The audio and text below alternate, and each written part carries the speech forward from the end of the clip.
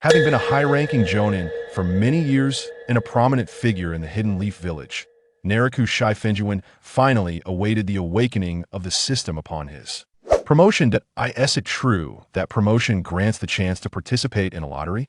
Could this lead to an enhancement of strength and an opportunity to transcend limits? Everyone is aware that I do not seek promotion for personal gain. My sole desire is to elevate the greatness of the Hidden Leaf Village. Thus, starting from this moment, no one shall obstruct my path to advancement. This endeavor is for all of you. Chapter 1. Promotion, Demotion, the Arrival of the System. Dusk settled over the Hidden Leaf Village at the Hokage's office. Ahem, it is as follows. With a head full of white hair and a pipe clenched between his teeth, the third Hokage, Sarutobi Hiruzen, set down the documents before him and regarded the young ninja standing before him. What is your opinion, Naraku? The young ninja, Naraku Shifengyuan, ruffled his somewhat disheveled black hair, a relaxed expression spreading across his handsome face. Since the Hokage has made a decision, I have no objections. It allows me to lighten my burden. I have been tirelessly occupied in the medical department, and I am quite fatigued. Haha, that will not do. Sarutobi exhaled a puff of smoke. The corpse handling unit and the beast treatment unit in the medical department still require your supervision, and I trust you can manage it. Damn! While Naraku wore a cheerful expression, inwardly he cursed that take away the most powerful and lucrative medical emergency unit from him and assign him to oversee the morbid tasks of corpse handling and veterinary care was simply infuriating. Then to whom will the medical emergency unit be entrusted? This department is vital for the Hidden Leaf Village and must not falter. It is not that Naraku looked down upon others in the village. The truth is, no one else is as suited to manage the medical department as he is. No one could do it better. As Tsunade's direct disciple, Naraku was undeniably the best candidate. Moreover, prior to his reincarnation into the world of Naruto, Naraku's family owned a hospital, making him quite familiar with medical matters. Indeed, Naraku is a renowned figure of reincarnation. Perhaps it cannot solely be termed as reincarnation, but rather a rebirth, or a fusion of both. Originally, Naraku enjoyed a peaceful upbringing as a member of the Shifengyuan clan, one of the many ninja families in the Hidden Leaf Village. Like other children of the village, he entered the Ninja Academy to hone his skills, and one knew that when Naraku Shifengyuan extracted his first trace of chakra, his memories of his previous life began to awaken. Naturally, all information regarding the Naruto world came flooding back to him. Although it was regrettable that, as a reincarnated individual, Naraku discovered he had no accompanying system, leading to some disappointment. Yet, having the chance to live once more after an untimely demise in his past life is indeed a blessing, even if the Naruto world is fraught with peril. Since I am here, I should make the best of it. However, as Naraku grew, he realized that he possessed some form of hidden advantage. Perhaps it was due to the amalgamation of 2 lifetimes that his spirit and soul became exceptionally formidable. A powerful spirit signifies an abundance of chakra. After all, chakra is comprised of mental and physical energy. Coupled with Naraku's superb chakra control and learning abilities, these talents rendered him a celebrated genius in the Hidden Leaf Village. In that era, the only genius who could rival him was Hatake Kakashi. This was also the reason Naraku could become Tsunade's direct disciple. Yet now, after taking over and expanding the medical emergency unit from Tsunade, Naraku is compelled to relinquish it.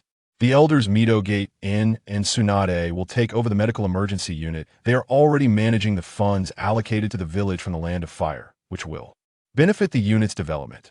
Sarutobi Hiruzen's response raised doubts in Naraku. Indeed, Midogate and Tsunade wield considerable power in the Hidden Leaf Village, yet neither possesses any understanding of medical ninjutsu. Wait, Tsunade was once a remarkably skilled medical ninja. But that was in the past. Naraku has long overseen the medical emergency unit, and the gradually perfected medical institution and newly developed medical ninjutsu are beyond Tsunade's current capabilities. Times have changed. As if perceiving the skepticism on Naraku's face, Sarutobi took a puff from his pipe and continued. Jonin Hachiho will also assist the 2 elders in management. Hachiho Aoi? Indeed. Naraku grasped the situation.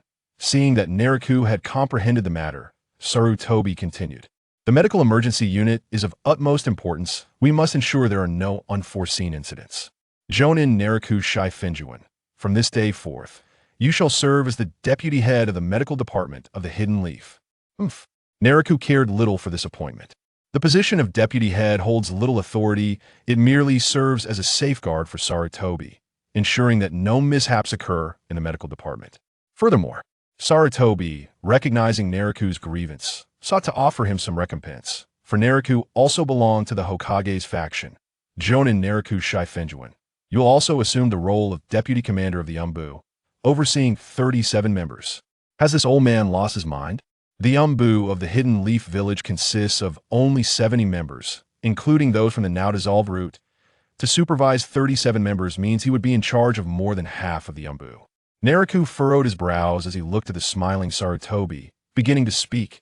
Actually, before he could finish, a crisp notification chimed in his ear. Ding! Promotion system activated. Promotion system Rule 1, Lottery Mechanism. Promotion system Rule 2, Endless Replication. Promotion system Rule 97,003, Promotion. Promotion system Rule 97,004, Demotion. Congratulations, host, for successfully assuming the position of deputy head of the medical department of the Hidden Leaf Village. Congratulations, host, for successfully assuming the position of deputy commander of the Umbu. That you have received 7 lottery chances.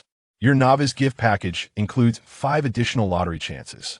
Your total remaining lottery chances amount to 12.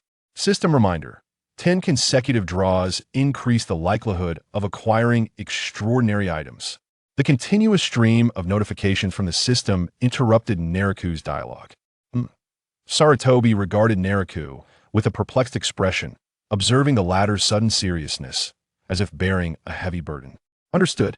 I am willing to heed the Hokage's commands. From this day forth, I shall serve the Hidden Leaf Village wholeheartedly and contribute my strength. I will not let anyone down. Sarutobi looked bewildered at the transformed Naraku.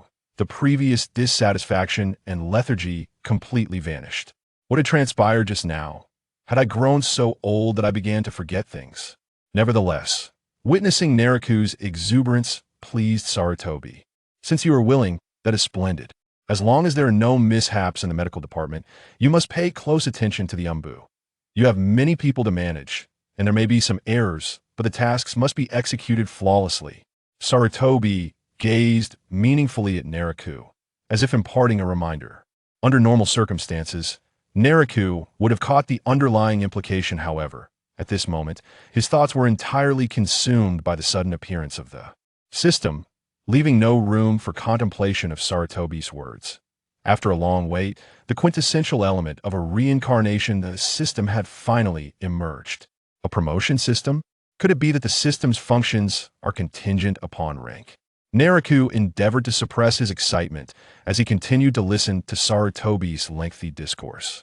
After a moment, observing Naraku's enthusiastic departure, Sarutobi was left in a state of confusion. Does Naraku have a fondness for the Umbu? The members of the Umbu are primarily exceptional ninjas selected from the Hidden Leaf Village. However, due to the inherent dangers and confidentiality of their missions, the number of individuals who genuinely appreciate this division is rather limited. Ordinary villagers harbor more fear than admiration for the Umbu. Initially, he thought Naraku would decline the opportunity to join the Umbu, but to his surprise, the outcome was quite the opposite. Greetings, Lord Naraku. Welcome back, Lord Naraku. Thank you for your hard work, Lord Naraku. As Naraku Shifengyuan departed from the Hokage's office, the ninjas he encountered greeted him with utmost respect.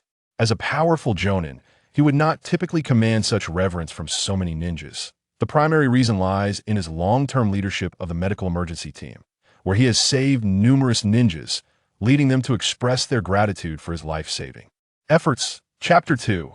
Receiving Rewards: Delicious Soldier Pills. Amidst the enthusiastic greetings from the ninjas, Naraku hastened home. His thoughts were consumed by the sudden emergence of the system, and he could hardly wait to uncover its mysteries. Upon returning to his quiet room, Naraku sat cross-legged and began to inquire softly. System? Ding! The promotion system is at your service. Upon hearing the familiar voice of the system echo in his mind, Naraku felt a wave of relief. It was indeed not a figment of his imagination that he immediately immersed himself in understanding the system. As the name suggests, the promotion system is intrinsically linked to advancement. Regardless of Naraku's current position within the Hidden Leaf Village, any change would grant him the opportunity to participate in a lottery through the system.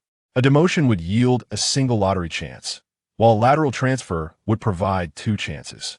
However, a promotion would afford the highest number of lottery opportunities.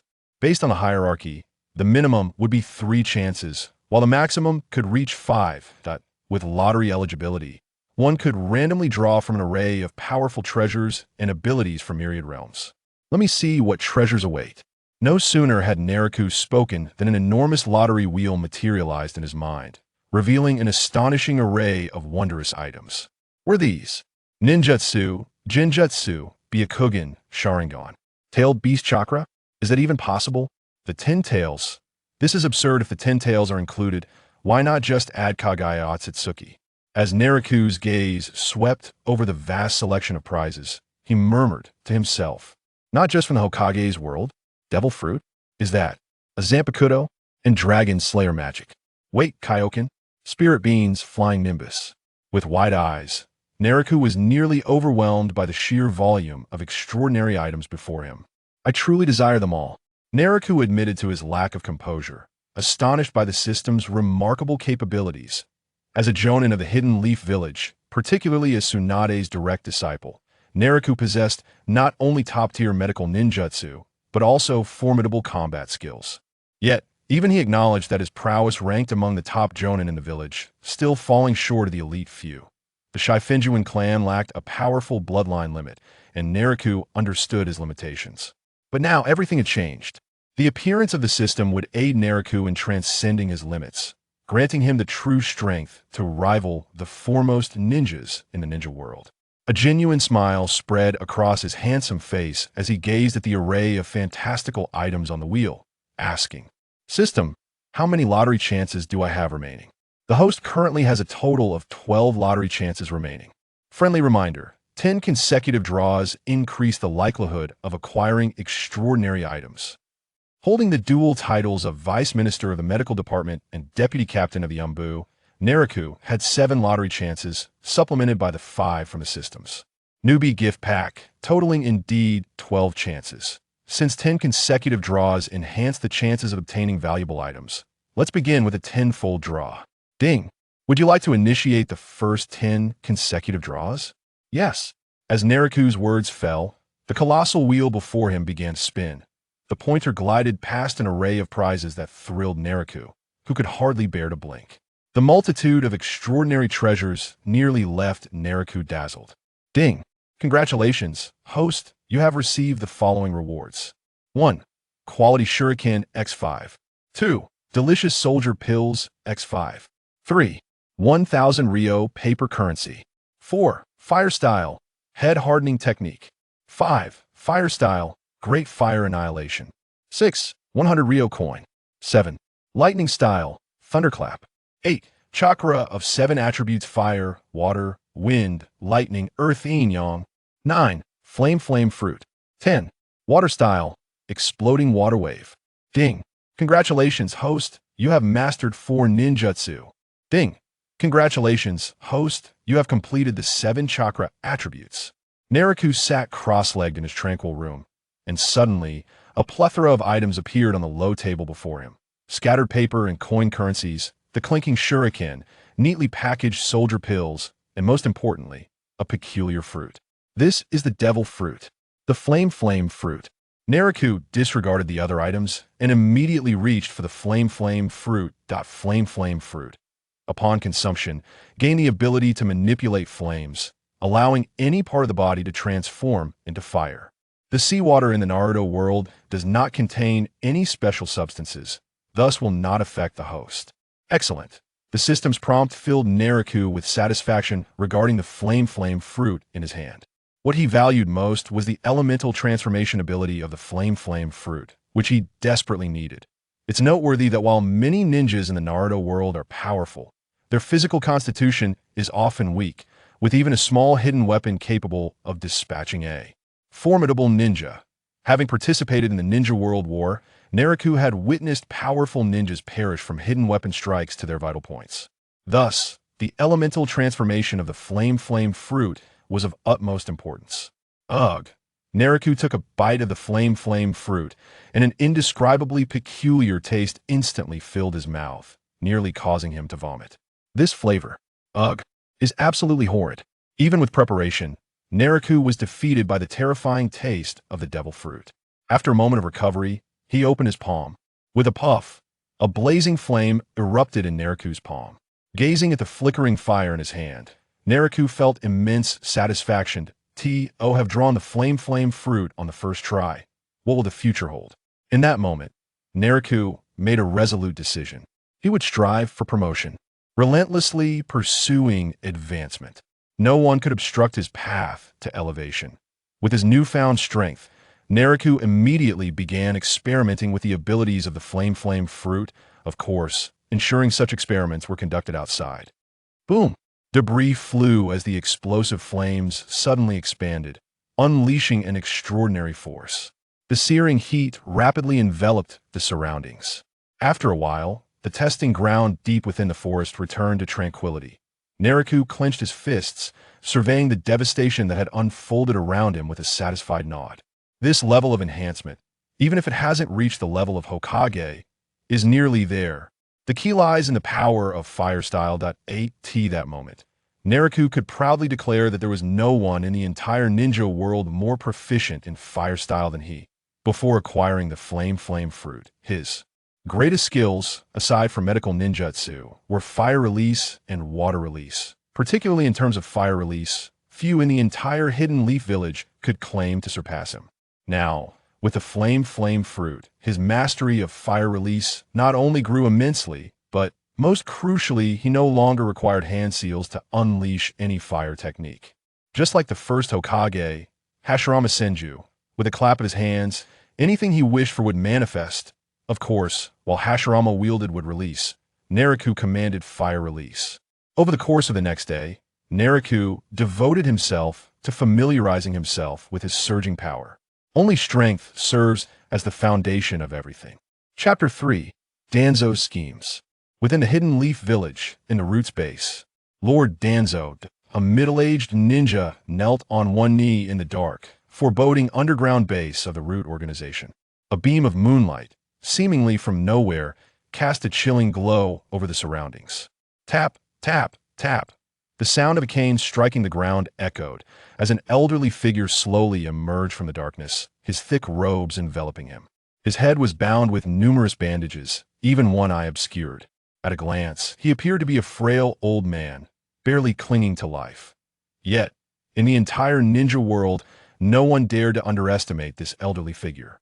Shimura Danzo, the advisor to the Hokage of the Hidden Leaf Village, the leader of the Root organization, a schemer with grand ambitions, willing to go to any lengths to attain the position of Hokage.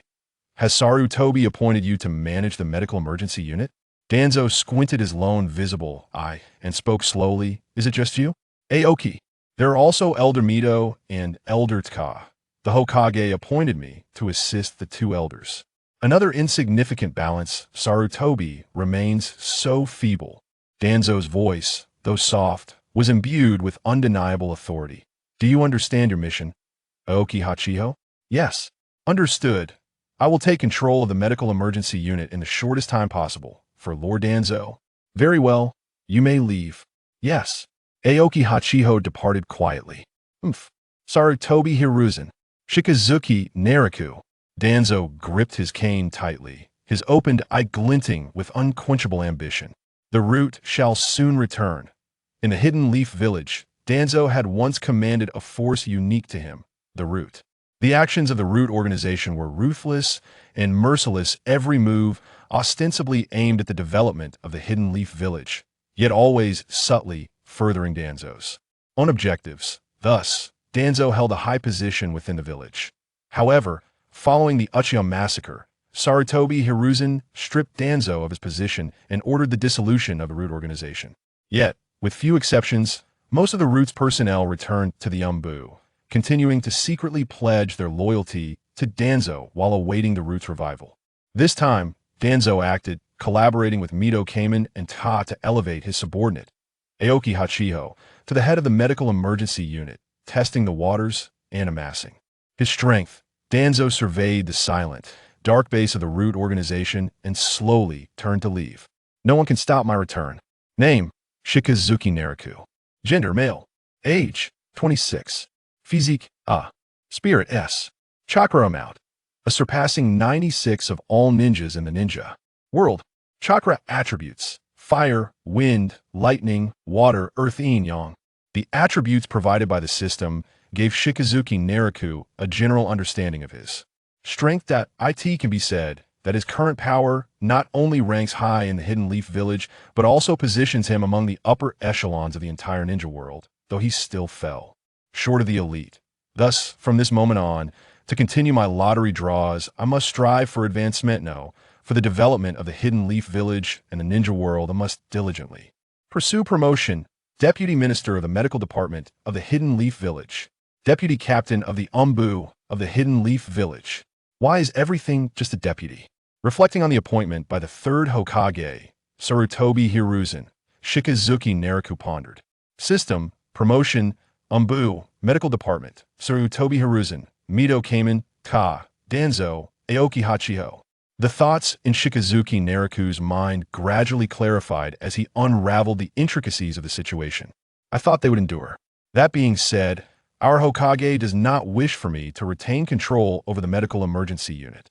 Glancing back at the Hokage tower illuminated by lights in the distance, a smile crept across Naraku's face. Delicious dango. Three-color dango. Would you like a drink, dear customer? Newly arrived ninja tools. The finest shuriken. As he strolled through the bustling commercial street, Shikazuki Naraku was just about to settle his dinner when he noticed someone approaching from another direction. That direction, heading to the memorial stone to pay tribute to Obito and Rin. Kakashi. He quickened his pace and called out. Lost in his own emotions, Hatake Kakashi was completely oblivious to Naraku's approach until he was called out. Oh, Naraku. Naraku paid no mind to Kakashi's lethargic demeanor. Come on, I need to talk to you. And you're treating. Huh. A flicker of confusion crossed Kakashi's deadpan gaze. I'm quite busy today. He reached into his pocket for a book, completely disinterested in treating. He had queued for a long time that day just to snag the latest edition of Jiraiya's Makeout Paradise, which he intended to savor at home. Busy? Naraku scoffed. Some people queue from dawn to buy Little Prince. I'll treat. Kakashi immediately agreed to the invitation. In a quiet private room of an izakaya. In Kakashi's view, Naraku was best suited to oversee the medical department of the Hidden Leaf Village. What's the matter? Are you worried he'll usurp your position as captain of the Umbu? Not at all. Kakashi pondered for a moment before responding. What about the medical department? Who will take over your position? Aoki Hachiho. However, I consider it a promotion. I've become the deputy minister of the medical department, overseeing both the corpse handling and veterinary divisions. How could it be him? Could it be? Kakashi's reaction was swift, immediately recognizing something amiss with the choice of Aoki Hachiho. You're not mistaken. Naraku nodded, affirming Kakashi's suspicion. That guy also hails from the medical ninja background and has considerable seniority. Yet, Aoki Hachiho was a member of the Root and a subordinate of Danzo. Both understood that despite the apparent dissolution of the Root organization and Danzo's current lack of position, everyone was well aware of the underlying situation. Kakashi held a deep disdain for Danzo, as well as for the methods of the Root organization. Indeed, Kakashi had once been a member of the Root. He had even received orders from Danzo to assassinate the third Hokage, Sarutobi Hiruzen. Of course, Kakashi ultimately sided with Hiruzen.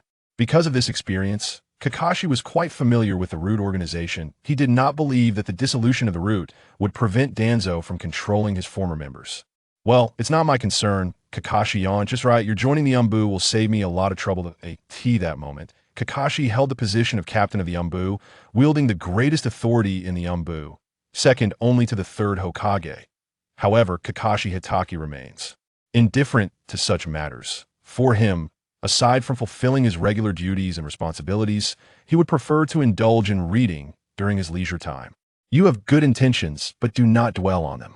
Observing Kakashi's visage obscured by his mask, Naraku inquired. I sought you out to gain insight into the Umbu. I see. Given Naraku's position here, there are indeed few topics, aside from select few highly confidential ones, that are beyond discussion. Kakashi Hatake harbors no intent to conceal information. With over a decade of experience in the Umbu, few possess a deeper understanding of this division than he does. Chapter 4, Danger. Precisely what I desire in the illustrious halls of the 8 cities, Ching assisted the 2 elders, Hatake Kakashi and Shikamaru Naraku, who engaged in lengthy discussions before concluding their banquet. Reluctantly footing the bill, Kakashi was finally allowed to depart by Naraku. It struck him that, given his recent promotion, it was rather unjust for him to bear the cost of the meal. As he traversed the path homeward, he realized that he had also aided Naraku in acclimatizing to his new role. Never mind, he mused, perhaps next time, Yamato could treat him instead. Upon returning home and refreshing himself, Kakashi reclined in bed, reflecting on his conversation with Naraku. That fellow was exceptionally gifted, and it was evident that many were eager to usurp the medical emergency division. As a peer of Shikamaru Naraku, Kakashi was acutely aware of his brilliance. In their youth, while both were regarded as prodigies, many believed Kakashi held the upper hand. However, as they matured, Naraku not only caught up but surpassed him entirely. The tragic suicide of Kakashi's father, Hatake Tsukumo, along with the loss of his teammates, Obito and Rin, and the deaths of his mentors, Minato Namikaze and Kushina Uzumaki during the Ninetales incident, had dealt him severe blows. These cumulative tragedies left Kakashi in a state of decline, stunting his growth over the years. In stark contrast, Naraku, having become Tsunade's prized disciple, ascended rapidly, ultimately becoming a cornerstone of Konohagakure. After Tsunade's departure, Naraku became the sole overseer of the medical emergency division. Drawing from his previous experience of running a hospital, Naraku fervently advanced the medical department's emergency services. The discovery of new herbal remedies, reform of hospital practices, and advancements in medical techniques swiftly elevated Konoha Hospital to a renowned institution within the ninja world. As time progressed, not only the ninjas and civilians of Konohagakure sought treatment there, but also the feudal lords and nobles of the Land of Fire. And even dignitaries from other nations began to flock there seeking care. Although the medical emergency division was technically subordinate to the medical department under Naraku's stewardship, the dynamics appeared reversed, with the medical department seemingly serving him. Prior to Naraku's governance, the village had to invest significant resources annually into the medical department, as the medical expenses for its own ninjas and civilians were minimal. However, with the influx of external lords, nobles, and affluent merchants under Naraku's leadership, the medical department turned a profit, contributing substantial funds back to the village treasury. This was precisely why Danzo and the 2 elders sought to seize control of the medical emergency division. Mito Kazan and T-Rin Kobayashi, who oversaw the administrative department, were responsible for liaising with the Land of Fire and managing funds. The emergence of the medical department encroaching upon their power monopoly was intolerable. Previously, Danzo's root organization could openly procure funds from the village for its sustenance, but following its forcible disbandment by Hiruzen Sarutobi, it could no longer do so. Maintaining root clandestinely required considerable financial resources, especially since Danzo privately supported Orochimaru's experiments, which demanded significant funding. Coupled with his relentless ambition to become Hokage, establishing connections through the medical department with the feudal lords was seen as advantageous. Thus, the 3 conspired together to undermine Shikamaru Naraku and wrest control from him. Most critically, the 3rd Hokage, Hiruzen Sarutobi, was reluctant to allow Naraku to maintain control over the medical department for an extended period, as it would consolidate vast wealth and influence in Naraku's hands. At the very least, before Sarutobi stepped down from his position, he wanted to prevent Naraku's power from escalating too swiftly. The following day, at the Umbu base, it was evident that this place lacked the grandeur of the root organization's domain. Shikamaru Naraku shook his head, pondering just how much funding Danzo had diverted from the Umbu. "Don't be so negative," Kakashi remarked, approaching him from behind. Today, he seemed unusually alert, his once dull eyes devoid of fatigue. The Umbu may not boast the financial prowess of the medical emergency division, yet possessing such a base was commendable. It's your failure as the Umbu captain. You should be asking the 3rd Hokage for funds, Kakashi retorted. Each year, our medical emergency division contributes so much money. Where does it all go? Fine. I'll leave the funding requests to you, Kakashi replied nonchalantly before adding seriously. Your appointment has been finalized, and the Hokage has just given me some directives. As they walked, the 2 entered the Umbu base, where Kakashi provided a brief overview of the facility's layout, relaying Sarutobi's words to Naraku. Why is it so desolate? Where is everyone? Naraku inquired, somewhat perplexed after greeting a few remaining ninjas still present at the base. They're on missions. After the greetings, Kakashi led Naraku to the office prepared for him. The documents have been prepared for you. They're on the desk. Pointing to the table, Kakashi continued, tomorrow, most of the personnel will be gathered, and I will formally introduce you to everyone. Although no one will be unfamiliar with you, a proper introduction is essential. Naraku paid little heed to the office's aesthetics, seating himself at the desk and scanning the documents. However, after a cursory glance, he set them down and seized Kakashi, pretending to strangle him. What are you doing? Kakashi sidestepped with calm composure, as if nothing had transpired. What is this list? Why are there so many former root members assigned to my subordinates? Naraku glared at him menacingly. Kakashi could only explain, you're more capable than most. I thought you could handle them. As Naraku looked ready to retaliate, Kakashi raised his hands in a gesture of peace, stating, not all of those root members are loyal to Danzo. Some can still be swayed. I have faith in you. Naraku glared at Kakashi, recalling how he had personally treated Kakashi when he was gravely injured on a mission. Now you want to play games with me? Unfortunately, this is the Hokage's decision. Kakashi replied, feeling helpless. He, too, did not wish to burden Naraku with such a significant dilemma, but the third Hokage had commanded it. After reviewing the names on the document once more, Naraku chose to accept the challenge, although one name stood out as an exception. Yugugo should remain under your command. There's no need to assign her to me. Huh. I specifically arranged for Yugugo to be under your command. Has something changed between you two? Noticing Kakashi's curiosity, Naraku sighed. There's nothing to worry about. We are still very much in a relationship. That's why I want Yugugo with you. Can't you see the third Hokage's intentions? Naraku lifted the document in his hand, deep in thought. Despite the challenges, the strength of these individuals is undeniable. The Hokage's motive is clear. He intends for me to oversee the more perilous external missions, correct? The specializing in assassination tactics, undertakes tasks that are often treacherous and severe. However, some missions are relatively safer, such as protecting the Hokage under normal circumstances or surveilling significant figures. Provided no unexpected events arise, these tasks are not overly difficult. Nevertheless, the more perilous assignments, like assassinating foreign dignitaries or gathering intelligence, also fall under the Umbu's purview. Now, with Sarutobi entrusting a multitude of exceptional ninjas to Naraku's management, the implications were abundantly clear. Actually, you could refuse. The Hokage may not insist on your involvement, Kakashi suggested earnestly. Since you are new to the Umbu and unfamiliar with its operations, it's entirely reasonable for you to decline such tasks. I can speak with the Hokage on your behalf. That's unnecessary. Shifengyuan Naraku decisively shook his head, declaring, I shall take this matter upon myself. His ambition was to ascend through the ranks of the Umbu, starting from the very foundation, and he was quite pleased with his current position. Danger was of no concern. It was a necessary step for him to establish his footing within the Umbu and subsequently rise in rank. Indeed, he had set his sights on the very position that Kakashi Hitaki currently occupied, the commander of the Umbu. Chapter 5, Yuzuki Yuin Danger? Difficulties? Such challenges were precisely what he sought. Kakashi, prepared to witness the unfolding of events, with a confident smile gracing his handsome face. Shifengyuan Naraku tossed the documents onto the desk. Observing this scene, even Kakashi Hitaki could not help but acknowledge that the lad had a certain charm about him, though he still fell slightly short in comparison. In the ensuing days, Naraku swiftly acclimated to the processes of the Umbu, and under Kakashi's guidance, he became acquainted with all members of the organization. This is Tens. Kakashi introduced a ninja who approached Naraku. You ought to know him. Senior, I am Tens. The ninja stepped forward and inclined his head slightly towards Naraku.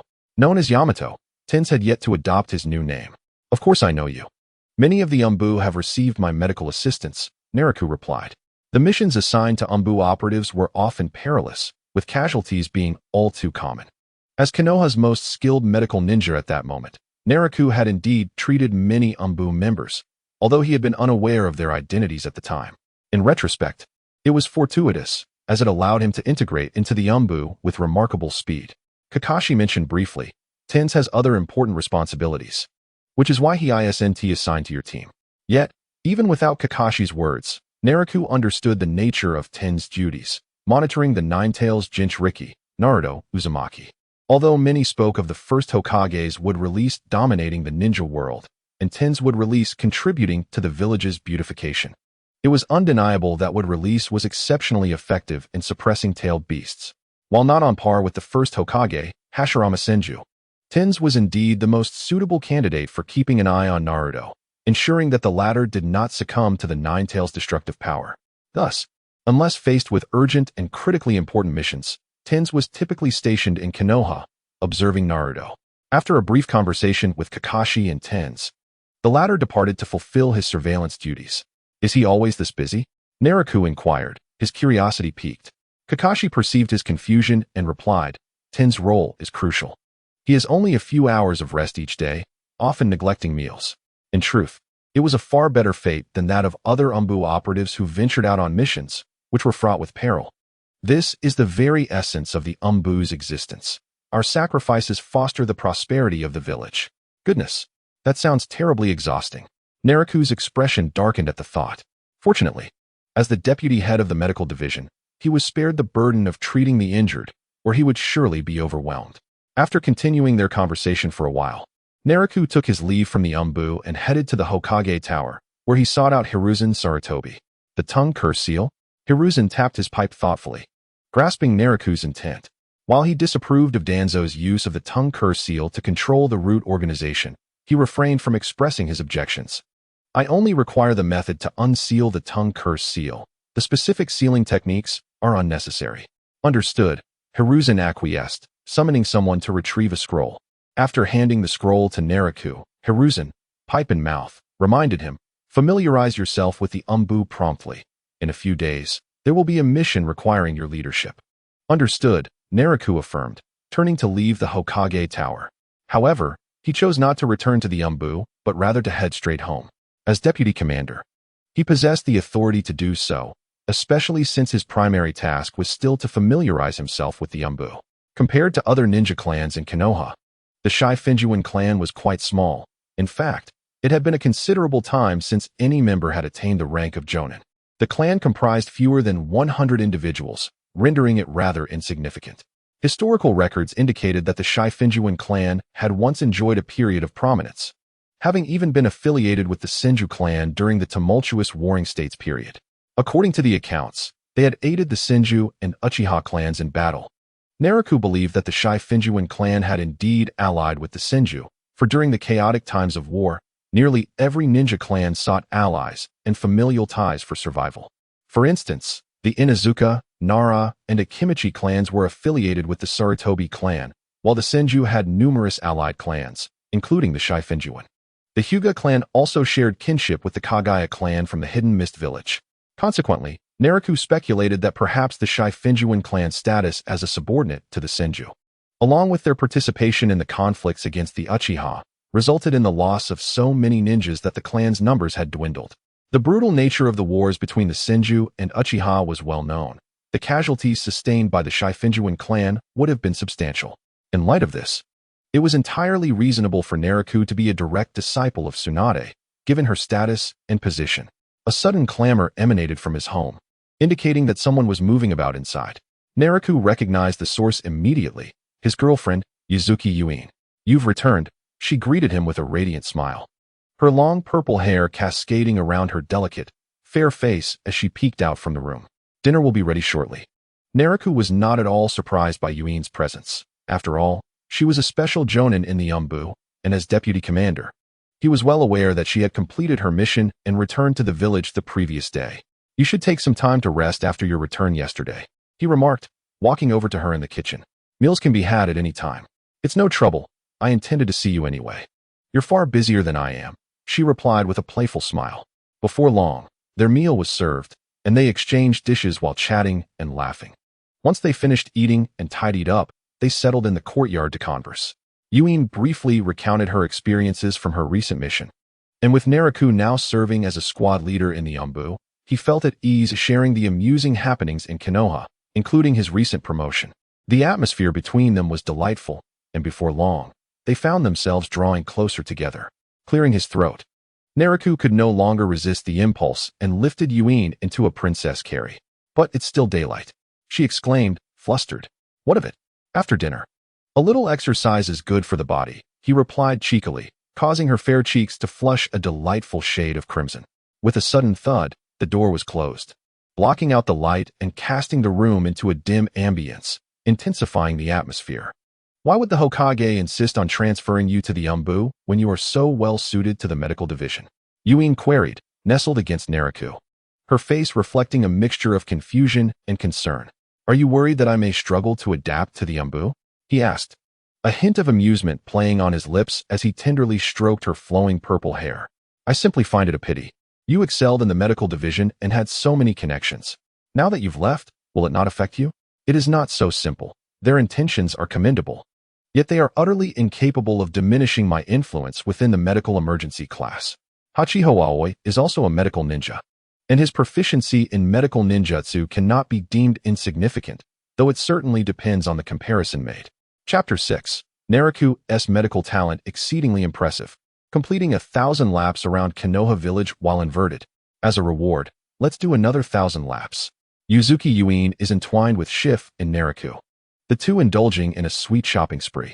Then they encountered a figure running towards them, inverted. It was Might Guy, adorned in his distinctive green attire. He was impossible to overlook. Such eccentric attire and antics have long since ceased to astonish the villagers of Konoha. After all, such scenes occur regularly. The reason for these periodic appearances is simply that Might Guy is often out on missions, as he is a Jonin of Konoha and has numerous responsibilities.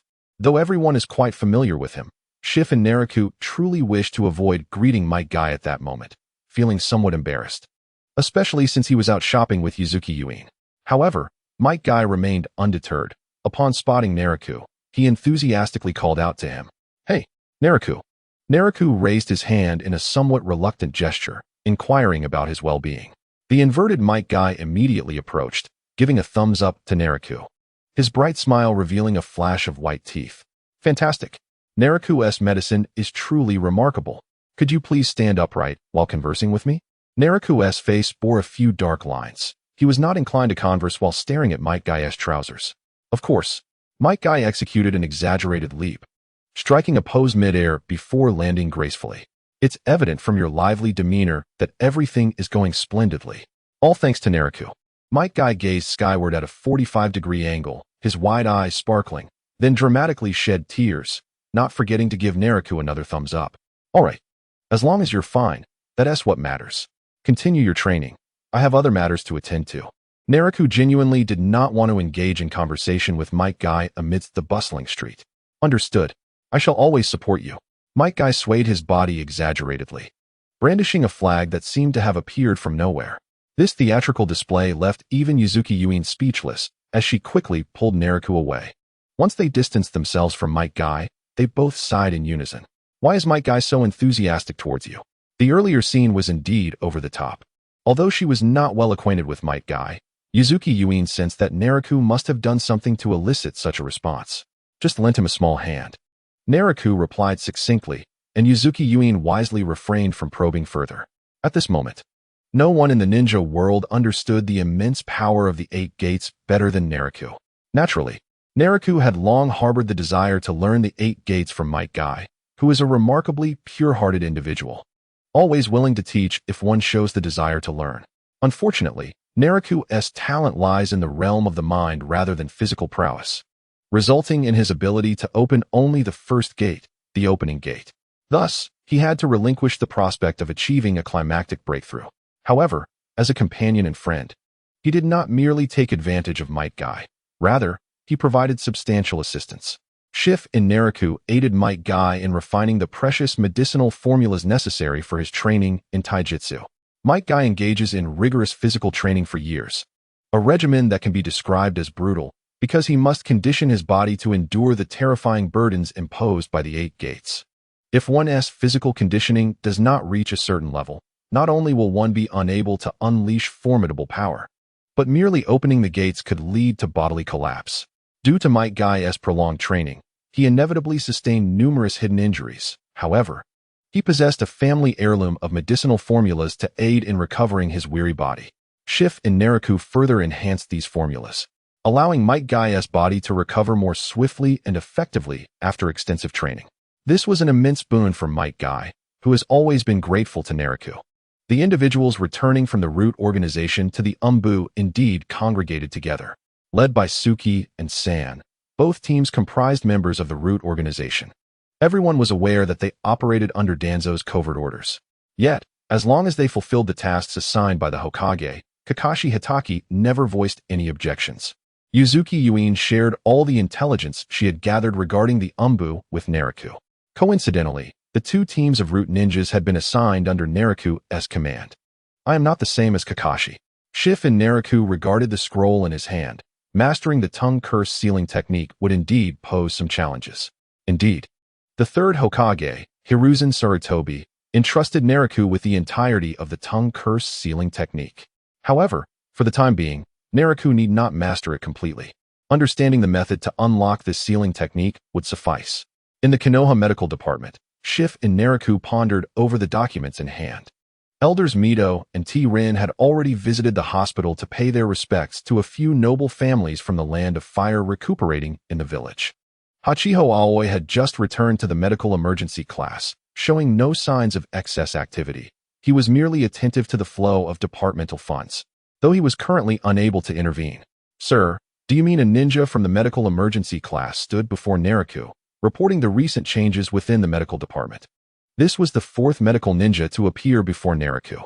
Though the management position of the medical emergency class had been revoked, Naraku had already taken control of all alterations. Very well, you may leave. Have Kabuto keep a close watch on Hachiho Aoi. Yes. As he watched the ninja depart, Naraku fell into contemplation. The two elders were concerned about their connections with the Land of Fire. While Hachiho Aoi appeared poised to secure funds for the development of the root organization on Danzo's behalf. Currently, there should be no significant issues, with Kabuto keeping watch. Unexpected incidents were unlikely to occur. Indeed, Kabuto was one of Naraku's subordinates, or rather, in this world of Hokage, Kabuto was cultivated by Naraku, having learned all his medical ninjutsu from him. Kabuto possessed innate talent in medical ninjutsu and excelled at it, so even with Danzo and Orochimaru backing him, Naraku remained unconcerned. As long as he could accomplish the tasks assigned to him, Naraku cared not who he served, and Kabuto indeed did not disappoint. Throughout his tenure overseeing the medical emergency class, he had been immensely helpful to Naraku. In the land of grass, within a secluded forest, dense trees obscured the sunlight, casting a dim shadow over the surroundings.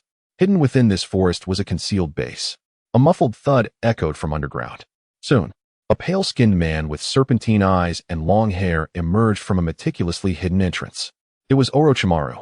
One of the legendary Sannin renowned throughout the ninja world had made his appearance.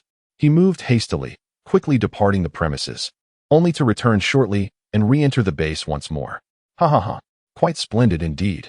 A cruel glint flickered in Orochimaru's serpentine eyes, and his pale visage bore an expression of fervor. The status of his experimental subjects had shown significant improvement. He barely glanced at the lifeless experiment before him, fixated instead on the experimental data in his hands. Before long, the disheveled laboratory was tidied up by Orochimaru's subordinates, and the defunct experiments were removed.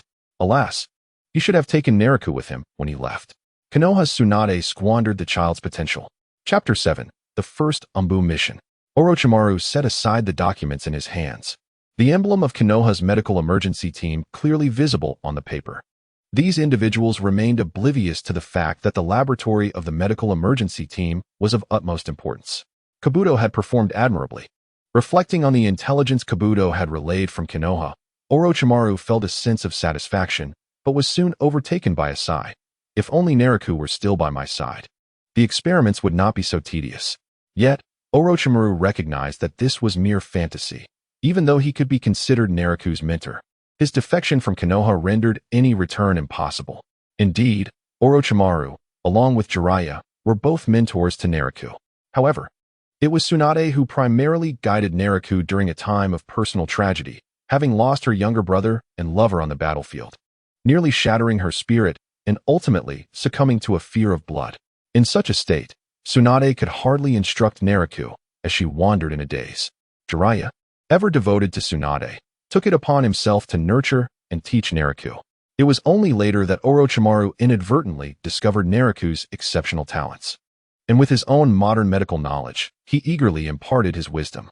Initially, Orochimaru sought merely to cultivate a competent assistant, but as Naraku's knowledge blossomed and accumulated, he swiftly fell in line with Orochimaru's rhythm, becoming his experimental aid. At times, Orochimaru found himself unable to keep pace with Naraku's advancements, which delighted him, as he began to absorb the novel ideas and knowledge that Naraku provided. Subsequently, Orochimaru made several attempts to entice Naraku into becoming his disciple, offering numerous incentives. He even approached Tsunade in an effort to wrest Naraku from her grasp, only to receive a thrashing that nearly cost him his life. What further irked Orochimaru was that Tsunade, now afflicted by her fear of blood, could no longer participate in battles. She was relegated to managing logistics and guiding medical ninjas and saving lives, or researching new medical ninjutsu, thus affording her time to instruct Naraku, which further fueled Orochimaru's ire. When the Third Great Ninja War subsided and Tsunade departed from Konoha, Orochimaru found that Naraku was now avoiding him. Well versed in the unfolding narrative, Naraku understood that Orochimaru's defection was imminent, and thus, he kept his distance. Consequently, Orochimaru's resentment towards Tsunade intensified. He believed her machinations had robbed him of his most gifted apprentice. "My lord," a sudden voice interrupted Orochimaru's reverie, drawing his attention to the respectful Kagaya Kimimaro before him. "How goes the task?" "My lord, we have successfully contacted Tsunagakure. However, the Kazekage remains somewhat hesitant regarding your identity." "Is that so?" A sinister smile spread across Orochimaru's face. "No matter, he will acquiesce. The conditions in Tsunagakure will compel him to collaborate with us, though I harbor a strong dislike for him. At the opportune moment, I shall eliminate him. This way, I shall obtain another exceptional specimen for my experiments." The plan is about to commence. In Konoha, the third Hokage, Sarutobi Hiruzen, remarked, "Naraku, it has been quite some time." A chilling laughter echoed through the laboratory, while Kagaya Kimimaro continued to regard Orochimaru with utmost deference and admiration. According to the intelligence, the Wagakure and Tsunagakure had recently forged a collaboration, the specifics of which remained unknown. Per the reports from spies, the time and location had been established. The Wagakure and Tsunagakure would exchange resources in the land of birds the evening after tomorrow. "This is a B-rank mission. You may decide your team composition." Naraku accepted the mission scroll from the third Hokage, promptly unfurling it. This was a typical Umbu mission, ideally aimed at gathering intelligence from the agents of Tsunagakure and Wagakure, though the primary objective was to eliminate everyone involved in the exchange. While Konoha and Tsunagakure were allies, disrupting their operations and undermining Tsunagakure's development would draw them closer to Konoha. Covert skirmishes in the ninja world were anything but rare. "By the way," Sarutobi Hiruzen said with a smile as he lit his pipe, savoring the smoke, "the members of the Umbu are highly secretive while on missions. For the sake of confidentiality, they refer to one another by codenames. Do you have a preferred codename? Would you like me to assign one?" "A codename?" Naraku mused. Kakashi Hitaki wore a mask, utilizing Chidori to dispatch foes, while Tenzo employed would release without a care for maintaining his identity. Nevertheless, Naraku acquiesced and decided on a codename for himself. Dragon. From this moment forth, Naraku would be known as Dragon within the Umbu. "Cat, your team shall immediately depart for the land of birds.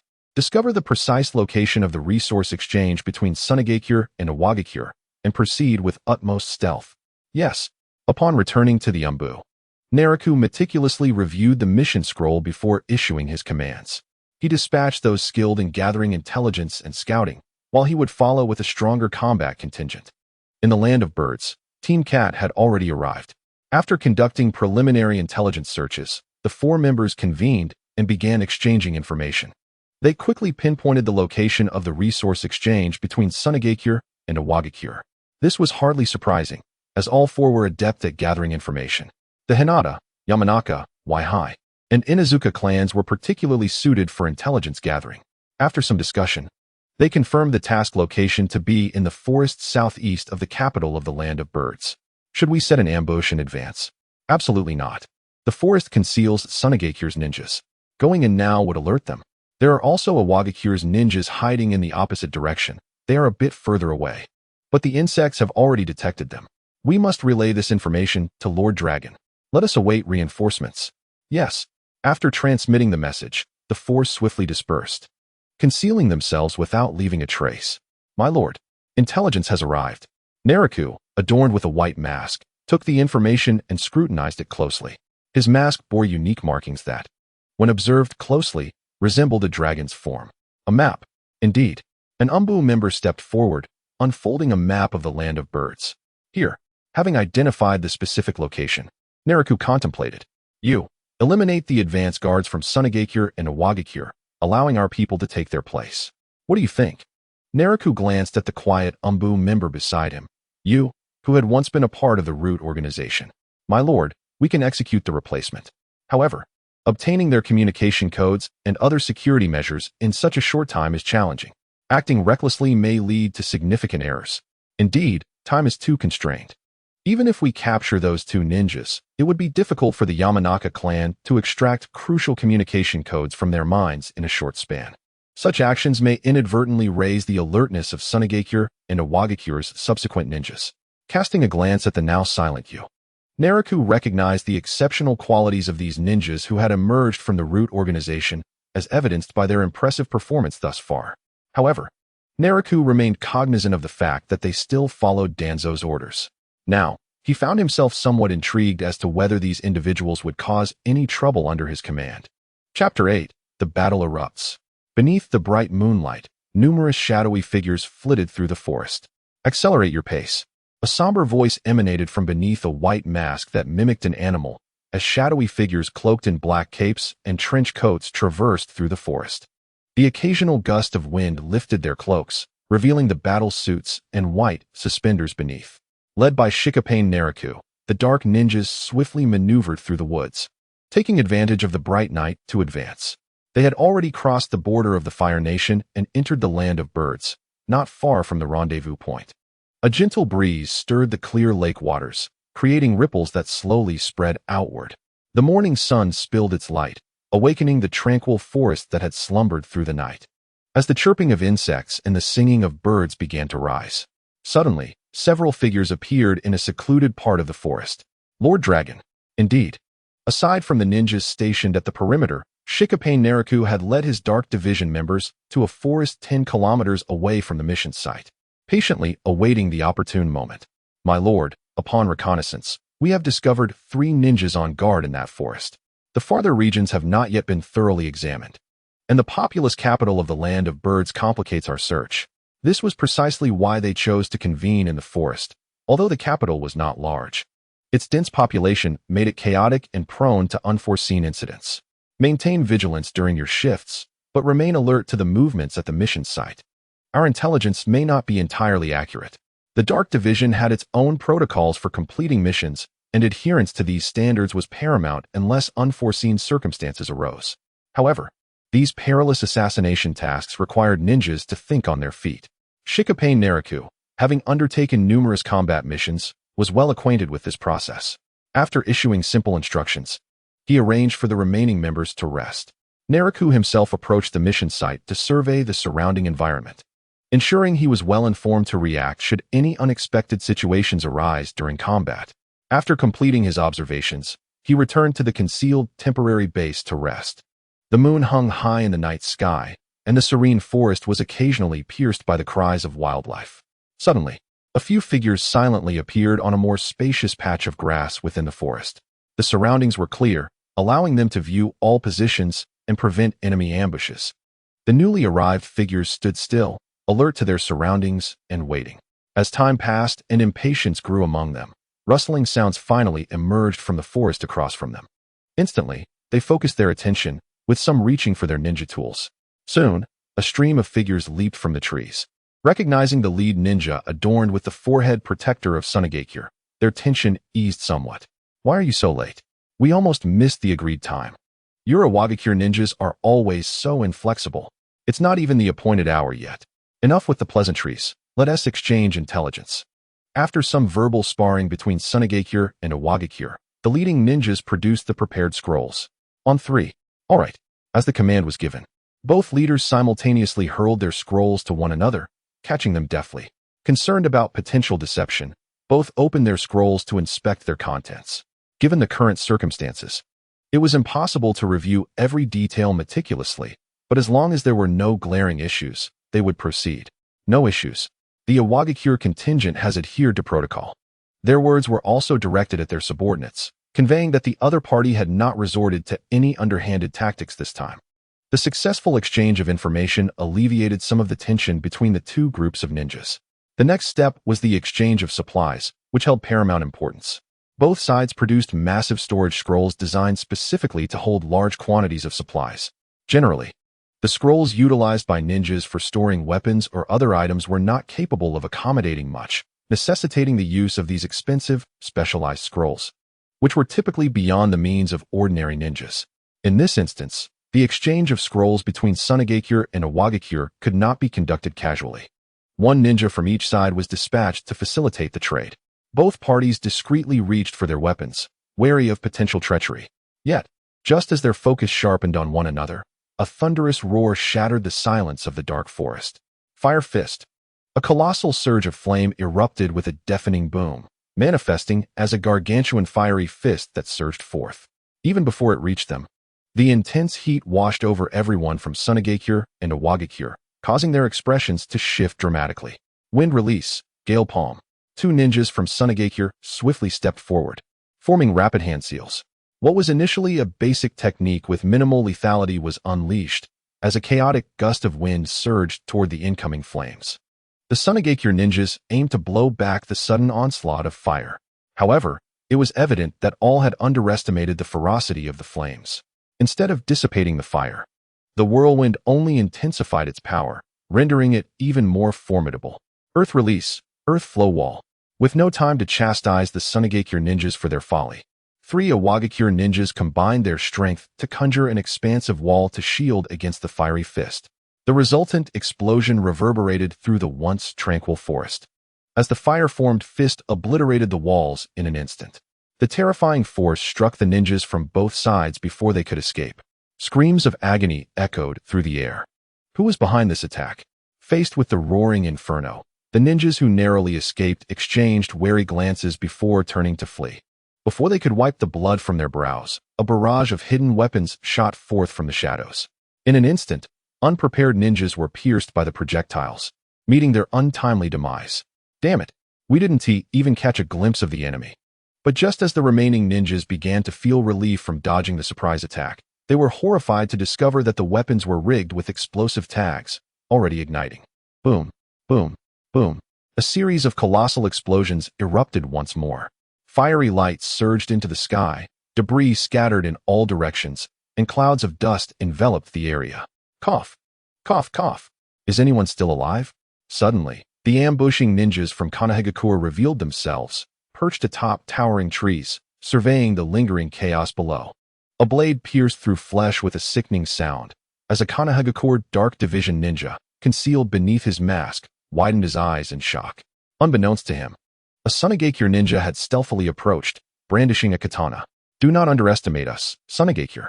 With a resounding thud, the ninja from Sunagakure pierced the body of the Kanahagakure Dark Division ninja, who abruptly transformed into a mere wooden stump.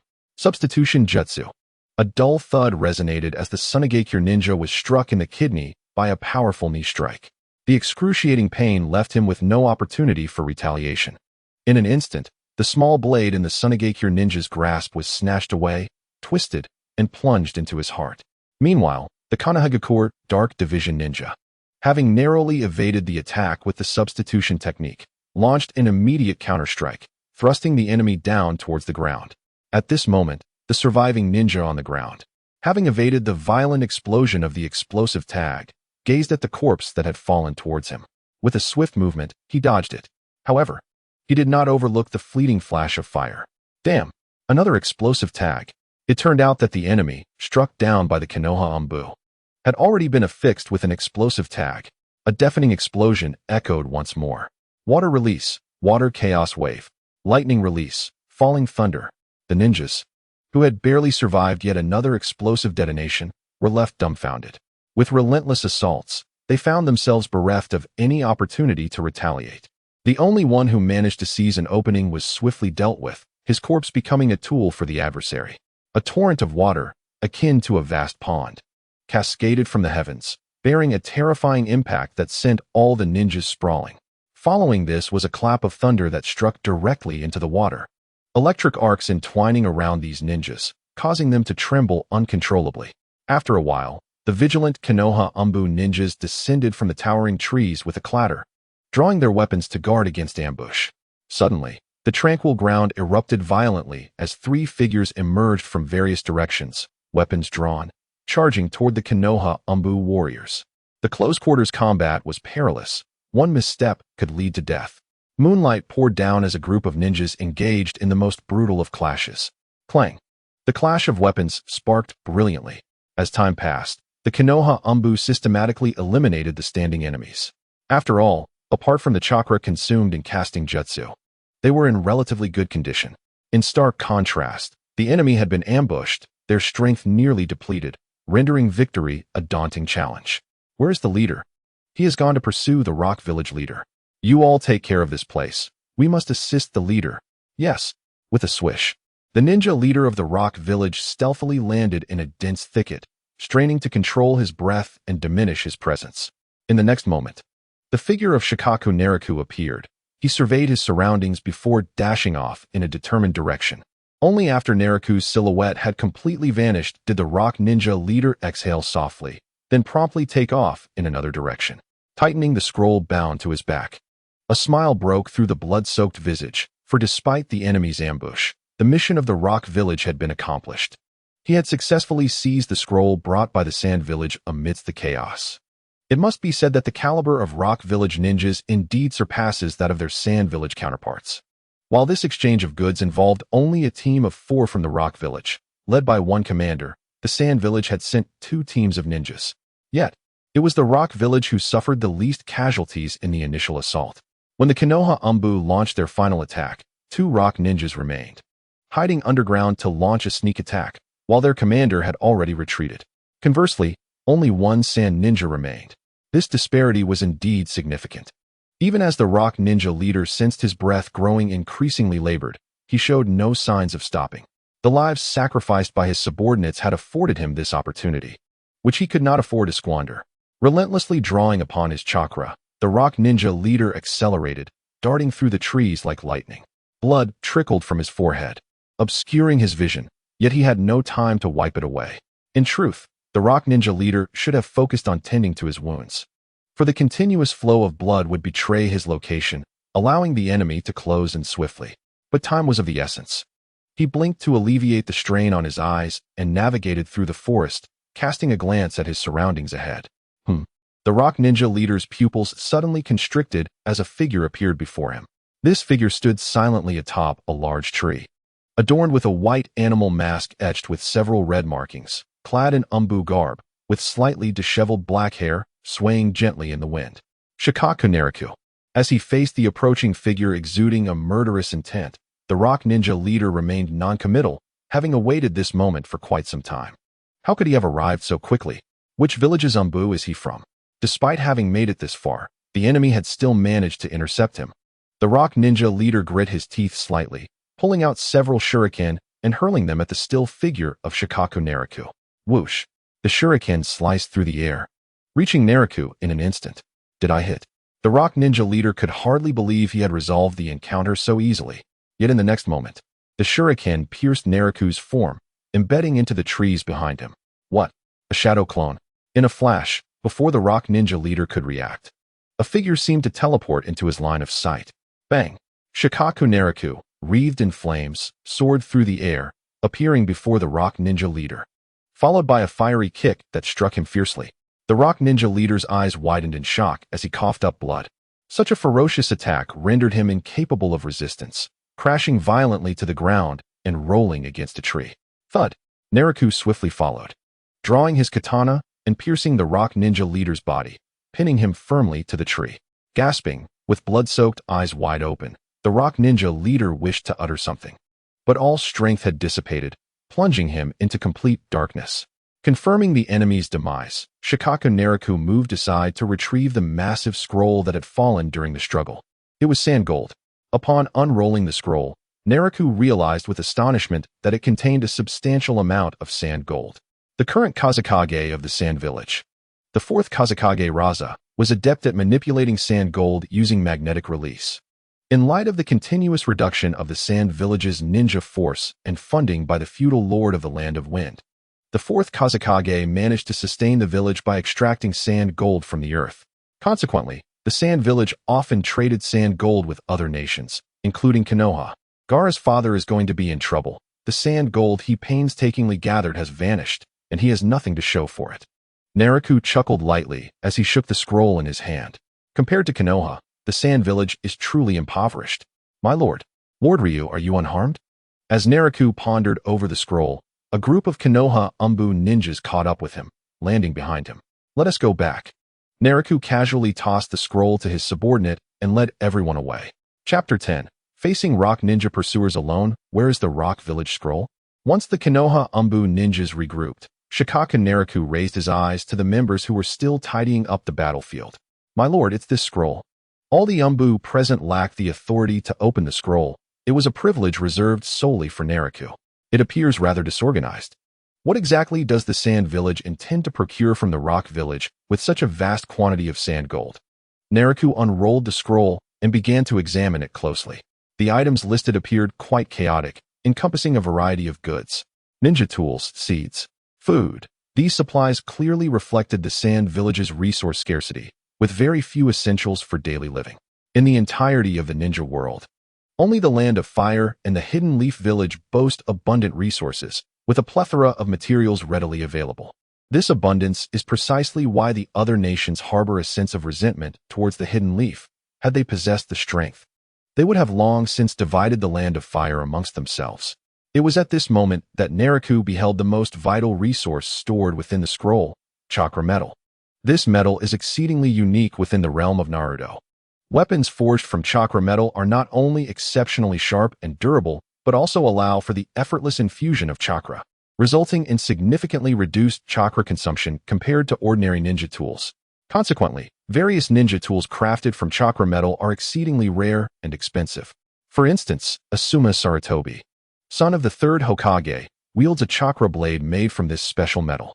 And the fact that he possesses a pair of smaller blades reveals the scarcity and high value of such materials.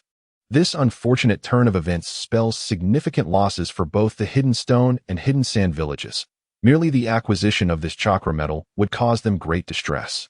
With this thought in mind, Naraku promptly secured the scroll and entrusted it to his subordinate, commanding, according to our original plan, we shall retreat immediately. As the leader responsible for this mission, Naraku brought up the rear, allowing the other members to return to the village first. Confident in his own abilities, and with such precious resources in hand, he felt an urgency to return. Once they crossed the border of the Land of Fire, they would be considerably safer. Typically, even if pursued, enemies would hesitate to enter the Land of Fire, especially with a large force, as it would be tantamount to declaring war. Though it is advisable to recuperate promptly after battle to regain stamina and chakra before retreating, Naraku, driven by the value of their spoils, ordered an immediate withdrawal. A command his Umbu members were bound to obey. Watching his subordinates retreat with the valuable materials, Naraku surveyed the remnants of battle surrounding him before following suit. As the last to leave, he strategically laid traps behind him to deter any pursuers. With a swift motion, Naraku leapt to the top of a towering tree in the forest, gazing back with vigilance. The sun had risen, and he had yet to encounter any pursuers. If the reinforcements from either of the two ninja villages failed to arrive soon, the resources would cross into the Land of Fire, and reclaiming them would become impossible. The advance party of Konoha Zanbu was already nearing the border, and within an hour or two, they would return. Suddenly, a tremendous explosion reverberated through the air, flames and smoke billowing into the sky, with shockwaves radiating outward. They have arrived. Naraku could not ascertain whether the pursuers were from the Hidden Stone or Hidden Sand Village. He quickly descended from the tree and made haste. Given the circumstances, he did not overly conceal his tracks. Any skilled tracker could easily follow the signs he left behind, which he intended to lead them toward. Amidst the rustling leaves and the chorus of insects, two squads of Hidden Stone ninjas moved stealthily through the forest, carefully attuned to their surroundings. The leader of the Stone Ninjas signaled to his subordinates, who promptly advanced, wary of the traps they had previously encountered. Time was of the essence. If they delayed too long, Their hopes of reclaiming the stolen resources would be dashed. The materials intended for trade with the hidden sand were of considerable value, particularly the chakra metal. They could not accept the loss of these resources without retaliation. Suddenly, the ground at the feet of the stone ninja leader rippled as if it were water, and then an earth ninja emerged from below, signaling to the leader. The earth ninja then knelt, placing a hand on the ground, channeling chakra to sense the surrounding environment. Abruptly, he froze and quietly alerted, southeast, approximately 1 kilometer away. There was some movement. Let us move, the leader commanded. Naraku, perched atop a large tree, remained concealed by dense foliage, unaware of the number of pursuers trailing him. The urgency of the situation depended on which of the hidden sand or hidden stone responded more swiftly and prioritized their possessions. Naraku's primary concern lay in whether any of the pursuers possessed sensory capabilities. Should such a ninja exist, he knew he must eliminate them first when combat erupted anew.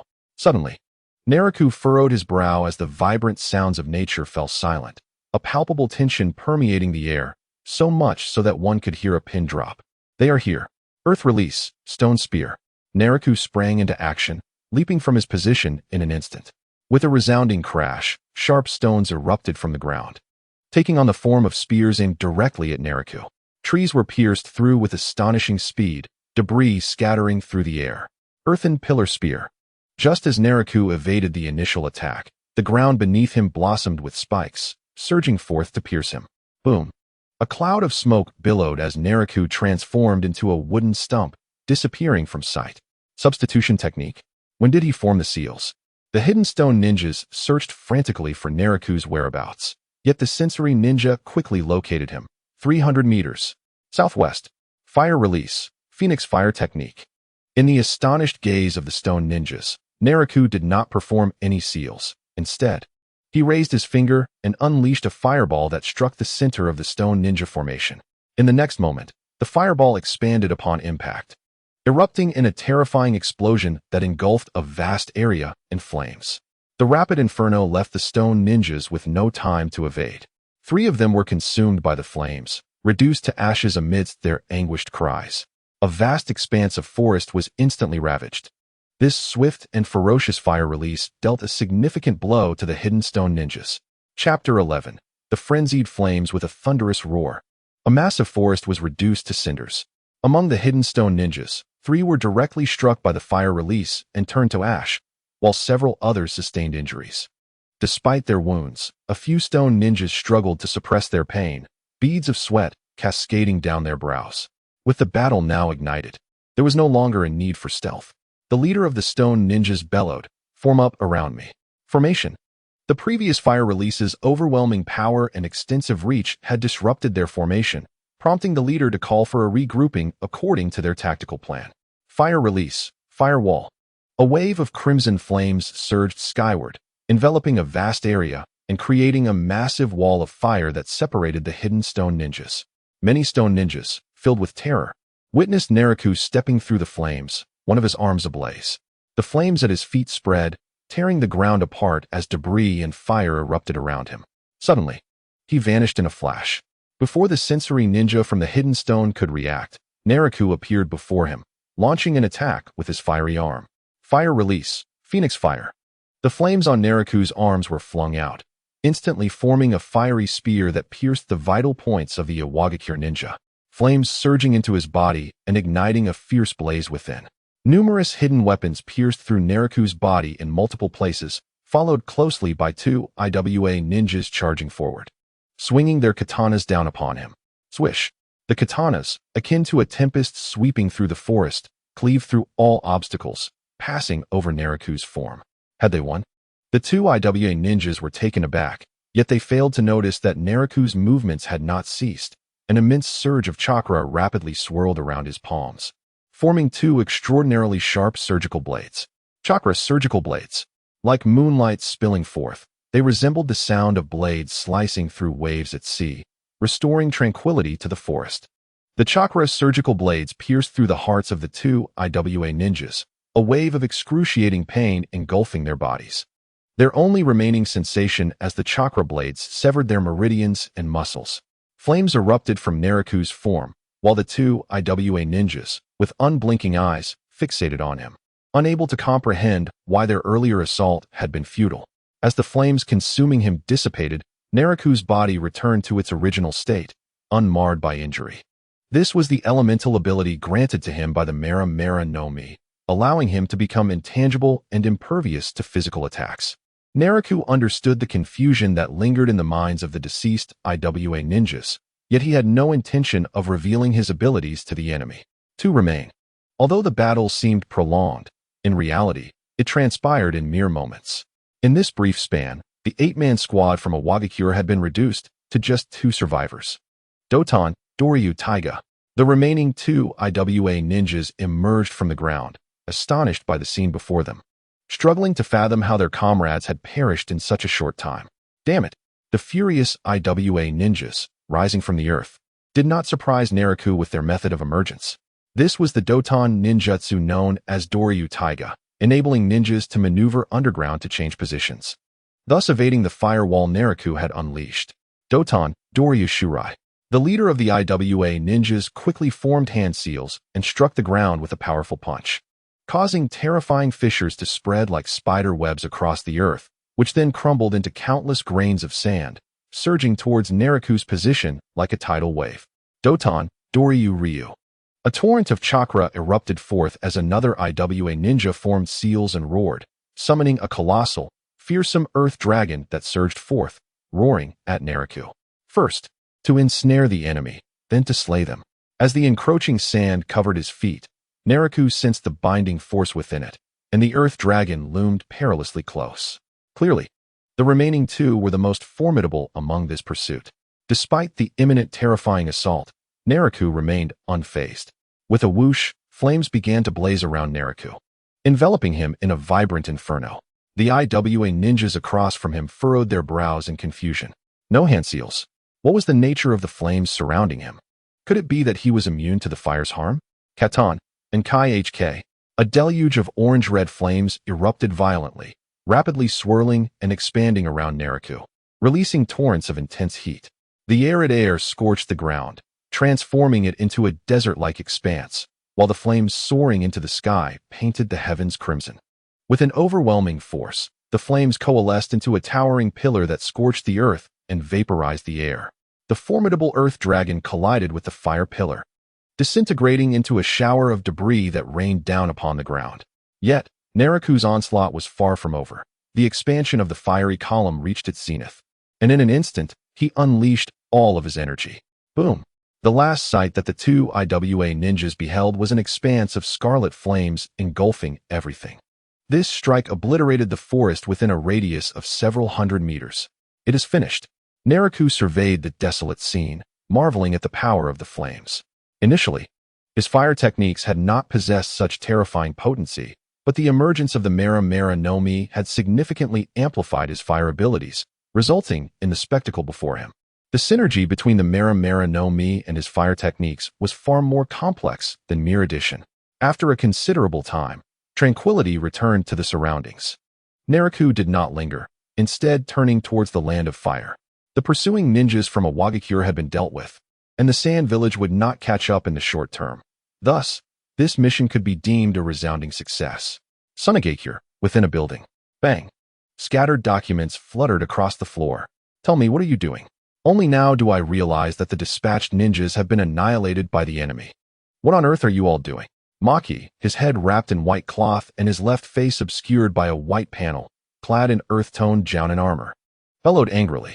The several Sunagakure ninjas standing before him remained silent. Do you think those sand coins came from nowhere? They were painstakingly extracted from the earth by the Kazekage during his busy schedule for the development of our Sunagakure. And now, you tell me the sand coins have been seized by the enemy? Maki glared at his subordinates, his rage surpassing reason, as he raged for an hour without intention of stopping.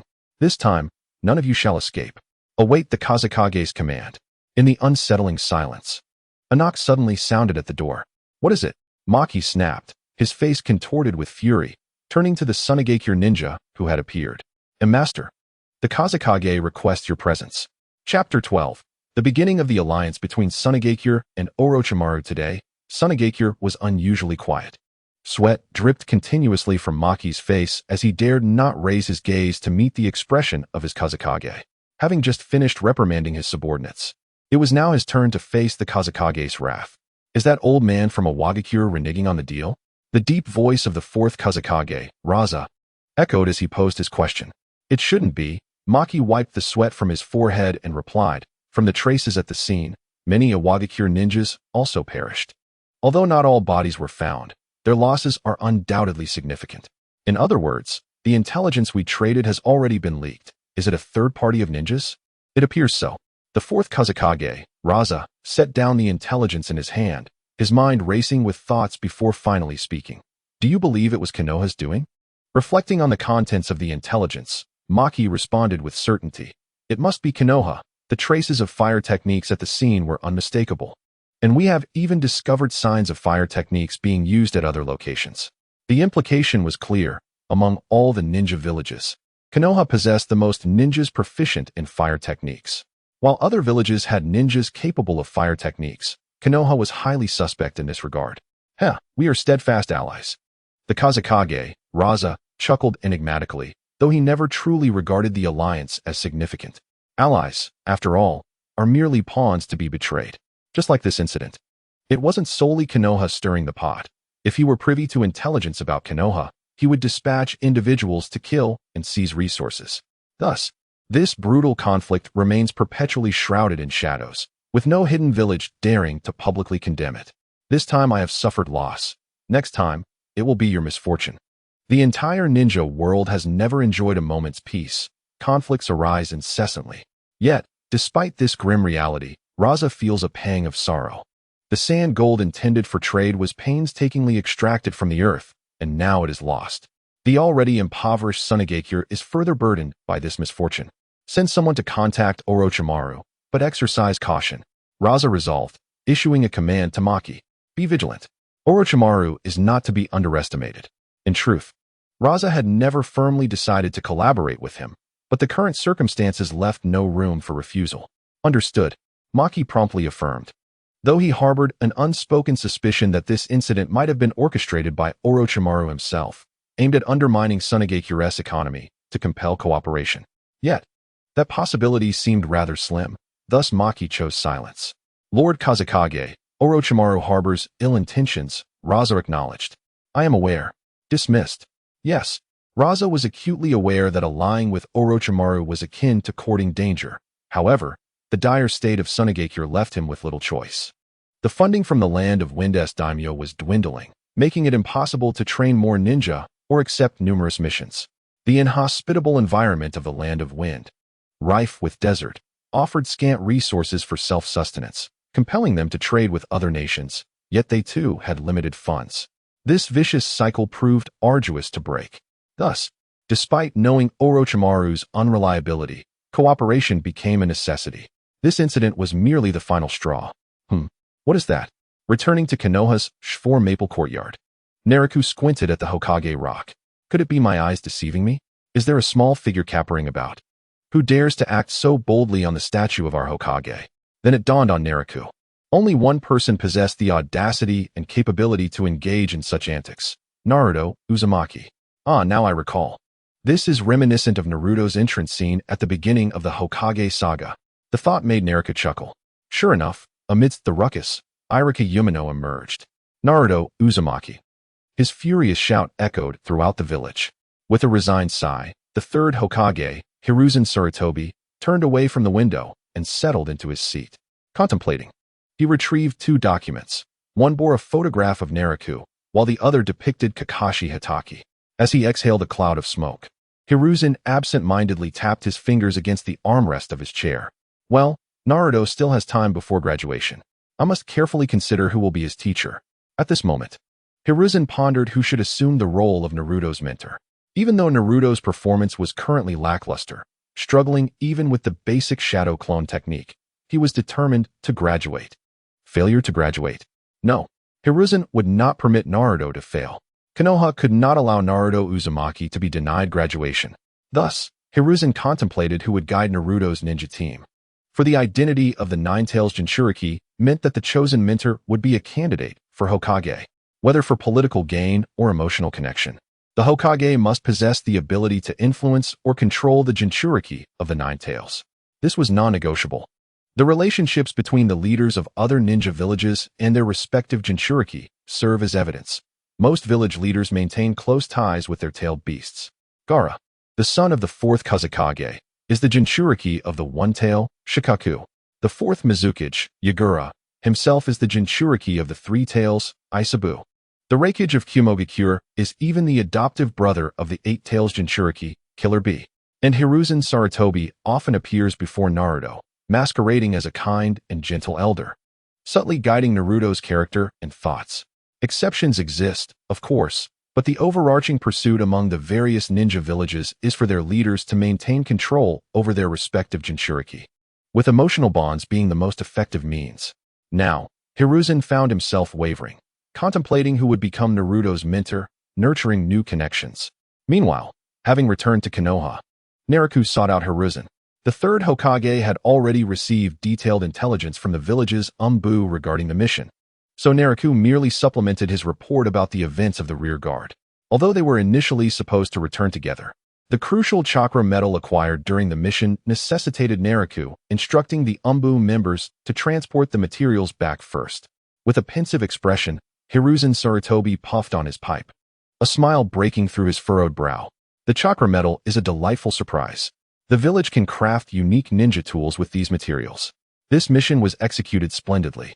In truth, the mission's primary objective was to ensure the failure of trade between Sunagakure and Awagakure. The Awagakure was manageable, but Hiruzen was acutely aware of the precarious situation in Sunagakure. The losses incurred by Sunagakure were significant, and should Konoha engage in trade with them afterward, they could secure considerable advantages. Given Sunagakure's desperate need for resources, they would have to pay a premium for what they required. Even so, Hiruzen did not wish for Sunagakure to be utterly destroyed. Rather, he preferred them to be weakened. Such allies would allow Konoha to rest easy. Chapter 13. The curtain slowly rises by the way. There's a new mission. You are to journey to the border of the Land of Water, where unexpected events have transpired. Originally, Naraku believed he could return to rest after reporting on the mission, but before he could leave, Hiruzen assigned him a new task. Damn, I just got back. I fought tooth and nail with a bunch of people and finally won. Now I can't even catch my breath before being sent out again. Oh, no need to rush. We can depart before nightfall, Hiruzen replied cheerfully, puffing on his pipe. Should I thank you for that? Naraku grumbled as he turned to leave, grumbling that the Umbu were busier than the medical department. The third Hokage paid little heed to Naraku's dissatisfaction. After all, he was part of the Hokage's faction, and such matters were trivial. So he awaited Orochimaru's visit to check on the old man. As Naraku exited the Hokage tower, his complaints ceased, and he cast a glance back at the Hokage building. After all, the tradition of a disciple slaying their master was a Hokage custom, which could be considered maintaining tradition. Due to the new mission, Naraku did not linger in the village but quickly set off with an Umbu team. However, he swapped out some members, bringing a different group with him to the border of the Land of Water for the task. This was a familiar process. After 2 missions, he would become well acquainted with his subordinates. Upon reaching the border, Naraku split from his team to gather intelligence. Clad in a black cloak adorned with red clouds, he bore a long scar on his forehead protector. Isn't this the Akatsuki's uniform? Based on the description of the forehead protector, it must be Kakuzu. Listening to the information provided by the townsfolk, Naraku was momentarily stunned before quickly regaining his composure. He had not anticipated encountering members of the Akatsuki during an ordinary mission. After casually giving the villagers some money, Naraku began to meticulously recall his memories. At this moment, the Akatsuki organization is presumably still in the process of recruiting members, undertaking perilous missions from various countries, and accumulating funds to procure explosive tags for Sister Nan. Wait, let me think about who made their debut first. Ah yes, it was Uchiha Itachi and Kisame Hashigaki. This was after Orochimaru initiated the Konoha collapse plan, and Uchiha Itachi's appearance served as a warning to Danzo to refrain from making a move against Sasuke Uchiha. It seems as though the grand narrative of the Naruto world is about to unfold. With this thought, Naraku felt a surge of excitement, as if he were about to witness a pivotal moment in history. Soon, the other members of the Konoha NBU also arrived at the battlefield, and Naraku hurried over. Lord Ryu, Our investigations indicate that a fierce battle took place here, with both sides employing various jutsu including lightning, fire, water, and earth release, as well as engaging in close combat. Upon arriving at the site, Naraku quickly deduced that it was indeed Kakuzu who had fought against a certain adversary. While the other jutsu were noteworthy, the damage inflicted by the fire release was unmistakably the work of a proficient user. Having previously battled with a Hidden Stone Village ninja who utilized this very technique, Naraku was all too familiar with it.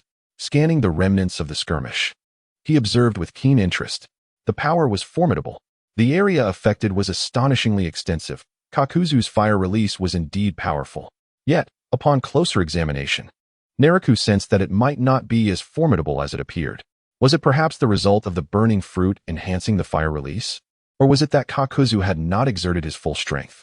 After contemplating for a moment, Naraku suddenly grew curious about the ninja who had battled Kakuzu. Who could have engaged him in such a manner? The ability to inflict this level of devastation suggested that the opponent was at least a Jonin. Otherwise, Kakuzu would have dispatched them long ago. However, at this juncture, the Akatsuki was undertaking extremely perilous missions in order to amass funds, some of which were even of a wartime caliber. Thus it was only natural that their adversaries were formidable. Ultimately, it was evident that Kakuzu emerged victorious. This mission was surprisingly straightforward, though if they had arrived earlier, they might have encountered Kakuzu directly. In that case, this mission would have been anything but simple. Confronting Kakuzu early on, Naraku was uncertain whether he could defeat him. Nevertheless, he was well aware of Kakuzu's weaknesses. If he could capitalize on the element of surprise, victory was still within reach. After gathering intelligence with his subordinates, Naraku led the ANBU back to the Hidden Leaf Village. In the days that followed, Naraku began to undertake missions with increasing frequency. It was indeed taxing, yet he managed to thoroughly familiarize himself with the information concerning all his subordinates in the shortest time possible. One day, after a long period of busyness, he finally found a moment of respite. After resting for 2 days and deepening his relationship with Yuzuki Yugao, Naraku returned to his pressing matters. He made a trip to the ninja tool shop to procure the materials he required, and afterward, he returned to the ANBU headquarters. After some adjustments and utilizing the materials he had purchased, Naraku concocted a small vial of crimson liquid. This red liquid was one of the essential tools for unsealing the tongue curse mark. Indeed, Naraku intended to lift the tongue curse mark from several former members of the root organization. Naturally, not all of them. Over this period, Naraku had discerned that not all members of the root organization were unwaveringly loyal to Danzo. Some had submitted to him due to his past authority, while others had been coerced by threats to their families. There were even those who had once been fiercely loyal, but had grown increasingly discontent with the dark and brutal nature of the root organization, finding joy upon returning to the ANBU. For these individuals, Naraku decided to selectively lift the tongue curse mark's constraints. After all, they were concealing secrets about Danzo that were not his own, so there was no fear in unsealing them. The key was that, perhaps afterward, he could gain some unexpected rewards. Let Yuki come see me. Yes. Following a period of intense mission-taking, the entire ANBU had been bustling with activity, but now, with a lighter workload, many members found themselves at the ANBU base. Soon, a rhythmic knock echoed from outside the room, characteristic of Yuki's approach. Come in. Pardon the intrusion. Yuki, with her long hair tied behind her, stood quietly before Naraku. Yuki is a ninja from the Yamanaka clan. The Yamanaka clan excels in manipulating the minds of their foes, allowing them to easily access the consciousness of the deceased and extract memories, thus facilitating the transmission of intelligence. They possess exceptional sensory abilities, making them indispensable assets to both the ANBU and the root organization. Their sensory prowess is invaluable, and their ability to read the memories of others is extraordinarily potent, rendering them ideal for interrogation. After all, as long as a corpse remains, vital information can be extracted from it. Naraku, as the head of the medical department, oversees the organization responsible for handling corpses, which prevents abilities like those of the Yamanaka clan from extracting intelligence.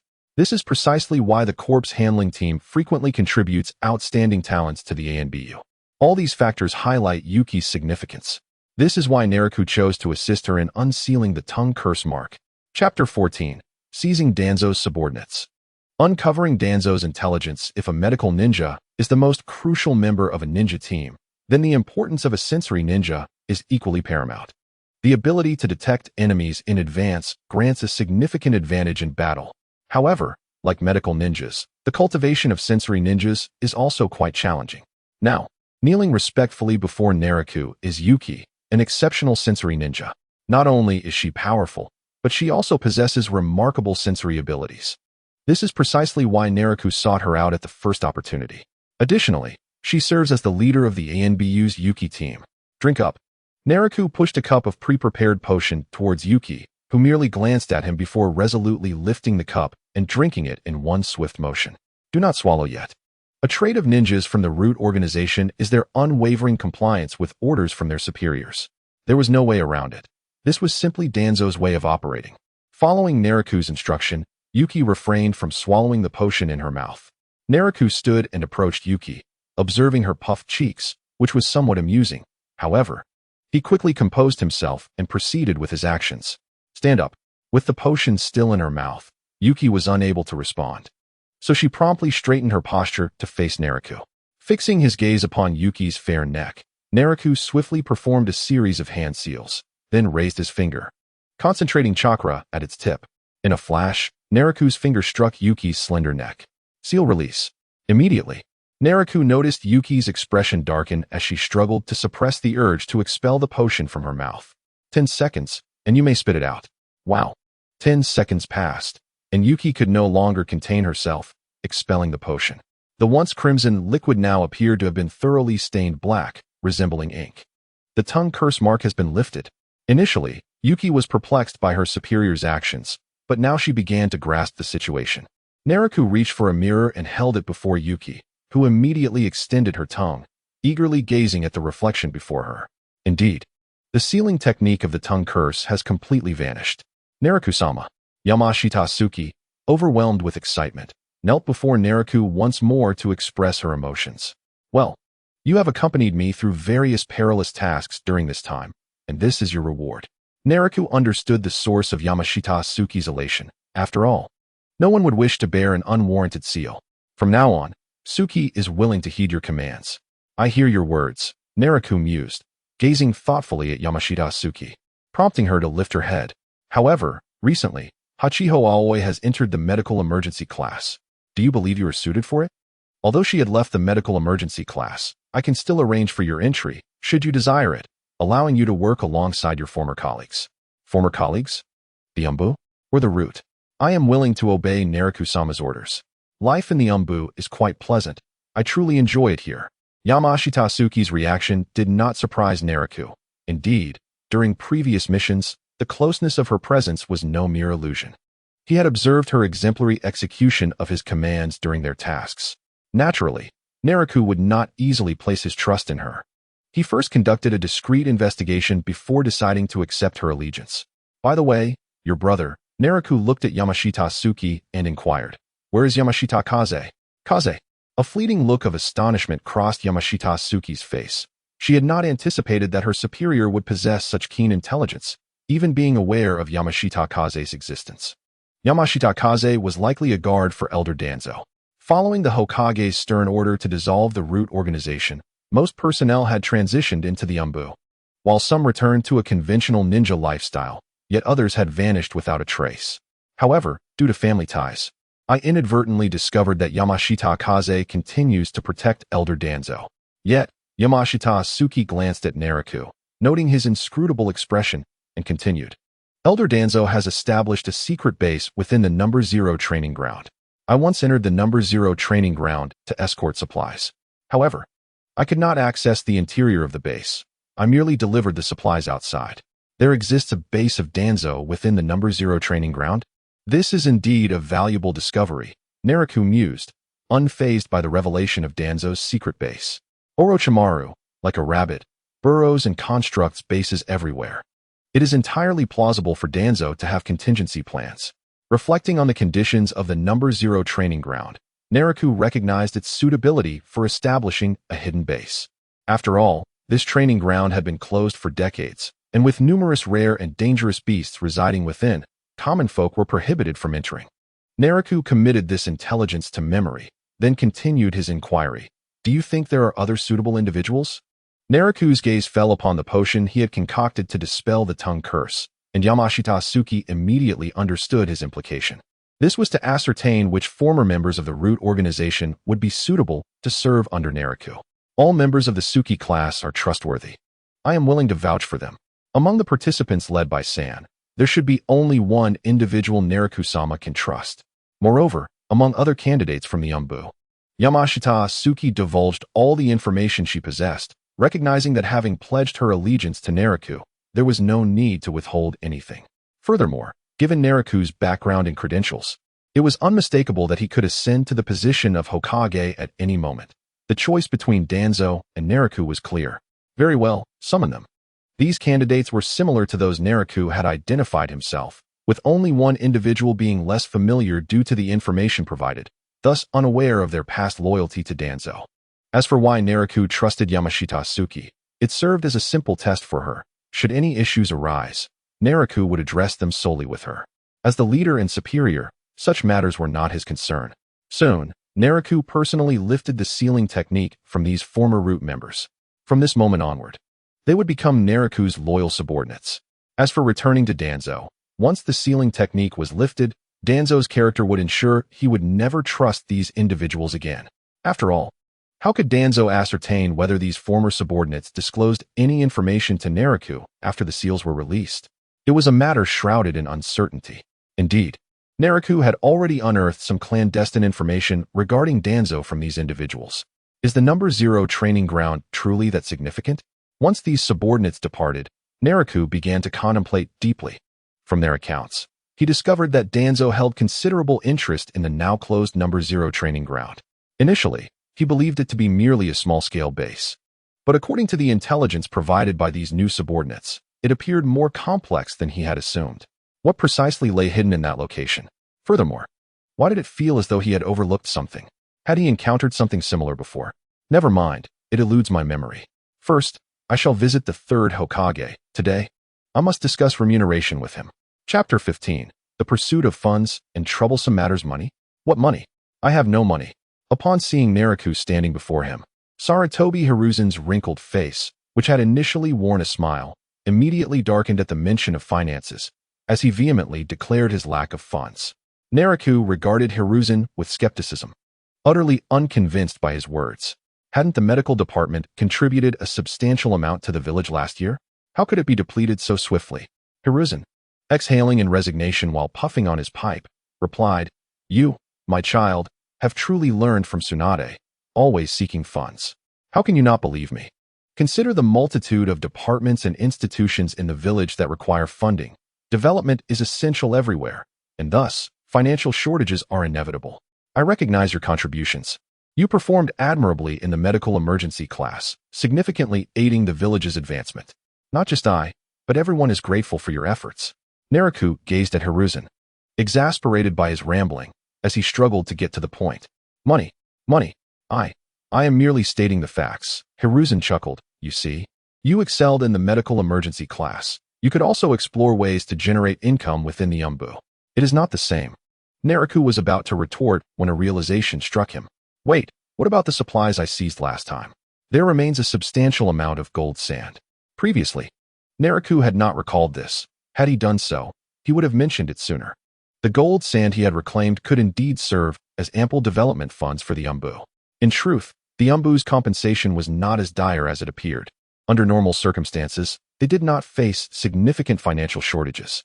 However, their treatment had not improved over time, and the aging base required upgrades, prompting Naraku to seek funds from Hiruzen. With conviction, Naraku argued, and Hiruzen reluctantly granted Naraku a portion of funds. Previously, Danzo's root organization had been excessively dominant, effectively suppressing the Umbu. Apart from the Umbu guards directly under the Hokage, other members had been influenced by Danzo, leading to the conclusion that the funding for the Umbu had been under Danzo's control. Moreover, Danzo had access to funds both from the third Hokage and through his connections with Tsunade and Mido Tobarama. Consider the fact that Orochimaru was once a member of Root. Alongside talents such as Kakashi Hatake, Yamato, Kabuto Yakushi, and later, Sai, nurturing such talents always required substantial financial investment. It was through the leverage of his power and wealth that Danzo was able to cultivate such a multitude of prodigies. Now, however, with the root organization forcibly disbanded and Danzo himself dismissed, he could no longer provide financial support to the Umbu. Thus, Naraku's current objective mirrors that of Danzo, as he assumes the mantle of authority, wielding power and wealth, naturally drawing his subordinates to his side. At the zenith of Danzo's influence, he audaciously commanded his underlings to assassinate the third Hokage. Although Kakashi's failure thwarted this endeavor, it underscored the underlying issues.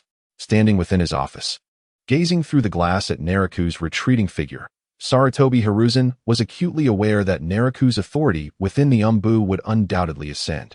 If it were not for Kakashi's indifference, tensions would likely escalate into conflict between the two. This reflection prompted Sarutobi to recall his own past camaraderie with Danzo, once they were close companions. Yet upon his ascension to Hokage and Danzo's rise as his advisor overseeing Root, their rapport deteriorated significantly. Sighing, Naraku sensed the scrutiny from behind. He recognized it as the third Hokage's gaze. Surely, the old man does not fret over a potential challenge to his authority? Upon contemplation, he dismissed this notion, for Hiruzen had no reason to be concerned. Though appearing frail, Sarutobi's dominion over Konohagakure was all-encompassing, having cultivated an unassailable position over decades. The villagers had grown accustomed to his presence in that office, so much so that they seemed to forget the inevitability of his mortality. This habitual acceptance bore immense weight, signifying universal acknowledgement of Sarutobi's authority, one that even the first two Hokages had not achieved. The first Hokage, Hashirama Senju, had faced challenges during the nascent days of the village, struggling to establish trust among the ninja clans while contending with Uchiha Madara's formidable presence. By the time of the second Hokage, Tobirama Senju, while the village flourished and the clans integrated, the Uchiha clan still posed a significant threat, necessitating the establishment of the Konoha police force to monitor them. Initially, under the second Hokage's dying wish, Sarutobi had to share power with his peers to fortify his standing and reputation.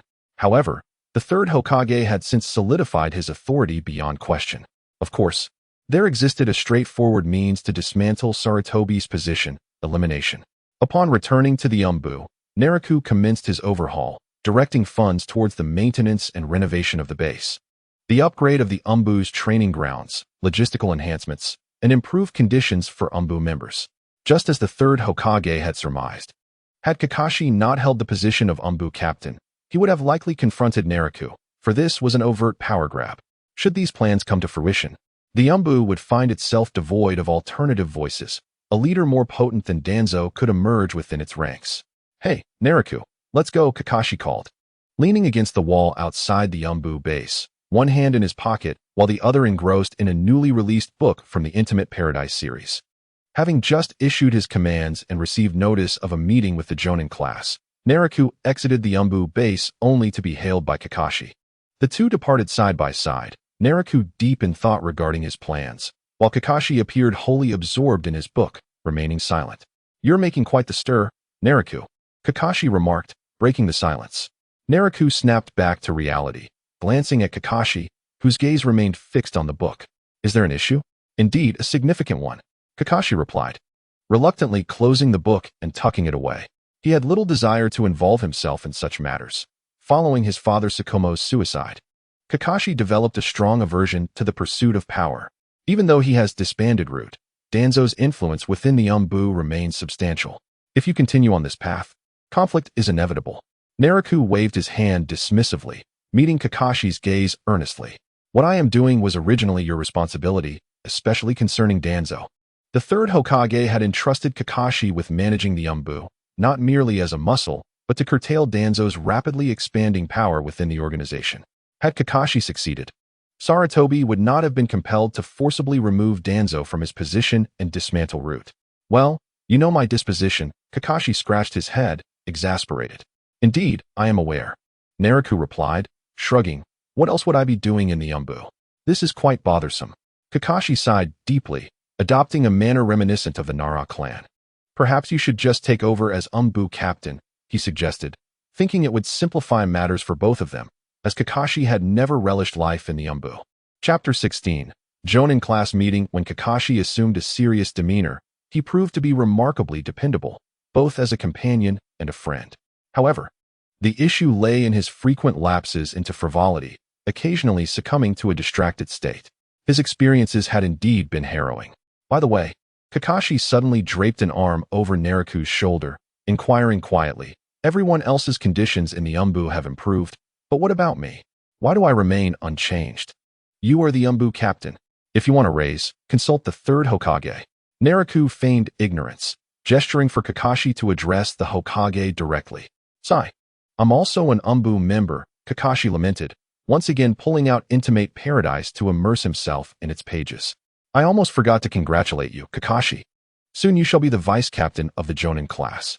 Their purpose for attending the Jonin meeting was not only to fulfill customary obligations, but also to announce Kakashi's new role. The Jonin class served primarily to assist the Hokage in managing the village's elite shinobi, given that the Jonin represented the village's foremost strength, with their decisions bearing significant weight.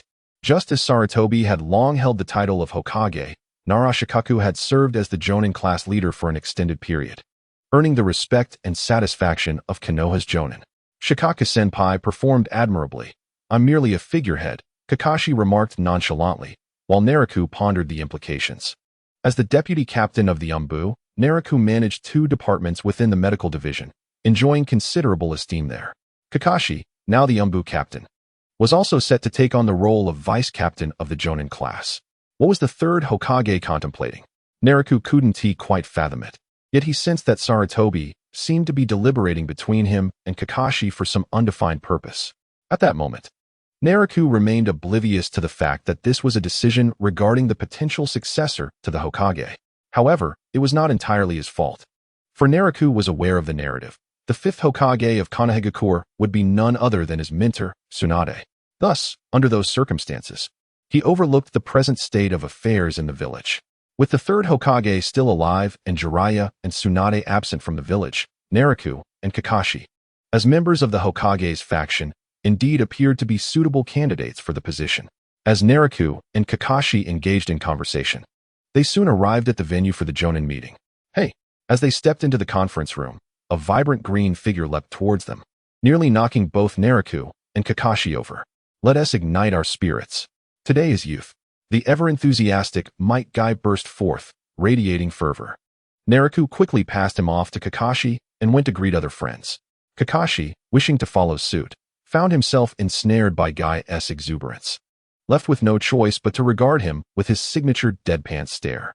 "My eternal rival, Kakashi Hitaki, shall we engage in a long-awaited battle?" "No." Kakashi flatly waved his hand in refusal, having no intention of battling Might Guy. After an intense fight, the aches and pains linger for days. Kakashi had no desire to seek out unnecessary hardship. Nara, just having exchanged greetings with companions, was about to sit down on a chair when a figure collided with him, nearly causing him to stumble. "What now, Anko?" Nara turned to find Mitarashi Anko pressing in closely. "Don't do that. Yuzuki Yugao hasn't arrived yet, but could appear at any moment. Maintain your distance and sit properly. The meeting will commence shortly." TCH. Anko settled down, biting into the last dumpling while chewing. Remarking how slow everyone was, there was still plenty of time before the meeting began. "After the meeting, shall we go for dumplings? It's on you." Nara glanced Anko over, noting her youthful beauty and commendable figure. "I must tell you, if you keep eating like that, you will inevitably become plump." Anko had an insatiable love for sweets, often seen with a skewer of glutinous rice dumplings in her mouth. If not for their rigorous activities as ninjas, she would have long since gained considerable weight. What nonsense! Anko was entirely unconcerned by Nara's warning. However, their banter revealed the camaraderie between them. The primary reason for their closeness was their shared training under Orochimaru. After his defection, Anko faced numerous challenges due to her association with him. In contrast, Nara was genuinely Tsunade's pupil, having merely learned some knowledge from Orochimaru without suffering any repercussions, and had even assisted Anko on multiple occasions, thus strengthening their bond. Many around them were engaged in similar conversations, seeking out familiar and close friends to chat with. As time passed, the members of the Jonin class gradually gathered.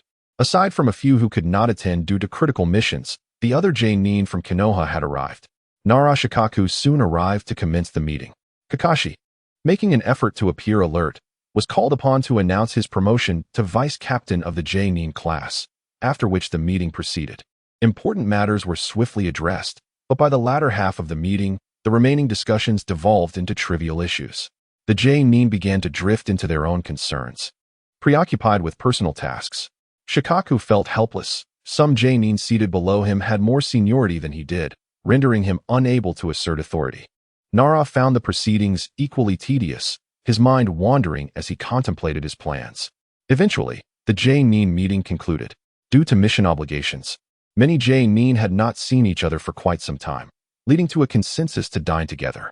Nara, Kakashi, Might Guy, Asuma Saratobi, and others made their way to a restaurant. Among them, Nara was accompanied by Yuzuki Yugao and Mitarashi Anko. Yugao was his girlfriend while Anko was his admirer. Yamato, Tenzo, followed Kakashi, his demeanor somewhat reserved. Asuma engaged in a hushed conversation with Yuhi Kurenai, her flushed cheeks indicating a flirtation. Might Guy bounced along cheerfully, alone. Shortly after the group settled at the restaurant, Marino Abiki, Aoi Rokush, and Nara Shikaku arrived, and the feast commenced. These Jonin represented the mid to upper echelons of the Hidden Leaf Village, and even the third Hokage occasionally found it prudent to heed their opinions. Naturally, some individuals present lacked the experience or strength to warrant participation. For instance, while Anko and Yugao were not lacking in qualifications, their abilities fell short. Yamato possessed adequate strength but little experience, and Kurenai had only recently become a Jonin. Her skill was marginal, and her credentials were virtually non-existent. Without Nara, Kakashi, and Asuma's influence, these individuals would find it challenging to penetrate the decision-making circles of Konoha.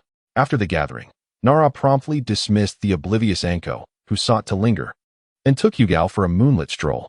Watching a group of youths laughing and frolicking past them, Nara turned to Yugao and asked, "Would you like to become a guiding teacher for the Jonin class?" "Huh? Why the sudden inquiry?" Yugao's lovely face displayed surprise, as she thrived in the Umbu. "Because the Konoha 12 are graduating." "No, wait. Might Guy's Jonin team graduated last year, but they opted out of the CHNIN exams for safety." Chapter 17.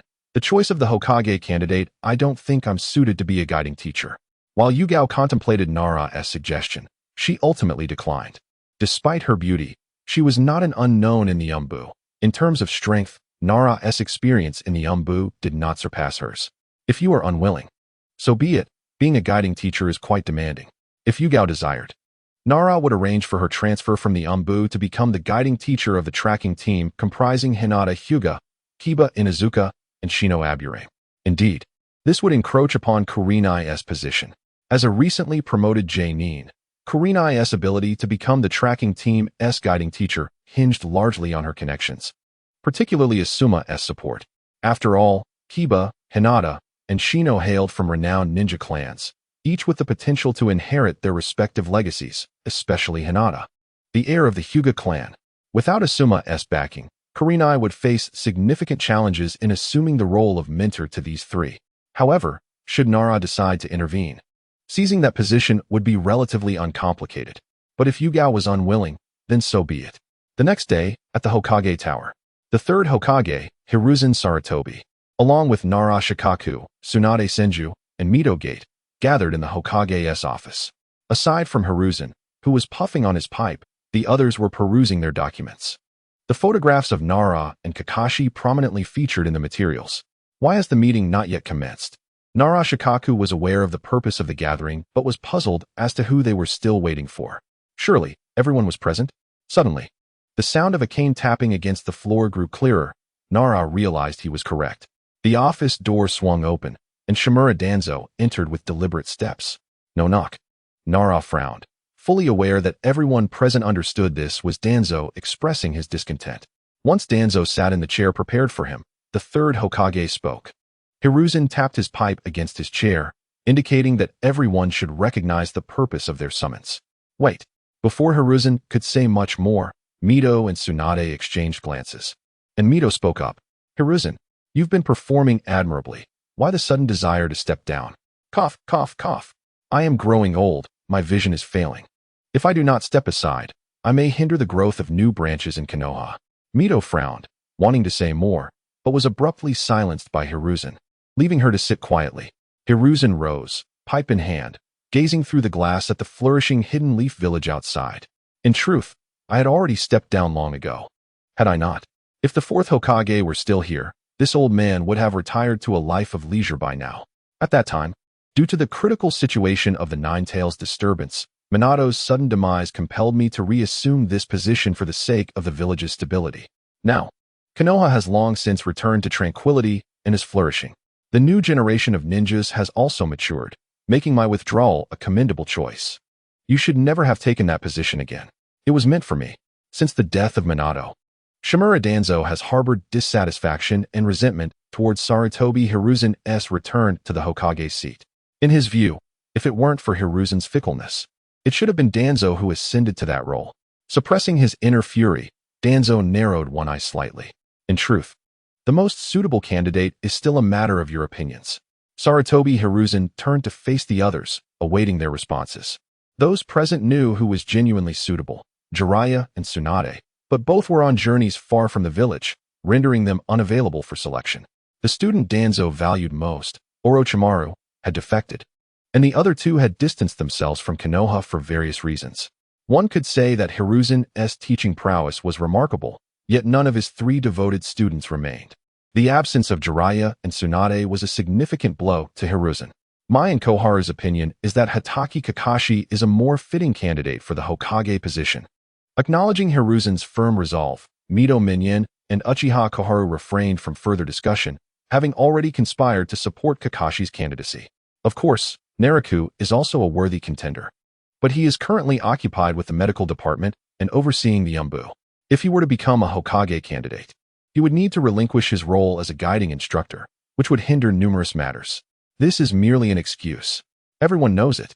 Mito Minyan and Uchiha Koharu are adamantly opposed to Shikaka Naraku becoming the fifth Hokage, as Tsunade's direct disciple. Naraku maintains connections with the feudal lord of the Land of Fire and the nobility, further strengthened by his adept management of the medical department. Moreover, Naraku also has financial resources from the medical sector, along with his current position in the Umbu. He possesses connections, funds, and power, all necessary attributes. Should he ascend to Hokage, Shikaka Naraku would swiftly consolidate his power and subsequently cast aside the two of us elders. The fourth Hokage, Minato Namikaze, never possessed resources as extravagant as Naraku's. This is absolutely unacceptable. At the very least, Mito Minyan and Uchiha Koharu are unwilling to relinquish their authority at this moment. Their decision did not surprise Sarutobi Hiruzen, who then turned his gaze towards Nara Shikaku. After a moment of contemplation, Nara Shikaku finally spoke. Both Hatake Kakashi and Shikaka Naraku are indeed suitable candidates. That is mere platitude. The attendees expressed their dissatisfaction. This was not the time for idle talk. However, I believe Shikaka Naraku is comparatively more suitable. Nara Shikaku provided his answer and then fell silent. The third Hokage took a puff from his pipe, a smile creeping onto his face. Shikaku, please elaborate on your reasoning. Certainly. As a Hokage's request, Nara Shikaku could not refuse. Both Hatake Kakashi and Shikaka Naraku possess commendable strength and sufficient credentials. Yet, the crux lies in Kakashi's character flaws. If he were to become Hokage, Nara Shikaku's words trailed off, but everyone understood his implication. This issue undeniably exists. Those present were all high-ranking members of Konoha and were well aware of Kakashi's tribulations, recognizing that his character had significantly altered following numerous misfortunes, leaving him unable to escape the shadows of his past. Particularly, the third Hokage, Sarutobi Hiruzen, had often observed Kakashi visiting the memorial stone to pay tribute to Uchiha Obito and Noara Rin. Sometimes, being a bit soft-hearted is not a vice. However, if one is overly fragile, it poses a grave problem for becoming Hokage. Of course, at this juncture, no one was aware that after becoming the mentor to Naruto and Sasuke, Hatake Kakashi would gradually begin to resolve his inner turmoil and shine in his own right. The issue is that at present, Kakashi appears to everyone as someone crushed by various adversities. Thus, Sarutobi Hiruzen too found himself in a quandary. Otherwise, he would not have summoned everyone, for he was still wavering within. Chapter 18. Regret. Danzo, my shadow. Danzo, what is your perspective? Ultimately, the third Hokage's gaze settled on Shimura Danzo, who removed his pipe from his mouth and exhaled a plume of smoke. Choosing these two brats as Hokage? What nonsense. I am the most suitable candidate. All eyes turned to Shimura Danzo, but they were met with nothing but a cold snort and no further words. Not receiving the anticipated response, Hiruzen's smile gradually faded, his demeanor growing serious. You may all return to your duties. Danzo, stay behind. Yes, very well. Nara Shikaku was the first to leave, while Mito Minyan and Uchiha Koharu hesitated momentarily. However, upon observing Hiruzen and Danzo's expressions, they opted for silence and departed helplessly. Former comrades had now grown distant. As the three exited, the office fell into an unbearable silence. Sigh. Danzo, I know you harbor discontent regarding the revocation of your position. However, you truly made a mistake. The Uchiha clan need not have endured such immense sacrifices. Shursui has. The Uchiha clan is utterly untrustworthy. Danzo finally broke his silence, his face betraying no hint of doubt. This is how Tobarama-sensei instructed us. From the time of Uchiha Madara, that clan has never been worthy of trust. I personally devised the plan to eradicate them, a necessary sacrifice for the village. We all knew the Uchiha clan was planning a coup. You never opposed my plan. How much have I sacrificed for the village? You will never see it. The suppressed rage finally erupted, as Danzo vented all his grievances. Sarutobi Hiruzen, however, regarded Danzo with a serious expression and replied firmly, I did not oppose your plan. But I did ask you to wait. Everything could still be salvaged. Yet you acted unilaterally. Heh, Danzo chuckled, but the sound was most unpleasant. Wait. Wait for what? How long must I wait? If you had listened to me sooner and not been so indecisive, the Uchiha situation would not have escalated to that extent. I cleared all the obstacles for you. Hearing the underlying implications in Hiruzen's words only fueled Danzo's resentment further. You are far too obstinate, incapable of accepting any other perspective. Sarutobi Hiruzen shook his head. Knowing that their relationship could never return to its former state, Danzo's desires had grown more insatiable.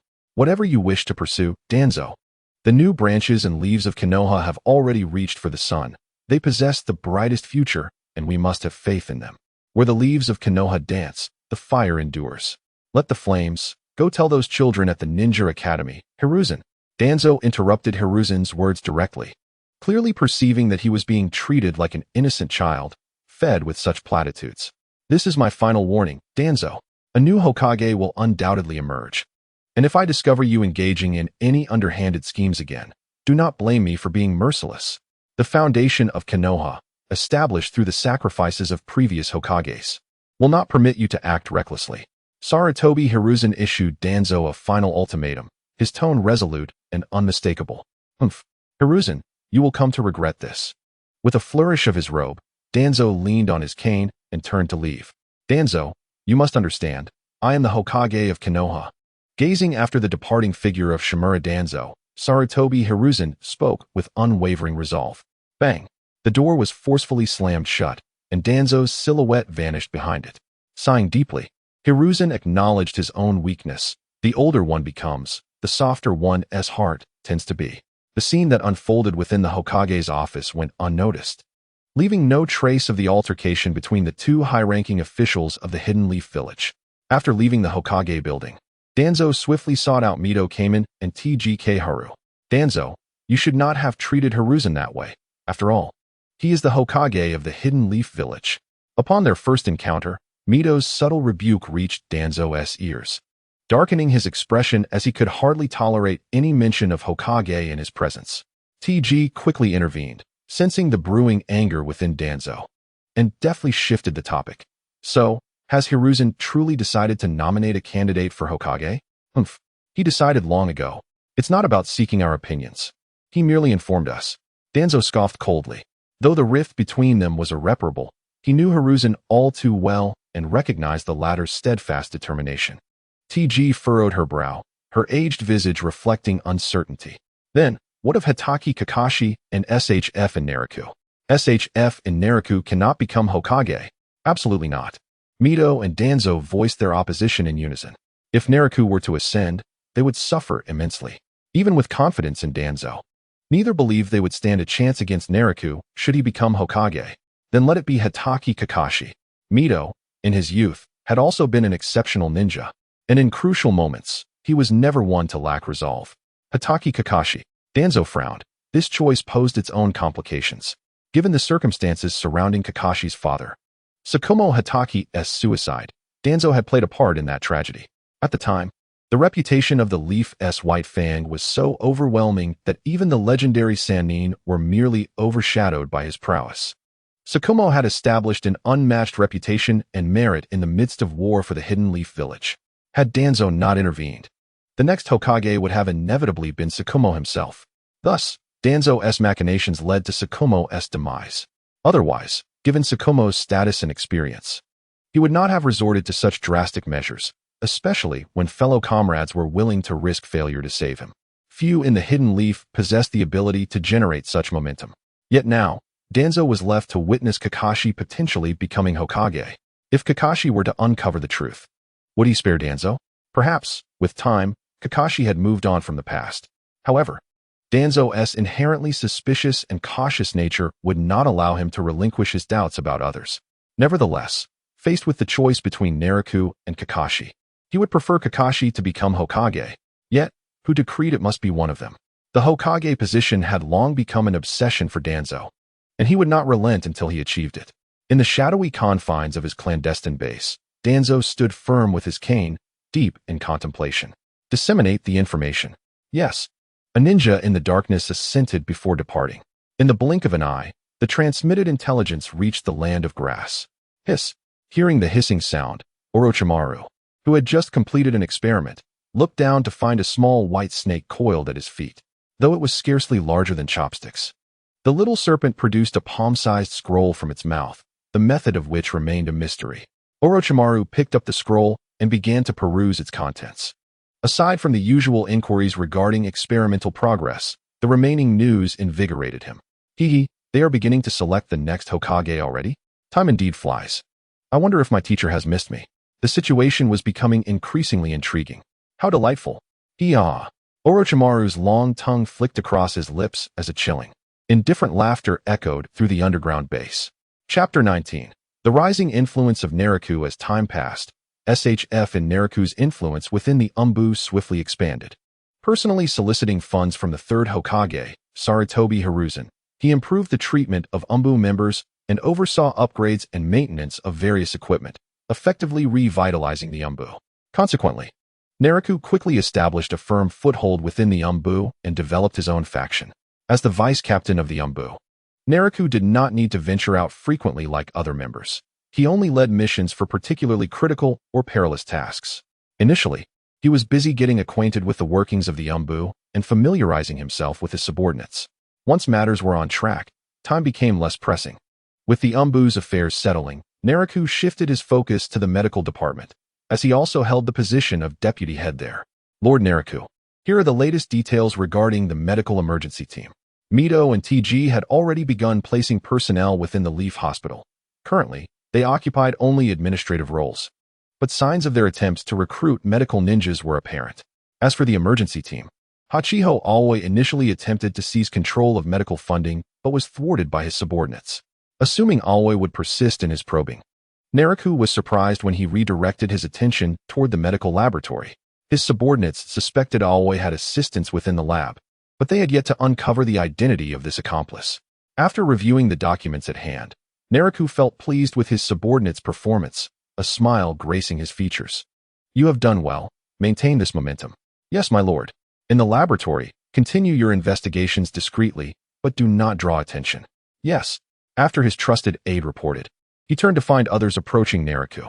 Among them was Inazuka Tsume, the mother of Inazuka Kiba and one of the Leaf's 12 young ninjas. As the head of the medical department's veterinary care team, her role was self-evident, and it was customary for a member of her clan to lead this unit. Given their expertise in handling ninja beasts, this team was among the least conspicuous in the medical department, even more so than the corpse disposal unit, resulting in Tsume's report being brief before she took her leave. The third individual to appear in Naraku's office was Kabuto Yakushi, the head of the corpse disposal unit. In the original storyline, at this juncture, Kabuto was following Orochimaru's orders, hiding within the Leaf's medical department to learn medical ninjutsu while gathering intelligence for Orochimaru, deliberately suppressing his abilities to avoid drawing attention, failing the Nin exams 7 times in a row. However, Naraku cared little for Orochimaru's schemes. He brought Kabuto directly before him, beginning to cultivate his abilities. To date, Kabuto had risen to the rank of Jonin in the Leaf Village and was managing the corpse disposal unit. Furthermore, Kabuto had provided Naraku with substantial returns, diligently contributing to the emergency team's development while securing valuable intelligence regarding Shimura Danzo. Lord Naraku. Kabuto respectfully stood before him, presenting documents with both hands. Naraku examined the materials and promptly inquired, "Did Hachiho always seek you out?" "Yes." Yao Shido did not attempt to conceal the truth and directly admitted that he was indeed the one contacted by Hachicheng Qing at the medical laboratory. Nai Luo refrained from further inquiries. It was entirely reasonable for Hachicheng Qing to approach Yao Shido, as he was a triple agent with connections to Nai Luo, Shimura Danzo, and Orochimaru. Casting a casual glance at Yao Shido, Nai Luo asked, seemingly without intent, whether he had heard from Orochimaru recently. They had exchanged experimental data just a day prior. Nai Luo was aware that Orochimaru had commenced his plan to destabilize Konoha, though he was uncertain how much Yao Shido knew at this moment. From today onward, all communication with Orochimaru would cease, and no further data from the medical laboratory would be sent to him. Nai Luo understood that while Yao Shido would verbally comply, he would likely continue to exchange intelligence with Orochimaru in secret. However, Nai Luo merely stated this to avoid complications should this clandestine relationship ever be exposed, which could reflect poorly on him. The Konoha Medical Laboratory, which Nai Luo had personally established, was primarily intended for the development of innovative medical ninjutsu and served as a research facility for Konoha's medical ninjas. Orochimaru had always held a favorable view of Nai Luo, but regrettably, he had not taken him along when he defected. Upon learning of Nai Luo's establishment of the medical laboratory, Orochimaru's interest peaked, and he utilized Yao Shido to gain insights into the majority of the medical ninjutsu and other achievements being developed and refined there. Of course, had it been merely this exchange, Nai Luo would have eliminated Yao Shido long ago. In return, Orochimaru's knowledge and findings were conveyed back to Nai Luo through Yao Shido. This covert exchange could be considered a tacit understanding, benefiting both parties while remaining unacknowledged. However, with the severance of this connection by Nai Luo, and with the impending Konoha collapse plan, alongside the newly acquired promotion system elevating his strength, there was no longer a need to play with fire alongside Orochimaru. You young people are brimming with ideas. I, as an elder, can hardly keep pace. The third Hokage, Sarutobi Hiruzen, chuckled as he perused the documents presented to him by Nai Luo. The proposal to disband the medical emergency team struck him with seriousness as he reviewed its contents. After contemplating quietly for a moment, he hesitantly remarked, "This is a bit sudden. The medical emergency team currently holds significant responsibilities. However, it is not entirely unexpected. The team should have been split long ago. The emergency team not only managed Konoha Hospital and the laboratory, but also oversaw the medical affairs of all ninjas in the village, resulting in an excessively cumbersome organization." Nai Luo spread his hands, articulating his rationale. The medical emergency team should have been divided once it had expanded significantly, yet, as the then supervisor, he had no intention of diminishing his own power. The situation was different now. The disbandment of the medical emergency team would be advantageous for him. Initially, a new recuperation center would be established to serve the daimyos, nobles, and wealthy merchants from various nations, alleviating their complaints about mingling with commoners and mitigating security risks. The medical laboratory would also require relocation. The current site was too intricate, necessitating a more discreet and tranquil location. Many ninjas, due to their identities and other reasons, were ill-suited for treatment in an open hospital where safety and confidentiality were equally paramount. Tsunade's establishment of the Medical Ninja Training Institution also required improvement, as the village still lacked a sufficient number of medical ninjas. Nai Luo elaborated on his comprehensive plan, and as he continued, Sarutobi Hiruzen's eyes widened in astonishment. Unsure how to respond. "What you propose is excellent. Let us proceed as you suggest." Returning to reality, Sarutobi sighed in relief now that Nai Luo had concluded his presentation. Although he may not possess Nai Luo's expertise in this field, having been Hokage for decades allowed him to recognize the multitude of benefits that Nai Luo's proposed improvements to the medical emergency team would bring to Konoha Village. Undoubtedly, should the plan as outlined in the documents be realized, Nai Luo's prestige within the village would undoubtedly rise. Tsunade has chosen an excellent student. Sarutobi thought with a hint of pride, given that Nai Luo was also a talent nurtured within the Hokage's circle. However, this also presented a dilemma. Nai Luo now fully met the criteria to become Hokage: strength, experience, prestige, and connections, all in abundance. Sarutobi Hiruzen realized he had never possessed such qualifications when he first assumed office. This realization stirred a sense of unease within him. If Nai Luo were to ascend to Hokage, who would remain to counterbalance his power? Such thoughts emerged from Sarutobi's recognition of a potential threat posed by Nai Luo. Indeed, had Nai Luo not been Tsunade's student and a junior within the Hokage's lineage, covert suppression might have already ensued. The rise of Kakashi Hatake had been alarmingly swift, prompting Danzo to intervene and compel him to take his own life. Did Sarutobi truly remain oblivious? Perhaps it was likely that Kakashi had also posed a threat to the third Hokage. Chapter 20. Professional titles in public spaces with Sarutobi's approval. Nai Luo's initiatives commenced with great momentum. As a superior, he was not overly burdened, as long as the major aspects were set. The specifics would naturally be handled by subordinates. Patriarch. Oh, Baihua, you have arrived. Nai Luo regarded his clan member, a middle-aged ninja no longer in his youth. How fare you, Baihua? Is there still hope? Patriarch. I have disappointed you. My abilities are insufficient to become a Jonin of Konoha and ease your burdens. Observing Baihua's shamed expression, Nai Luo could only scratch his head in resignation. The Four Winds clan was not lacking in resources, and it seemed this individual genuinely lacked the talent for ninjutsu. If you are not suited to be a ninja, then perhaps you should take on the role of director. Baihua was perplexed, uncertain of his patriarch's intent. You must have heard about the reorganization of the medical emergency team, establishing recuperation centers for the daimyos and nobles of various nations. You will oversee this. Although Mito Gate and Zhuanqin Xiaochun would undoubtedly involve themselves, Nai Luo had no intention of entrusting the directorship to their affiliates, for it was evident how lucrative this position could be. Yes, I understand. Baihua nodded eagerly. This was a promising opportunity he would not decline for the sake of the clan. Is everything else satisfactory? I have not focused on the medical emergency team recently. Has anyone caused a stir due to my change in position?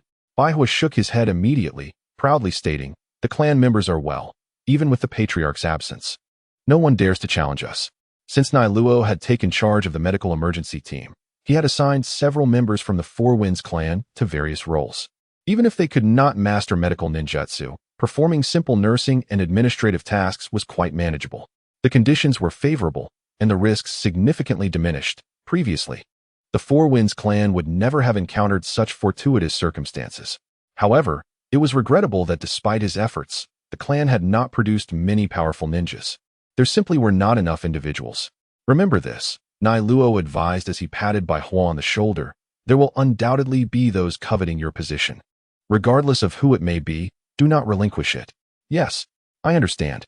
Very well, you may go about your duties. Nai Luo continued addressing matters concerning the clan, resolving everything in a short span, for after all, it was a small family. Though the Four Winds clan currently could not contribute significantly, Nai Luo continued to support his clan members, for they were indeed capable of offering their loyalty to him. The members of the Four Winds clan understood who was responsible for their improved lives. At the entrance of Konoha village, a constant stream of people flowed through. Commoners, ninjas, nobles, merchants, and others, all registered before being granted entry. Certainly, the paths and passages leading out of Konoha village are not limited to just one. Exhaling deeply, Yamanaka Suki, who had just returned through a hidden side door of Konoha, felt the fatigue of the past few days' missions weigh upon her. However, she was relieved to be back in the village, where she could finally take a moment to rest. Yet, her first stop was the Umbu base to report her mission before she could change her attire and remove the mask from her face. Accompanied by her team of 4, they made their way toward the Umbu base. Despite their return to the village, the 4 remained vigilant, immediately turning their attention to the nearby forest upon sensing something amiss. Suddenly, a figure emerged from the trees, fixating on Yamanaka Suki, who still wore her mask. It was Yamanaka Kaze. Suki maintained her guard, furrowing her brow at the unexpected appearance of her brother, who was supposed to be a bodyguard for Danzo Shimura. Why had he come here to confront her? Lord Danzo wishes to see you. Kaze, tall with orange hair and clad in battle attire, stood expressionless, staring intently at his sister, as if prepared to act should she refuse to follow him. I am a member of the Umbu, serving Lord Nara Shikaku. Suki retorted defiantly. Without orders from Lord Shikaku or Lord Hokage, I will not accompany you. Kaze raised an eyebrow, his gloved hands lifting to display an open palm towards Suki. Was he prepared to resort to violence at the slightest provocation? With a metallic sound, Suki and the Umbu ninjas behind her unsheathed their swords, aiming them at Kaze. Tension crackled in the air, as the atmosphere thickened with a palpable sense of impending conflict. Do not be rash, Kaze. Danzo Shimura, leaning on his cane, stepped slowly from the shadows of the trees, accompanied by a guard from the Yamanaka clan, Yamanaka Torian. This was troublesome. One of the Umbu ninjas behind Suki silently retreated, only to realize that another ninja was watching him from behind. Seeking assistance was futile. Suki already knew that calling for help was no longer an option. Strategies raced through her mind, but she dismissed each one in turn. With steady, forceful footsteps, Danzo approached, his oppressive presence intensifying. Suki felt beads of sweat begin to form on her forehead. Suki, you belong to Root, Danzo declared, his voice brooking no argument. Suki remained silent. Danzo, who had never tolerated dissent, observed the scene with a calm demeanor, as if he held the fate of the world within his grasp. It seems you have all forgotten the strict laws of the Root organization. He then fell silent, his gaze unwavering on Suki and her companions, confident that they would soon submit before him. 1 second, 2 seconds, 3 seconds, an unbearable silence enveloped them. A crow cawed overhead. Why the lack of response? A flicker of realization crossed Danzo's eyes as he understood what had transpired. The cursed seal of Root had been broken. The other seals hidden within the jutsu had vanished. Who had released them? I did. A sudden awakening swept through everyone present. As the light flooded their vision, it was as if a blazing sun had risen, dispelling the shadows and the chill that had permeated the air. The gathered individuals involuntarily swallowed hard, a wave of fervent energy washing over them. Boom, boom, boom. The sound of steady, powerful footsteps drew nearer. Everyone squinted slightly, the sunlight slanting down as the newcomer finally revealed himself. Nara Shikaku. With one hand in his pocket and a smile on his face, Shikaku stepped forward, standing before Danzo. Curious to see what you're doing here, Danzo-senpai. Is there something you wish to discuss with my subordinate? You could simply ask me. I know much more. Though Danzo's expression remained unchanged. His fingers tightened around the cane, revealing the tension in his grip. You should refer to me as Lord. Danzo's demeanor shifted slightly, but Shikaku responded with a serious nod. Of course, addressing you by your title in public is essential. I understand. By the way, what is your title, Danzo-senpai? Who are you? Danzo's demeanor darkened instantly. But as a renowned figure in the shinobi world, he managed to retain his composure. Senpai, what were you doing just now? Shikaku's voice rose sharply as he stepped forward, his eyes fixed intently on Danzo. In an instant, Yamanaka Kaze and Yamanaka Torian surged to Danzo's side, adopting battle stances against Shikaku, while another ninja positioned himself at Danzo's flank. At the same moment, Suki and her Umbu companions formed a protective barrier around Shikaku. The tension palpable as Danzo and Shikaku remained locked in a gaze, seemingly oblivious to the shifting dynamics around them. Chapter 21, The Calculated Scheme. An unexpected choice, a gust of wind swept through, rustling the trees. Shikaku and Danzo stood their ground, silently locking eyes. The two leaders exchanged no words, and the atmosphere grew increasingly tense. Suki and her fellow Umbu members resolutely placed themselves in front of Shikaku. They had made their choice, and there was no turning back, even if their adversary was her own brother. The sun high above had been obscured by clouds, its rays filtering through the gloom, casting a cold ambience around them. Shikaku and Danzo continued to gaze at one another, neither willing to yield, the atmosphere thickening with danger. Suki tightened her grip on her katana, ready to strike at any moment. Kaze and Torian beside Danzo slightly bent their knees, preparing for combat. Step back, Kaze, perhaps wary of an imminent clash or lacking confidence. Danzo finally took a step back. The indoctrinated Kaze and Torian immediately complied with Danzo's command, retreating behind him. Shikaku raised an eyebrow, finding this reaction both expected and surprising. It seemed Danzo had realized that Shikaku would not back down, prompting his retreat. Growth is indeed rapid. I should have taken you under my wing from the start, Danzo remarked, his expression unchanged as he regarded Shikaku, the cane tapping lightly against the ground. The unspoken implication was clear. Shikaku, even if you had sought entry into the Root organization, I would have deemed you unworthy. What a pity. But I have no fondness for Root. No, it's not just disinterest, it's disdain. Shikaku retorted sharply, unwilling to engage in further fruitless dialogue with Danzo. As their relationship was beyond repair, it was better to see who would emerge victorious in the end. Just as Shikaku turned to lead his team away, he noticed Danzo wave his hand, and Kaze along with the others quickly retreated, vanishing from sight. What does this mean? Do you wish to speak with me? Shikaku then instructed Tsuki and the others to return to the Umbu base to report their mission, remaining behind himself. Shikaku was not concerned about Danzo attacking him directly. As a prominent figure in Konoha, it would mean treason for Danzo to strike him down. If Danzo sought to eliminate him, he would have to resort to indirect means, much like how he dealt with Tsukumo Hitaki. What do you wish to convey? Shikaku began, indicating the two of them were alone now and urging Danzo to speak plainly. Suddenly, Naraku felt every hair on his body stand on end, as if an alarm was ringing in his mind, propelling him into a state of readiness for battle. In an instant, a violent killing intent threatened to erupt. However, he quickly regained his composure. Shimura Danzo, observing Naraku's reaction with a perplexed expression, lowered his hand that had been touching the bandaged right eye. What was the meaning of Naraku's response? Wait, could it be that he has discerned something? Danzo's expression darkened. Yet, no matter how he contemplated, he believed that Naraku could not possibly know the truth behind his bandaged right eye. Just a moment ago, he thought Naraku was about to make a move. Naraku waved his hand dismissively. Indeed, his reaction had been somewhat excessive. Yet, it was understandable. For within Danzo's concealed right eye lay a Sharingan of the Mangeki variety. This eye had been seized from Uchiha Shursui, and it housed the most formidable Jinjutsu in the ninja world, Kodoamatsukami. This technique could silently disrupt consciousness, allowing the user to entirely manipulate their opponent without their awareness, stripping them of autonomy. Thus, Naraku's overreaction was warranted. He had believed Danzo intended to employ Kodoamatsukami against him, seeking to control his mind, which had prompted him to prepare to eliminate Danzo in an instant. Naraku's response raised no issues, and Danzo begrudgingly set aside his doubts. Nevertheless, a character as profoundly suspicious and cautious as Danzo would never fully trust anyone. It was evident that he would discreetly test Naraku in the future to ascertain what he truly knew. This attitude was understandable, for Kodoamatsukami was intricately tied to many of Danzo's schemes and concealed numerous secrets. He would never allow anyone to discover this trump card. Some time ago, Hiruzen Sarutobi had consulted Danzo regarding the candidates for the position of 5th Hokage. Naraku of the Shikaku clan was momentarily taken aback. He had genuinely been unaware of this matter. Sarutobi intended for him to become Hokage, although he was merely a candidate. Naraku was confident that he could outpace Kakashi in this regard.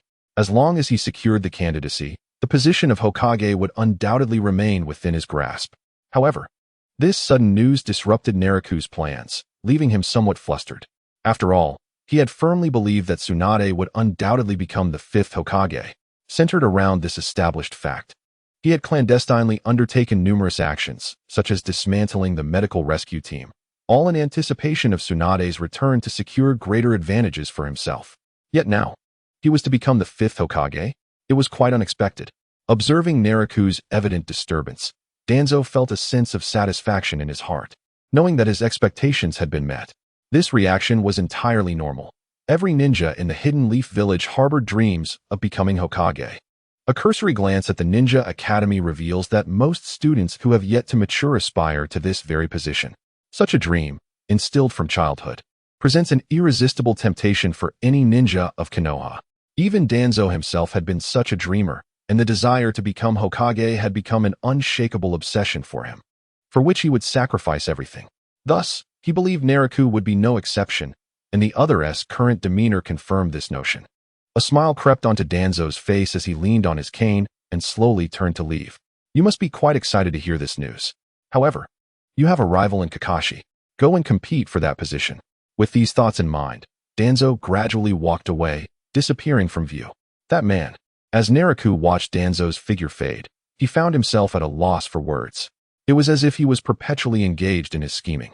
Danzo's intentions were transparent, clearly indicating that he aimed to incite a fierce competition between Naraku and Kakashi for the position of Hokage. This was an overt maneuver. Even if the average person recognized Danzo's intentions, they would find it nearly impossible to extricate themselves from his influence, for the allure of becoming Hokage was simply too great. No one dared to claim indifference. Even Naraku could not deny that he harbored ambitions, but his motivations diverged from those of others. For him, the role of Hokage was merely a means to secure opportunities for reward draws and to surpass his limits in strength. This is troublesome. I need to contemplate this thoroughly. Naraku furrowed his brow in thought, yet he realized that a decision could not be reached in the short term. Sir, Yamanaka Suki suddenly appeared, rousing Naraku from his contemplation. Oh, you haven't returned yet? He replied. Come, let us return together. Naraku understood that Suki and the others were concerned for his safety, which was why they had not left. They had been waiting at a distance, and upon seeing Danzo depart, while Naraku remained stationary for an extended period, they had come to check on him. Chapter 22. I am the new bodyguard of Uzumaki Naruto in the dark base of Konoha's Umbu. Naraku sat in his office, lost in thought. Reclining in his chair with his feet propped up on the desk, he gently swayed his body. Midogate In and Nara Shokan opposed my candidacy due to their fear of losing power, favoring Kakashi instead. The third Hokage should lean towards my side. Otherwise, Nara Shikaku wouldn't have endorsed me. He must have discerned Sarutobi's intentions to speak up. Shikaku is a clever man. Although Danzo did not explicitly state it, he surely supports no one, as he harbors aspirations of becoming Hokage himself. The information conveyed by Danzo to Naraku was not particularly detailed. Yet Naraku managed to infer the general outline of the situation. Could it be that my chances of becoming Hokage are greater than Kakashi's? He pondered, wait, am I expected to serve as a mentor for Naruto and the others? He scratched his head, feeling somewhat vexed. This news had thrown his plans into disarray. Wait, the plan for Konoha's collapse is set to occur soon. Regardless of who is chosen, Tsunade will ultimately become the fifth Hokage. Not necessarily. Following the collapse of Konoha, the village would suffer extensive damage. According to the original narrative, it would lose a significant number of elite ninjas led by the third Hokage, Sarutobi Hiruzen, resulting in a loss of over half of Konoha's combat strength. Such a catastrophic loss would be far beyond what Kakashi could endure, especially since he had only recently assumed the role of mentor for Naruto's ninja team. In many respects, he was indeed less suited to become Hokage than Tsunade. However, with the presence of Naraku, the outcome would differ. With him around, Konoha's losses would not be as severe, and given Naraku's strength and qualifications, it was plausible that he could bypass Tsunade and ascend directly to the position of Hokage. After all, by that time, the third Hokage would already be deceased, and the dire situation in Konoha would not allow for delays. Under such circumstances, it was indeed possible for Naraku to become the fifth Hokage. How curious. The more I contemplate it, the more feasible my ascension to Hokage appears. Naraku's mind whirled with various thoughts as he endeavored to predict the future's transformations. With his presence in this world, everything could indeed be different. In truth, I would not mind becoming Hokage. It is not an undesirable position. However, Naraku's perspective on the Hokage title was solely tied to the opportunities for reward draws it offered, as such benefits could enhance his power. Naturally, should he truly become Hokage, he would fulfill his duties in a conventional manner. System, if I were to ascend directly to Hokage from my current position, how many chances for rewards would I receive? The host can obtain a maximum of 5 chances for rewards, a minimum of 3 and a maximum of 5. Becoming Hokage would yield the highest number of opportunities. Yet, for Naraku, this seemed somewhat disadvantageous. After all, he could still elevate his position from deputy head of the Umbu to head of the Umbu, and from deputy minister of medicine to minister of medicine. Even if these were the minimum reward qualifications, he could accumulate 6 chances, which was the promotion plan Naraku had set for himself. However, if one were to become Hokage directly, there would be no need for further discussion. The most crucial aspect is that after attaining the position of Hokage, one must reside in the Hidden Leaf Village for an extended period. The pervasive gaze of others is ever present, making it cumbersome to engage in other endeavors. Contemplating this, Naraku felt a twinge of frustration. The implications of becoming Hokage at this juncture weighed heavily upon him, bringing forth numerous disadvantages and scant benefits. No, this won't do. I must adhere to the original plan. Hatake Kakashi, having departed from the Umbu, is set to become a guiding instructor, while I shall ascend to the role of captain of the Umbu. Once Tsunade returns to assume the mantle of 5th Hokage, I shall take up the position of medical minister, along with future roles as an advisor to the Hokage, thereby maximizing my advantages. After much deliberation, Naraku resolved to stick to his initial strategy. To become Hokage directly would be a grave misstep, posing significant risks to his strength enhancement. Naraku had never forgotten the perilous nature of the later Hokage world, teeming with formidable enemies, not to mention the enigmatic Otsutsuki clan. Thus, for him, the enhancement of strength remains paramount. Now, the immediate priority is to ensure that Hatake Kakashi becomes the mentor for Naruto Uzumaki and his companions. Naraku must find a way to be eliminated from consideration by the third Hokage. As he pondered, the order from Sarutobi Hiruzen arrived. What? I am to serve as a bodyguard for Naruto Uzumaki? Naraku was utterly bewildered upon receiving this assignment. Surely, the third Hokage has not already decided to make him a candidate for Hokage? This is a grave matter. Swiftly exiting the Umbu headquarters, Naraku prepared to confront the third Hokage, considering that directly declining the Hokage position might be a prudent course of action. Wait, lost in his thoughts, Naraku completely missed the voices calling out to him, rushing towards the Hokage's office until the familiar figure of Hatake Kakashi appeared beside him, jolting him back to reality. What is it? I have matters to attend to. You are to oversee Naruto Uzumaki, correct? Kakashi's weary eyes reflected a sense of resignation, as he too had received an order from Sarutobi Hiruzen. Oh, you knew we both received this task. With this realization, Naraku breathed a sigh of relief. The situation was not yet finalized, and there was still time. It dawned on him that the third Hokage intended to use this task to assess who among him and Kakashi would be more suitable as a mentor. Perfect. With newfound assurance, Naraku followed Kakashi to seek out Naruto Uzumaki. At the Ninja Academy. Naraku almost erupted in laughter at the absurd scene before him.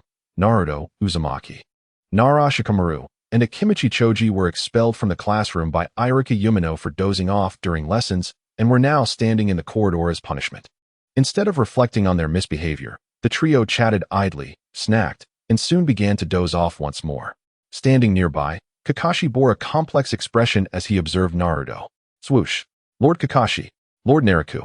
Tenzo appeared atop the lush tree where Kakashi and Naraku stood, maintaining a respectful demeanor due to the ongoing mission.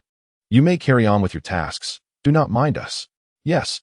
Tenzo glanced at the silently brooding Kakashi, who was enveloped in a somber atmosphere, entirely dismissive of his presence. With a wave of his hand, Naraku signaled Tenzo to depart. Upon returning to his ninja team, Tenzo was immediately met with their curious gazes. The two adults must have other tasks. Let us continue. Yes. Casting a glance at Tenzo and the concealed ninja team, Naraku had no intention of intervening. Whether for protection or surveillance, these individuals had rules to follow. The sensory ninja from the Yamashiro clan and the branch family of the Hyuga clan were indeed suitable candidates. The ninjas from these two clans were exceptionally adept at monitoring or safeguarding, leaving Naruto Uzumaki nearly imperceptible to their watchful eyes. Curiously stroking his chin, Naraku recalled a thought. The Hyuga clan's ninjas, with their Byakugan, were undoubtedly the best choice for surveilling and protecting Naruto. Had they noticed that their heiress, Hinata Hyuga, harbored feelings for Naruto? At this moment, Hinata was the heir to the main branch of the Hyuga clan, a position of considerable significance. Was it possible that Hayashi Hyuga had already contemplated making Naruto his son-in-law, allowing him to enjoy a life replete with Byakugan post-marriage? How intriguing. Chapter 23. Diverging perspectives. These two individuals truly are something else. Sarutobi Hiruzen, pipe in mouth, exhaled a plume of smoke as he gazed into a crystal ball before him, which vividly displayed the figures of two individuals, Naraku and Kakashi. Hiruzen was employing the telescope technique to monitor their actions, a ninjutsu he frequently utilized to oversee the entirety of the Hidden Leaf Village. Originally, Hiruzen had assigned Naraku and Kakashi to temporarily serve as Naruto's bodyguards to evaluate their performance, determining who would ultimately be the more fitting mentor for Naruto and a potential candidate for Hokage. However, observing their conduct now revealed that neither was particularly reliable. Naraku leaned against the tree trunk, appearing utterly disinterested in the mission, while Kakashi seemed lost in a reverie, his mind adrift. Others may not perceive it, but Hiruzen saw clearly through Kakashi's demeanor. At that moment, Hiruzen contemplated the possibility of eliminating both from consideration. Naraku's lackadaisical attitude was one matter. Kakashi's issues were a greater concern. Hiruzen placed his pipe aside, troubled by the fact that after all these years, Kakashi had yet to move past his past traumas. Even without the Hokage candidacy weighing upon him, Kakashi's current mindset rendered him unfit for the role of a shinobi. Sighing, he acknowledged that each had their strengths and weaknesses. He would observe a while longer. Hidden among the dense foliage of the towering tree, Naraku occasionally cast a glance at Naruto, who was dozing in the school corridor, his mind wandering. Yet soon he found himself exasperated. Kakashi was still ensnared in his melancholic thoughts, unable to break free. This is quite enough. Hey, Kakashi. Naraku lightly tapped the tree branch beneath him, the subtle tremor finally rousing Kakashi from his stupor. I understand that those events from the past have profoundly impacted you. But it has been years. You must not continue to dwell in those memories. This cannot go on. Kakashi met Naraku's serious gaze, aware that he could no longer afford to remain entrenched in the past, but such matters were not easily swayed by will alone. Enough with the nostalgia. The school day has ended. Naraku and Kakashi observed as the bell signaling the end of the Ninja Academy's day rang, children laughing and playing as they left the school. This scene was lively and delightful. The adults waiting at the academy's entrance gradually began to collect their children, yet most deliberately avoided the area where Naruto stood, uttering harsh words and instructing their children to steer clear of him. As the Ninja Academy quieted down, Naruto watched as one by one, adults escorted their children away, leaving him to walk home in solitude. Observing the solitary figure beneath the setting sun, Naraku furrowed his brow and followed alongside Kakashi. Gulping, Naruto gazed at a steaming, aromatic street vendor, unable to suppress his hunger. He reached into his pocket, but the clinking of a few coins quickly dashed his hopes. Forget it. I don't even like these. There are plenty of instant noodles at home. I prefer those. Attempting to convince himself, Naruto endeavored to shift his focus. Yet the drool threatening to spill from the corner of his mouth betrayed him. However, the vendor at the snack stall quickly noticed him, and a look of utter disdain and aversion fell upon Uzumaki Naruto, causing his expression to darken as he immediately turned and fled. He ought to have money, after all. Naraku Shifengyuan and Hatake Kakashi stood before the snack stall. Kakashi had certainly witnessed the previous scene, yet he was somewhat perplexed. The village must provide Naruto with living expenses. Did you not see the vendor's expression? Besides, he should be broke now. Broke? Kakashi appeared puzzled, but without Naraku's prompting, he soon realized. Indeed. The Hidden Leaf Village grants Naruto a monthly stipend. No one would dare to embezzle that money, especially given his status as the orphan of the fourth Hokage. Furthermore, it was Sarutobi Hiruzen who delivered the funds, visiting Naruto at the beginning of each month to ensure he received his allowance. However, the issue lay in Naruto's age. He was far too young to comprehend the nuances of spending and saving money. Once the living expenses were in hand, it would not be long before only a few coins remained, a typical behavior for a child. Yet, as Naruto matured into a ninja, he indeed began to save, until Jiraiya swindled him out of his money to indulge in drink. After hastily consuming a simple bowl of instant noodles at home, Naruto slipped out, unwilling to linger in the emptiness of his dwelling. The solitude of that home weighed heavily on him. Only outside could he feel the presence of others, even if those individuals often cast upon him looks of hatred, disgust, and rejection. With a creak, Naraku and Kakashi pushed open the door, stepping into Naruto's chaotic abode. The disarray was evident: scattered belongings, unmade beds, and the remnants of instant noodles, with only the broth left, greeted their eyes. Such was the state of Naruto's home. It was somewhat outrageous, yet he was merely 12 years old. One could understand. Naraku surveyed the room and had to admit that while the house was small, it was equipped with basic necessities, including a refrigerator. Kakashi silently observed his surroundings before stepping further inside, casually picking up an empty milk carton from the table. Immediately recognizing the problem. What's wrong? This milk has expired. Naraku paused, recalling a similar scene he had witnessed before. The third Hokage had indeed overstepped. Opening the refrigerator, Naraku was confronted with an abundance of milk. Naruto's living conditions should not be like this. This was due to Naruto's significant identity. The third Hokage, Sarutobi Hiruzen, appeared, slowly entering the room, pipe in hand. The Jinchuriki of the Nine Tails must not encounter any issues. Naraku cast a disapproving glance at Hiruzen, gesturing toward the room's condition. Aside from being the Jinchuriki, Naruto was also the son of the fourth Hokage, and the offspring of those who sacrificed for the village should not endure such hardships.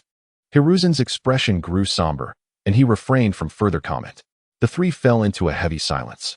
To be frank, Naraku could not comprehend the prevailing attitudes within the shinobi world toward the Jinchuriki. They treated him as a weapon, yet failed to offer him kindness. Allowing the Jinchuriki to be bullied, despised, and rejected, an unfathomable predicament. It was inherently perilous, and yet they continued to provoke the Jinchuriki, as if fearing the superweapon would not detonate. In Naraku's view, it was entirely reasonable for a Jinchuriki to lash out, given the treatment they received. Maintaining composure would be astonishing. Chapter 24. Naruto's first encounter. I understand how vital the Jinchuriki of the Nine Tails is to the Hidden Leaf Village. Yet such treatment can scarcely be deemed acceptable. Naraku was aware that Hiruzen disapproved of his assertions, yet he spoke nonetheless. Once, Naraku found it curious that while Jiraiya was often away, the absence of concern from Kakashi, who resided within the village, regarding his master and mistress's son was perplexing. However, upon entering the world of Hokage, Naraku realized this was due to Hiruzen's direct orders to conceal Naruto's identity, forbidding anyone from approaching him. Kakashi, having suffered consecutive blows that impacted both his body and mind, alongside the Hokage's orders, was naturally unable to care for Naruto. Only this could elucidate why none of the companions and friends of the fourth Hokage, Namake's Minato, were present, not even to lend a hand or offer assistance. Yet Naraku remained baffled as to why Hiruzen chose to suppress the knowledge of Naruto's identity as the fourth Hokage's son while allowing the rumors of him as the demon fox to spread unchecked. In response to Naraku's confusion, Hiruzen provided little explanation, merely fixing him with a penetrating gaze. I am the Hokage. Such decisions are final. Kakashi opened his mouth to speak, but ultimately said nothing. Once Hiruzen departed, Kakashi sighed, his demeanor somewhat disheartened. What you said earlier? I believe it to be true. It's merely the truth. Naraku pointed at Kakashi with a mischievous glint in his eye. Wait until Naruto grows up. Such matters cannot remain concealed indefinitely. I am curious to see how you will face him then. Were it not for the late Uzumaki Kushina, I wonder if she would not have used the chakra chains to discipline you. Minato and Kushina treated you and Obito with such kindness. Yet you two have only brought misfortune upon their son. Face him. Kakashi chuckled bitterly. I am struggling to navigate my own life. Naraku cast a disdainful glance at Kakashi. The two shared one last look at Naruto's room before departing. Soon, they found Naruto at the back mountain of the Hidden Leaf Village. You just went fishing, didn't you? Yes, I'm drenched all over. My clothes are hanging on a tree nearby. Observing Naruto, who was shirtless and had gathered a pile of firewood to start a fire, Naraku contemplated before stepping from his hiding place. It seemed that he did not truly enjoy instant noodles. Rather, they were merely convenient and inexpensive. Naraku, you say? Kakashi turned to glance at his companion, only to be astonished to find that the Naraku who had just been beside him had vanished. Turning back, Kakashi's eyes widened in alarm as he realized Naraku was boldly approaching Naruto. This bewildered not only him, but also the vigilant members of Tenzo and the ninja squad, who were unsure of how to proceed. Should they intervene? However, both Naraku and Kakashi had other tasks at hand. But truly, Kakashi scratched his head in frustration, pondering for a moment before exhaling a sigh and stepping out from his concealment as well. In the Hokage's office, Sarutobi Hiruzen, having just returned, observed the scene revealed in the crystal ball, silently puffing on his pipe. Hey, why is nothing happening? Naruto scratched his golden hair, somewhat dejected, yet promptly resumed his efforts to blow air onto the pile of wood. In his quest to ignite a fire, Naruto found himself in a bit of a mess, his small face resembling that of a calico cat. Perhaps due to his intense focus on creating fire, he remained blissfully unaware that Naraku had already approached him. You must leave some space beneath the wood to ignite it. Who? The blond boy jumped at the sudden voice, leaping 3 feet into the air, shaking his head as he searched for the source. To his astonishment, he saw a young man with black hair seated on a nearby stone, holding a branch with the very fish he had just caught impaled upon it. Ah, that is my fish. This. Naraku waved the branch with the fish, gesturing toward Naruto. Yes, I caught that just now. Naruto extended his now grimy hand, affirming that indeed, the fish was his catch. As he spoke, Naruto Uzumaki cautiously approached Naraku Shifengyuan. Keenly sensing that this individual was unlike others he had encountered, there was no animosity or hatred directed toward him, which filled Naruto with joy. Apart from a few, such as Irika-sensei and Hokage Jiji, This person did not harbor any dislike for him. Do you want to eat? If you do, I can share. I can catch more. I'm quite skilled at it, and often catch big fish. Although Naruto feigned indifference, his darkened face betrayed his anxious thoughts, fearing that this person might decline his offer. Observing Naruto's proud stance, Naraku Shifengyuan chuckled, having no intention of returning the favor, as he himself was quite hungry. After speaking, he placed the fish speared on a branch beside a rock, signaling that the fish belonged to him and no one else should attempt to claim it. Oh, so adults are this cunning. Naruto pretended to be angry, but his joy was unmistakable. Oh, who told you that adults are cunning? Naraku snapped his fingers, causing a small flame to ignite in the pile of wood, which quickly flared up and began to burn. Shikamaru told me. He said adults are all very cunning and troublesome. Naruto casually explained, his eyes bright as he watched Naraku place the prepared fish over the fire to grill. He had witnessed Naraku's igniting action moments ago. It was a feat only a ninja could perform. That sounds like something a member of the Nara clan would say. Do you know Shikamaru? No, I know his father. Wait, what did you call me? Naraku abruptly raised his head, glaring menacingly at Naruto, emphasizing his face with a pointed finger. Take a good look at my face. Am I an uncle? Hee. Naruto showed no fear, still inching closer, as he was quite adept at discerning others' emotions. Despite Naraku's harsh tone, there was no malice. It seemed more like a playful attempt to frighten a child. What are you getting so close for? Naraku scoffed, returning his gaze to the grilling fish. Hey, big brother, were you just using a ninja technique? Are you a ninja from the village? Naruto blinked eagerly, his expression somewhat comical against his darkened face. Big brother? Fine, I'll reluctantly accept that. Naraku extended his palm, flames bursting forth with a poof, illuminating Naruto's dark face with a warm glow. Wow! Naruto exclaimed in delight. His eyes filled with longing as he gazed at the crimson flames dancing in Naraku's hand. The fire was not blinding but exuded warmth, dispelling the shadows from Naruto's pupils. Chapter 25. Who needs Hokage? I am the strongest. In the forest behind Konoha, Naraku and Naruto sat before a crackling bonfire, the wood popping and sizzling, while the aroma of the freshly grilled fish wafted enticingly through the air. Naruto, brimming with enthusiasm, engaged Naraku in conversation, the sizzling fish failing to distract him. At this moment, they had exchanged names, and to Naruto, it felt as though he had gained a new friend. Naraku's eyes fell on the fish as he casually turned it over, declaring, "It's nearly ready, go wash your face." Okay. Naruto jumped up, hurriedly running to the riverbank to scrub his face and hands vigorously before racing back like a whirlwind. Bring your jacket over here, it'll dry faster by the fire. All right. Naruto obediently complied, eager to avoid upsetting Naraku and losing his newfound friend. It's delicious.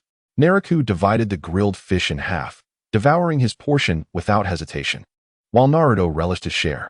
How strange, Naruto pondered aloud. Why is it that after grilling fish for so long, mine never tastes good? Why does yours taste so much better? Ignoring Naruto's curiosity, Naraku glanced back and noticed Kakashi Hatake standing behind a nearby tree, seemingly reluctant to approach. Kakashi, feeling equally troubled, was unsure how to face Naruto and what to say, so he remained hidden, watching Naruto and Naraku enjoy their fish by the fire, feeling a pang of loneliness himself. Hey, you there, could you help me get some food from the village? Kakashi, observing the two, was taken aback when Naraku waved at him. He instinctively pointed to himself, only to see Naraku nod in confirmation that he was indeed addressing him. At that moment, Naruto turned, startled, and spotted Kakashi emerging from behind the tree.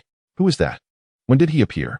Kakashi's appearance was striking, especially with his Leaf Village forehead protector and mask obscuring most of his face, leaving only one eye visible.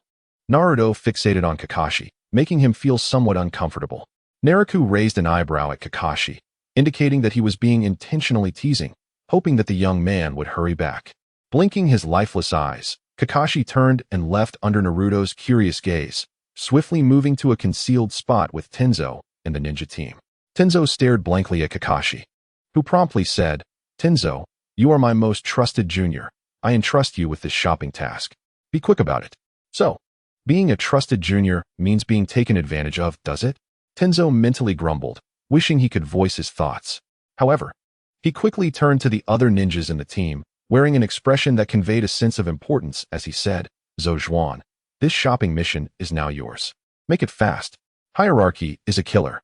The Umbu ninja known as Zhou looked speechlessly at his superior before swiftly departing for Konoha village to procure supplies. For Umbu ninjas, commands were absolute and must be fulfilled. Thus, an exceedingly rare scene unfolded at the snack stalls and confectionery shops in Konoha village.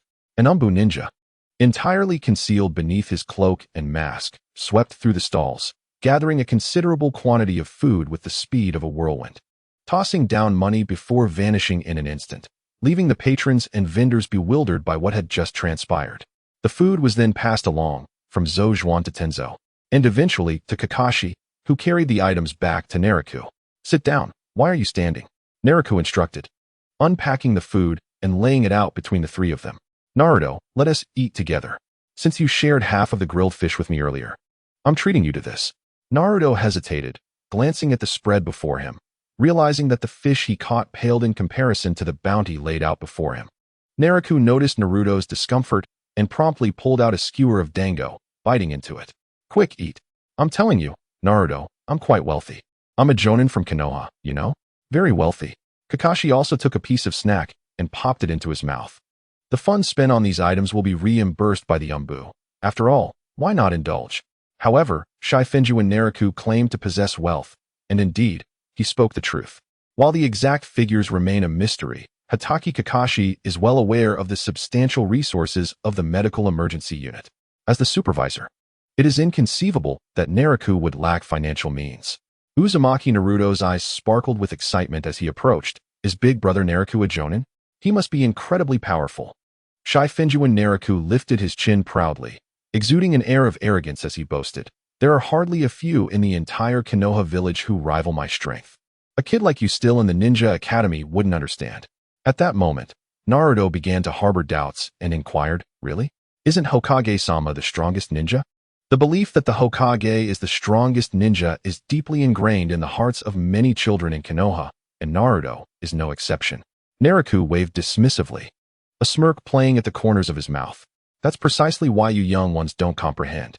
The Hokage is indeed formidable, but he is old and certainly not a match for someone as youthful as I. With a single ambush, I could defeat the Hokage." What? The audacity of Naraku's claim left both Naruto and Kakashi, as well as the concealed Umbu members, utterly astonished. Coughing uncontrollably, Sarutobi Hiruzen, observing through the crystal ball, was taken aback by Naraku's boldness. This audacious brat needs to be taught a lesson for doubting his own strength, and Hiruzen's frustration was evident. "Ah, Naraku, please refrain from such nonsense. Hokage-sama's strength is indeed remarkable. Naruto is not mistaken." Kakashi could no longer contain himself. TCH. Naraku rolled his eyes, causing Kakashi to feel a headache coming on. It struck him as peculiar. Something about Naraku seemed off today. Chapter 26. The strongest transformation technique in the ninja world. Though Naruto remained skeptical of Naraku's words, he acknowledged that Naraku was a formidable ninja. "Big Brother Naraku, do you think I can become a ninja as powerful as you?" Naruto asked, his eyes wide with anticipation as he awaited a response. "Well," Naraku feigned contemplation, scrutinizing Naruto from head to toe. Naruto instinctively straightened his posture, brimming with determination. "While you are still far from my level, you indeed possess the potential to become an outstanding ninja." Haha. Hearing this praise from Naraku nearly caused Naruto to burst into tears of joy as the underdog. Such commendation was utterly unexpected. Observing Naruto's elation, Kakashi curiously whispered, "Are you so certain?" "Of course," Naraku retorted quietly. The child of the fourth Hokage and a descendant of the Uzumaki clan. How could his talent be lacking? Reflecting on his own teacher, Minato Namikaze's extraordinary prowess, Kakashi nodded in agreement. He was acutely aware of how formidable his teacher was, a ninja whose mere name could intimidate foes. Believe it or not, if this child can refine chakra, he surpasses you. Naraku raised an eyebrow, a mocking smile gracing his lips. Wow, isn't that a bit condescending? However, considering Naruto's Uzumaki lineage, Kakashi realized he could not compete with the volume of chakra. As they conversed, Naruto, who had been exuberant moments ago, suddenly appeared dejected. This was a rare sight, given Naruto's typically optimistic and confident demeanor. "What's wrong? You've become so downcast all of a sudden." "Big Brother Naraku, I'm the bottom of the class in the academy." Although he claimed not to care, being at the bottom still stung Naruto's pride. "The bottom?" Naruto, Understand that true strength emerges from those who rise from the depths. Naraku's expression turned serious as he looked at Naruto, placing a reassuring hand on his shoulder. Among Konoha's Jonin, there exists a ninja who excels not in ninjutsu or jinjutsu, but possesses extraordinary taijutsu talent. He was nearly abandoned by the academy, as many believed he could never become a ninja, yet he never surrendered. Unable to master ninjutsu or jinjutsu, he dedicated himself entirely to taijutsu.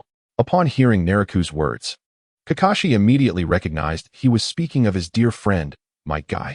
Meanwhile, Naruto listened intently, his eyes wide with focus, hardly daring to blink. What about him now? Naruto asked, unable to fathom how someone lacking in ninjutsu and jinjutsu could become a ninja. Now, Naraku exclaimed, giving a thumbs up and beaming. He is the strongest taijutsu ninja in Konoha, surpassing anyone in physical prowess. Even the third Hokage cannot contend with him in taijutsu. This individual has become a remarkably powerful Jonin, having contributed immensely to Konoha, defeating countless enemies. Kakashi nodded in agreement. He had always believed Guy had a gift for taijutsu, but now he realized the extent of that talent. After numerous battles with Guy, Kakashi understood all too well the weight of his strikes. Each encounter left him battered and bruised. Meanwhile, Sarutobi Hiruzen, observing from the Hokage Tower, was quite pleased with Naraku's method of encouragement, believing it would cultivate admirable qualities in Naruto. Guy's example was indeed an apt one, worthy of Naruto's emulation. Naruto, do you know how this person succeeded? Naruto shook his head, eager for Naraku's answer. Through relentless effort, through unwavering determination, with unparalleled confidence. If running 1,000 meters does not make you stronger, then run 10,000. If throwing punches 1,000 times does not yield strength, then throw them 10,000 times. That is the answer. With each declaration, Naruto's eyes sparkled even brighter, and by the end, he seemed to ignite with fervor. The remnants of his earlier gloom had vanished entirely. Kakashi couldn't help but give Naraku a thumbs up. His words were nothing short of inspiring. I understand. I will not give up, just like this person. I will commit to my training to become a ninja. This is my ninja way. The fiery determination radiating from Naruto inspired everyone present. Naraku was taken aback, realizing that his words had sparked Naruto's resolve. Perhaps he possessed a talent for verbal persuasion after all. With renewed enthusiasm, Naruto eagerly swallowed his food, his adrenaline surging as he pondered how to express his excitement. Big brother Naraku, I will showcase my self-created transformation technique to demonstrate my will and determination. Eagerly, Naruto leaped to a clear space, forming hand signs. Wait, the sexy jutsu. With a puff of smoke, a voluptuous blonde beauty appeared before them, striking a tantalizing pose and blowing a kiss toward Naraku and Kakashi. What do you think? This is my self-created transformation technique. Even Irika-sensei fell for it. In that fleeting moment, the spirited enthusiasm that once filled the air dissipated entirely, plunging the surroundings into an awkward silence. Kakashi Hitaki's lips twitched slightly, leaving him at a loss for words. Was Naruto Uzumaki truly the offspring of Minato Namikaze and Kushina Uzumaki? Could there have been a mix-up at birth? Bang! As the blonde beauty, transformed into Naruto, approached, Naraku Shifengyuan delivered a swift kick, sending him flying. Naruto landed directly in a dense thicket, disturbing a flock of birds. Boring ninjutsu, Kakashi remarked, evaluating the transformation technique. Upon hearing this, Naraku's thoughts sparked with amusement. Realizing the absurd transformation technique introduced at the beginning might one day save the world. From the lovesick Sakura Haruno to the progenitor of chakra, Kagaya Otsutsuki, all had succumbed to this jutsu. What use were the Manjiki Sharingan, the Rinnegan, would release, or the Nine-Tails chakra when faced with the prowess of this harem technique? In this regard, Naruto was undeniably a genius. Sasuke Uchiha, in comparison, paled significantly. Chapter 27. You should leave the group in the Hokage's office. Hiruzen Sarutobi wiped his nose with a piece of white paper, marked distinctly with blood. Cough. This child Naruto is indeed full of surprises. Hiruzen concluded that his earlier unexpected predicament was due to a lack of vigilance, relieved that no one had witnessed it. For an elderly man, the threat of the seduction technique was overwhelming. The third Hokage had resolved to have Naruto seal away such dangerous ninjutsu. Otherwise, many more would fall victim to its perils. Ugh, why is there bird droppings? After a commotion, Naruto emerged from the bushes, brushing off the remnants of grass, while grumbling about why Naraku had kicked him, asserting that his seduction technique was indeed formidable. I should have kicked you harder. After all, your skin is tough. Naraku rolled his eyes, casually helping to brush off the grass from Naruto's body. Naruto stiffened momentarily, stifling the tears that threatened to spill. We all just witnessed your strongest ninjutsu. What is your weakest? Let us see. Perhaps we can assist you in mastering it. Remember, we are Jonin. Oh, all right. Seizing the chance as he turned, Naruto discreetly wiped at the corner of his eye, while both Naraku and Kakashi feigned ignorance. Even the slightest concern nearly overwhelmed this child, who yearned for affection. Sighing, Naruto concealed a wave of melancholy, rousing his spirits. Today he felt exceptional and was certain he could flawlessly execute the jutsu he struggled with, the shadow clone technique. He was determined. Shadow clone technique. Bang! A sound reminiscent of air escaping echoed, and all eyes turned to see a clump resembling mud appear at Naruto's feet. And that was Naruto's clone. Ah, another failure. Yet he reassured himself. Next time, I will surely succeed. I've grasped the key. As he motivated himself, the others wore expressions of disbelief. The third Hokage slammed his palm on the desk in exasperation. Only Naraku observed pensively. Now understanding why Naruto had mastered the multi-shadow clone technique, it all made sense. The third Hokage had indeed put considerable thought into it. Brother Naraku, grant me another chance. I will undoubtedly succeed. No need, this clone technique is not suited for you. Indeed, Kakashi, having discerned the issue, recognized as a ninja who had replicated thousands of techniques that Naruto's chakra control was lacking. The nine-tail seal resided in Naruto's dantian, where chakra flows and converges, creating chaos from the unintentional leakage, hindering his ability to manipulate chakra accurately. The essence of the shadow clone technique lies in precise chakra control, which, even with a lesser amount, suffices. However, Naruto had an abundance of chakra but struggled with control, resulting in repeated failures with the technique. Conversely, the multi-shadow clone technique aligned with Naruto's characteristics, requiring a substantial chakra reserve while being less stringent on control, thus explaining Naruto's rapid mastery of it. After all, Naruto was unbothered by waste. Some chakra might become chaotic due to the nine tails, but as long as more chakra circulated and converged successfully, the jutsu could still be executed. In the future, when Naruto reconciled with the nine tails, this issue would vanish. Noticing Naruto's confusion over his failures with the clone technique, Kakashi advised, since the shadow clone technique proves challenging for now, you might consider training with the substitution technique. Your transformation technique requires no further practice. However, Naruto, distressed, raked his hair and muttered, Irika-sensei said the graduation exam is all about the shadow clone technique. My transformation technique is so impressive. Why doesn't Irika-sensei test that? Snap. Naraku snapped his fingers, capturing Naruto's attention, then gestured toward a nearby tree, indicating to Kakashi. Kakashi understood Naraku's intention and was more than willing. Teaching the child of his mentor was indeed a source of enjoyment. Watch this. Naraku pointed his fingers at his eyes, then directed them at Kakashi, urging Naruto to observe closely. Naruto was momentarily stunned before focusing on Kakashi, who held a copy of Intimate Paradise. Kakashi, with an effortless grace, gathered chakra at his feet and began ascending the tree, moving as if on level ground, climbing rapidly until he hung upside down without falling. Naruto watched intently as Kakashi, seemingly lackadaisical, ascended the tree step by step rather than bolting up it. How is this accomplished? Naruto turned to Naraku, seeking answers. Ask him yourself. Naraku waved his hand dismissively, reclining on a boulder with a yawn. Unfazed, Naruto approached Kakashi, eager to inquire. Kakashi glanced at Naraku, now half reclined, and began explaining the specific steps of the water-walking training. Soon bang, ouch, bang, ouch. Naruto, undeterred, repeatedly charged at the tree, grimacing through his falls but refusing to pause for rest. No one spoke. They merely observed Naruto as he tumbled from the tree time and again. As time passed, the expressions of those present began to shift, moved by Naruto's tenacity and unwavering spirit. Kakashi, truly the child of my mentor. The third Hokage, indeed. The child of Minato Namikaze, Tens, and the Umbu. Without a doubt, the child of the fourth Hokage. Naraku, enough with the comparisons. While Naruto may be a bit reckless, he is indeed progressing steadily. You are not suited for the Umbu.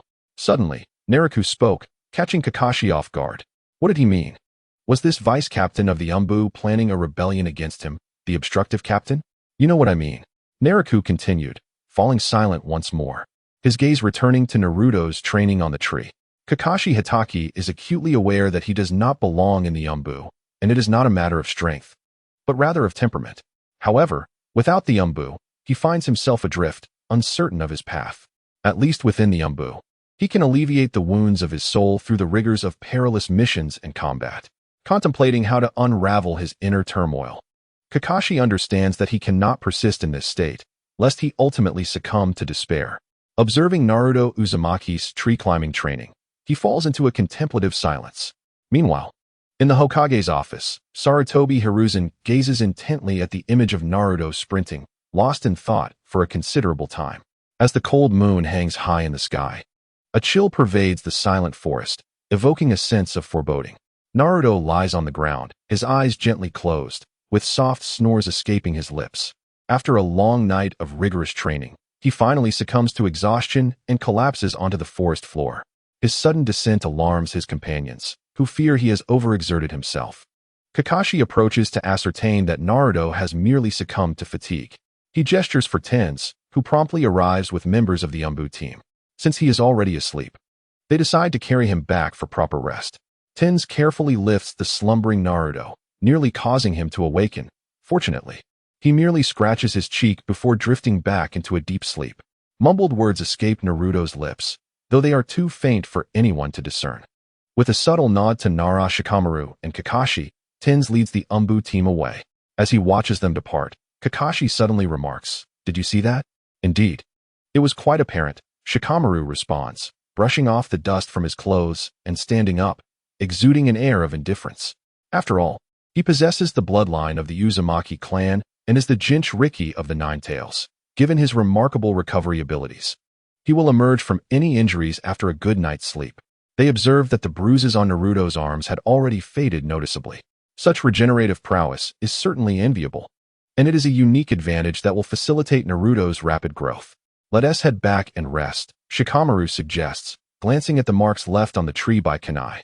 He yawns and waves farewell to Kakashi. As they walk, Shikamaru reflects on his performance that day. That should suffice. Knowing the third Hokage, he is undoubtedly watching us from the shadows, and he will not approve of my actions today. I skillfully pushed Kakashi to teach Naruto tree climbing, which is a strategic move. Kakashi will likely soon leave Umbu to become an instructor, allowing me to advance according to my plan. After reviewing the day's actions, Shikamaru reassures himself that he has done nothing wrong and feels a sense of relief. The following day, in accordance with the third Hokage's instructions, Shikamaru and Kakashi continue to accompany Naruto. After a restful night, Naruto arrives at school full of vigor. His body, previously marred by injuries from the night's training, has completely healed, showing no visible signs of strain. Both Iruka-sensei and his classmates notice that Naruto seems unusually exuberant today, as if he has discovered a powerful martial arts secret that could elevate him to the rank of ninja, his confidence soaring to new heights. "What's up with Naruto today?" Iruka, who appears stern yet genuinely cares for him, finds Naruto's behavior peculiar. Has he encountered some stroke of good fortune? No, this rascal is certainly up to something. Iruka remains vigilant, occasionally casting wary glances at Naruto. Meanwhile, Shikamaru and Choji Akimichi, among Naruto's few good friends, sense a shift in Naruto's demeanor. "Hey, do you want some snacks?" Choji, who treasures food above all else, discreetly opens a bag of chips and offers them to Naruto. No, you eat them," Naruto replies, not even glancing at the tempting snack. Seizing the opportunity, Shikamaru quietly snatches a chip and tosses it into his mouth. Choji retrieves the bag and begins eating himself. But he cannot resist asking, "Naruto, what's going on with you today?" It seems that even Choji has picked up on the unusual atmosphere. Shikamaru glances at his friend, understanding that beneath Choji's exterior lies a finely tuned sensitivity to emotional nuances. Hee, Naruto giggles, burying his face in his arms, unable to contain his delight. "Someone taught me something amazing. Once I master it, I'll definitely share it with you." Wait, someone is secretly mentoring Naruto? Shikamaru pauses, but swiftly reassures himself. This is Konoha. There are always eyes watching Naruto. If someone had ulterior motives, they would not be able to approach him without being apprehended. With that thought, Shikamaru feels at ease. "Make sure to tell me when you learn it," Choji munches on his chips, reminding Naruto. Okay. Naruto agrees enthusiastically. In the past, he would have skipped class, but today he yearns to encounter Shikamaru and Kakashi in the training grounds. Yet, having promised Grandpa Hokage not to skip classes again, he must endure until the afternoon. As the sun climbs higher, the time reaches noon. While Shikamaru and Kakashi are idly observing the young prince, they receive a summons from Sarutobi Hiruzen.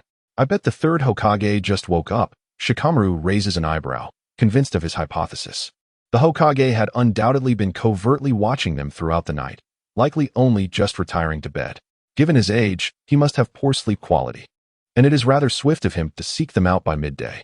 Kakashi puts away his book, contemplating the Hokage's orders and Shikamaru's odd behavior, sensing that something significant is afoot, though he remains oblivious to it.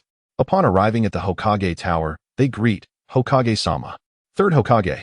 Sarutobi Hiruzen's eyes widen as he fixes his gaze on Shikamaru. What has happened to him? He seems increasingly audacious, even abandoning the honorific title of Hokage-sama to merely refer to him as old man. I called you here to discuss Naruto Uzumaki, Sarutobi begins, after our interactions yesterday. I would like to hear your thoughts on him. As he puffs on his pipe, his slightly clouded eyes reveal that he has not slept well. Shikamaru gestures for Kakashi to speak first. After a moment of contemplation, Kakashi recalls their previous day together and responds earnestly, Naruto's foundational skills are quite lacking. Even among his peers at the Ninja Academy, he ranks among the weakest. His running speed and the manner in which he wields kunai reveal numerous vulnerabilities. His outward demeanor radiates confidence and exuberance, characterized by a lively playfulness and an indomitable spirit. However, beneath this exterior lies a profound sensitivity and insecurity, coupled with a keen awareness of others' opinions. Initially, I held a rather different perspective on Naruto Uzumaki, yet after observing his tree-climbing training, I have come to believe that he possesses the potential to become a truly remarkable ninja. Nonetheless, this journey necessitates careful nurturing and the rectification of his flaws. Only through rigorous refinement might Naruto achieve success. Chapter 29, Shared Traits. The third Hokage, Hiruzen Sarutobi, summoned Nara Shikamaru and Hitaki Kakashi to evaluate Naruto Uzumaki. Kakashi, embodying fairness, candidly expressed his complete impressions of Naruto. As he articulated, he was initially skeptical of Naruto until the latter commenced his tree-climbing training, which altered his perception. Every ninja encounters countless dangers and challenges along their path to growth. Resilience is the sole beacon guiding each individual through the thorns of adversity. Before embarking on the spacious road that leads to their destination, one must traverse a muddy path, wade through hidden currents, and navigate through perilous forests. Naruto's unwavering tenacity is his greatest asset. Thus, moved by this realization, Kakashi, while verbally critical, had already come to acknowledge Naruto's worth deep within. Hiruzen listened intently to Kakashi's assessment, recognizing that it aligned with his own understanding of Naruto, as well as his comprehension of Kakashi. Both then turned their attention to Nara Shikamaru, awaiting his input. Let me think. Naruto will undoubtedly become the strongest ninja in the entirety of Konohagakure. No. In the entire ninja world. Oh, except for me. Shikamaru mused, resting his chin thoughtfully. Kakashi, believing he was jesting, urged Shikamaru to be serious. What has caused such a dramatic change in you lately? Hiruzen, in a huff, rapped his pipe against the table and coughed a few times, glaring sternly at Shikamaru. Be serious, no more jokes. Shikamaru shrugged, exasperated, wondering why his honesty was met with disbelief. It was only natural for Naruto, with such a multitude of accolades, to aspire to the pinnacle of the ninja world. With his own formidable abilities, Shikamaru thought, it would be easy for him to dominate the entire ninja realm. He almost forgot about Uchiha Sasuke. Never mind, I'll rank myself first and let Naruto and Sasuke vie for second place. With no one believing his words, Shikamaru could only cautiously share his thoughts. You see, everyone in Konohagakure has grown up hearing tales of the first Hokage, Hashirama Senju, and I am no exception. In ninja school, we frequently listened to our teachers recounting his exploits, and as children, we often played games portraying the first Hokage as he quelled the warring states. As I matured, I have read numerous accounts of the first Hokage documented by the village, so I consider myself somewhat knowledgeable about him. Naturally, this includes the anime I watched in my previous life, Shikamaru mused internally. At this moment, Hiruzen and Kakashi were still perplexed, questioning what Shikamaru was trying to convey. How did a request for an evaluation of Naruto lead to a discussion about the first Hokage? Ignoring their confusion, Shikamaru continued, although my interactions with Naruto have been limited, I cannot shake the feeling that he embodies qualities reminiscent of the first Hokage, Hashirama Senju. I cannot quite articulate what this quality is, but it is present in both the descriptions of the first Hokage and in Naruto himself. Therefore, if this era is destined for monumental change, then in my eyes, Naruto is the chosen one of fate. Having finished his evaluation of Naruto, Shikamaru thought to himself that no one would grasp the implications of his words now, but in due time, they would understand what he truly meant. Ah, the thrill of foreshadowing. Kakashi shook his head, at a loss for words. Hiruzen, equally dissatisfied, cast a frustrated glance at Shikamaru. That talk about the chosen one must have come from Jiraiya when he was mentoring you during Tsunade's absence. Hiruzen felt disgruntled at this thought. He had always been skeptical of Jiraiya's notion of a chosen one. To Hiruzen, it seemed like a convenient excuse for Jiraiya to evade responsibility while venturing across the world. After the war with the Rain Country ended, both Tsunade and Orochimaru returned to the village, yet Jiraiya remained behind to assist in training foreign ninjas. Eventually, he left the village entirely, in search of this so-called chosen one. Hiruzen's anger flared at the thought. Had Jiraiya, Tsunade, and Orochimaru not encountered their respective troubles and remained in Konohagakure, many subsequent events might never have transpired. 3 students, and not a single one is easy to manage. Now, with the village producing high-level ninjas influenced by Jiraiya, if Shikamaru were to wander the world like Jiraiya, Hiruzen felt he might suffer a stroke from frustration. All right, I understand your evaluations. You may leave now. Hiruzen waved his hand, urging Shikamaru and Kakashi to depart hastily. He had not slept well the previous night, and the day's events had only exacerbated his headache. Rising from his seat, Hiruzen began to pace the office, smoking his pipe more frequently, and soon the room filled with smoke. Gazing at the portraits of Hashirama Senju, Tobirama Senju, and the late Minato Namikaze, Hiruzen sighed deeply. In my lifetime, the only one who has truly eased my burdens is Minato. His exceptional character, formidable strength, and gentle yet resolute nature make him the most dependable of my successors. In truth, once Minato began to flourish, Hiruzen had already leaned toward appointing him as Hokage, scarcely considering Orochimaru, who had been pushed forward solely by Danzo Shimura. After Minato ascended to the position of 4th Hokage, he performed admirably. Who could have predicted the unforeseen events that would follow? Contemplating Shikamaru and Kakashi, Hiruzen's furrowed brow remained tense. Sigh, both of them have their own flaws. As Shikamaru and Kakashi strolled through the streets of Konohagakure, they were in no particular rush. Unless the ninja school had dismissed for the day, Naruto would certainly be there, rendering it unnecessary to keep a constant watch. Both understood that their mission was not simply to supervise Naruto. As they walked, Kakashi refrained from reading his book this time and spoke instead. Shikamaru, you may have gone a bit too far earlier by involving the first Hokage. That could potentially cast a shadow over Naruto. It is entirely understandable for Kakashi to hold such sentiments. The first Hokage, Hashirama Senju, is revered as the god of ninjas who quelled the chaos and established Konohagakure. It was under the collaboration of Hashirama and Madara Uchiha that the village was founded, prompting others to emulate Konohagakure and establish their own ninja villages, thus quelling the chaos of war. To put it plainly, if one were to compile a historical account of the ninja world, the space dedicated to Hashirama's legacy would surpass that of all others combined. Even in regions hostile to Konohagakure, there is a sincere acknowledgement of Hashirama's unparalleled strength. Given such a historical stature, how could a mere ninja school dropout aspire to reach such heights? One must adhere to the fundamentals, even in jest. You individuals find the 4 Maple Courtyard Naraku somewhat amusing. He patted Hatake Kakashi on the shoulder and earnestly remarked, history is crafted by the forebears such as the first Hokage, while the future is determined by us. Who can say that a youth with infinite potential like Uzumaki Naruto will not surpass his predecessors? Many have flourished for decades. Let us see who the true heroes are. Chapter 30. The ninja spar commences. The school bell rang, and Uzumaki Naruto dashed out of the ninja academy like an arrow released from its bow. Naruto! Irika Yamano called out, only to realize that Naruto had already vanished from sight.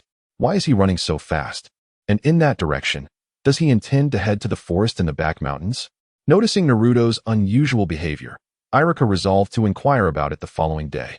Naruto energetically arrived at the spot where he had encountered from Maple Courtyard Naraku the previous day, but unfortunately, he found no one there. Just to be certain, Naruto circled the area, yet still found no one. After a moment of disappointment, he resolved to lift his spirits and ran to the great tree where he had marked his progress. Today I must succeed. With hands forming seals, he channeled chakra into his feet and charged once more at the tree. Time seemed to fly by as he immersed himself in his training. After 3 hours of intense practice, panting heavily, Naruto paused. I'm so hungry.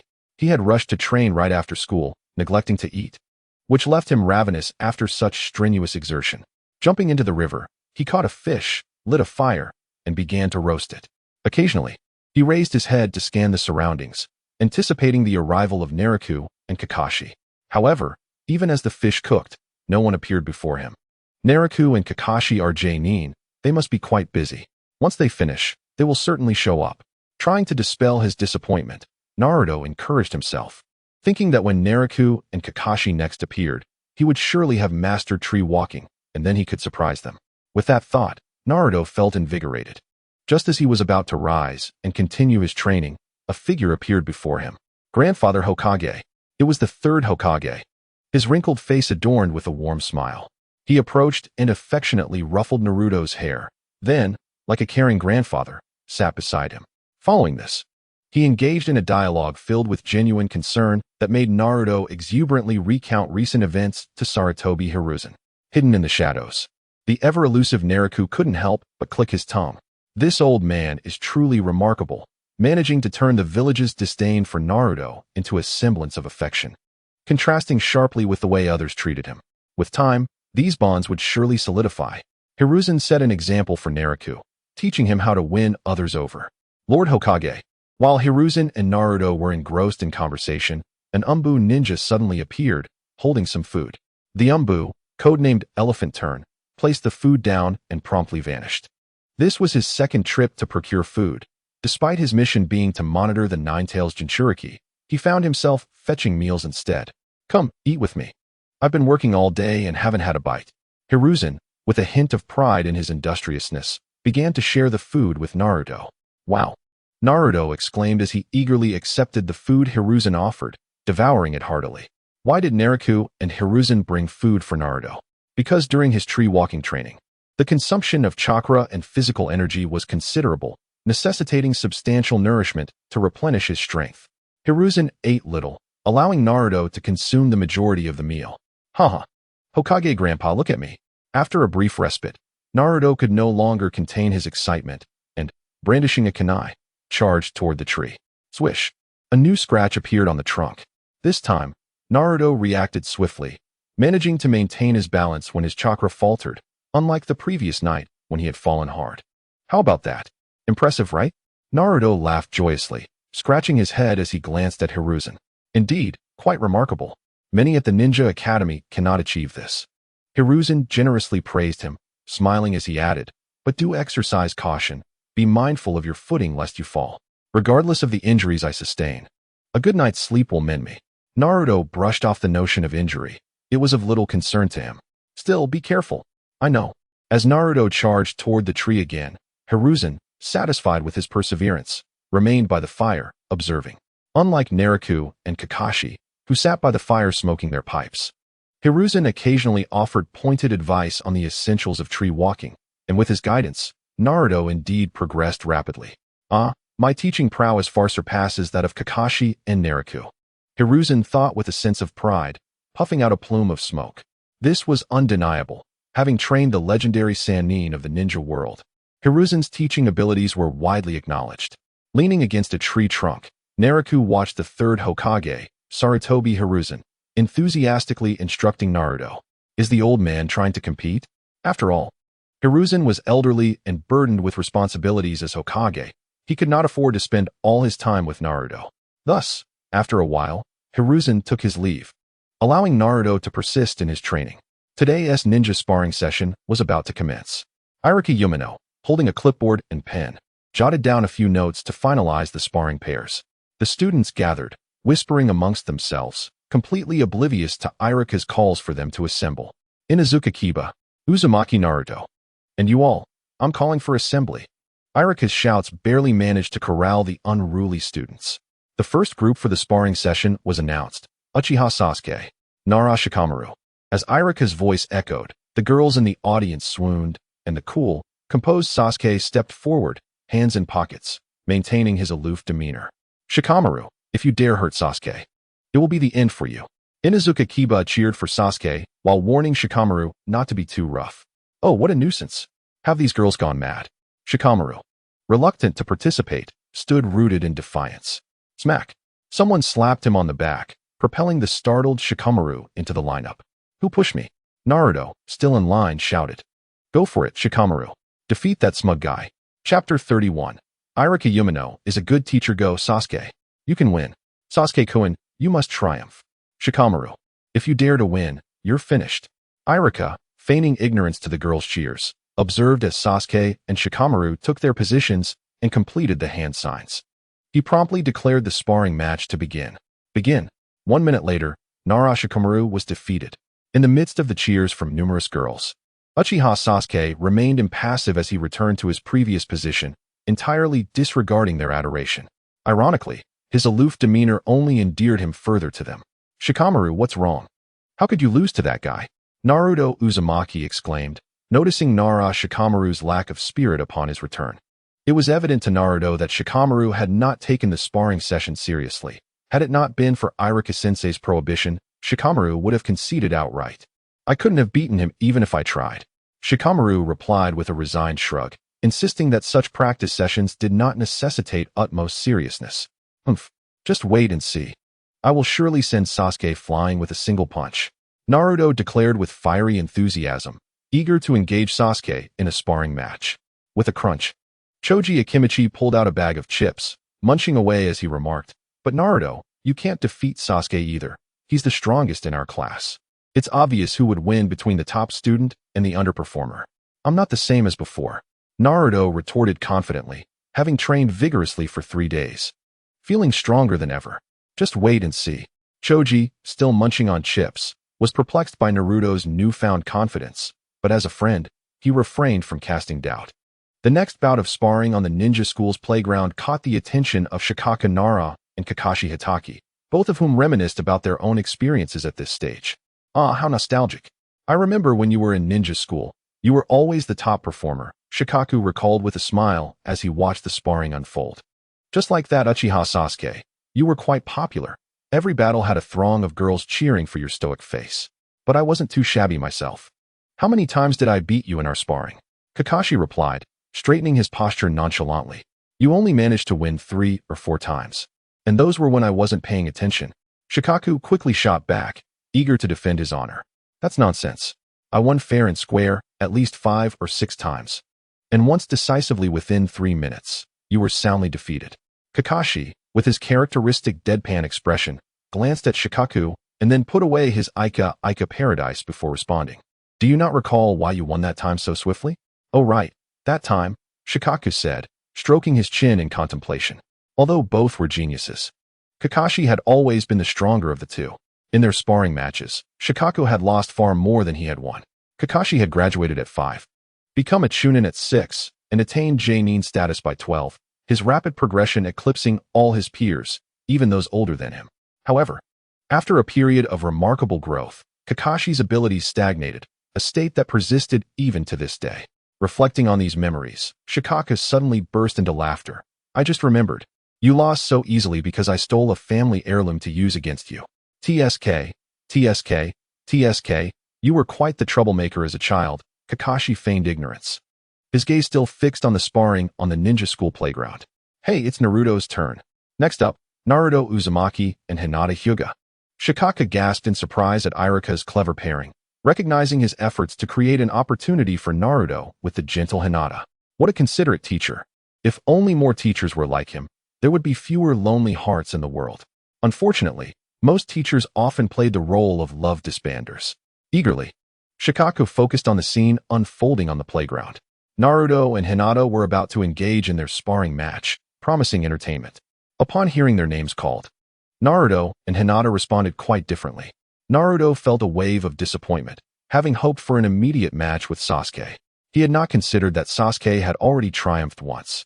Unless he too succeeded, a confrontation was out of the question. With his hands behind his head, Naruto nonchalantly strolled out to the center of the field. On the other hand, Hinata's face flushed crimson upon hearing her name, paired with Naruto's. After a significant mental pep talk, she hesitantly stepped forward.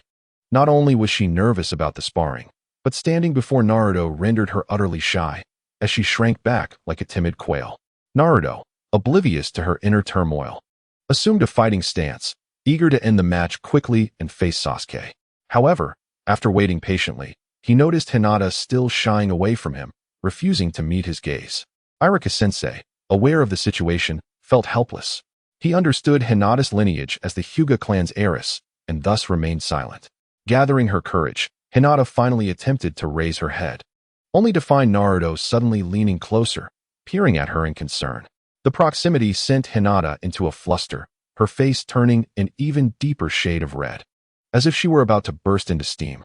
Unable to withstand the pressure, she fainted, collapsing backward. Naruto was bewildered, having done nothing to warrant such a reaction. What a peculiar girl. Amused, Shikaku erupted into laughter from his perch in the tree, thoroughly entertained by the unfolding scene. Is it truly that funny? Kakashi questioned, observing Shikaku's exaggerated mirth. Isn't it just a girl with a crush on Naruto? That's evident. However, he too recognized that the girl was a member of the Hyuga clan, which could present complications. Complications? None whatsoever. Shikaku waved dismissively. Who would dare cause trouble? Hinata will not become the Hyuga clan's heiress, nor will anyone dare mark her with a caged bird seal. And her daughter, Hanabi, has awakened to be a Kugen, again. No one dares to impose the seal. Naruto, come. Do these two gigantic Rasen shuriken in my hands not impress you? Chapter 32. The Mysterious Masked Man and the Pitcher Plant, thanks to Hinata's fainting spell. Naruto had effectively won the sparring match without lifting a finger. Yet, he felt a twinge of dissatisfaction. This outcome did not align with his aspirations. He had hoped to make a remarkable impression. Little did he know, even before the match began, his plans had already unraveled. Stealing a glance at Sakura Haruno, he noticed her gaze was entirely fixated on Sasuke Uchiha, completely oblivious to him. With a heavy heart, Naruto returned to his place in the lineup. The next round of the ninja sparring continues. Shimazaki Naraku observed the expression on Uzumaki Naruto's face, who was completely oblivious to Hinata Hyuga's feelings for him. Utterly dense as ever. This was primarily due to Naruto's thoughts being entirely consumed by Sakura Haruno. Although his training session with Hinata had taken an unexpected turn, it was soon Naruto's turn to take the stage again. This time, the spar proceeded smoothly, and amidst the astonished gazes of his classmates, Naruto swiftly defeated his opponent, clinching victory in record time. Seeing the shocked expressions of his peers and friends, Naruto felt an overwhelming urge to puff out his chest in pride. However, when he glanced towards Sakura, he found her gaze still fixated on Sasuke Uchiha. You arrogant Sasuke, I will definitely defeat you. Naruto shouted defiantly at Sasuke, who merely turned away with a disdainful snort, showing no regard for Naruto whatsoever. Wow. Naruto, brimming with frustration, was on the verge of charging at Sasuke, but thankfully, Shikamaru Nara and Choji Akimichi restrained him. What a commotion, Naraku remarked, observing the playful chaos on the training ground. Naruto has a bit of cleverness about him. Did you see that just now? Yes, the time spent training in tree climbing has certainly paid off, Kakashi Hitaki nodded, acknowledging the pivotal moment of Naruto's recent victory. Despite still being somewhat inexperienced, Naruto's ability to gather chakra beneath his feet and unleash it with explosive speed caught his opponents off guard, putting them at a disadvantage. However, relying solely on this ability to surpass Sasuke Uchiha would still require considerable effort. Naraku concurred with Kakashi's assessment, recognizing that Naruto's foundational skills were lacking, and depending on a sudden burst of power to best Sasuke would demand much more practice. Nonetheless, the significant progress Naruto had made in just a few days of training hinted at his inherent potential. Last group, Sasuke Uchiha, Naruto Uzumaki. The ever-cool and handsome Sasuke stepped forward, while Naruto glared at him with wide eyes, brimming with indignation. This time, Sasuke did not keep his hands in his pockets. Instead, he readied himself for the confrontation. Although he remained confident, Naruto's recent performances made it clear that Sasuke could no longer afford to underestimate him. However, Sasuke's true motivation lay not in defeating his peers, but in seeking vengeance against his brother, Itachi Uchiha. Begin. With Iruka's command, Naruto and Sasuke lunged at each other. The ground beneath Naruto's feet erupted as he propelled himself forward, fists poised to strike Sasuke. For Naruto, gathering chakra beneath his feet had become second nature, though maintaining it for prolonged periods remained a challenge due to his limited control over the chaotic chakra of the Nine Tails. As Naruto's fist approached, Sasuke deftly sidestepped, supporting himself with one hand, and swung a kick toward Naruto. With his punch missing its target, Naruto could only watch as Sasuke's kick struck him, nearly toppling him over. Yet, in that split second, the chakra beneath his feet stabilized him, and despite the pain, he seized Sasuke's leg, exerting force to throw him off balance. Sasuke performed a graceful flip, landing on his feet just as Naruto charged at him. With his footing unsteady, Sasuke could only respond with a punch, resulting in a collision of fists that sent him staggering backward. Seizing the moment, Naruto saw a glimmer of hope for victory and crouched low, sweeping Sasuke's legs out from under him. However, Sasuke capitalized on this opportunity, arching backward and kicking Naruto squarely in the shoulder, sending him flying. As Naruto tumbled across the ground, Sasuke launched a follow-up kick. Ignoring the embarrassment, Naruto rolled and sprang to his feet, charging at Sasuke once more. Just as Sasuke prepared to evade, Naruto swung a punch. With a resounding clap, Sasuke caught Naruto's fist with one hand. Simultaneously, Naruto seized Sasuke's incoming punch with his other hand, resulting in a stalemate. Is this really Naruto? Iruka watched in disbelief, astonished by the scene unfolding before him. What is happening with Naruto? Shikamaru, previously indifferent, now stared in astonishment at the battle. Impossible, Naruto cannot possibly be Sasuke's match, exclaimed the girls who had always cheered for Sasuke, now incredulous. Crunch. Choji, with an expression of admiration for Naruto, grabbed another handful of chips. He had already participated in the sparring session and, without question, had lost. The battle had drained his energy, and he needed to replenish himself. Not bad. Whether it's Kakashi's advice or the third Hokage's guidance, Naruto has clearly absorbed it. His battle intelligence is indeed commendable. Naraku observed the sparring match with keen interest, noting that he was not surprised by Naruto's improvement. Initially, his lack of foundational skills concealed his progress, but as long as he persisted in his training, Naruto's growth would astonish those who had underestimated him. The lineage of the Uzumaki and the power of the Nine Tails were Naruto's inherent strengths, and when the time was right, these would propel him to unprecedented heights. Meanwhile, Kakashi was thoroughly engrossed in the sparring match between Naruto and Sasuke, momentarily lost in memories of his younger self battling alongside an exuberant Uchiha youth. Obito, Kakashi instinctively touched the eye concealed beneath his forehead protector. A gift from a fallen comrade. Humph. A cold grunt echoed. Unbeknownst to the observers, a mysterious figure clad in a black cloak appeared on the rooftop of the Ninja Academy, his presence distorting the air around him. He gazed down at the sparring session with disdain, muttering, "Child's play." Then, his attention shifted to Naraku and Kakashi, with a particular focus on Kakashi. He. The rooftop's surface rippled like water as a creature resembling a pitcher plant emerged, its body oddly divided, one half white and the other black, as if two individuals had been forcibly fused together. The white half chuckled, "Is that Itachi's little brother? He looks quite promising. Far inferior to Uchiha Itachi. Their talents are not on the same level," the mysterious figure replied coldly, though his gaze remained fixed on Kakashi. Chapter 33, Perception, Confirming Identity. Are we not leaving yet? You've already seen enough, began the white half of the pitcher plant creature, attempting to speak further, only to be silenced by the stern reprimand of the black half, telling him to be quiet. This peculiar creature harbored two distinct consciousnesses within. The black half turned its attention toward Naraku and Kakashi, stating ominously, according to intelligence analysis, the next fifth Hokage is likely to emerge from one of those two. Obito, there is no need for subtlety. That useless Kakashi has never accomplished anything. He is completely worthless. The enigmatic masked man, known as Uchiha Obito, disdainfully observed Kakashi Hitaki, who was lost in thought, and snorted derisively. Absolutely. There is no need for unnecessary actions. That incompetent Kakashi will inevitably ruin everything. If he were to become Hokage, Konoha would surely meet its demise. Every word spoken by Uchiha Obito seemed to carry a hint of concern for Kakashi, albeit twistedly so. Zetsu, Watching Obito berate Kakashi while his gaze remained fixated on him, could only shake his head in disbelief. Recently, we have discovered some traces of Orochimaru. However, this serpent is well concealed. Should we continue to dig deeper? Or shall we report his whereabouts to Pain? Upon hearing the serious matter at hand, Uchiha Obito reluctantly withdrew his gaze, pondering for a moment before shaking his head. Not for now. Orochimaru still holds value.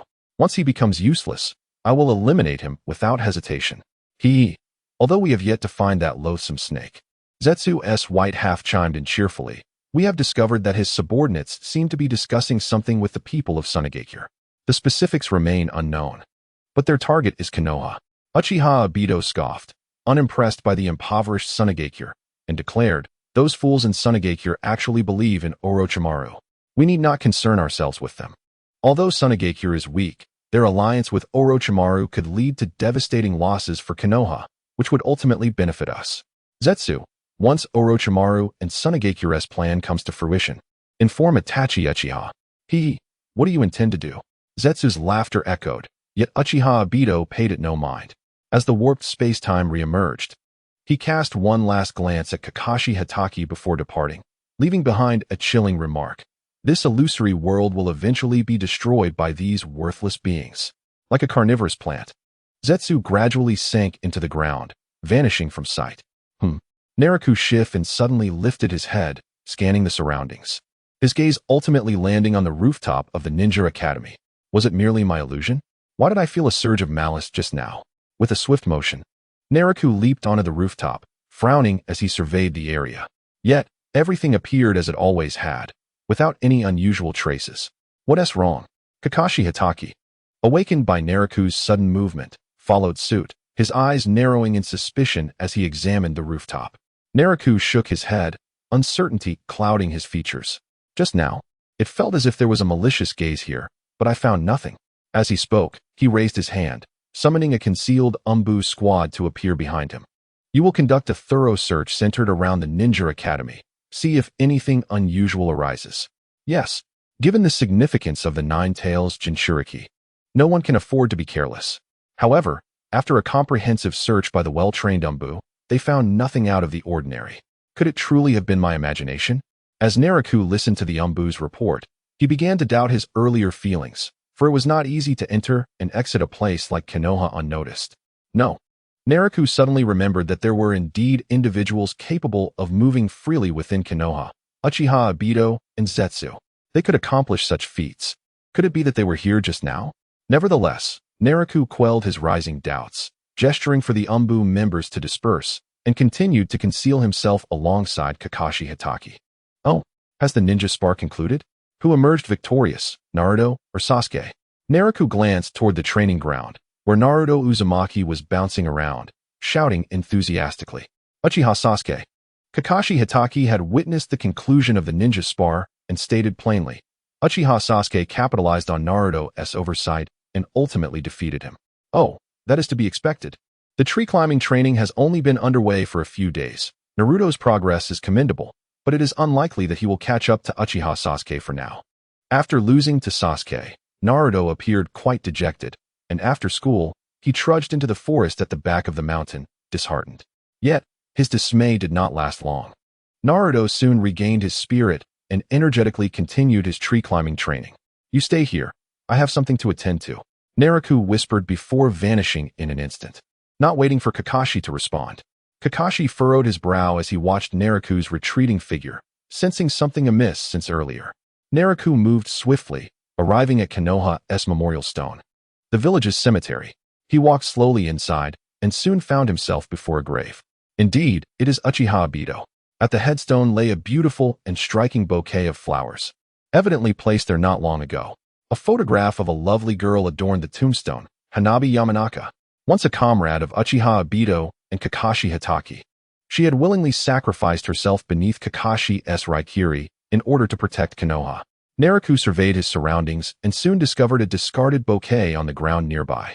TSK. Throwing away the flowers Kakashi offered to Hanabi and replacing them with his own, Obito truly is petty. Having confirmed his suspicions, Naraku turned to leave, deciding not to share this matter with anyone else. After all, Uchiha Obito had made an agreement with Itachi Uchiha. As long as Itachi remained alive, he could not make a move against Sasuke Uchiha or Konoha, so there was no need for immediate concern. Moreover, relying on his Mangekyou Sharingan ability, Kimui, Obito could appear and vanish without a trace, making it quite difficult to capture him under normal circumstances. Naraku quickly returned to the forest at the back of the mountain, spotting Sarutobi Hiruzen in the vicinity. During this time, Naruto Uzumaki was truly delighted. Not only did he have companions to spend time with daily, but he also enjoyed delicious meals, making him feel as though he were living in a dream compared to before.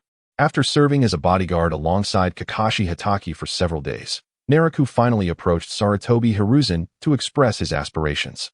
I wish to become the head of the medical department. Chapter 34, Qualification for Rewards, Successful Training. I wish to become the head of the medical department. Standing before the Hokage's office, the deputy head of the medical department, Naraku Shifengyuan, resolutely presented his request. Sarutobi Hiruzen, holding a pipe he had forgotten to light, gazed at Naraku with surprise. Why? He could hardly believe that Naraku was unaware that the head of the medical department held no real power. It was merely a title that sounded appealing. Since Naraku had taken charge of the emergency medical team, the medical department had essentially become his domain, while the head merely served as an elderly figure appointed by Sarutobi Hiruzen, responsible for simple tasks and relaying the Hokage's orders. Even after Naraku became the deputy head, the situation remained largely unchanged. The significant emergency medical team was still influenced by Danzo Shimura and two elders, while the remaining branches, such as the corpse handling team and the beast training and care team, remained under Naraku's control. Thus, whether or not he became the head of the medical department would not affect Naraku's authority in the slightest. Naraku gazed directly at Sarutobi Hiruzen and stated plainly, I am currently overseeing the restructuring of the emergency medical team. Becoming the head of the medical department would facilitate this process and enable me to complete the restructuring tasks more swiftly. Observing Naraku's determined expression, Sarutobi Hiruzen hesitated momentarily before responding. Very well, since that is your wish, you shall be the head of Konoha's medical department. Ding. The host has been promoted to the head of the medical department of Konoha Village. Congratulations to the host for obtaining 5 lottery chances. Remaining lottery chances, 7. A friendly reminder, a 10 consecutive draw is more likely to yield extraordinary items. The system's notification appeared. However, Shirakaze Naraku felt a twinge of regret. Although he had secured the maximum 5 lottery chances, combined with the 2 remaining from before, he could only draw 7 times, insufficient for the coveted 10 consecutive draws. Sarutobi Hiruzen observed Naraku's departure and was suddenly struck by a thought. Could it be that Naraku was using this opportunity to express his disinterest in becoming a candidate for Hokage? No, that information had not yet been communicated to them. Neither Naraku nor Kakashi should be aware. However, both of them were quick-witted and might deduce certain things. With a hint of suspicion, Hiruzen noticed that for the following days, Naraku did not join Kakashi in circling around Uzumaki Naruto. He immediately sent someone to inquire, and Naraku's response was expected. He was busy with the restructuring of the medical emergency team and had no time to visit Naruto, especially with Kakashi present. His attendance was inconsequential. This confirmed Hiruzen's suspicion that Naraku had indeed guessed something and thus directly requested the position of medical chief, distancing himself from Naruto. Naraku's sudden actions caught Hiruzen off guard. He had not anticipated that Naraku would refuse to become a candidate for Hokage. On the contrary, Hiruzen found himself placing more trust in Naraku. Yet since Naraku had not explicitly refused, he could not force him into candidacy. There was no justification for that. Hiruzen drummed his fingers on the chair, his expression uncertain. After a while, he rose and left the Hokage building, wandering through Konoha Village. Ah, Hokage-sama. It truly is the 3rd Hokage. This bouquet is for you, Hokage-sama. Wow, it's Hokage Grandpa. Indeed, in the eyes of the common folk of Konoha, Sarutobi Hiruzen was a highly esteemed Hokage. For the ordinary citizens, who were largely oblivious to the intricacies of ninja affairs, their lives prospered under Hiruzen's protection, which was sufficient for them. Their primary concerns revolved around basic necessities. This also shed light on why Shimura Danzo was unsuitable for the role of Hokage. He spent all his time hidden in the shadows, inherently ill-suited for the role that demanded a beacon of light, regardless of the clandestine matters. A Hokage must uphold their esteemed and virtuous image publicly. After wandering Konoha for a considerable time, gracefully accepting the affection bestowed upon him, Hiruzen returned to the Hokage building, but ascended to the rooftop. A gust of wind fluttered the white robe draped over him. Standing atop the building and gazing down at Konoha, Hiruzen pondered deeply before reaching a resolute decision. Since Naraku had made his intentions clear, he would leave it to Kakashi. Hiruzen had come to understand that determining a Hokage candidate was merely a formality. Even if Kakashi became Naruto's mentor, it did not guarantee he would ascend to Hokage. Should unforeseen circumstances arise, as long as he remained alive, they could simply choose another candidate. It was hardly a troublesome matter. After all, Hiruzen himself had been appointed Hokage by the second Hokage, Senju Tobirama, on the battlefield, and at that time, Konoha had endured. Peace should not bring about calamity. With his mind made up, Hiruzen ceased to inquire further about Naraku, apart from instructing the Anbu to ensure Naruto's meals were well taken care of during this time. He would occasionally appear to share meals with Naruto and offer him tips on tree climbing training. Meanwhile, Hatake Kakashi remained in the shadows, quietly observing Naruto's gradual growth. "I did it. Ha ha ha, I succeeded," Naruto exclaimed joyfully, bouncing atop a large tree, and nearly lost his footing. Fortunately, the chakra beneath his feet helped him adhere to the trunk, preventing a fall. "Be careful," Hiruzen chuckled, puffing on his pipe, watching Naruto's exuberance. With a leap, Naruto landed on the grass, an inexpressible joy illuminating his face. The thrill of success was beyond words. Hiruzen approached, standing beside Naruto as he rolled over and sat on the grass, swaying his body. "Hee, Hokage Grandpa, can I become a ninja for the village now?" Naruto looked at Hiruzen with hopeful eyes, believing himself to be more formidable than anyone at the Ninja Academy, given that none could achieve what he had.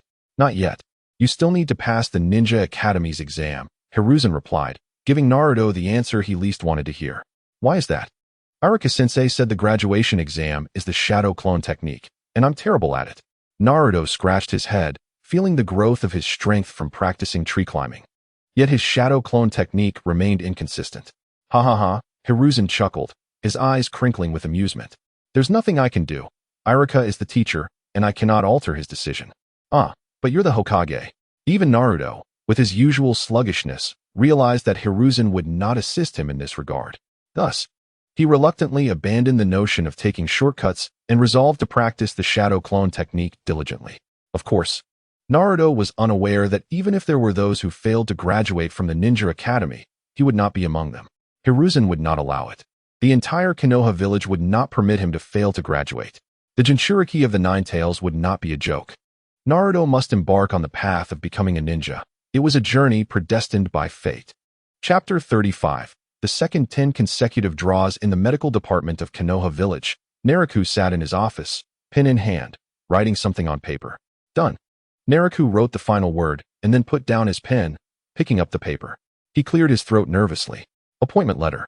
Appointing Shirakaze Naraku as the head of the Konoha Medical Emergency Team's restructuring group, with Sarutobi Kyu as the deputy and the team members. Naraku read aloud the appointment letter he had just composed. Indeed, he appointed himself, intending to test the system to see if it would permit such an action. After all, under normal circumstances, accumulating lottery chances was too slow, and with Naruto's graduation approaching, it meant the timeline for the Konoha collapse plan was drawing near. He needed to enhance his strength in the shortest time possible. According to the system's rules, being demoted granted 1 lottery chance, while lateral transfers provided 2, and promotions offered a minimum of 3 and a maximum of 5 chances. After much study of the system rules, Naraku discovered that, whether by design or coincidence, the system did not explicitly state that he could not appoint himself. Now that Naraku was part of Konoha's upper echelon, he certainly had the authority to appoint others. Provided it was not excessive, the Hokage would not intervene. Therefore, after a brief hesitation, he decided to probe the system's response. So, Naraku indeed appointed himself to a position, even creating a specialized group for the medical emergency team's restructuring. After reading the appointment letter, Naraku awaited the system's reply. Silence, still silence. Just when Naraku was about to lose hope, believing his attempt had failed, the system's notification finally chimed in. Ding. The host has assumed the position of head of the Konoha Medical Emergency Team's restructuring group. Congratulations to the host for obtaining 2 lottery chances. Success. Yet before Naraku could revel in his triumph, the system's voice resonated once more. Ding! Upon discovering a system flaw, the protagonist, Naraku Shifengyuan, was taken aback by the sudden introduction of a new rule, the appointment system. Eagerly, he instructed the system to display this new regulation. And as a torrent of text flooded his vision, he took a considerable amount of time to digest its contents. To his surprise, he learned that he could indeed appoint himself to new positions. However, the system imposed a limitation. He could only engage in this practice 5 times per year, beyond which he would lose eligibility for rewards. Each self-appointment would grant him at least 1, and at most 2 chances for a lottery draw. Moreover, Naraku discovered that the system explicitly stated that for a self-appointment to be valid, there must genuinely exist the corresponding organizational structure. For instance, when he appointed himself as the head of a division, that division had to truly exist, complete with active members engaged in relevant tasks. This stipulation served to thwart any attempts at frivolous self-appointments that might undermine the system's integrity. Naraku understood the rationale behind this rule. Without such constraints, he could exploit the system's rewards in no time. With a limit of 5 appointments per year and a potential for up to 10 draws, he considered the luck that could accompany such opportunities. As he reflected on his previous draws, he realized he already had 9 chances lined up and needed only 1 more to reach the coveted 10. He called for others to enter and address the appointments for the division, as the system required genuine work to be done.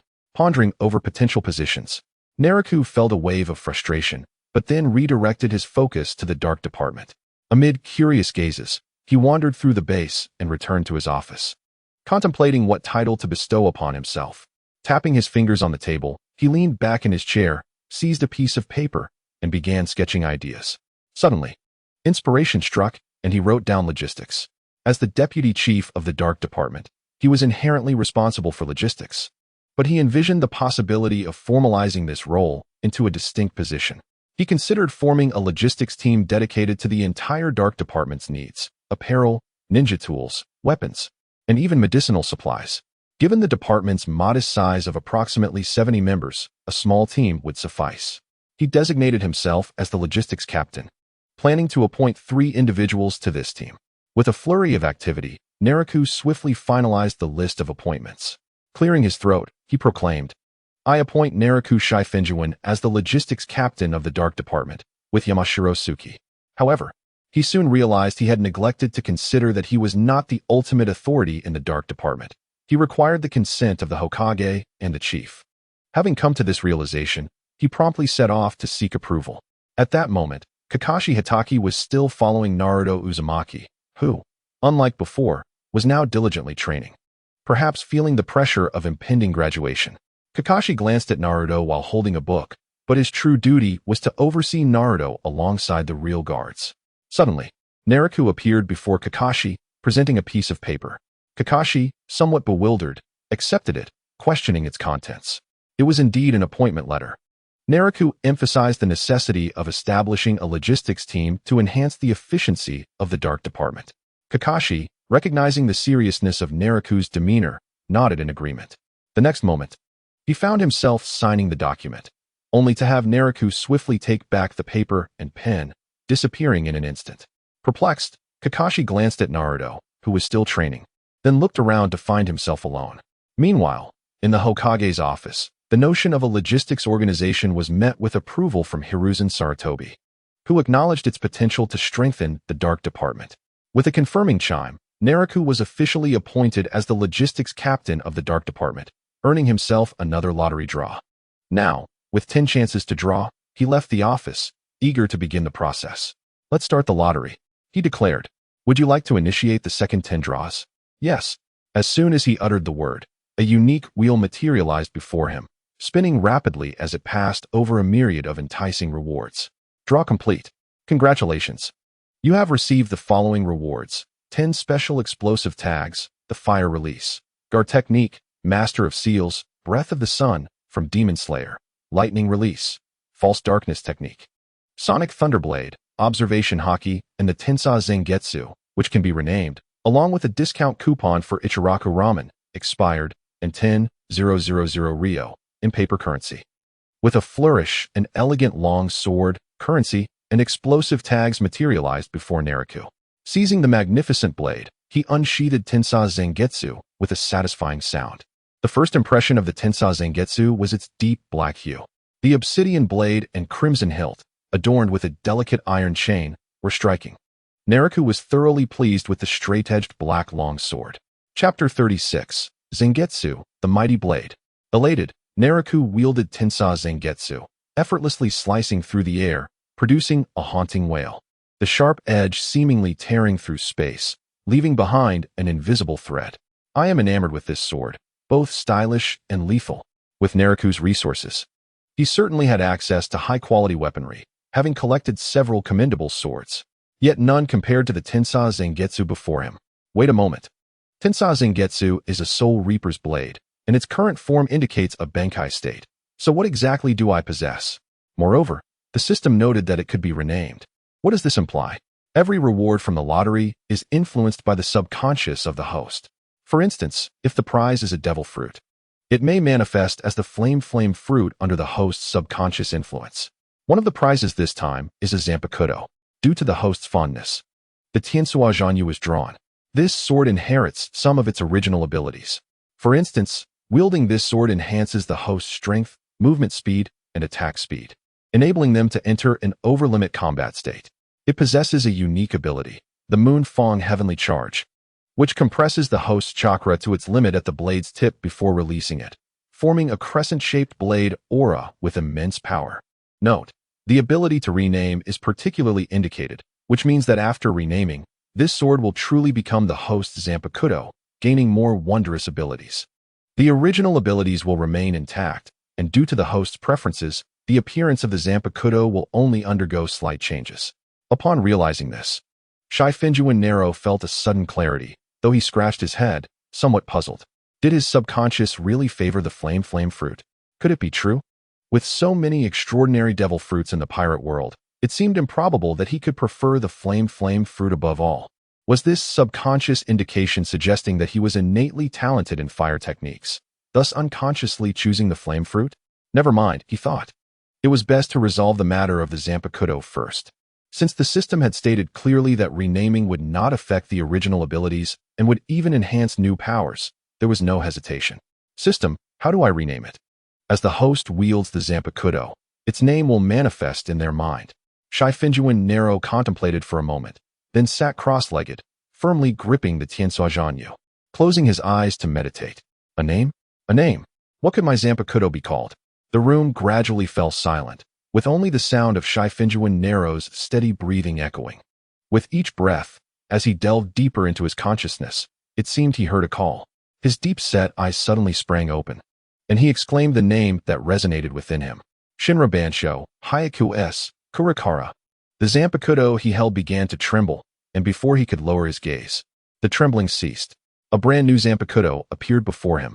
The pitch-black scabbard was adorned with plum blossoms, and a golden dragon coiled around it. Its scales and claws resplendent and fierce. The previously black-red hilt now bore intricate, nearly invisible scale-like patterns, exuding an exquisite aura. With a clang, the blade was drawn, and Shifengyuan Nero nodded in satisfaction. Although the original Tiansua Zhanyu appeared to be a straight blade at first glance, it had a slight curve. Now, this blade had transformed entirely into a straight sword. The dark blade seemed unchanged at first, but upon closer inspection, it appeared as if even light could not illuminate its form.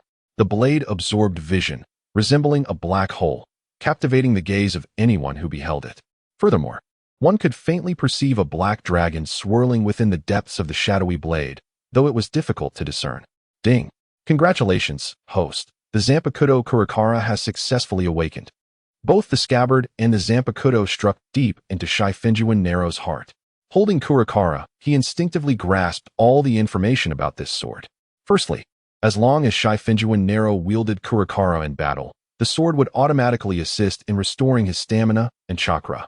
Additionally, Kurakara would enhance the potency of all ninjutsu he unleashed, along with an intriguing ability. From now on, he would be impervious to harm from any serpentine or draconic creatures. Lastly, the most crucial ability, Kurakara could devour any Zanpakuto to augment itself. This meant that if Shifengyuan Nero were to draw other Zanpakuto in future lotteries, Kurakara could consume them, thus gaining new powers. Of course, it might not be limited to just Zanpakuto. What else it could devour remained for Shifengyuan Nero to explore himself. This lottery was truly extraordinary. All the brain power he expended was not in vain. Just Kurakara alone vastly enhanced Shifengyuan Nero's strength, not to mention the other prizes.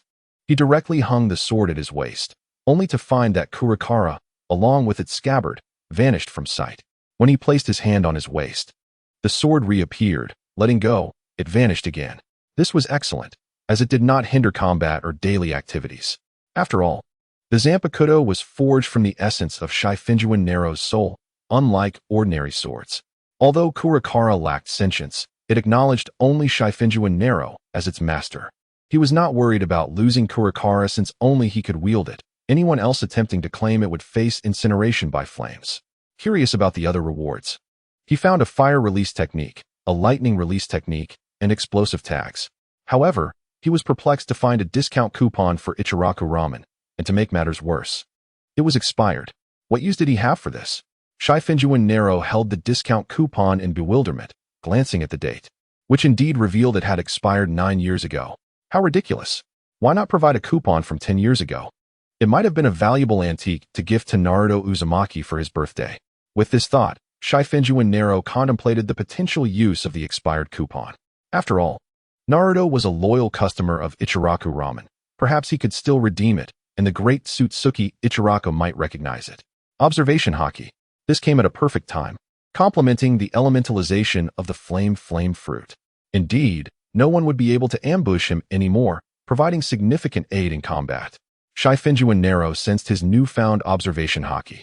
The moment he entered that state, his senses sharpened to an extraordinary degree. He felt as though he had acquired a superpower. Standing in his room, he could hear the outside world, a gentle breeze rustling petals, bees buzzing, a leaf slowly descending from a tree to the water's surface, creating ripples. In the distance, children chased each other, their laughter mingling with the calls of vendors, their pinwheels whirring in the breeze. These vivid and delightful scenes felt as though he witnessed them firsthand, allowing Shifengyuan Nero to experience a unique realm. So this was the world of observation Haki. Reluctantly, he exited the state, cherishing the wondrous sensation of momentarily grasping the world. He had only mastered the observation Haki for now. He wondered when he might encounter the remaining 2 forms. However, it seemed he had only acquired the basic capabilities of observation Haki, lacking higher-level abilities such as foresight, empathic listening, and memory reading. He resolved to see if he could develop those advanced abilities, though some might be innate. Yet with the system in place, he felt he might not be forever incapable of mastering them. Chapter 37. Explosive Growth. Shadow-level power. Shifengyuan Nero organized the rewards he obtained from this lottery, examining each one. The supersonic thunder release blade? This seemed to be a technique of the 8 Tails Jinchuriki, Killer Bee. By infusing the blade with lightning release chakra, it produced ultra-high-frequency vibrational waves that enhanced the blade's sharpness and penetrating power. This was akin to the Chidori blade developed by Sasuke in the future, achieving a similar effect by enveloping the blade with lightning release chakra.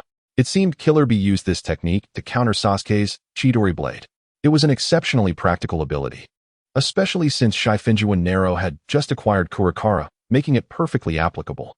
Seal Mastery. This was an ability from the Naruto world, right?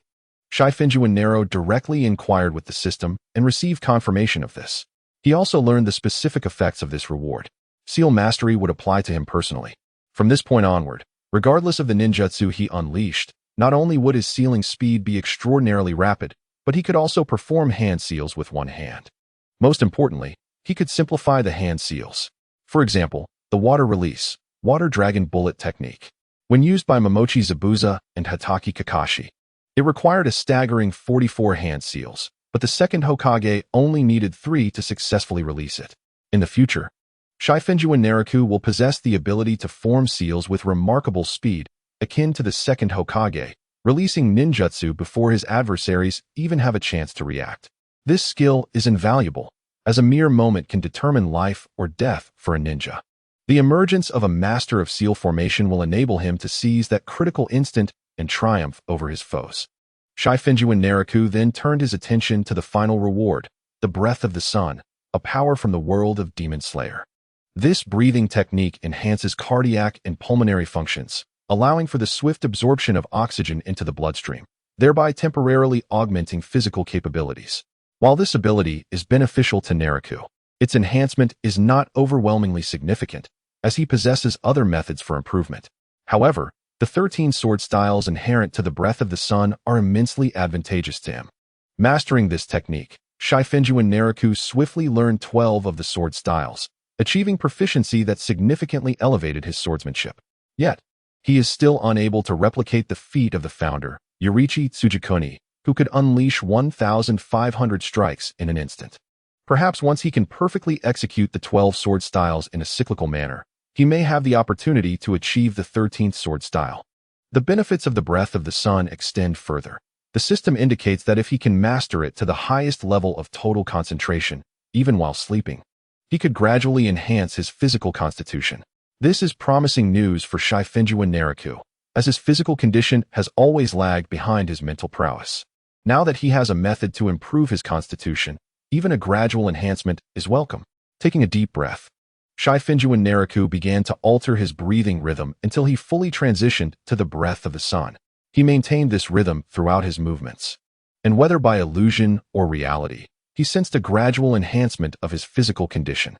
Over the following days, he dedicated his time to mastering the Breath of the Sun, striving to reach the pinnacle of total concentration.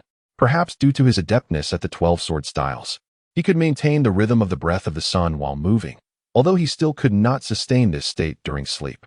Unbeknownst to him, Shifengyuan Naraku was visibly augmenting his strength.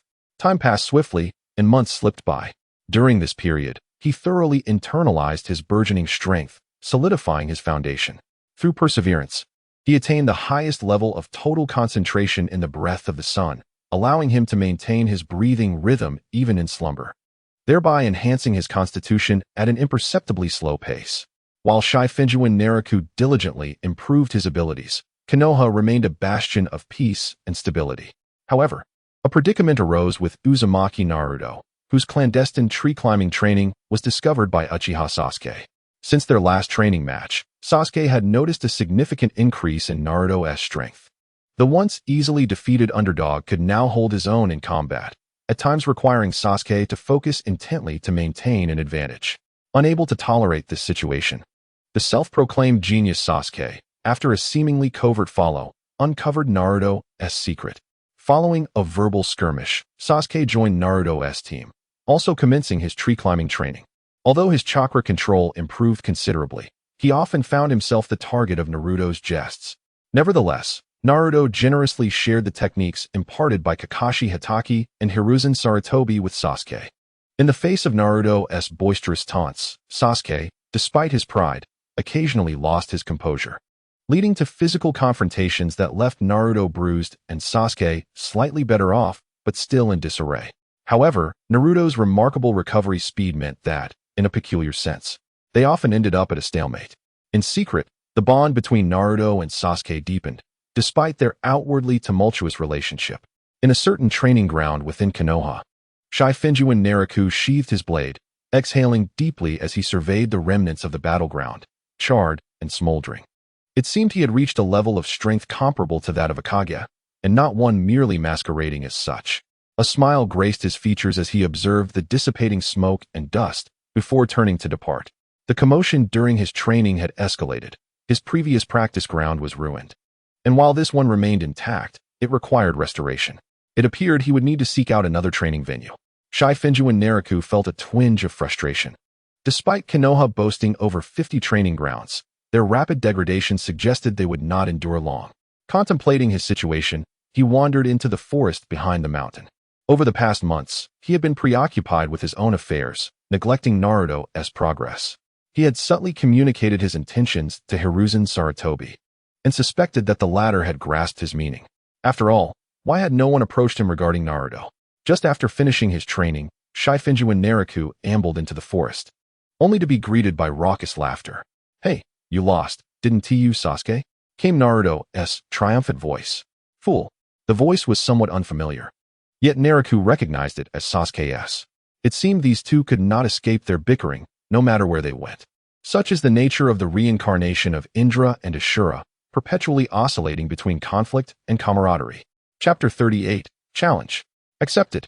Shifengyuan Naraku perched upon a large stone, hands in pockets, observing the two bickering boys below, their foreheads nearly touching.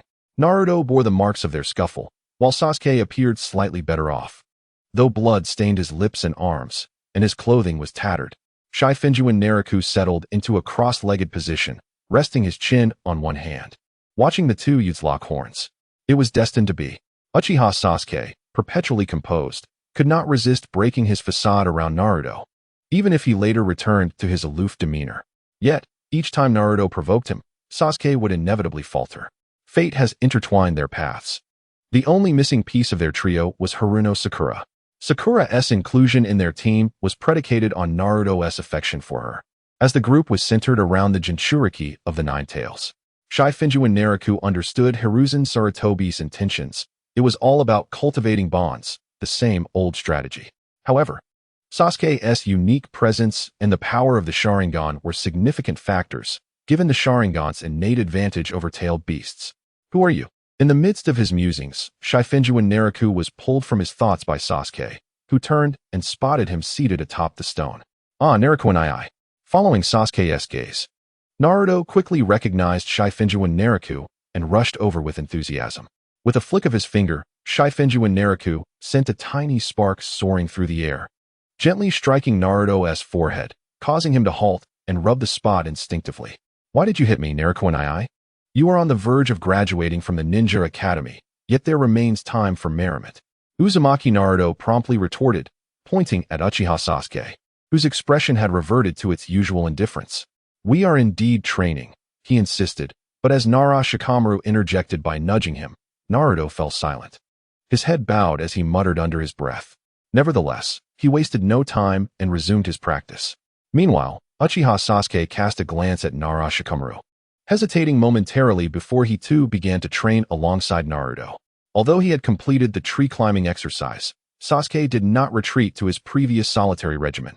Instead, he lingered, engaging in playful banter with Naruto, showing no inclination to depart. In a swift motion, Hatake Kakashi appeared beside Nara Shikamaru, and the two observed Naruto and Sasuke's sparring session in silence. Hey, Shikamaru, shall we engage in a ninja duel? Kakashi proposed. Startled, Shikamaru tilted his head while seated cross-legged, pondering why Kakashi was suggesting a battle today. Noting Shikamaru's unperturbed demeanor, he smirked. Oh, but you cannot defeat me. We must try to ascertain that, Kakashi retorted seriously, casting aside his usual playful demeanor. Let us not forget, I have emerged victorious in our previous encounters. Huh, do recall, that was ages ago.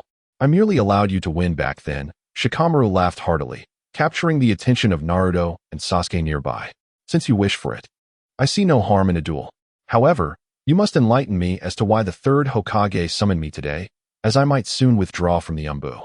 Upon hearing this, Shikamaru understood Kakashi's intent to leave the Umbu and become an instructor. Perhaps deep down, he welcomed the change, yet a sense of reluctance lingered, prompting him to seek a duel with Shikamaru. If he were to win, he could release himself from past grievances. If he lost, he would still depart, but with a lingering sense of unfulfilled ambition. After all, in another light, this could be perceived as Shikamaru driving him away to ascend as the Umbu captain. A loss would lead him to the role of Hokage, while a victory would permit him to retain his position as captain of the Umbu. For Kakashi, this forthcoming battle might serve as a means to release his inner turmoil. Therefore, Shikamaru readily acquiesced, feeling it was his duty to oblige a friend's request for a spar. You volunteered for this beating. That was your own assertion, Shikamaru remarked, hands raised in mock resignation, astonished that such a request was made. Leaping down from a boulder, he clapped his hands together, surveying their surroundings before frowning. Let us head to training ground number 19. It took considerable time for these forests to grow, and we must not destroy them. Kakashi glanced at Shikamaru. It seems you are prepared for a serious confrontation? Naturally. It is a rare opportunity to have a justifiable reason to strike you, Shikamaru replied, raising an eyebrow and signaling to Naruto before turning to depart. Hey, Naruto exclaimed, eager to demonstrate his newfound prowess to Shikamaru, but upon realizing his departure, he abandoned Sasuke and hurried after him.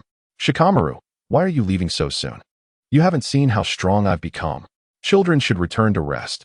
We have matters to attend to, Shikamaru replied dismissively, and Naruto, pouting, noticed Kakashi leaving as well. Kakashi-sensei is leaving too? He queried, bewildered.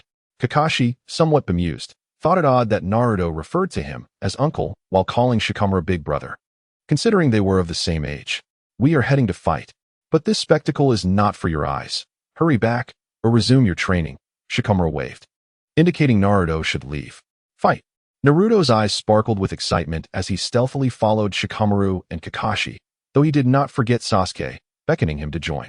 After a moment's contemplation, Sasuke decided to follow suit.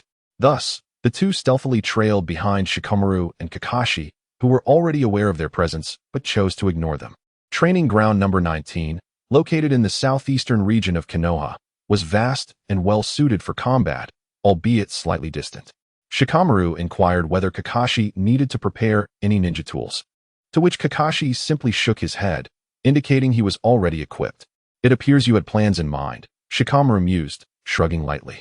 Chapter 39. The eagerly anticipated battle of Might Guy. As Shikamaru and Kakashi walked ahead, Naruto and Sasuke stealthily followed, occasionally utilizing their surroundings to conceal themselves, though the purpose of their hiding remained unclear. Casting a glance at the silent Kakashi, Shikamaru chuckled, recognizing the seriousness behind his demeanor. The choice of training ground No.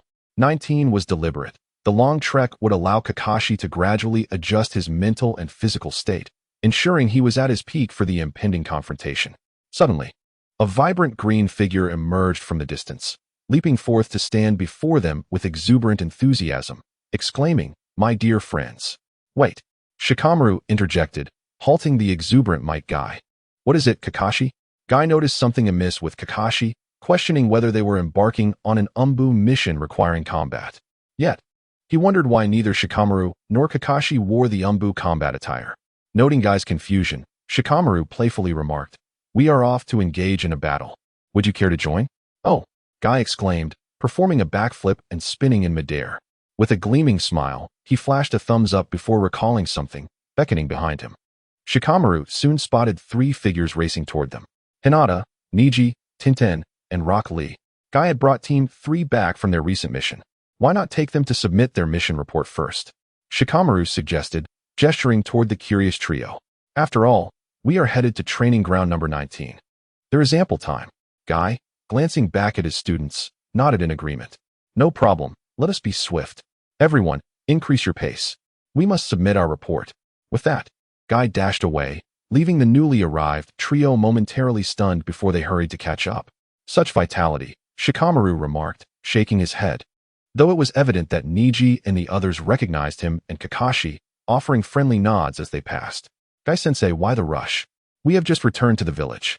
With her charming visage, Tenten constantly complained, saying she was rubbing her knees.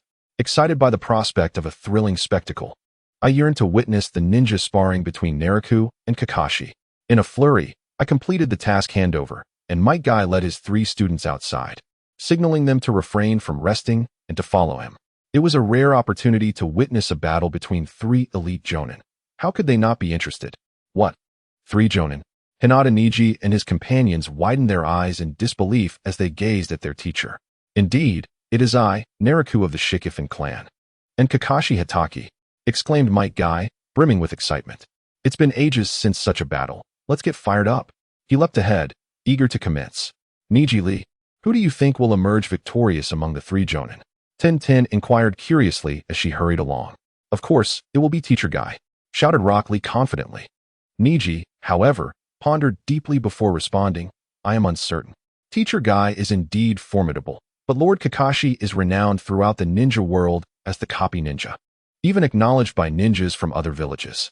As for Lord Naraku, I am not entirely sure of his true strength. Teacher Guy mentioned that Naraku is a medical ninja and a high-ranking official in Konoha, but he did not elaborate on his combat prowess. Tenten, her lovely face brightened with a cheerful smile, suddenly recalled, oh right, Lord Naraku is a medical ninja. The medicine that Teacher Guy provided us seems to have been made by Lord Naraku. At this moment, Rock Lee interjected, Lord Naraku is quite impressive as well. Don't forget, Teacher Guy said that Lord Naraku has been a genius since childhood and was even taken as a disciple by Lady Tsunade, one of the legendary Sannin. The mention of Lady Tsunade left Tenten and Neji momentarily speechless, particularly Tenten, whose dream was to become a female ninja like her. Let us hurry. The trio immediately quickened their pace to catch up with Might Guy. On the bustling streets of Konoha, the four figures led by Might Guy dashed past, vanishing in an instant. What is going on? Asuma Sarutobi, smoking beside Kurenai Yuhi, scratched his head in confusion. Perhaps they're training? Both understood Might Guy's formidable strength. Thus they did not question his seemingly absurd training methods. The couple, engrossed in their romantic outing, paid no heed to this peculiar scene and continued their sweet exchanges. Is it starting? It's starting. Upon arriving at Training Ground 19, Might Guy discovered that Naraku and Kakashi were already present, focused intently on each other. While two children stood at the periphery, watching intently, Might Guy instantly recognized them as Naruto Uzumaki, the Jinchuriki of the Nine Tails, and Sasuke Uchiha, the last of the Uchiha clan. He approached the two boys, positioning himself in front of them. If anything seems amiss, retreat immediately to avoid being drawn into the battle. That would be unfortunate. Maintaining his aloof demeanor, Sasuke Uchiha remained composed, while Naruto, upon catching sight of Might Guy, exclaimed, "Wow, those are some thick eyebrows. Why are you disrespecting Teacher Guy?" Might Guy paid no mind to Naruto's offense, but Lee stepped forward, unable to tolerate anyone being disrespectful to his teacher. Naruto stared at Lee, who bore a similar set of thick eyebrows, rendered speechless. As a student of Teacher Guy, I, Rock Lee, challenge you. Naruto looked bewildered. Lee. Yes, teacher. Lee obediently returned to his teacher's side. Might Guy, in a rare moment of seriousness, declared, "What you are about to witness is a battle between the strongest Jonin in all of Konoha. Pay close attention, as this may greatly influence your ninja careers." "Yes, understood," exclaimed Naruto and Sasuke, both momentarily stunned by his words. Sasuke's eyes glimmered with the ambition of revenge. If one of these two strongest Jonin were to mentor him, could he not swiftly defeat Itachi Uchiha? Meanwhile, Naruto was in disbelief, never having imagined that Kakashi, Hatake, and Naraku of the Shikifin clan possessed such overwhelming strength. Outside the immediate fray, Naraku and Kakashi remained unfazed. They stood far apart, focused, with Naraku relaxed and his eyes fixated on Kakashi, who had closed his eyes, striving to adjust his mind and body. As the genius he once was began to resurface. Suddenly, a gust of wind swept through, sending leaves and dust swirling into the air, momentarily obscuring their vision. In that instant, Kakashi opened his eyes. The laziness that once lingered within now replaced by a fleeting spark of intensity. Simultaneously, Kakashi lifted the forehead protector obscuring one of his eyes, revealing a scarred cheek. The scar crossing over his right eye, within which a crimson Sharingan spun slowly. Wow. Except for Might Guy and Naruto, all eyes turned incredulously to Sasuke Uchiha, who was shocked beyond words. Why? Why does that person possess a Sharingan? The Sharingan is the bloodline limit of the Uchiha clan. Sasuke was bewildered, staring in disbelief at Kakashi, more specifically at his Sharingan. He was certain that aside from himself, the entire Uchiha clan was reduced to the one he constantly yearned to eliminate, Itachi Uchiha. So where did that person's Sharingan come from? The scene before him left Sasuke utterly disoriented. What is happening? Naruto turned, confused, noticing that Sasuke was acting strangely. Kakashi's eye was indeed peculiar. But why was everyone reacting in such a manner? Even though Naruto had previously been somewhat disrespectful to Teacher Guy, Lee kindly explained, Lord Kakashi's eye is a Sharingan. And the Sharingan is the bloodline limit of the Uchiha clan. Only they can awaken such eyes across the ninja world. Oh, Naruto realized, understanding that a member of Sasuke's family had ended up with Uncle Kakashi. However, his curiosity only deepened, but for now, he had to suppress it. It's about to begin. Might Guy suddenly exclaimed. Earlier, at the root base, are you saying that Naraku and Kakashi are heading to Training Ground 19? Yes, Lord Danzo. The hidden Danzo Shimura tightened his grip on his cane, a subtle smile emerging on his previously expressionless face as his scheme appeared to be unfolding. Finally, it's happening. He had leaked the news of the Hokage candidate to Naraku, hoping it would lead to a rift between him and Kakashi, even inciting them to clash in the shadows. However, months had passed without any news to please him. Instead, he received word of Naraku becoming the head of the medical department, deepening his confusion. Did Naraku not desire to become Hokage? Danzo refused to believe it, convinced that Naraku was merely retreating to advance, and that he would eventually reveal his true intentions. All he had to do was wait for the two to turn against each other, and then present the evidence of their conflict to everyone in Konoha, ensuring they lost any chance of becoming Hokage. After all, few could accept the notion of brutal conflict among comrades and friends for the sake of the Hokage position. At long last, he has awaited this moment. The time has come to set forth to the number 19 training ground.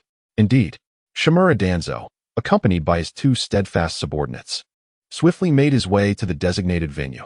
Meanwhile, within the office of the Hokage, Sarutobi Hiruzen gazed intently at the crystal ball on his desk, frowning as he observed the silhouettes of two individuals, Naraku Shifengyuan and Kakashi Hitaki. Naraku had voluntarily withdrawn from the fray, having communicated with Kakashi just yesterday. Logically, there was no reason for the two to engage in combat. However, a thought struck him. Perhaps Kakashi intended to use this battle as a means of persuasion. If this clash could help Kakashi finally resolve his inner turmoil, then Konoha would gain yet another elite shinobi.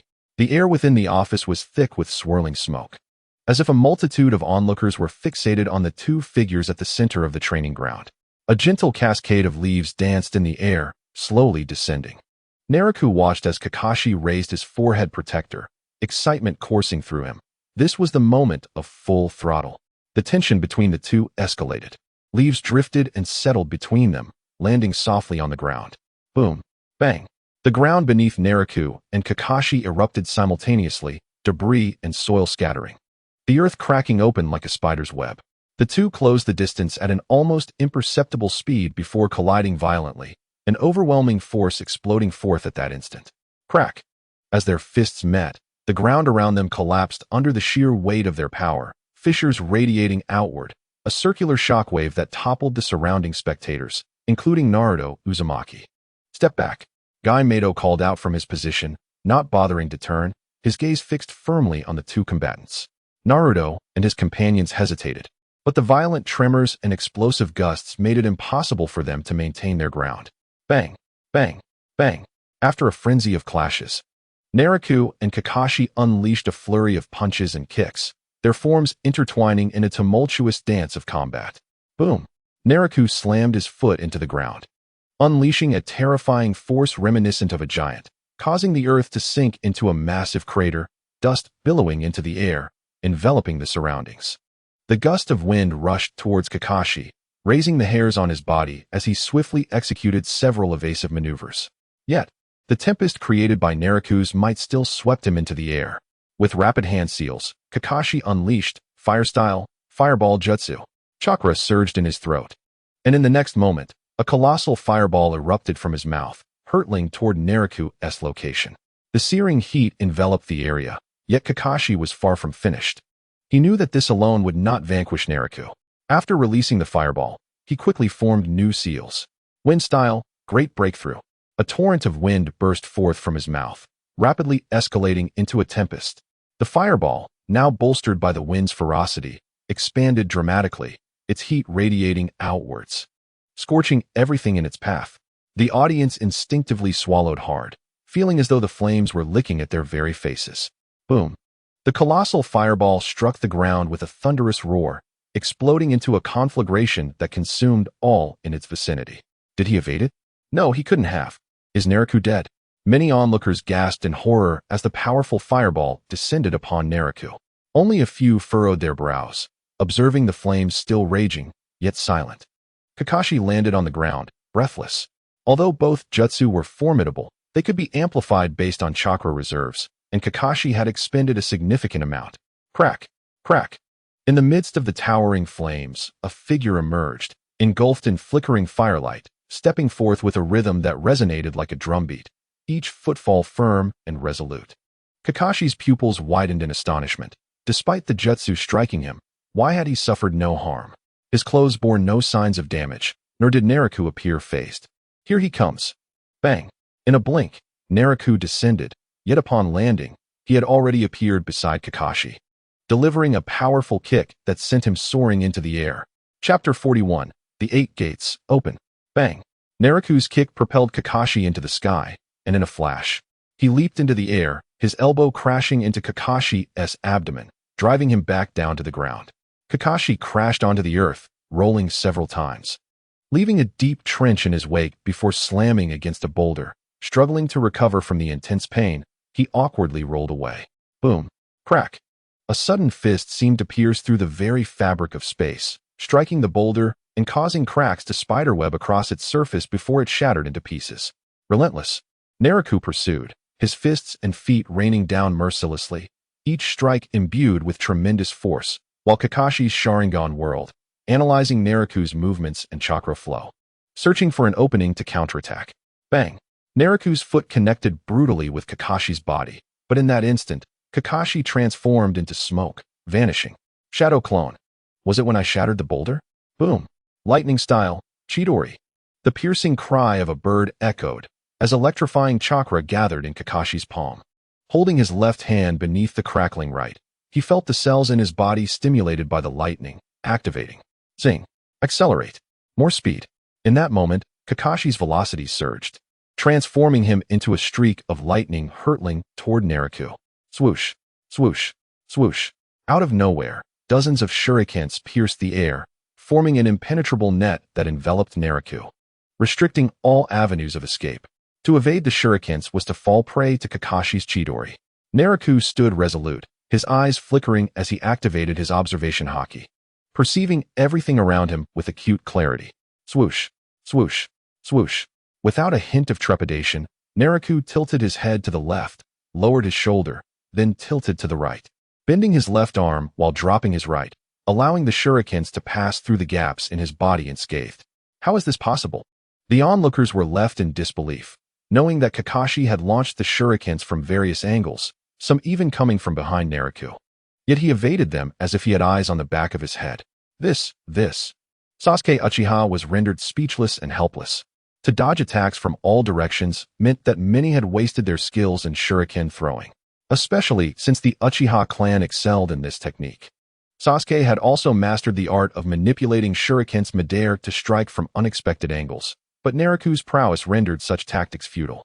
No, there must be some secret. Indeed, this is the strength of a Jonin. Uchiha Sasuke steeled himself, his gaze fixated on the flickering lightning emanating from Kakashi Hataki's palm.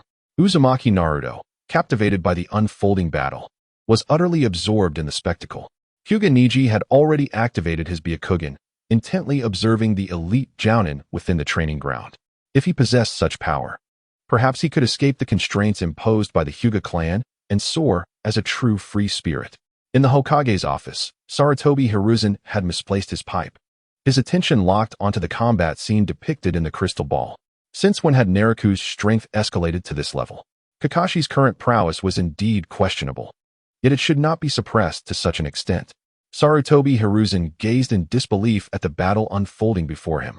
As Kakashi charged forward, realizing his shuriken had proved ineffective, he pressed on, pushing his stamina to the limit to accelerate toward Naraku. Chidori. It seems like fate intervening. Naraku spread his palm. Flames danced like mischievous sprites, converging at his palm to form a rapidly spinning orange-red sphere. Come, test my unique version of the Rasengan. Fire release, Rasengan. The sight of the orange-red sphere in Naraku's palm was so familiar that Kakashi's eyes blinked in surprise. Hidden in the shadows, Shimura Danzo widened his single eye in disbelief, exclaiming, "When did Naraku learn the fourth Hokage's Rasengan?" Sir, it seems Naraku developed it himself. It merely resembles it, but it is predominantly fire release. Enough chatter. I am aware. In the Hokage's office, the third Hokage, Sarutobi Hiruzen, was now coughing violently.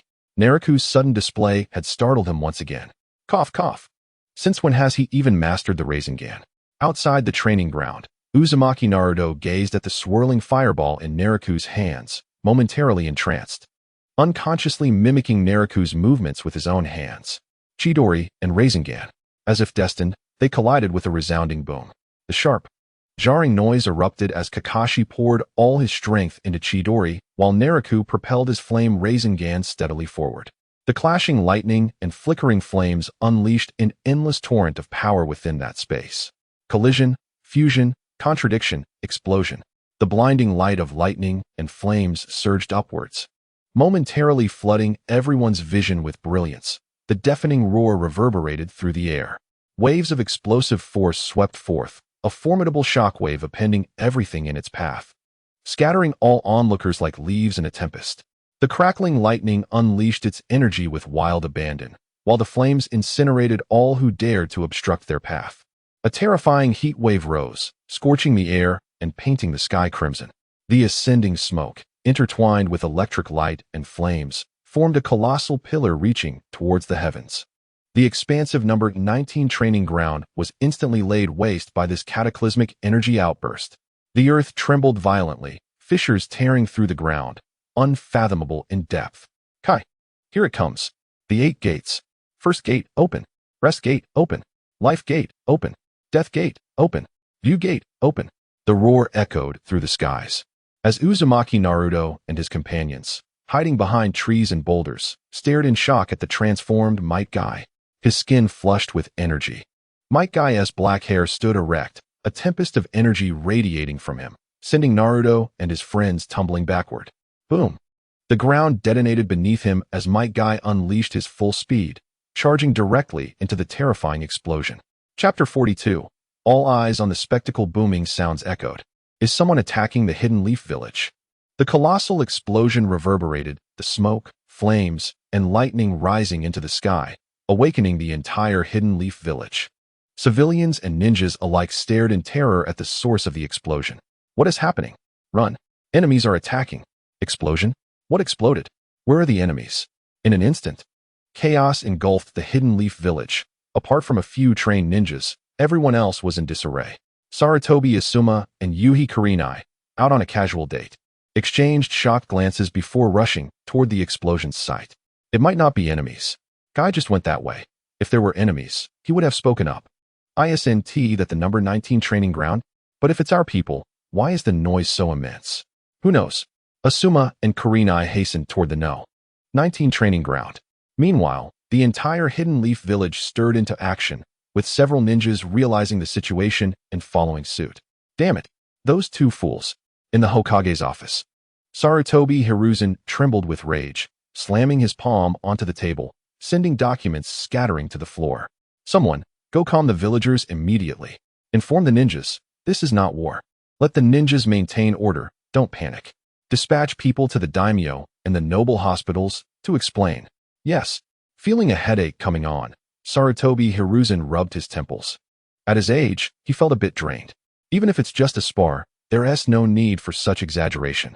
Determined, Sarutobi Hiruzen resolved that once the chaos subsided, he would reward Naraku and Kakashi.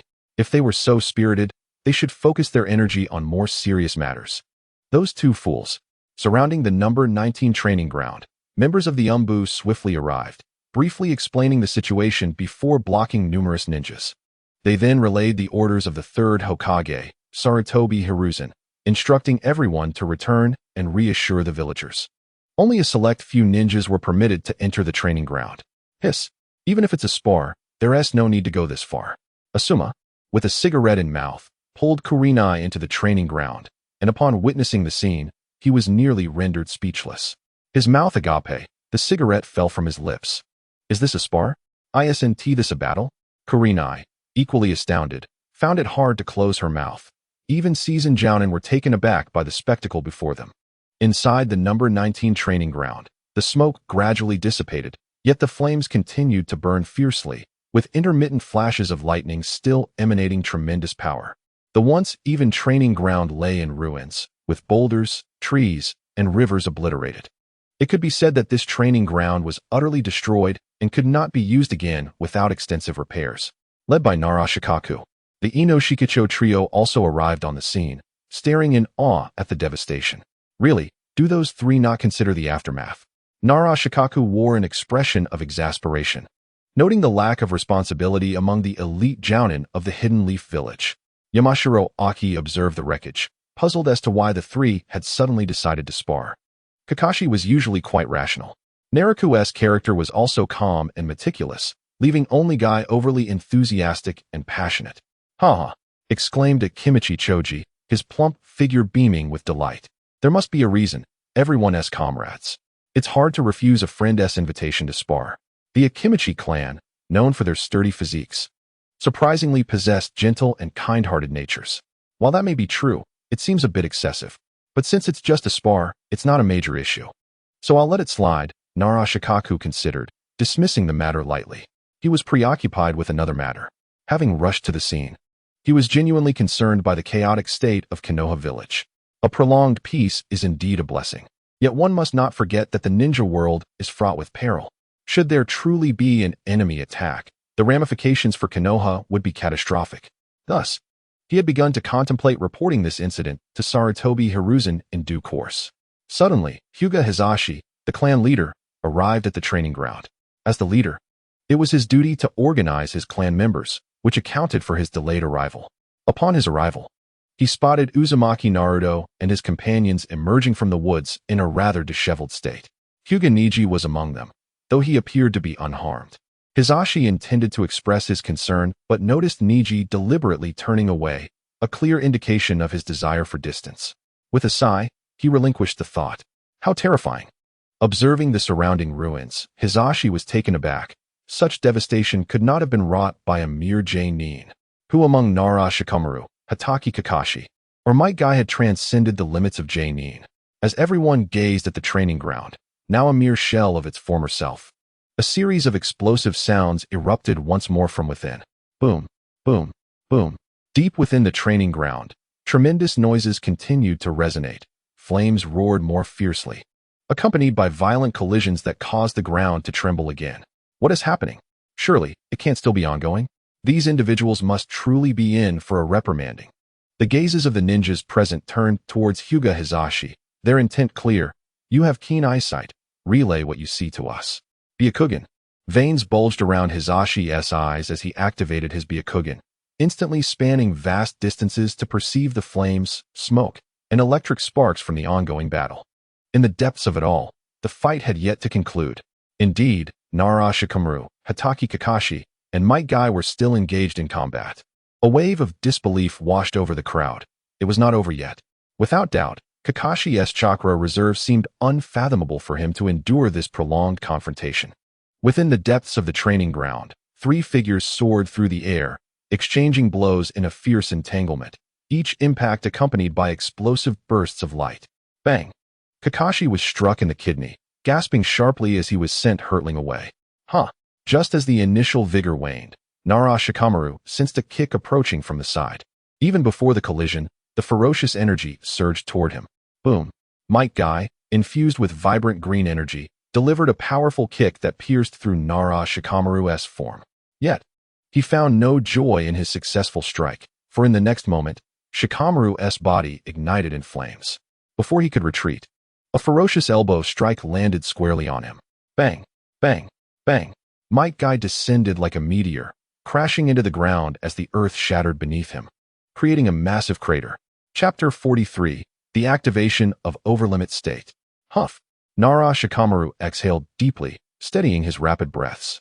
The intense skirmish had left him somewhat breathless. However, this bout had certainly been exhilarating.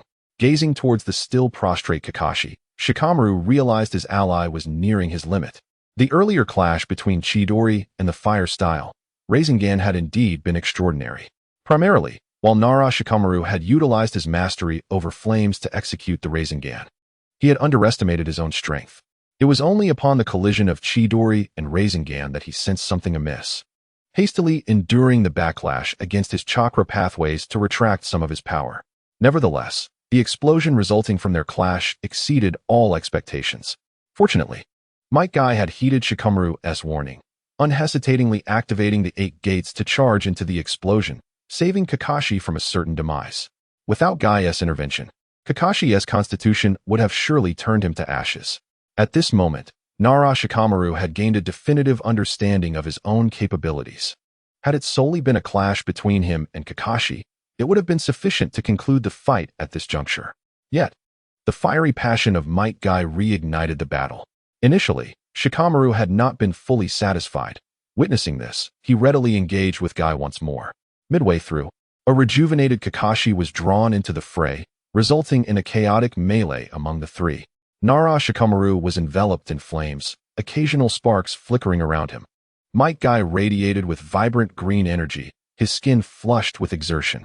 Kakashi, his garments tattered, was adorned with crackling arcs of electricity.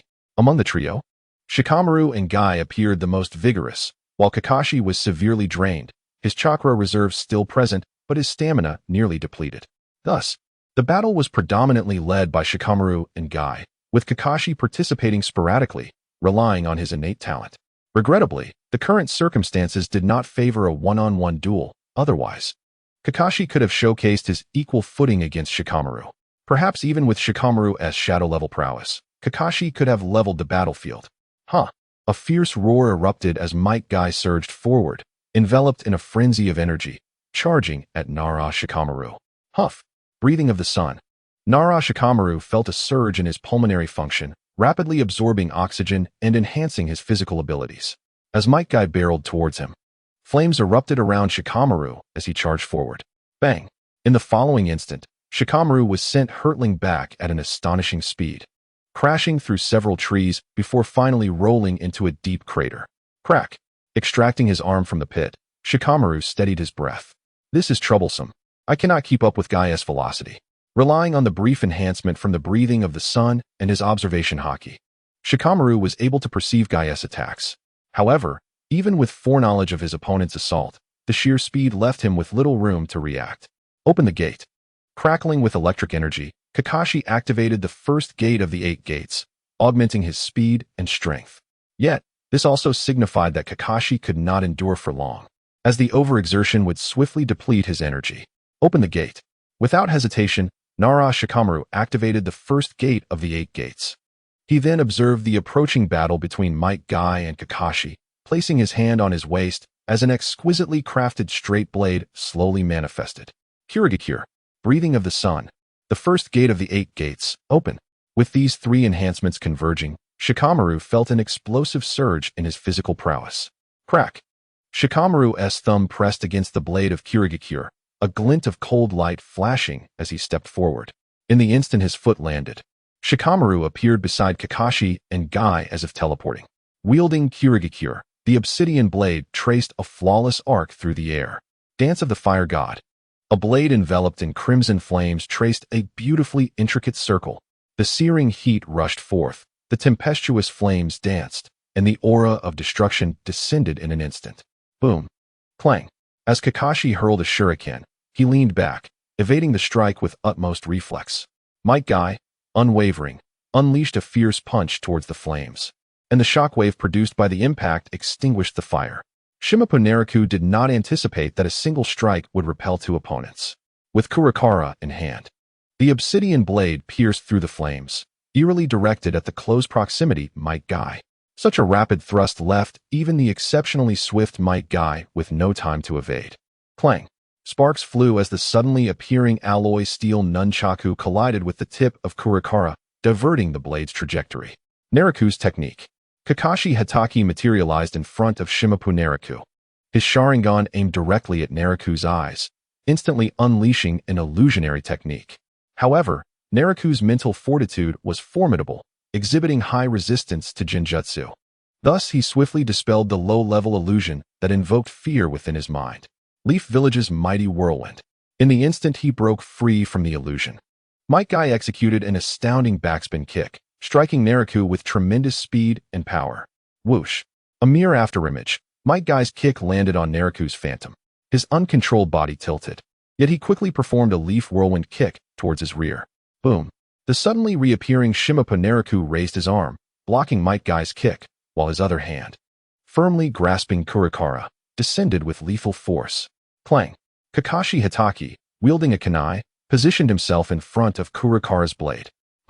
Shimapu Naraku's arm exerted tremendous force, the released power fracturing the kunai, as the dark blade barreled down towards Kakashi. Fortunately, at that moment, Might Guy swung his nunchaku, striking Kurakara's blade, allowing Kakashi to roll away just in time. Yet, Shimapu Naraku stomped down, appearing before the still-rising Kakashi, as Kurakara slashed downward once more. Unfortunate. Kakashi Hatake silently lamented. Having already opened the first gate of the 8 gates, he still struggled to keep pace with the speed of these 2. Leaf Village's Badrock Rise. A sudden surge of speed erupted beneath him, lifting the ground, as Might Guy delivered a powerful elbow strike to Shimapu Naraku, sending him flying. Raikiri, gritting his teeth. Kakashi summoned his remaining chakra, the electric spark flickering once more. What should have been a 3-way brawl had transformed into a 2-on-1 against Shimapu Naraku. Since he could no longer endure, It was time to settle this in one decisive clash. Transforming into a streak of lightning, Kakashi sped towards Shimapu Naraku, suspended in midair. Simultaneously, Might Guy roared, dashing forth at an astonishingly imperceptible speed. Chapter 44, Kakashi Hataki's Elimination. Observation Haki fully activated. In midair, Shimapu Naraku clearly discerned the two charging towards him. Without leverage, he executed a midair somersault. Fire release, great fire annihilation. In an instant, Shimapu Naraku unleashed a torrential storm of flames from his throat, a seething inferno cascading like an ocean. In a heartbeat, the surroundings transformed into a sea of fire. The roaring flames surged forth like an army, the scorching heat threatening to ignite the earth itself. The terrifying high temperature enveloped Kakashi and Might Guy, leaving them breathless. The air around them burned with an unbearable intensity reminiscent of purgatory. The expansive sea of fire shrouded all directions, leaving no avenue for escape. How could Naraku's fire release be so absurd? Kakashi Hatake stared in disbelief at the scene before him, questioning why Naraku could unleash such a fearsome fire technique without hand seals. Kakashi knew that familiarity with a ninjutsu's hand seals could expedite its release or simplify the hand signs. Yet, Naraku executed fire release without any seals, and Kakashi observed this clearly. An enraged roar erupted as Might Guy stomped down hard, leaping into the air, then wildly swung his fists at the approaching inferno. Bang! Bang! Bang! The first 6 gates of the 8 gates opened, granting Might Guy immense strength and terrifying speed as he relentlessly swung his fists. The rapid punches generated explosive fireballs through friction with the air, while shockwaves formed by the strikes collided violently with the oncoming sea of flames. In that moment, countless flames and shockwaves erupted like a peacock displaying its feathers in midair, concealing beneath their beauty the potential for devastating harm. Towards the peacock, the surging sea of fire, akin to tidal waves, was forcefully blasted apart by the continuous shockwaves, creating a path. Well done, Guy. With a flash of lightning, Kakashi charged forth. Meanwhile, the raging flames unleashed scorching power, reducing all obstacles to ashes. Those on the periphery of the training ground witnessed the fierce battle among the three. Look, over there. Who is fighting whom? Is this real? Kakashi and Guy united against Naraku? Who unleashed that fire release? It must be Naraku. He excels in fire release. While Kakashi lacks the chakra, and Guy is not adept at ninjutsu, only he could unleash such a scale of fire. Hiss! Crack! Shimapu Naraku infused chakra into his feet, causing the ground beneath him to fracture like branching tree limbs before he stomped down with all his might. Boom! A deep pit erupted as Shimapu Naraku, wielding Kurakara like a cannonball shattering the air, surged towards Kakashi's face. Fire God Dance, Azure Sky. Kurakara traced a beautiful arc of flames from above, enveloping Kakashi with picturesque rings of fire, sealing off all his escape routes. Uft! Kakashi's Raikiri suddenly pierced the ground, and he crouched down, while Might Guy seemingly teleported from his back, delivering a ferocious kick towards Shimapu Naraku. The obsidian blade surged, its tip ascending rapidly, carrying a chill as it aimed for Might Guy's ankle. Yet, Might Guy's speed soared once more. In midair, he forcefully twisted his body, landing on the ground, narrowly evading the blade that glided past him. Might Guy landed, slightly bending his knees, gripping his nunchaku tightly, his strength erupting as he charged towards the close Shimapu Naraku. The nunchaku whistling through the air aimed at his abdomen. Crack! Bang! Emerging from underground, Kakashi surged upwards, his Raikiri targeting Shimapu Naraku from below. Got him! The two united, sealing Shimapu Naraku's fate. Fire God Dance, Crimson Mirror of the Sun. Shimapu Naraku, wielding the pitch-black Kurakara, summoned sparks along the blade's edge as the straight blade flipped, resembling a red sun blooming in a mirror, executing 2 slashes that tore through the air aimed at Might Guy, simultaneously leveraging the force of his strikes. Shimapu Naraku angled his body to evade Kakashi's Raikiri surging from underground. Utilizing the momentum, Naraku's right leg lashed out like a whip, striking Kakashi's side with tremendous force. And without waiting for him to be sent flying, Naraku cleverly stepped on Kakashi, exerting his strength. Clang! Thud! The blade and the nunchaku clashed, sparks erupting. With a dull thud, Kakashi Hatake found himself pinned beneath Shimapu Naraku's foot. Shimapu Naraku, gripping Kurakara, restrained Might Guy's nunchaku with one hand. while his right foot pressed down on Kakashi, initiating a struggle among the three. Onlookers were left dumbfounded. What an absurd scene this was. Naraku is so powerful. He truly is this strong. The current youth are remarkably formidable, each one more astonishing than the last. I can scarcely believe it, even witnessing it firsthand. I find it hard to accept that this is reality. Kakashi and Guy are formidable in their own right, yet despite their combined efforts, they have been so thoroughly overwhelmed. Kurenai Yuhi, in disbelief, found herself at a loss for words, only to unexpectedly notice the expression of envy on her lover Asuma Sarutobi's face. What troubles you? Are you envious of their combat prowess? No, I merely envy their potential to surpass their limits. Asuma Sarutobi did not conceal his admiration. Gazing at the trio engaged in their fierce contest, he remarked, "The distinction between Jonin is profound. I shall never attain their level. The path they tread is a boundary that others cannot hope to cross in their lifetimes." Although there is no definitive hierarchy in terms of strength among Jonin, Kurenai finds herself utterly incapable of comparing herself with Might Guy and Kakashi. Asuma is similarly aware that while he possesses the confidence to engage either of the two in battle, victory will forever elude him. As for Naraku Shifengyuan, Asuma suspects he has long since transcended the boundaries of a Jonin, reaching a new echelon of power. The talent of these individuals is truly terrifying.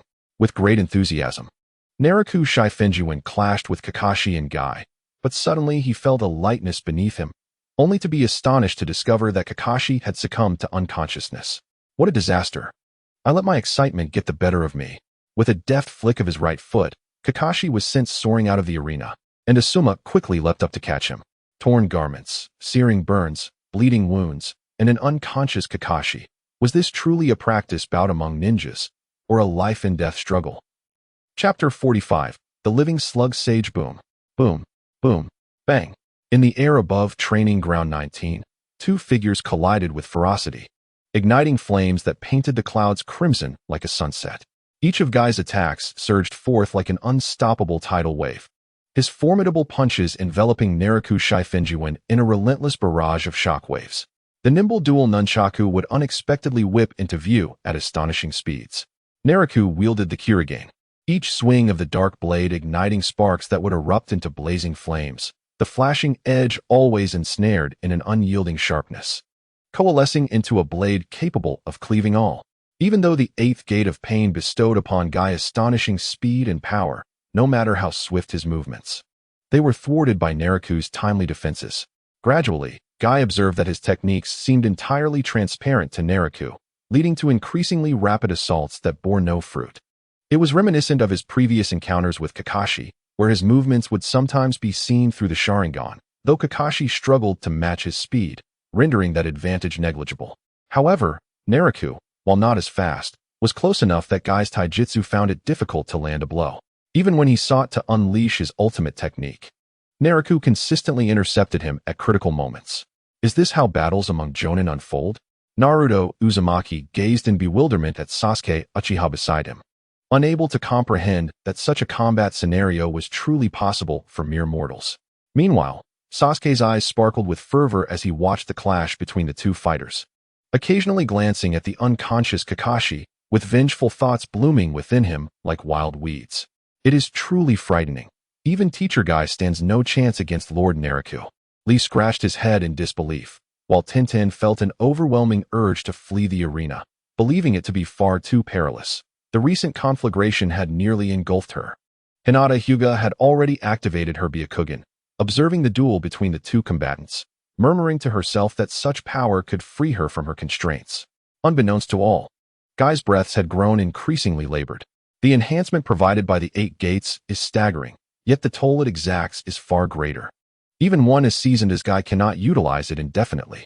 Unbeknownst to anyone, the Kyurigane in Naraku's hands continuously aided its master in replenishing stamina and chakra. At that moment, as Guy gasped for breath, Naraku seized the opportunity. Moon Crescent Slash.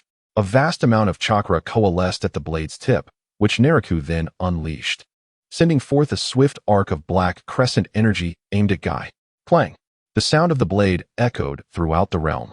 This was Kyurigane revealing its might to the world. The incoming crescent arc sent a chill through Guy's very being. His muscles tensed as he unleashed every ounce of speed.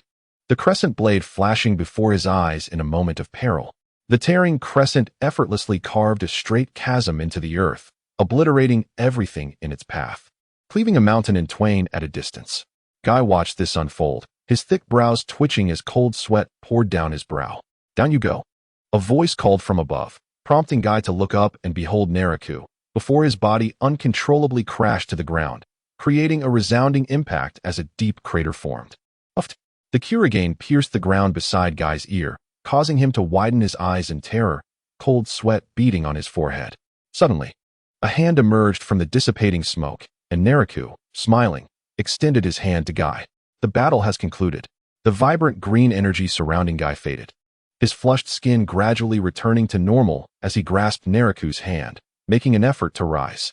A bit fatigued, yet despite his defeat, a smile graced Guy's face. Naraku, that last strike nearly cost me my life. Not at all, I held back. Naraku raised an eyebrow, unsheathing the Kurigane with a clang before it gradually vanished from sight. How much force did you use? Guy inquired, eyeing Naraku with suspicion, having long suspected that his opponent had not gone all out. However, before Naraku could respond, Guy's legs buckled, nearly causing him to collapse. Enough already, don't push it. Naraku draped Guy's arm over his shoulder, assisting him as they made their way out of the training ground. Outside, a group of onlookers stood in stunned silence, processing the horrifying aftermath of Naraku's final strike. Speechless for an extended period, only the occasional sound of falling boulders could be heard, remnants of the mountain that had been cleaved in two.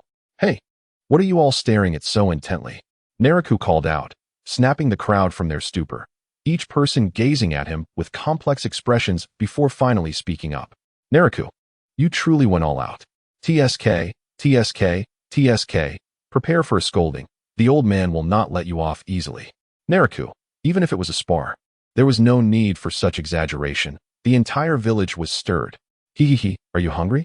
Shall we go grab a bite together? Waving his hand dismissively, Naraku glanced at the still unconscious Kakashi, clicking his tongue in mild regret, realizing he had been too rough, forgetting that Kakashi had yet to attain his future prowess.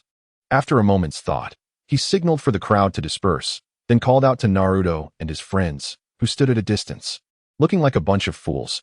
You lot, go fetch 2 stretchers. Huh. Oh, okay. The group of youngsters dashed off, uncertain if they fully understood his request. Yet, it was evident that the earlier battle had indeed left them shaken. Summoning technique. Biting his finger, Naraku performed the summoning jutsu. With a resounding poof, amidst the smoke, a blue-white figure emerged. It has been quite some time since you summoned me, Naraku. A gentle, serene, and somewhat adorable voice resonated as a blue and white slug, approximately 5 to 6 meters in length, materialized before everyone. This was the summoning beast of Naraku Shifengyuan, the living slug sage, one of the 3 great immortals. All present offered respectful nods, expressing their esteem. The living slug sage had once accompanied Tsunade, saving countless ninjas from the Hidden Leaf Village, earning profound respect from the entire village. After all, it was a matter of life and death. Living slug sage, please assist in healing these 2 ninjas. Naraku Shifengyuan pointed toward Might Guy, who leaned against a wall, and the unconscious Kakashi Hitaki. Ah, very well, leave it to me, the living slug sage replied kindly, then split into 2 smaller forms that crawled onto Kakashi and Might Guy, commencing their healing process. As the healing light enveloped them, Kakashi's expression began to relax. And the same was true for Might Guy, with the burn scars on their skin gradually fading. Observing this, Asuma Sarutobi approached, his brow furrowed. You'd better prepare for the old man's lecture. However, this time I stand with him, even if we need to fight. There's no need to go to such extremes. At this rate, Kakashi won't recover for months. What is there to worry about? Naraku Shifengyuan replied with a puzzled glance at Asuma. Don't forget, I am a medical ninja. Given Kakashi's condition, he should be fine in about a month. It's not about how long it takes to recover. You all have just gone too far. Besides, what kind of medical ninja are you anyway? Is there such a capable medical ninja? Asuma rolled his eyes, aware that even as a combat specialist, he was no match for this medical ninja. Waihai Kurinai nodded in agreement with her boyfriend's sentiment. Is that so? How could there not be? Naraku Shifengyuan exclaimed in astonishment. Have you forgotten my teacher? Tsunade is truly formidable. At this, both Kurinai and Asuma fell silent. Naraku then turned to Might Guy and inquired, how do you feel? If anything feels off, please let me know. Hee hee. Might Guy laughed heartily, seemingly unbothered by his burns or exhaustion. I'm perfectly fine, not a thing wrong. He gave Naraku a thumbs up, exclaiming, Naraku, you're amazing. Be sure to include me in the next battle. I'm already feeling the adrenaline. This is the essence of youth. Seeing Might Guy's exuberance made Naraku laugh out loud as well. Nara Shikaku observed the two, along with the unconscious Kakashi, and let out a sigh. None of these three are easy to handle. We have our work cut out for us. Ha ha ha. It's good that everyone is fine, Inazuka Kiba said, patting Shikaku's shoulder while laughing. By the way, Naraku, why hasn't the fire at the training ground shown any signs of extinguishing? Hinata Hayashi, who was not very familiar with them, pointed to the still blazing ruins, curiously asking, if it's too much trouble, just let it be. Oh, that, Naraku chuckled, waving dismissively. No need to worry, it'll burn for a while, and then stop. Naraku had made significant progress in developing the burning fruit, but had yet to master it completely. Nonetheless, with his innate talent for fire release combined with the burning fruit, the flames he produced were not only hotter but also harder to extinguish, causing more severe damage. This explained the numerous burns on Kakashi and Might Guy. Noticing the curiosity of those around him, Naraku continued, perhaps my exceptional talent in fire release has led to the increasing potency of my ninjutsu. Although his explanation was somewhat vague, no one pressed for more details, as the matter concerned their own abilities, and no one wished to reveal their trump cards. As they observed the living slug sage healing Kakashi and Might Guy, casual conversation ensued. Here come the stretchers. Just then, a group of young ones hurried back, carrying stretchers. Naraku directed them to lift Kakashi onto the stretcher without hesitation. Might Guy, however, indicated that he was fine and didn't need a stretcher, but Naraku insisted, as although Might Guy's injuries were not as severe, he had expended considerable energy. Just lie down. I'm the doctor here. Reluctantly, Might Guy complied and lay down on the stretcher. Lee, Niji, and Tintin rushed over, worried about their teacher, but Might Guy reassured them that he was fine. What's that? So frightening.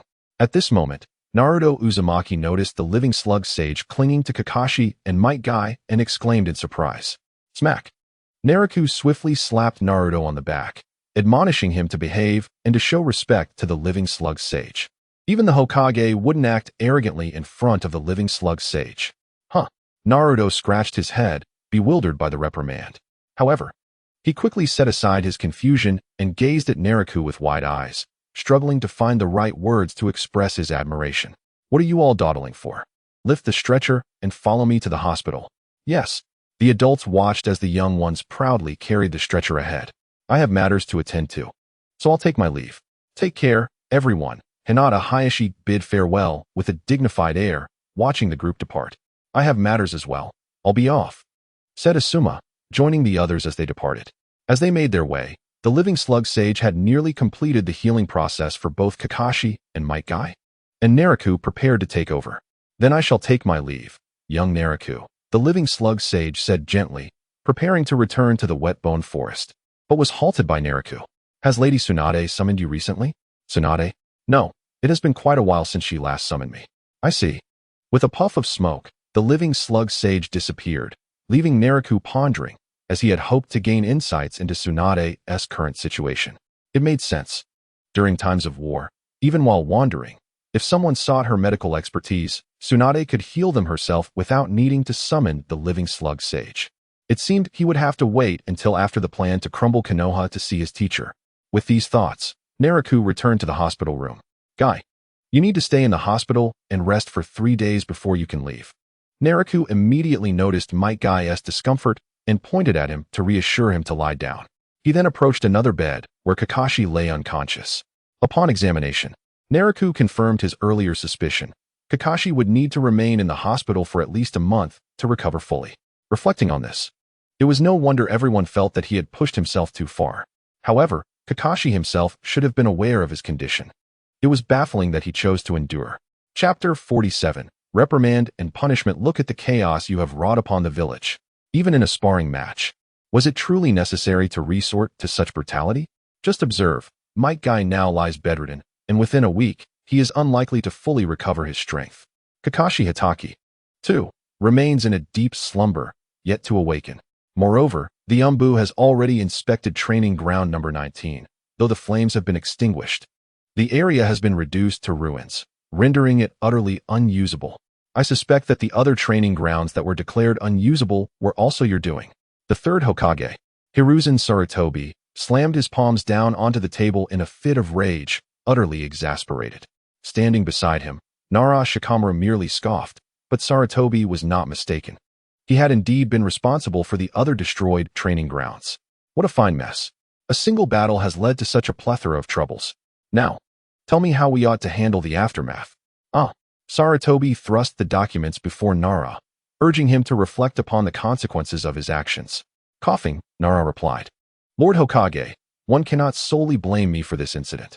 It was merely a battle. Who could have foreseen such severe repercussions? Furthermore, the village's reaction has been somewhat excessive. If a true war were to erupt, we would be entirely unprepared. Nara raised his hands in a gesture of helplessness, portraying himself as a victim. Humph. Sarutobi let out a derisive snort, though a portion of his ire was indeed directed at the village's reaction. As Nara had pointed out, if an actual enemy were to attack the village, given this response, it could lead to dire consequences. Let us not dwell on such hypotheticals. Your troubles are far from over. Sarutobi offered no kindness to Nara, decisively issuing a punishment. The training ground is now a wasteland, and you shall personally fund its restoration. Furthermore, once Kakashi's condition stabilizes, you are to undertake missions. Do not linger within the village.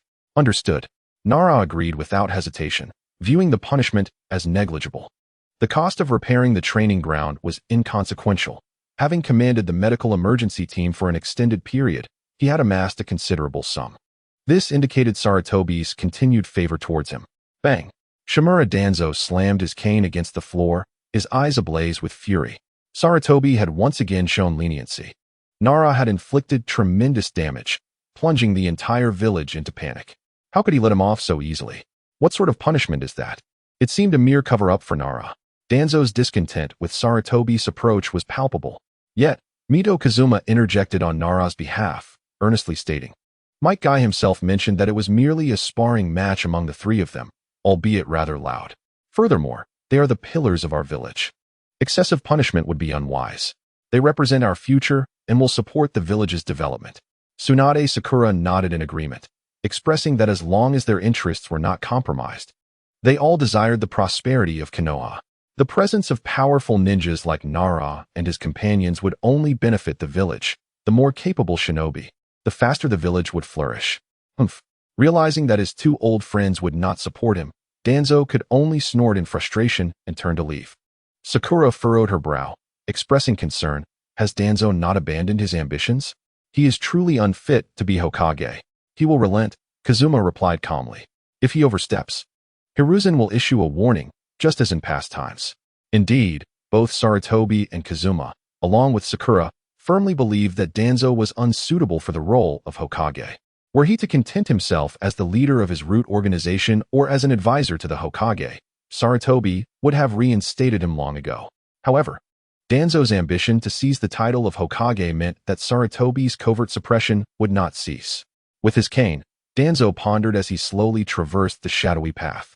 No one is more suitable than I to become Hokage. If that is the case, Hiruzen, perhaps it would be best for you to depart this world sooner rather than later. Casting a glance back at the Hokage Tower, Danzo resolutely made up his mind. Having spent a lifetime embroiled in schemes and machinations, did Danzo ever uncover Orochimaru's clandestine plan to bring Konoha to ruin? No one knows. Yet, even if he were aware, Danzo would never divulge such information to Sarutobi, especially once he realized that Sarutobi was the true obstacle to his ambitions.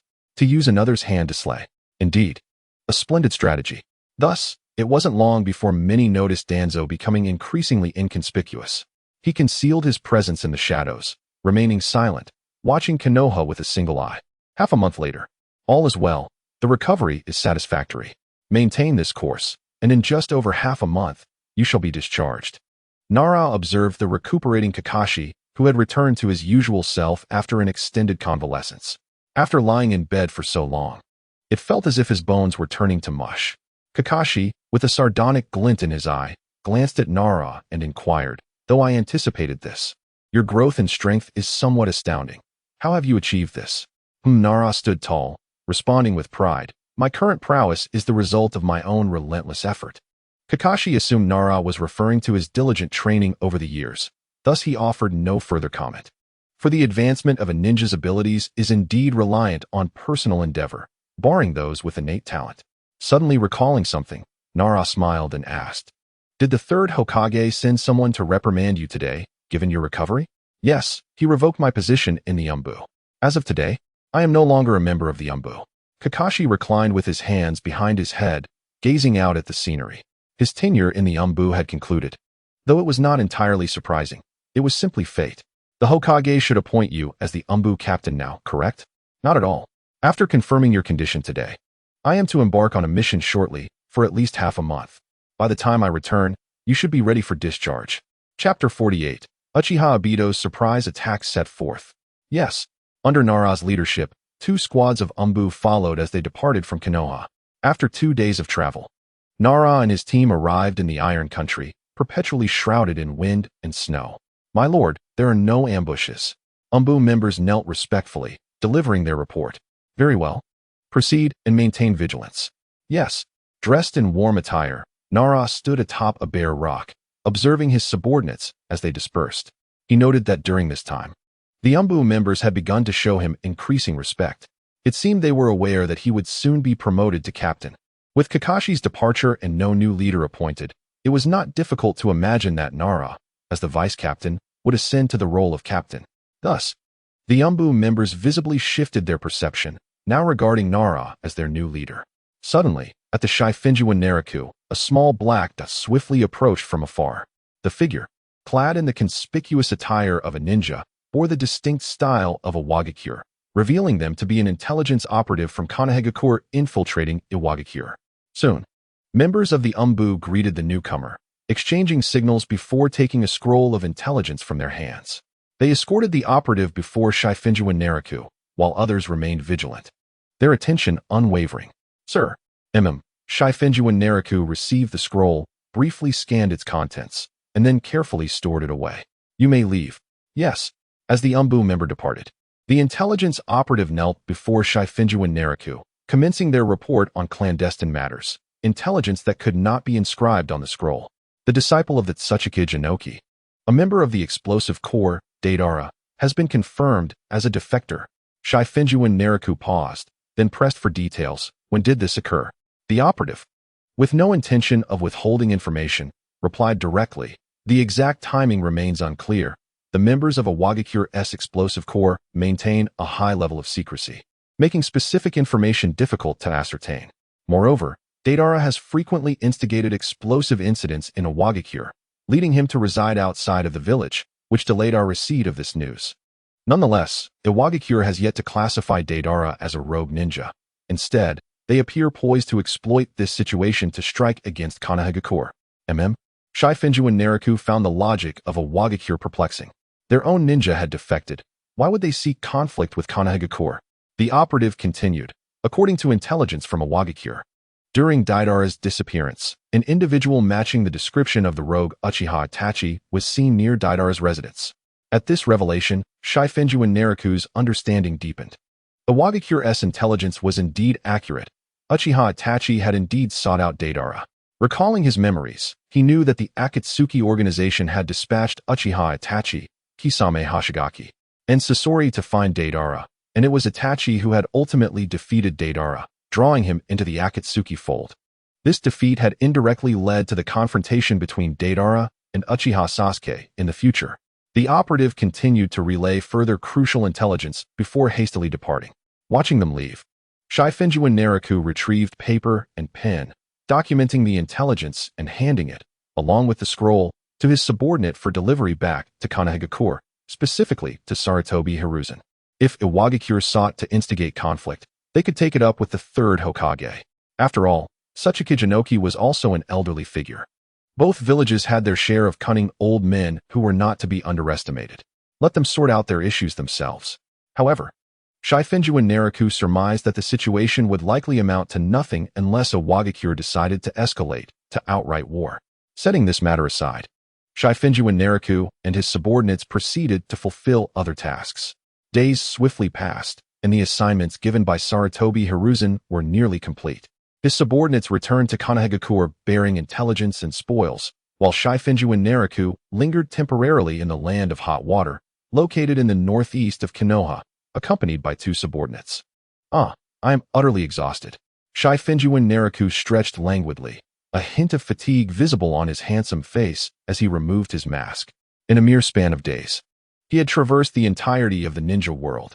The 3rd Hokage certainly knew how to employ his subordinates effectively. Since they were in the Land of Hot Water, why not indulge in a hot spring? The region was abundant in natural resources, boasting numerous hot springs that attracted many visitors. This particular hot spring appeared inviting, perfect for a brief respite. Waving his 2 subordinates off for some leisure time, Shifengyuan Naraku stepped into the hot spring inn. How delightful. Lying in the soothing waters, he felt his fatigue dissipate gradually. He exhaled deeply, savoring the moment of relaxation. After indulging in the hot spring for an extended period, he emerged in the afternoon, seeking a place to dine. After a brief search, he found a restaurant, enjoyed a meal, and prepared to return to the inn for rest. Hey, handsome, would you care for a drink? As he walked along the path, Shifengyuan Naraku noticed a raven-haired beauty approaching. Her tone flirtatious as she swayed her alluring figure beside him. Narrowing his eyes slightly, a smile graced his lips. Sure, where shall we go for drinks? Do you have a recommendation, beautiful? Hee, it seems you have an eye for sophistication. Follow me. The raven-haired beauty beckoned with a playful finger, leading the way, while Shifengyuan Naraku followed discreetly behind. As they strolled, the number of passers-by dwindled, and the surroundings grew increasingly tranquil. Before long, they had left the bustling town behind and ventured into the wilderness. Where are you taking me? Hee, do you know what it feels like too? The beauty's words took a strange turn. Shifengyuan Naraku maintained his smile. However, in an instant, he struck, seizing the raven-haired beauty by the throat and applying pressure. Crack! The beauty fell lifelessly, only for her form to morph into a pale, white creature, White Zetsu. Swish! 2 Umbu members stood before Shifengyuan Naraku, drawing their blades. Vigilant of their surroundings. One by one, White Zetsu emerged from the shadows, surrounding Shifengyuan Naraku and his companions. Eliminate them. Yes, the 2 Umbu members brandished their weapons. Charging forward. Surprisingly, they found the white creatures to be utterly ineffectual in combat. Meanwhile, Shifengyuan Naraku observed the unfolding scene without intent to intervene. Just then, the space behind him began to twist silently, a gloved hand reaching out towards the unsuspecting Shifengyuan Naraku. Swish! In the nick of time, Shifengyuan Naraku executed a body flicker technique, vanishing from his original position. Clang! With a swift draw of his blade, Shifengyuan Naraku spun back into position, his razor-sharp weapon slicing through the arm of his assailant. Yet, astonishingly, the arm appeared unaffected, as though his blade had merely passed through air rather than flesh. Chapter 49. The Sudden Battle. Who dares to sneak around? Shifengyuan Naraku bellowed, feigning ignorance of the assailant's identity. Emerging from the distorted space, a mysterious figure clad in a mask slowly revealed themselves before Shifengyuan Naraku. Uchiha Obito, dressed in a long black robe and adorned with a single-eyed mask.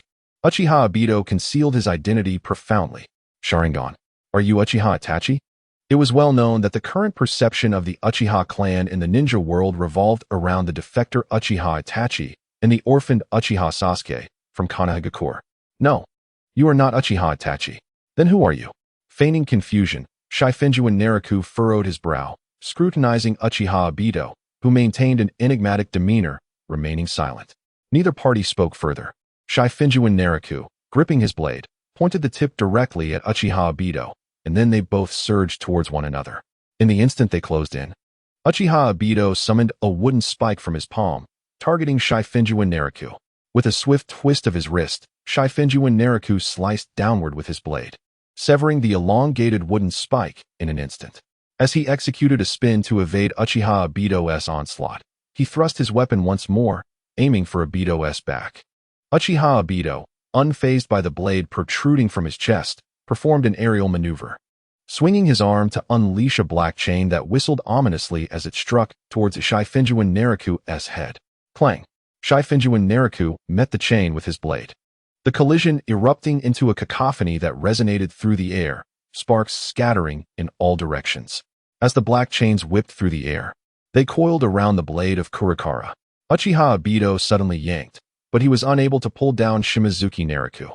With a swift motion, he spun Kurakara, and with a resounding clash, the black chains were severed into multiple fragments, cascading to the ground. Suspended in midair, Uchiha Obito was momentarily stunned, then quickly formed hand seals. Fire release, explosive wind dance. The surrounding space warped as a tempest erupted, and simultaneously, a torrent of swirling flames erupted from Obito's mouth.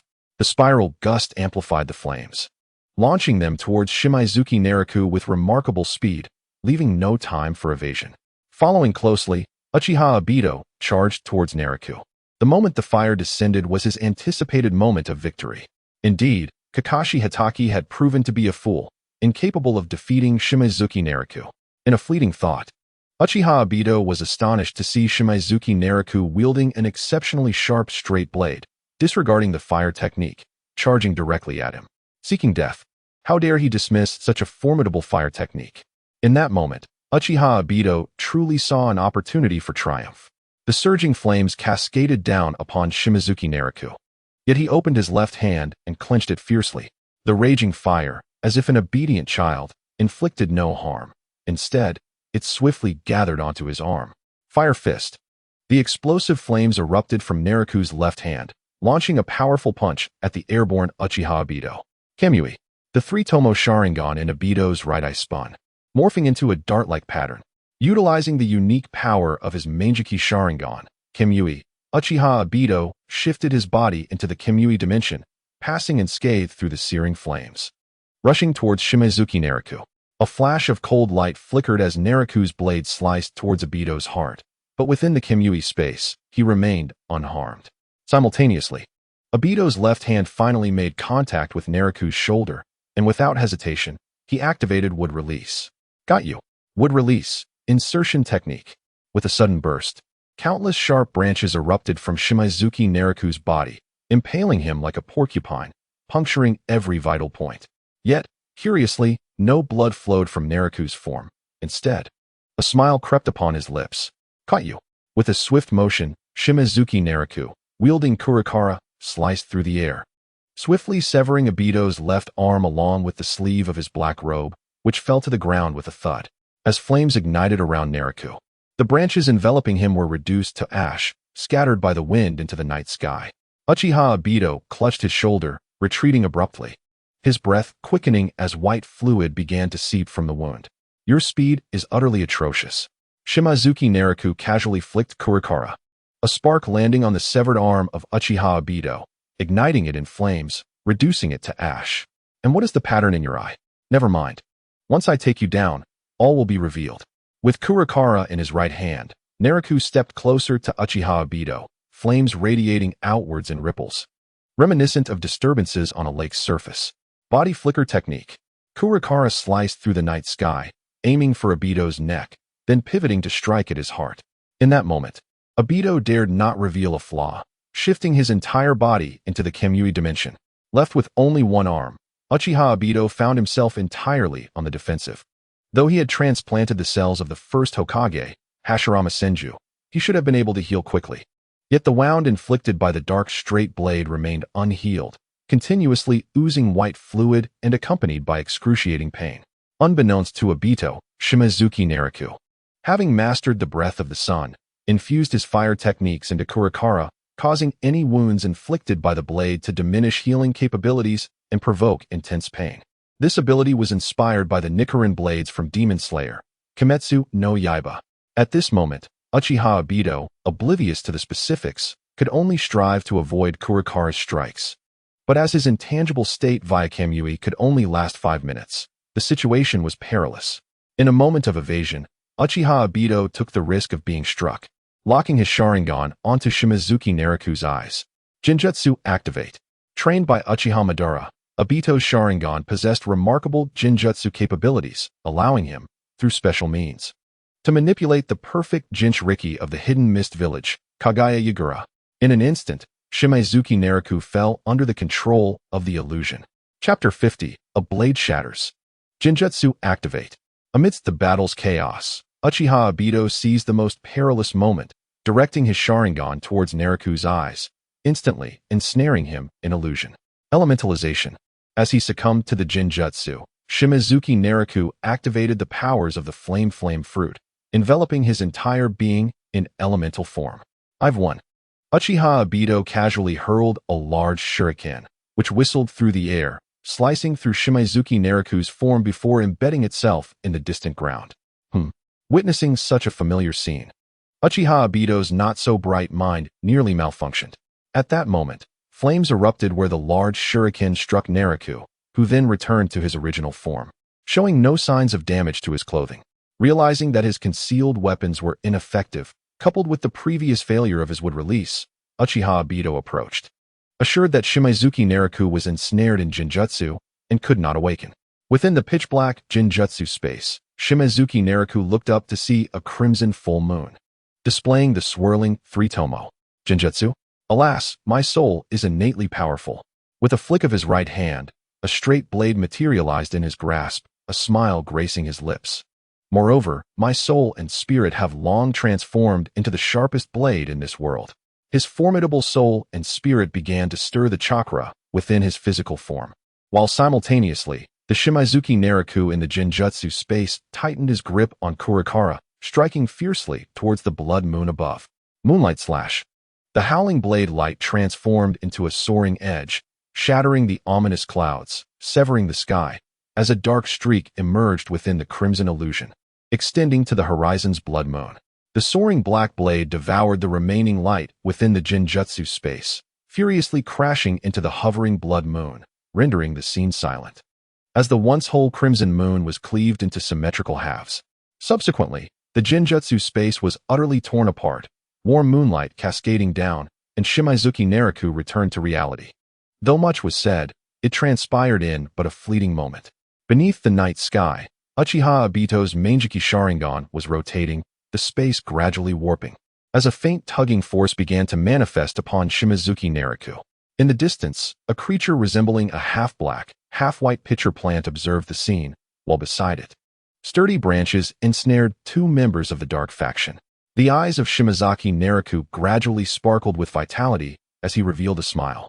Uchiha Obito, when drawing others into the Kamui space, must first relinquish his intangibility, transforming into a corporeal form. This implies that he is now vulnerable to attacks like any ordinary individual. How could this be?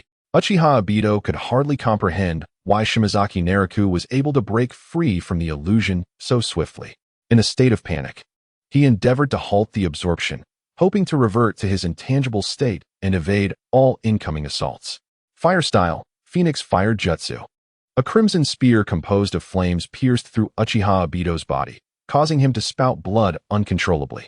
I will slay you, Shimazaki Naraku declared, wielding his blade, Kurikara. As he instantly entered an overlimit mode, his speed was such that even Uchiha Obito's Sharingan could not track him. The distance was traversed in an instant, and the searing blade descended diagonally upon Obito. Ack!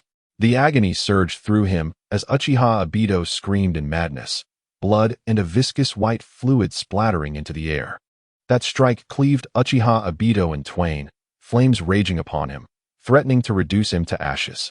In the distance, Setsu watched in horror, his eyes wide as the situation took a drastic turn. Uchiha Obito was on the verge of being brutally slain by Shimazaki Naraku. This absolutely cannot happen. It must not be permitted. Uchiha Obito was pivotal to many future events. Any unforeseen incident was intolerable. Spore technique. A cluster of pale, spore-like entities akin to white zetsu rapidly enveloped Uchiha Obito, attempting to shield the severed halves of his body. A cry of despair erupted, yet white zetsu did not relent, enduring the searing flames to assist Obito. The sharp blades sliced through the dark night silently, severing the mass of spores that fell to the ground. Crack! Shimazaki Naraku looked down as cracks appeared in the earth, and a multitude of white zetsu erupted from below, rushing towards him. While the remaining white zetsu merged with the spore mass enveloping Obito, working fervently to suppress the flames engulfing him, even as their pale forms ignited.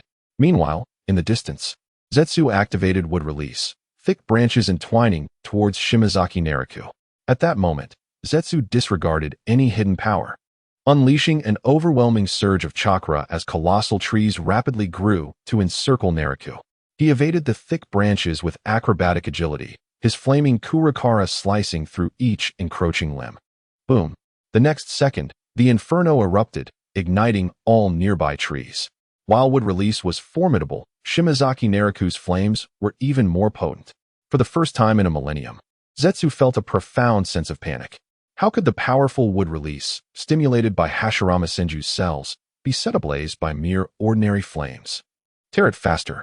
Black Zetsu, no longer maintaining his somber facade, growled hoarsely as he and White Zetsu tore apart, their bodies disintegrating in the process. Black Zetsu's half-body unleashed wood release, obstructing Shimazaki Naraku's advance. Meanwhile, White Zetsu lunged toward the unconscious Uchiha Obito, enveloping him with spores to mend his injuries, swiftly sinking underground.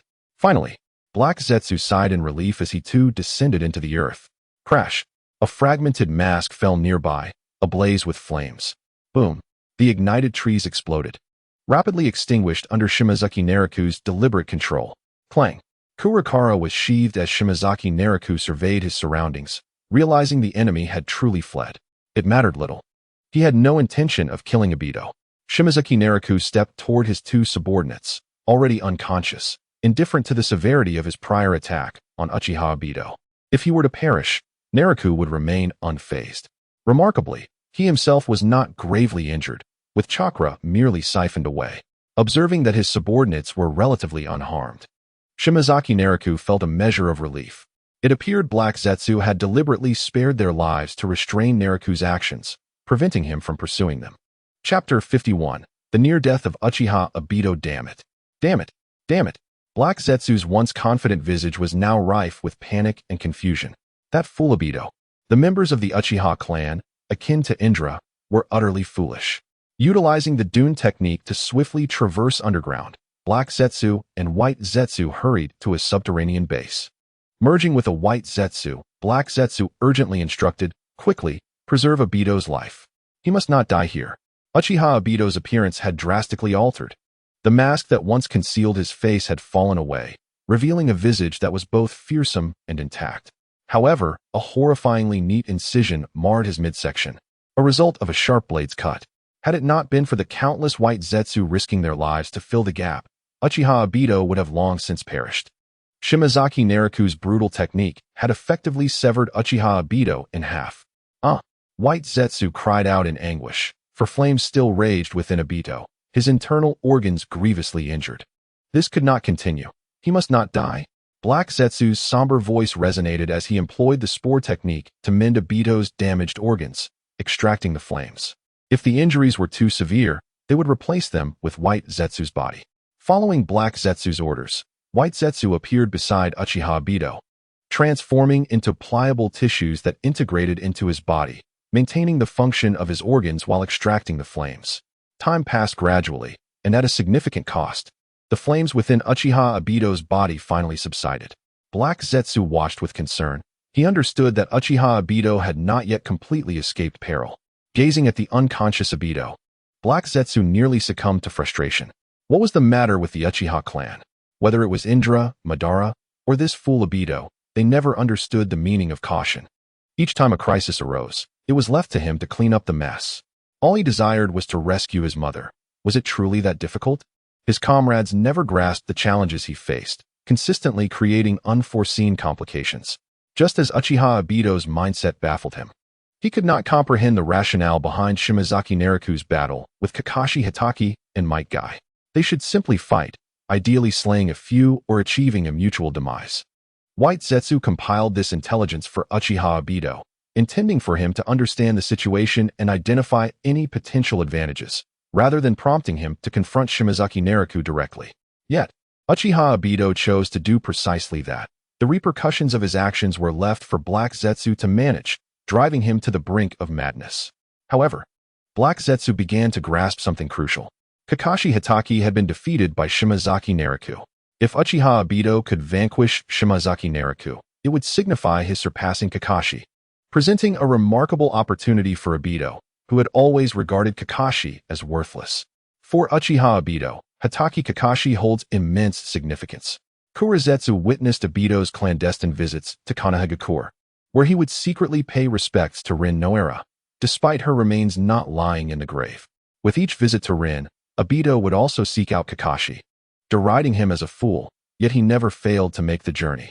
Kurizetsu, having a profound understanding of humanity, found himself perplexed. Did Obito truly cherish the deceased Rin? Or was it Kakashi, who still walked among them? At the very least, Obito's vital Manjiki Sharingan remained with Kakashi, and despite Kurizetsu's persistent urging, Obito did not reclaim his eye. Perhaps in a bid to validate himself, or perhaps due to other intricate emotional factors, Obito ultimately sought out Nagato of the Akatsuki, leading to the present circumstances. Let us proceed, Kurizetsu commanded, enveloping Obito within the protective cloak of Shirazetsu. As they swiftly made their way to the base established by Uchiha Madara, this facility was equipped with comprehensive medical apparatus and resources capable of preserving Obito's life. Had Kurizetsu not been concerned about Obito succumbing en route, he would have ventured directly to the base.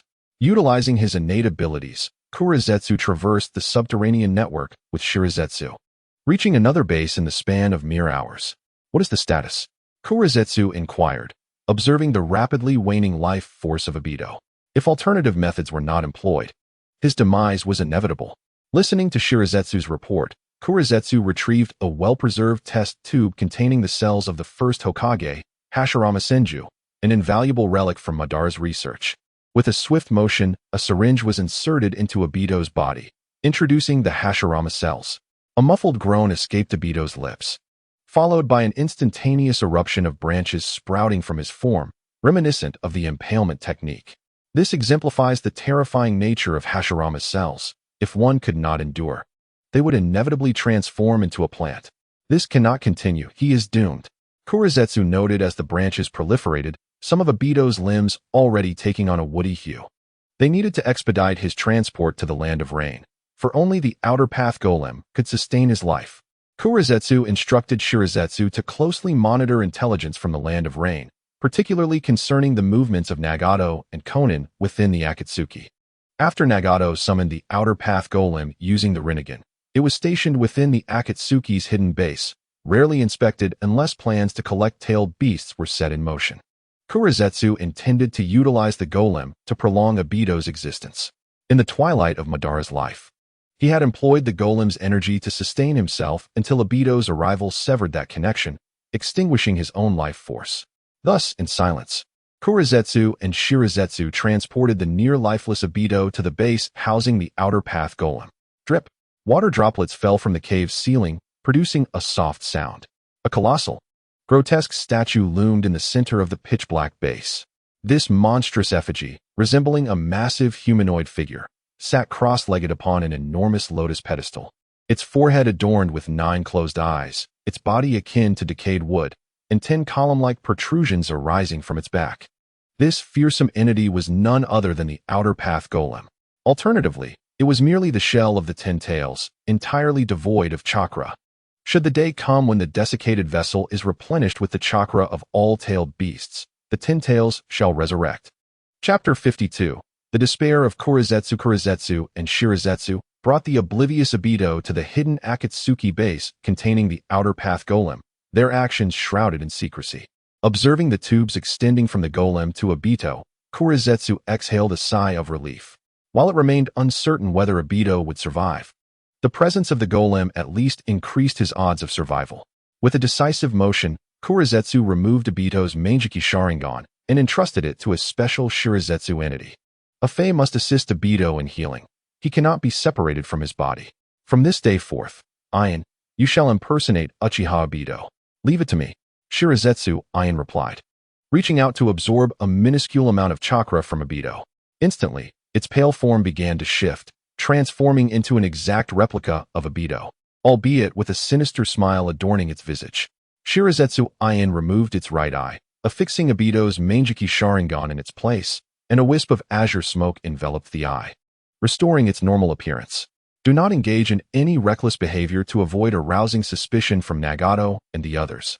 Rest assured, I am far more astute than Obito. Shirazetsu Ian donned Obito's distinctive mask and slipped into a black cloak, momentarily resembling Uchiha Obito. Kurizetsu observed with satisfaction. Shirazetsu's transformation technique was unparalleled within the ninja world, far surpassing any other. Thus, he believed no one could discern the deception. However, caution was paramount, especially in the presence of individuals like Nagato and Itachi Uchiha. A moment's inattention could lead to discovery. Given Obito's current near-death state, he could not exert control over the fourth Mizukage, Yagura Karatachi. Fortunately, Kurizetsu was well-versed in Madara's control methods. Hence, Shirazetsu must swiftly master Genjutsu, and then proceed to use it on Yagura in the hidden mist village. As for Nagato, should a meeting be required, I shall accompany you. For now, Itachi can wait until Obito regains consciousness. Kurizetsu meticulously organized the upcoming tasks, feeling increasingly exasperated. Obito's incapacitation had unleashed a torrent of complications. The most frustrating aspect was the necessity to oversee Obito's injuries while juggling these myriad responsibilities. Why did he have to seek out Nagato of the Four Winds clan? Kurizetsu yearned to shake Obito, demanding answers. But what was the enigma surrounding Nagato? His strength raised questions. The Four Winds clan lacked any remarkable bloodline limits. Yet where did he acquire such formidable power? To be prudent, Kurizetsu instructed Shirazetsu to gather intelligence on the Four Winds clan and Nagato specifically, marking him as a priority for observation. Meanwhile, Nagato of the Four Winds clan had set off for home, accompanied by two subordinates who had recently regained consciousness. Yet, he too pondered why Obito had abruptly sought him out and engaged him in combat. Their skirmishes with Kakashi and Might Guy had been mere exchanges of skill, albeit somewhat harsh on Nagato's part. However, his battle with Obito had been a deadly struggle, where a moment's lapse could result in loss of life. It was perplexing. At this stage, Obito bore no animosity towards him, especially as his plan had yet to unfold. Contemplating these uncertainties, Nagato returned to Konohagakure with his subordinates. He had no intention of keeping this matter secret from them, particularly since they had been swiftly defeated by Kurizetsu and had not witnessed the latter part of the confrontation. Nevertheless, one fact remained significant. Both subordinates had indeed encountered the existence of wood release. This matter is of little concern to Shifengyuan Naraku. Whether he is aware of it or not is inconsequential, and even if he reports it to Sarutobi Hiruzen, it is hardly a significant issue. It does not particularly surprise him. Sarutobi first expressed his satisfaction with the results of Naraku's recent endeavors and then inquired about the intelligence regarding wood release techniques. Indeed, it is wood release, and I have discerned that the opponent's wood release differs somewhat from that of Tenzo.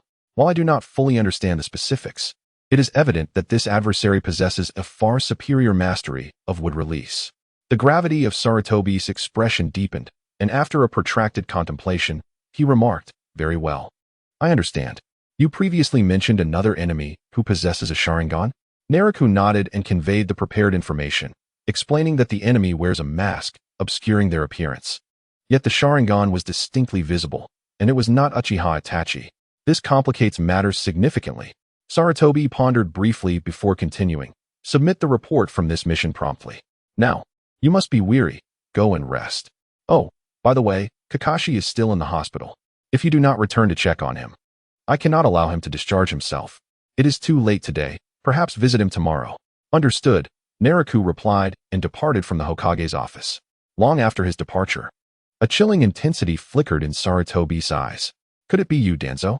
The wood-release ninja, Tenzo, was someone Sarutobi had acquired from Danzo, leading him to suspect that this newly emerged wood-release adversary might be linked to Shimura Danzo. The rationale behind the assault on Shifengyuan Naraku is evidently due to Danzo's covetous gaze upon the Hokage position, prompting him to eliminate Naraku's threat preemptively. As for the enemy with the Sharingan, it is not difficult to deduce their origins. Years ago, Danzo personally led a group to encircle the Uchiha clan's territory and even engaged in combat. It would be hard to believe that Danzo does not possess a Sharingan himself. Initially, Sarutobi thought that Danzo had learned to exercise restraint and maintain a low profile, but it appears he has been quite active in the shadows. Summon the Umbu for a meeting. Yes, the existence of the root organization was hardly a secret to the Hokage. Soon, the third Hokage, Sarutobi Hiruzen, surrounded the root organization with numerous Umbu members. What do you intend to do? Danzo, leaning on his cane, emerged alone from the Akatsuki's base. Sarutobi, puffing on his pipe, wore a stern expression devoid of mirth. Danzo, Umbu members were out on a mission and unexpectedly encountered an enemy skilled in wood release, one of whom even possesses a Sharingan. You comprehend the implications of this.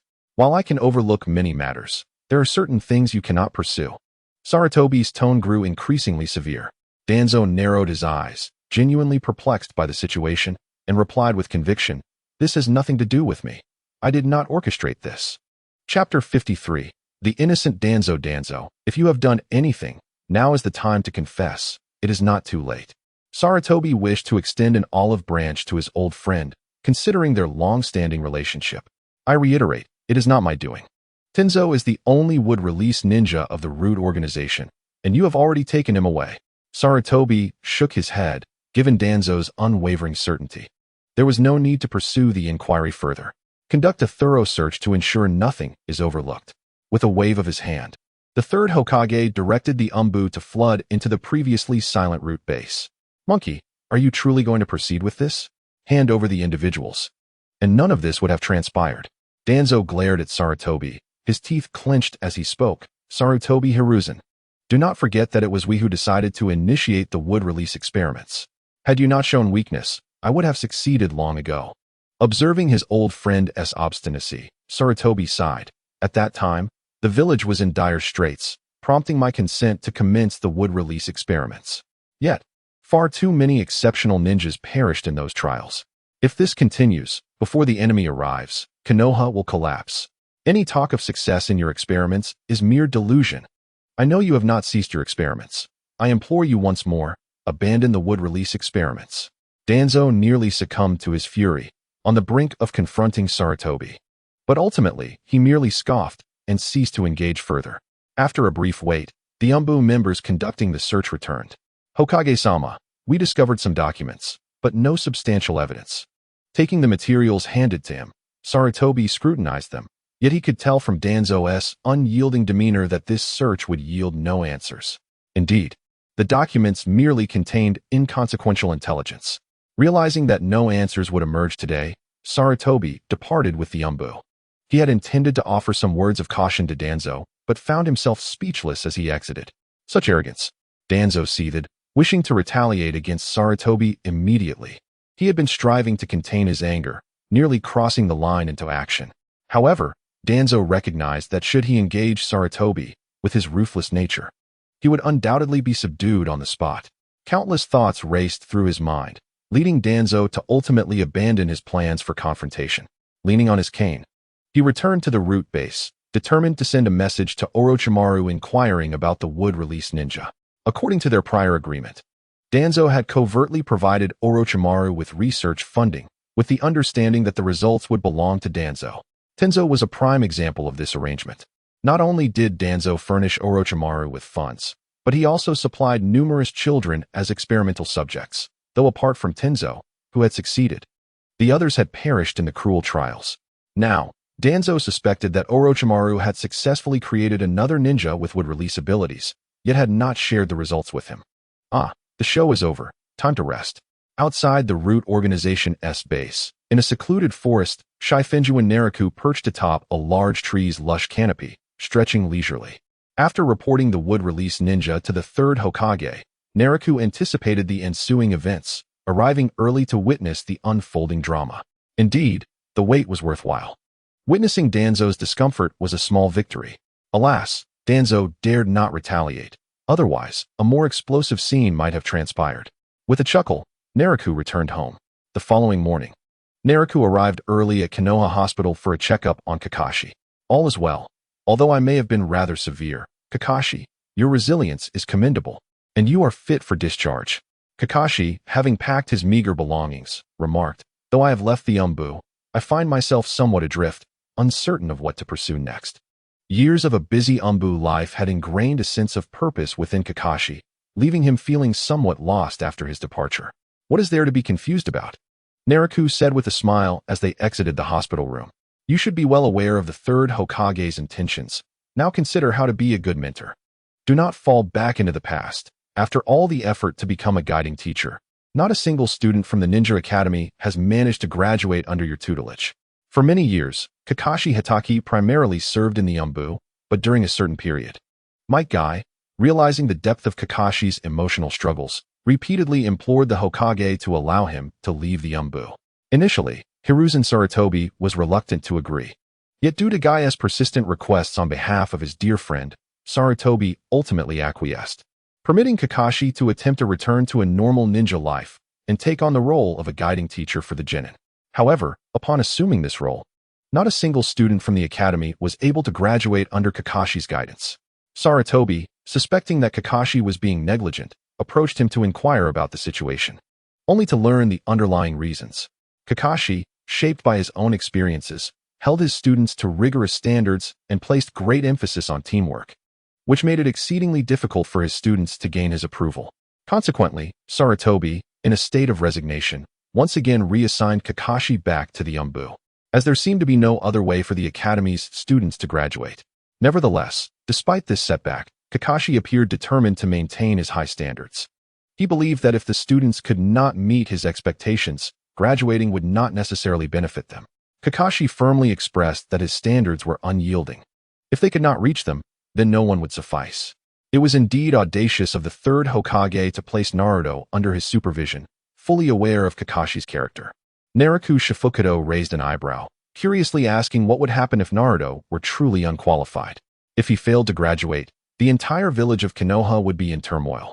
The notion of the Nine-Tails Jinchuriki failing to graduate from the academy would become the most absurd joke in the ninja world for a century. Kakashi, however, resolutely stated that his baseline would not waver. The outcome depended solely on Naruto himself. Furthermore, he posed a question. Did Naraku believe that Naruto could pass the academy's graduation exam? Ah yes, almost forgot about that. Chapter 54, The Incident of the Sealing Scroll Manipulation. That morning, while Naraku was still discussing Naruto Uzumaki's graduation with Kakashi, he was summoned to the Hokage's office at noon. Sarutobi bore no trace of the conflict with Danzo from the previous night. He directly stated that Kakashi had left the Umbu. But the Umbu could not be without a captain for long. Thus, Naraku was promoted to the position of Umbu captain, while Tenzu was elevated to vice captain. As the third Hokage's appointment concluded, Naraku heard a familiar system notification sound. Ding. Host promoted to captain of the Konoha Umbu. Congratulations, host. You have earned 4 chances for a draw. Remaining draw chances, 4. Friendly reminder, 10 consecutive draws increase the likelihood of obtaining extraordinary items. This time, being promoted to Umbu captain only granted him 4 chances for a draw instead of the maximum 5.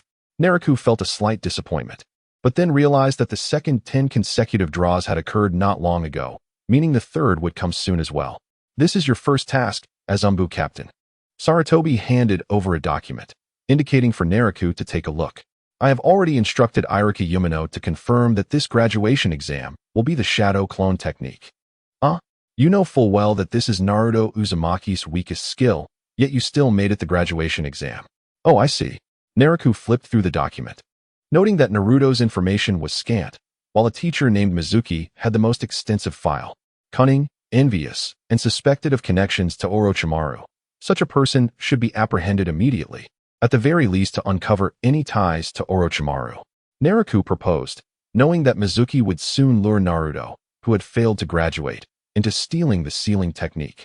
However, Mizuki's plan to catch Naruto off guard ultimately backfired. Sarutobi, however, shook his head, stating that he understood his disciple well and did not believe Orochimaru would take an interest in Mizuki, who was merely a disposable tool to him and would not yield any significant intelligence. Understood, it's merely a case of utilizing a worthless pawn. Naraku closed the document. Reflecting, I now comprehend that you do not intend for Naruto to graduate so easily. However, before he could finish his thought, Sarutobi pulled out a large scroll from beneath the table. You have observed Naruto's training and identified his issues. The chaos caused by the Nine-Tails chakra makes it challenging for him to control his own chakra. Therefore, the standard shadow clone technique is unsuitable for Naruto, but his exceptional physical stamina and abundant chakra make him well suited for learning the multi-shadow clone technique. Hence, here is the sealing scroll. Create a plan. I only require one outcome. Naruto must learn the multi-shadow clone technique. Is that true? I don't believe it. Naraku was skeptical that the scroll in his hands was a genuine sealing scroll. He had seen a real sealing scroll before, having earned the qualification to study several ninjutsu techniques from it due to his contributions to Konoha. First, to open the sealing scroll, specific hand seals were required. If forced open, the scroll would ignite into ashes. Upon successfully opening it with the correct seals, one would find the scroll blank, devoid of any characters. At this point, new hand seals would be required to reveal the content of the ninjutsu intended for study, and each ninjutsu had a unique seal. The crucial point was that these seals could only be used once. Once spent, they would become void, and new seals would be necessary for the next attempt. This was the true nature of a sealing scroll. Interestingly, to learn ninjutsu from the sealing scroll, one did not actually need the scroll itself. They would receive a new scroll detailing the ninjutsu, transcribed by Sarutobi himself. As for the original sealing scroll, it had long been hidden away by Sarutobi.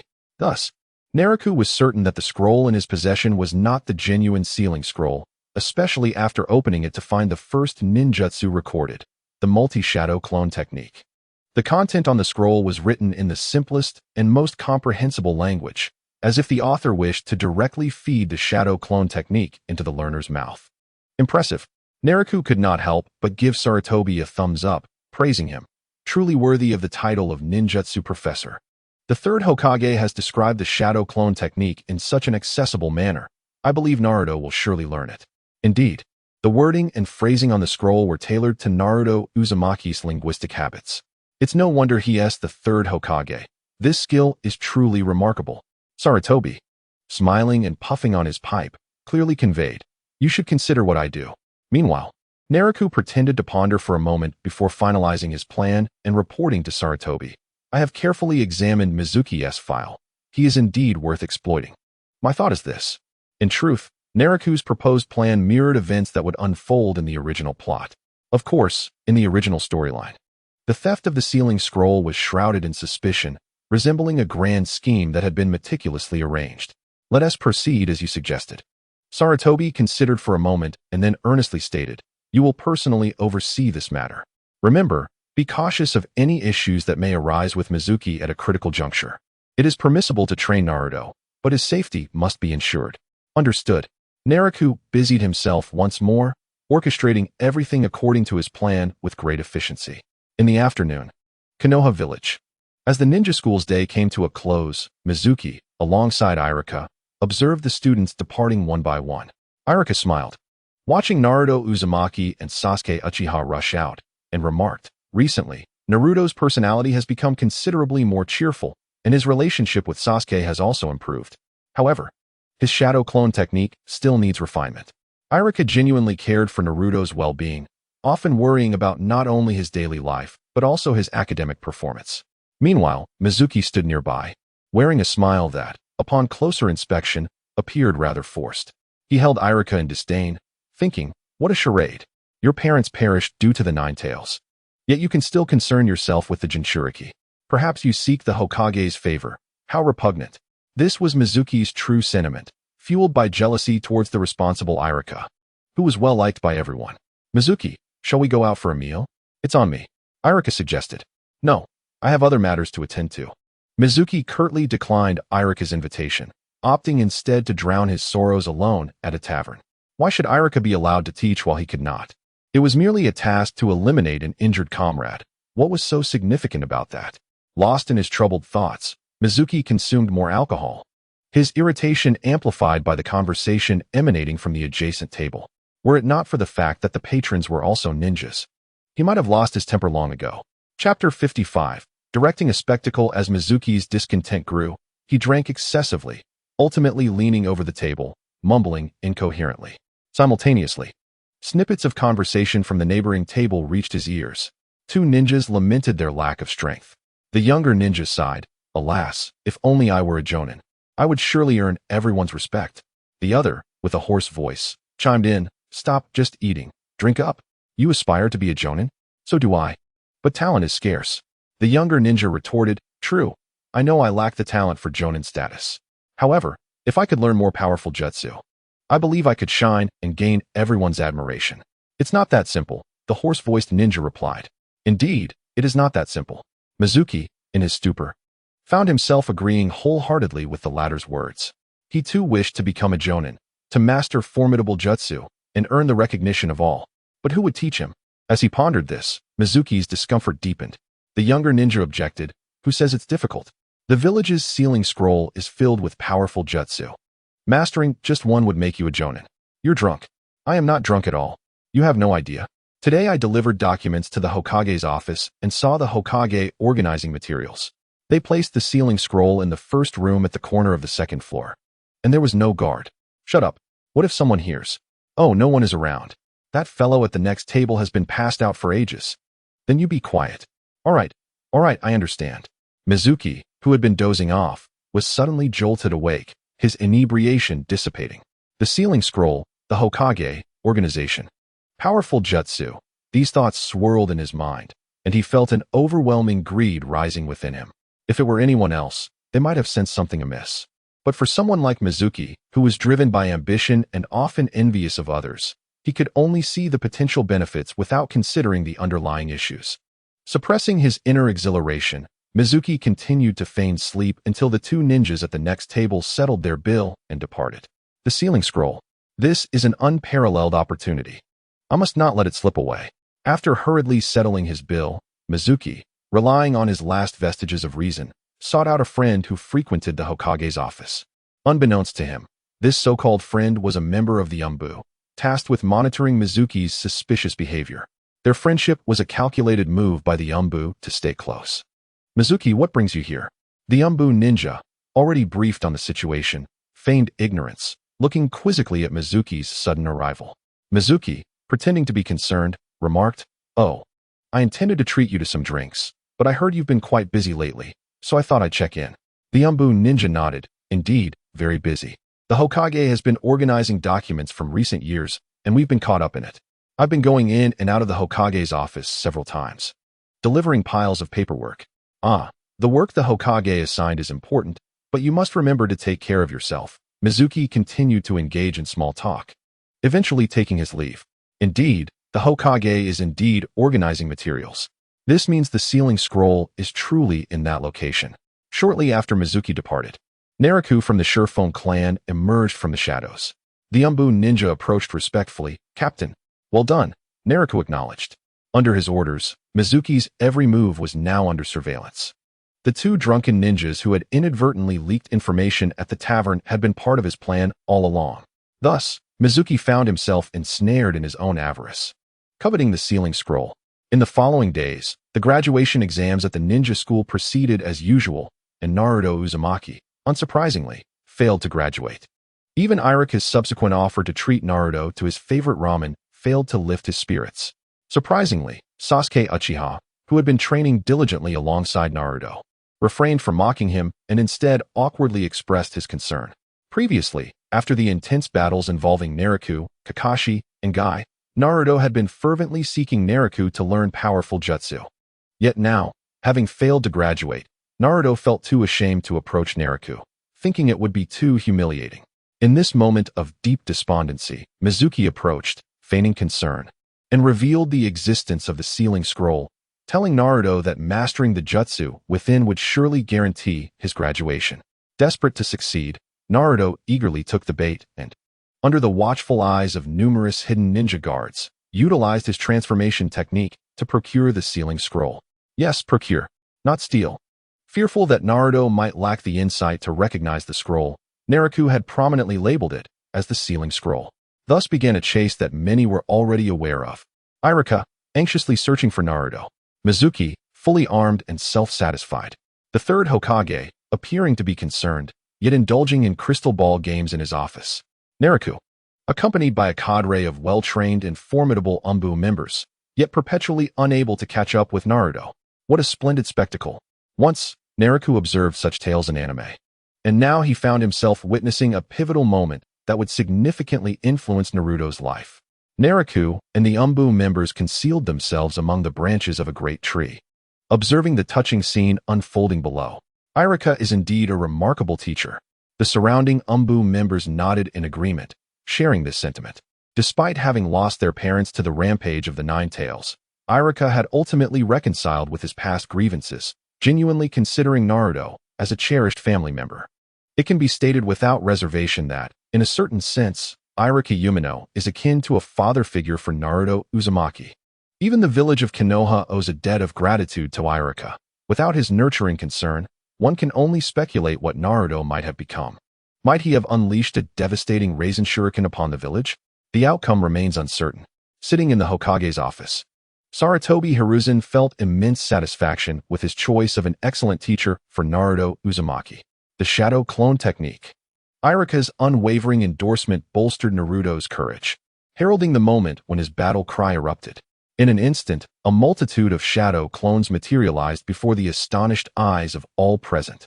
The technique that Naruto once struggled with had, at this moment, transformed into his most formidable skill. Chapter 56, Surge of Power. Congratulations, Naruto, you have graduated. Iruka Yumino removed his ninja headband and personally placed it upon the bewildered forehead of Naruto Uzumaki. Momentarily taken aback, Naruto adjusted the headband and broke into a joyous smile as the morning sunlight filtered through the leaves, casting a radiant glow upon the headband. At that moment, the strongest Jonin of the Hidden Leaf Village was born. Applause erupted in the forest. Naruto and Iruka turned to see Naraku Shifengyuan approaching, clapping his hands with a smile. Several masked ANBU members silently descended behind Naraku, following his lead. Brother Naraku, Lord Naraku. Initially somewhat bashful, Naruto grasped his headband and realized he had graduated.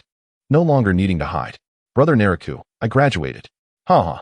Naruto exclaimed, hands on his hips, his pride evident. Naruto, remember to show respect when addressing Lord Naraku. Iruka gently reminded him, nudging Naruto's shoulder to temper his exuberance. Observing Naruto's smug demeanor, Naraku felt compelled to temper his enthusiasm and smiled as he inquired, Naruto, have you forgotten something? Why is the village's forbidden scroll in your possession? The once jubilant Naruto paused, then realized he might have landed himself in serious trouble. Just a reminder, the Hokage has the authority to revoke your ninja status and reclaim your headband. Naraku's words struck Naruto like a thunderclap, leaving him utterly dumbfounded. After puncturing Naruto's confidence, Naraku signaled for his subordinates to take away Mizuki, who lay incapacitated nearby, and arranged for Iruka to be escorted to the hospital. Despite his lingering concerns about his ninja status, Naruto cheerfully approached Naraku, eager to return the forbidden scroll. I don't want this. You should keep it and take me to see the third Hokage. He chuckled. Grandpa Hokage would never take back my headband. Recalling his past interactions with Sarutobi Hiruzen, Naruto recognized Naraku was merely trying to intimidate him. How about it, Iruka? If it's serious, shall I take you to the hospital? Naraku turned to Iruka, who was slumped against one of his subordinates, while Naruto looked on, concerned for his teacher. Iruka shook his head. It's nothing serious, Lord Naraku. Just a minor injury, mainly affecting my back, so I'm a bit restricted in movement. Then, Yun, please escort Iruka for treatment, Naraku instructed, ruffling Naruto's hair. I'll take this fellow to see the third Hokage. Yes. Brother Naraku, where did Mizuki-sensei go? Naruto suddenly noticed Mizuki's absence and called out anxiously. He has gone where he belongs. Now, let us move, Naraku replied, leading Naruto to the Hokage's office to submit the mission report before departing, leaving the rest for Sarutobi Hiruzen to handle. Yet, instead of resting, Naraku utilized this time to hone his skills. Having mastered the breath of the sun, Naraku's physical prowess was steadily enhancing, albeit subtly and imperceptibly, but the cumulative improvements over the past few months were indeed substantial. Naraku sensed he was on the brink of a breakthrough. Half a month swiftly passed. Crack. Boom. A massive boulder shattered, debris soaring through the air as trees in the forest fell, revealing their smooth cross-sections. Breathing heavily, Naraku gradually calmed himself, surveying the now chaotic training ground number 27. He casually seated himself on a tree stump he had just felled, the dual-wielded sword, Kurogiri, resting on his knees as he entered a meditative state. This recent training period of over 20 days had allowed Naraku to feel his strength surge once more. The rewards from 2 consecutive 10 draws had been fully assimilated. In simple terms, the Naraku of over 20 days prior would have been no match for his current self, likely succumbing in no time. System, open my attribute panel. Name, Naraku Shifengyuan. Gender, male. Age, 26. Physique, mind. Soul, Kurogiri. Chakra control. Chakra amount, exceeding 99% of ninja in the ninja world. Chakra attributes, fire, wind, lightning, water, earth, yin, yang. What is this? Why is there a new attribute for the soul as Kurogiri? And why has the color of the word mind changed to red? Oh, and I also gain chakra control. Moreover, my physique has increased, and my chakra amount has surged astonishingly. Initially, Naraku intended merely to verify whether his physique had broken through, but he discovered other changes on this attribute panel. The expected upgrade in physique was unsurprising. The addition of chakra control was also within reason. However, the emergence of a soul attribute marked as Kurogiri was unexpected. Even more puzzling was the alteration in color on the attribute panel. Previously, all text and numbers were black, but now mind appeared in red. System, what is happening? Is my mind in jeopardy? The Zanpakuto Kurogiri is forged from the host's soul, and Kurogiri's manifestation has enhanced the host's soul strength, making it unique in the ninja world. Hence the name of this blade. The soul influences the mind. The enhancement of soul strength directly leads to a significant increase in the host's mental capacity, resulting in a corresponding growth in chakra amount. Changes in the mind imply the potential for a breakthrough in this attribute. Upon breaking through, the host will attain the strongest mental attribute in the ninja world, granting unparalleled resistance to genjutsu, rendering the host immune to any genjutsu. Furthermore, the host will gain exceptional learning abilities, mastering ninjutsu, taijutsu, and genjutsu in a remarkably short time. Additionally, enhancements to observation haki and other capabilities await the host's discovery. Now it makes sense. I wondered why, alongside my physique enhancement, my chakra would increase so dramatically. Naraku pondered further. Directly querying the system, I can indeed sense the rise in chakra, yet it doesn't seem as significant as anticipated. Ding. Does the host accept the infusion of all chakra? System reminder. A sudden surge in chakra could harm the host's body and meridians. Remaining chakra amount, 87%. Chapter 57. Astonishing chakra amount. So that is how it is. The enhancement of physical and mental attributes in Shifengyuan Nero led to an explosive increase in chakra within his body within a remarkably short period. Yet, he remained oblivious to this phenomenon, whether in combat or while performing medical ninjutsu. He continued to refine his chakra without realizing that the speed of this refinement had significantly accelerated. Without the aid of the system, this sudden surge of chakra could have overwhelmed his meridians and bodily organs. Consequently, the system intervened, intercepting the overwhelming chakra and gradually augmenting the total chakra within Nero's body. Understanding this, Shifengyuan Nero recognized that the system was assisting him. After all, in the ninja world, possessing a vast amount of chakra often correlates with superior physical constitution.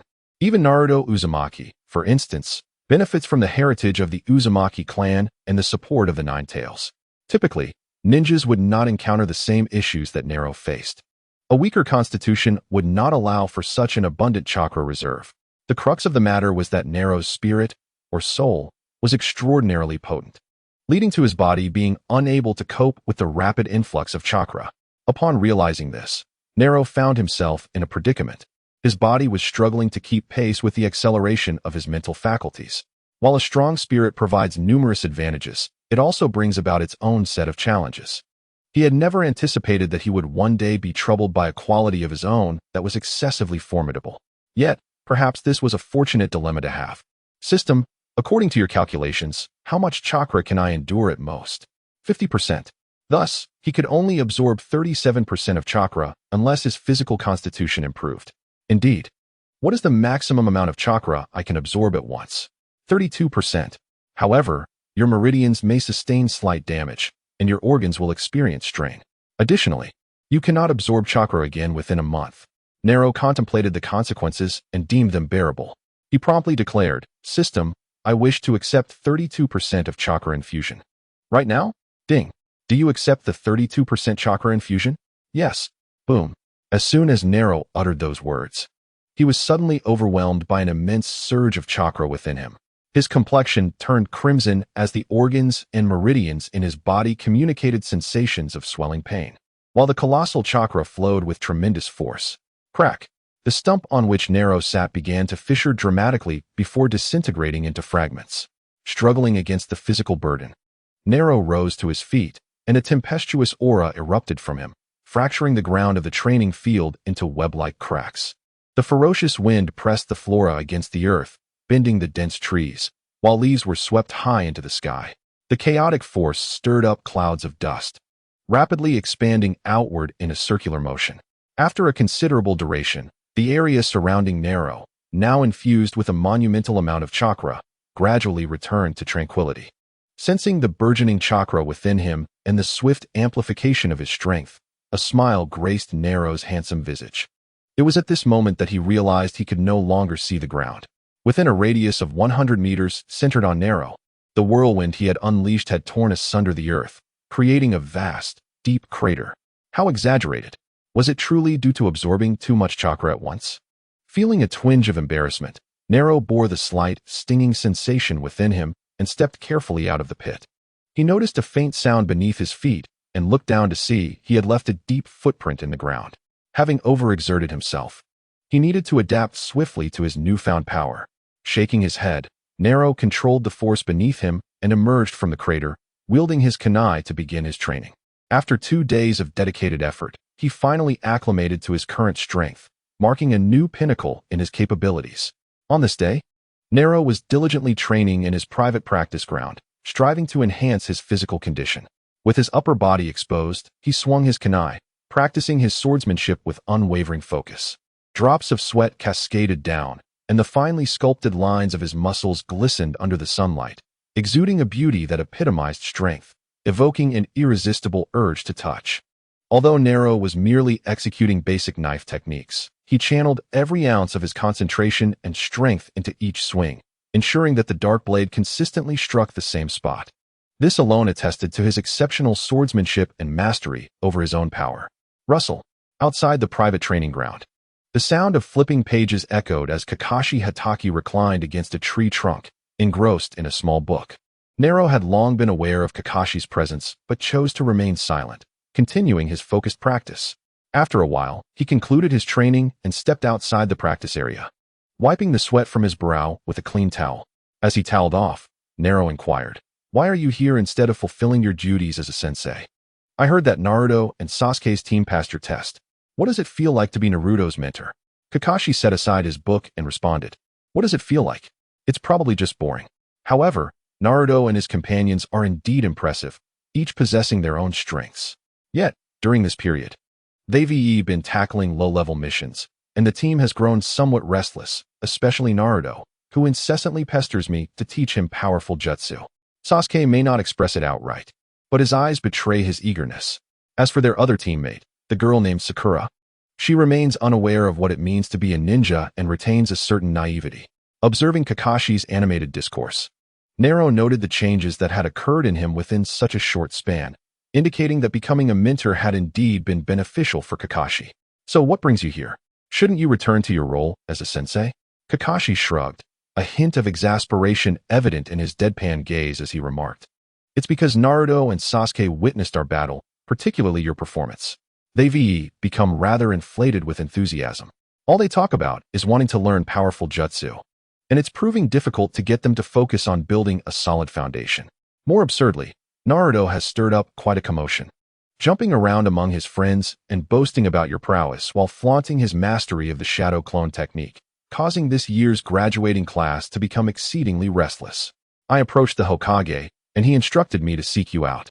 Listening to Kakashi's explanation, Nero furrowed his brow, realizing he had not anticipated such a development.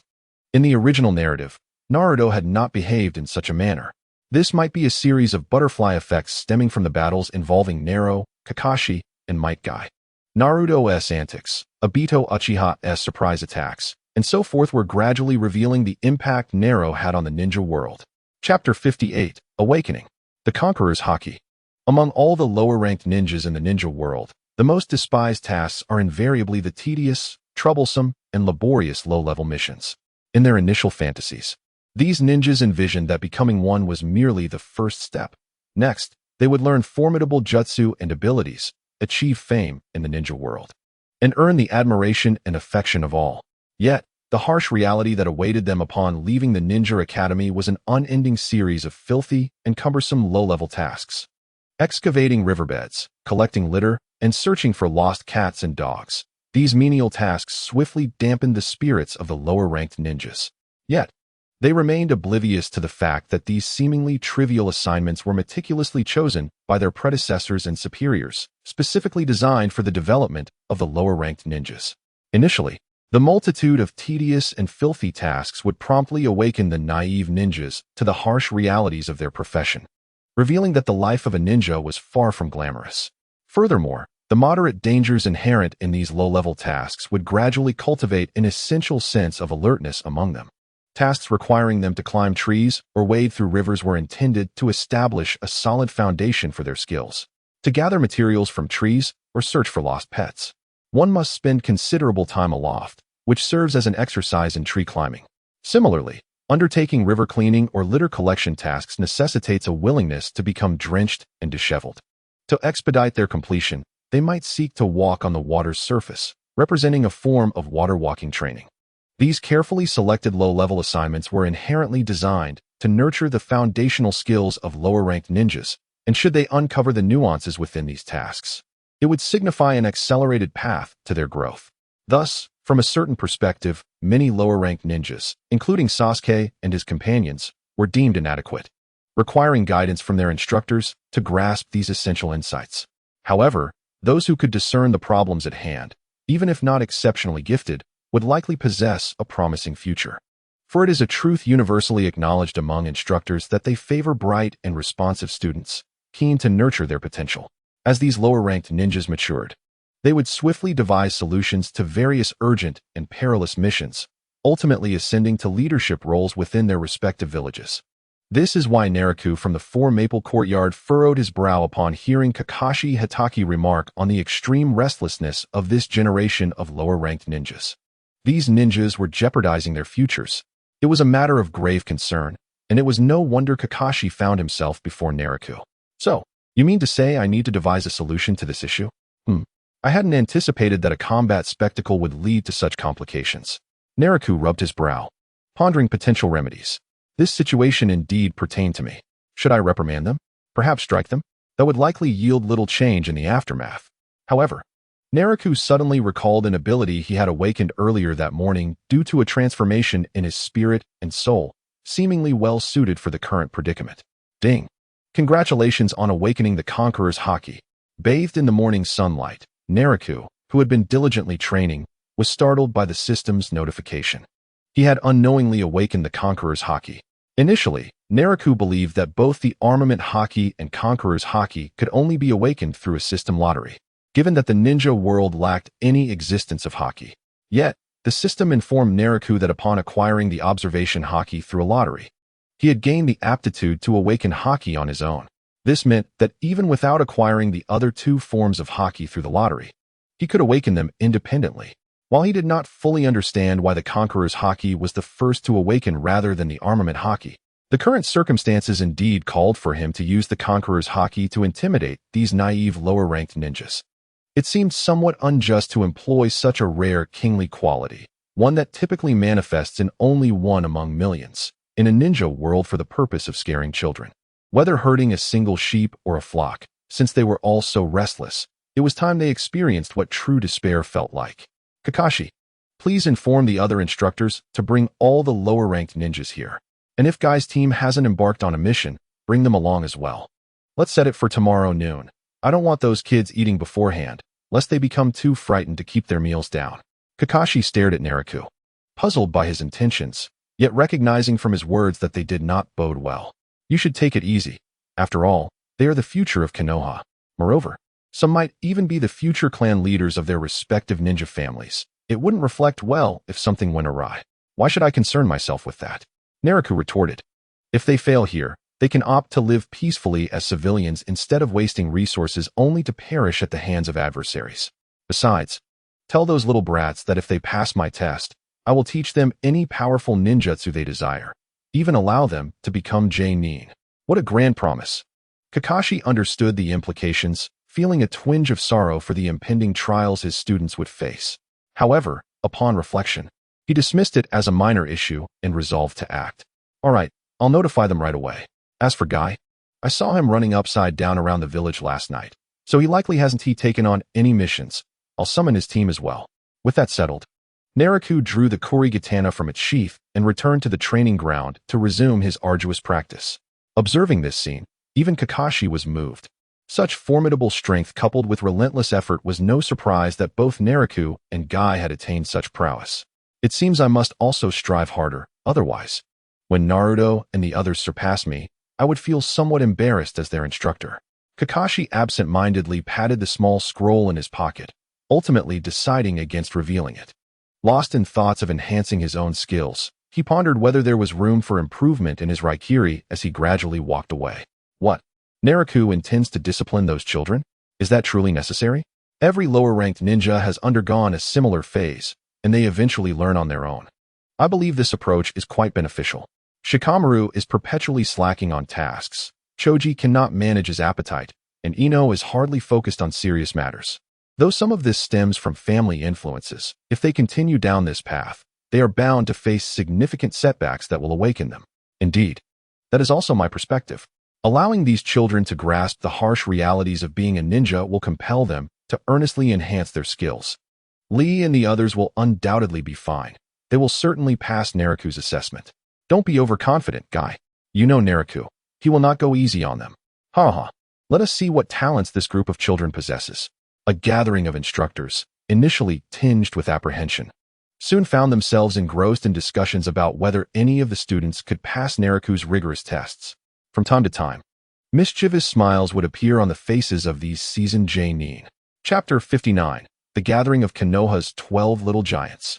As dawn broke, the once quiet Hidden Leaf Village began to bustle with life. Naruto Uzumaki yawned, rubbing his eyes as he reunited with his companions, Sasuke Uchiha and Sakura Haruno. Sakura. The moment Naruto laid eyes on Sakura, his drowsiness vanished, replaced by an exuberant greeting filled with vitality. Hi. In contrast to her previous demeanor, Sakura began to reciprocate Naruto's enthusiastic overtures now that they were teammates. Of course, much of this was motivated by her desire to maintain her innocent and charming persona in front of Sasuke. Sasuke, with his hands stuffed in his pockets, emitted a nonchalant grunt, his gaze never straying toward Sakura. He maintained his aloof expression, occasionally directing his attention solely toward Naruto. Why hasn't Kakashi-sensei arrived yet? Naruto Uzumaki was diligently trying to please Sakura Haruno, expressing his frustration, "You're always late. If I hadn't witnessed Kakashi-sensei in battle, I would never believe he is a Jonin." Sasuke Uchiha nodded in agreement. He and Naruto had personally witnessed the fierce battles of Kakashi Hatake, Might Guy, and Naraku Shifengyuan, thus understanding the formidable strength of these three Jonin. Consequently, Sasuke felt somewhat satisfied that Kakashi was his mentor, albeit regretting that it wasn't Naraku Shifengyuan, as he believed Naraku would be the perfect instructor for someone like him, who harbored thoughts of revenge. However, he could only fantasize. For Naruto had already learned from Irika-sensei that Naraku was a high-ranking official in Konoha and thus could not be their mentor. Naruto cast an irritated glance at the smug Sasuke, and suddenly an idea struck him. He leaned closer to Sasuke and whispered, "Sasuke, since our mission is over, should we check out that training ground?" A flicker of interest crossed Sasuke's face, and after a moment's hesitation, he nodded, intrigued by the possibility of encountering Naraku there. Sakura observed the two with skepticism, wanting to eavesdrop, but feeling too shy to intrude. Confusingly, she felt excluded from their trio, as if she were a mere bystander, overshadowed by the bond between Naruto and Sasuke. Shaking her head vigorously, she tried to dispel the unsettling thought. In truth, given Naruto's nature, he would not conceal anything from her. However, Kakashi had specifically instructed Naruto and Sasuke not to disclose the details of their battle, as experienced individuals could extract valuable intelligence from it, which would not bode well for Naraku and the others. Thus, Naruto and Sasuke were left to discuss matters privately without involving Sakura. As the trio engaged in their casual banter, they waited from morning until noon without sighting Kakashi, which was utterly absurd. What kind of mentor was so lazy? Both Naruto and Sasuke began to question Kakashi's status as a Jonin. If all Jonin in Konoha were like him, the village would be in dire straits. Suddenly, Kakashi appeared before them, casually raising a hand in greeting. "Good morning, Sensei. It's noon. When are we going to do our mission?" Naruto exclaimed, his frustration boiling over. Kakashi lazily scratched his ear and remarked, "I always thought you disliked low-ranking missions. I must have misjudged." Naruto clenched his fists, glaring at Kakashi, wishing to charge at him. All right, Kakashi said, raising a hand to calm Naruto. With a serious expression, he announced, "There will be no mission today, follow me." He then led the trio toward the village training ground. "Sensei, what are we going to do?" Naruto asked, curious. Kakashi glanced at him with a smile, saying, You and Sasuke were eager to learn powerful jutsu. And now the opportunity has presented itself. Naruto and Sasuke exchanged surprised glances, their excitement palpable, having witnessed the prowess of Jonin. They were genuinely eager to master those dazzling and potent techniques. Observing their enthusiasm, Kakashi silently mourned for his 3 students for a moment. As they proceeded, they encountered others. Might Guy's team, consisting of Rock Lee, Tintin, and Neji Hyuga, was present, along with Asuma Sarutobi's team, including Shikamaru Nara, Choji Akimichi, and Ino Yamanaka, as well as Kurenai Yuhi's team with Hinata Hyuga, Kiba Inuzuka, and Shino Abure.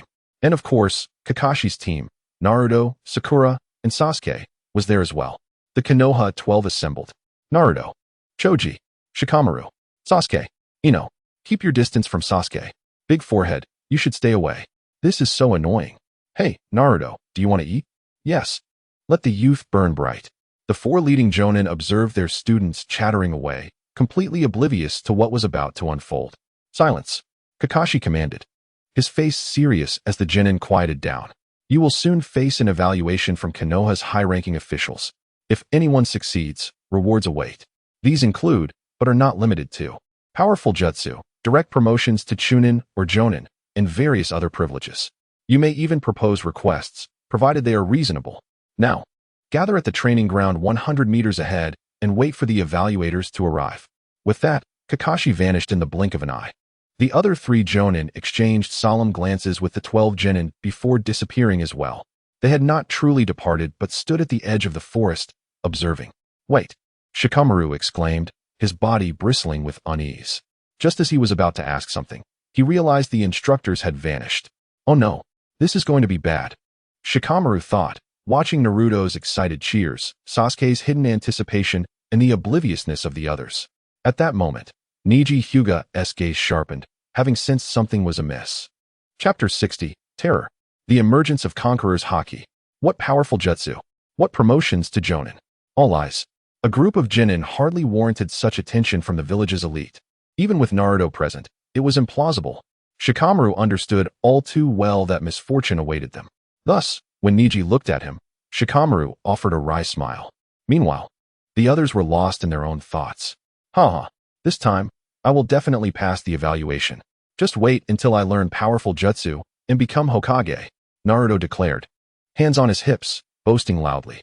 Huh, the one who will surely pass is me, Kiba retorted, the small dog on his head barking in agreement. Let my youth burn bright. I must not disappoint Guy-sensei, Tintin exclaimed, stepping back in embarrassment from Naruto's overzealousness. Shikamaru sighed, covering his forehead, having given up on warning everyone. What more could he say? He resigned himself to follow along as they entered the training ground, awaiting what was to come. Under the glaring sun, they waited for a long time, growing increasingly impatient, yet no one arrived. What is going on? Do adults always arrive late? Naruto hopped around, scanning for any sign of life, but saw no one. Look, it's Lord Naraku, Neji announced suddenly, activating his Byakugan. However, as he beheld Naraku's figure approaching, he felt something was off. It's Naraku and I. Naruto exclaimed excitedly, while Sasuke also perked up. Lee and Tintin stood at attention, anxiously awaiting Naraku's arrival. The others halted their laughter, gazing with curiosity at the newcomer, unsure of his identity. Only Shikamaru seemed to have vaguely heard the name Nara Naraku from his father, Nara Shikaku, yet he remained somewhat perplexed. Nara Naraku lifted his gaze to the distant training ground, where the 12 young ninjas of Konoha awaited him. Shaking his head slightly, he advanced forward, then leaped. Boom! A sudden clap of thunder reverberated in the clear sky. Nara Naraku's eyes widened in astonishment as an overwhelming aura ignited within him. The kingly pressure radiating forth, asserting dominion over all. A fierce wind swept in, shrouding the sun with dark clouds, casting a pall over the earth. The hurricane intensified, swirling ominously, enveloping Nara Naraku in a cloak of impenetrable shadow. With a whoosh, flames erupted skyward, igniting the darkness, and the black cloak shimmered with flickering embers. Nara Naraku emanated an aura of silent authority, his presence akin to a mighty ocean crashing forth. What is happening? The 12 young ninjas of Konoha, faced with the approaching Nara Naraku, displayed expressions of alarm. The terrifying aura pressed down upon them like a tangible weight, and soon, some collapsed, rendered unconscious. Naraku continued his steady approach, each footfall echoing like a war drum, his gaze icy and piercing, instilling bone-chilling dread in all who beheld him. What is amusing? What is funny? Tell me, what are you doing? What do you think ninjas are? Answer me. What do you think ninjas are? Stand there. Respond to me. Naraku's strides remained unbroken, his pupils gleaming with unwavering resolve, each word a lash striking all present. Fear gripped the hearts of the onlookers as they imagined a brutal battlefield behind him, shrouded in smoke, littered with corpses, the earth soaked in blood, countless ninjas fallen. The overwhelming aura unleashed a terrifying pressure, crushing the spirits of all in its wake. One by one, the figures in the training ground collapsed. Naruto Uzumaki, Sasuke Uchiha, Neji Hyuga, and Rock Lee gritted their teeth, their pupils splintered with blood, rendered immobile, their previous excitement extinguished. Crash! A silver flash illuminated the darkened sky. The resplendent aura surged forth once more, uprooting trees around the training ground, laying them low. The earth trembled as the cataclysmic wind swept everything aside. Debris soaring and crashing down, creating indentations in the ground. How did Naraku manage to involve us in this? What absurd power is this? Has sheer presence created such a horrifying scene?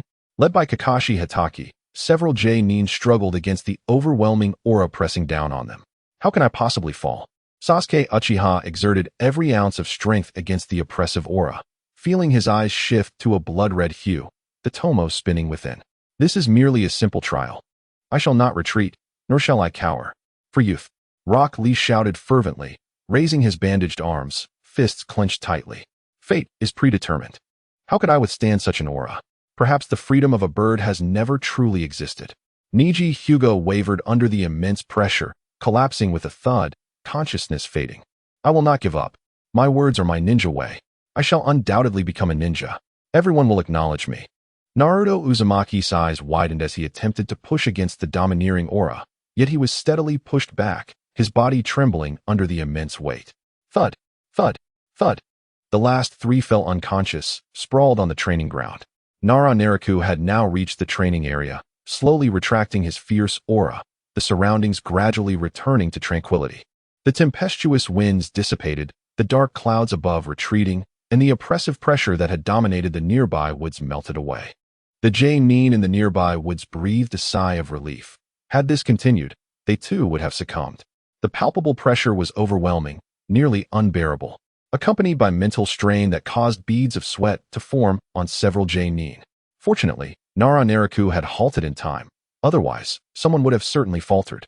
Kurenai Yuhi leaned against a nearby tree, discreetly catching her breath and wiping the sweat from her fair forehead. Among the Jonin, her strength was the weakest, and she felt the brunt of the oppressive aura most acutely. Thankfully, Naraku's aura was not directed at them. Otherwise, it would have been perilous. Naraku cast a glance towards the Jonin, who remained unaware that his aura primarily targeted a select few. Otherwise, Naruto and his companions would not have been able to withstand such pressure for so long. They would have long since succumbed to unconsciousness. The aura of kingship was not something that mere genin could resist. Chapter 61. The Nikko clan Kakashi and the others surveyed the aftermath of the trial. Stepping into the training ground, gazing at the students sprawled on the ground, unsure of what to say. Although they anticipated that Naraku would find a way to teach these children a lesson, they had not expected his methods to be so severe. That overwhelming presence had affected half of Konoha. They could only wonder what the village's condition was. Fortunately, they had reported the incident to the Hokage in advance and made preparations. Otherwise, it would have caused considerable chaos. Let the children lie. Whenever they awaken, they can be taken away. Naraku glanced at the fallen genin, unsheathing his sword to continue his training. For him, the utmost priority was to enhance his physical constitution, enabling him to harness greater chakra and amplify his strength. Thus, physical training was the most fitting endeavor at this stage. The Jonin exchanged glances. Since Naraku had made his decision, there was little they could do but await Naruto's group's awakening. If you have matters to attend to, feel free to go. I will remain here to keep watch. Kakashi assessed his subordinates, finding some solace in the fact that Sasuke and Naruto had remained conscious the longest. Let us stay here, Asuma Sarutobi said, lighting a cigarette. After all, we are their instructors. With our students lying on the ground, how can we focus on anything else? As he spoke, Asuma scratched his head in frustration. None of his 3 students had endured until the end. Surprisingly, Choji Akimichi had lasted the longest among them. It seemed he would have to treat Choji to barbecue as a reward when comforting the others later. Asuma sighed, lamenting his wallet. Having a foodie on the ninja team was indeed costly, especially when he had hoped to save money for marriage. Kurenai Yuhi, feeling soft-hearted towards her students, hesitated but ultimately refrained from approaching. Mike Guy, however, remained full of vigor upon seeing his students were not in dire straits. He even contemplated joining Naraku in his training. In the recent trial, the ninja team he was responsible for performed admirably.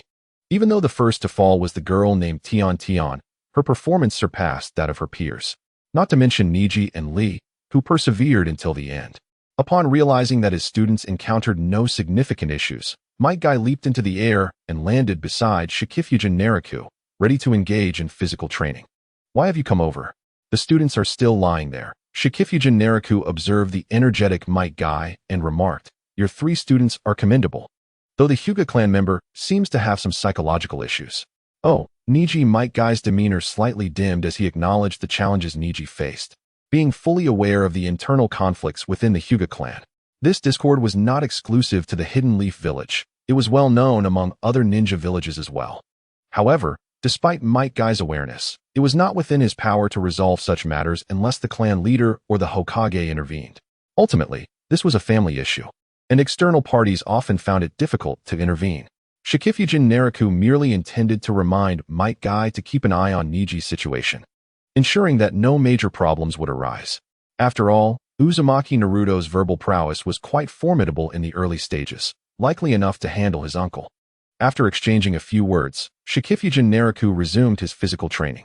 In the Hidden Leaf village, Mike Guy was undoubtedly a master of physical combat, and his presence significantly benefited Shikifujin Naraku, enhancing the efficiency of their training. The sounds of fists and feet colliding, along with the clang of weapons, reverberated around them. Uzumaki Naruto, feeling somewhat dazed, blinked his eyes open and surveyed his surroundings. He realized he was lying on the ground, with Kakashi-sensei conversing with a pair of individuals not far off, while Naraku was engaged in battle with the burly teacher. What is happening here? Suddenly, a terrifying figure flashed through his mind. Uzumaki Naruto jolted awake, his eyes widening in fear as he gazed at Shikifujin Naraku wielding his weapon, the Kurikira. The deep-seated pressure and frenzied aura were unforgettable, making him hesitate to look again.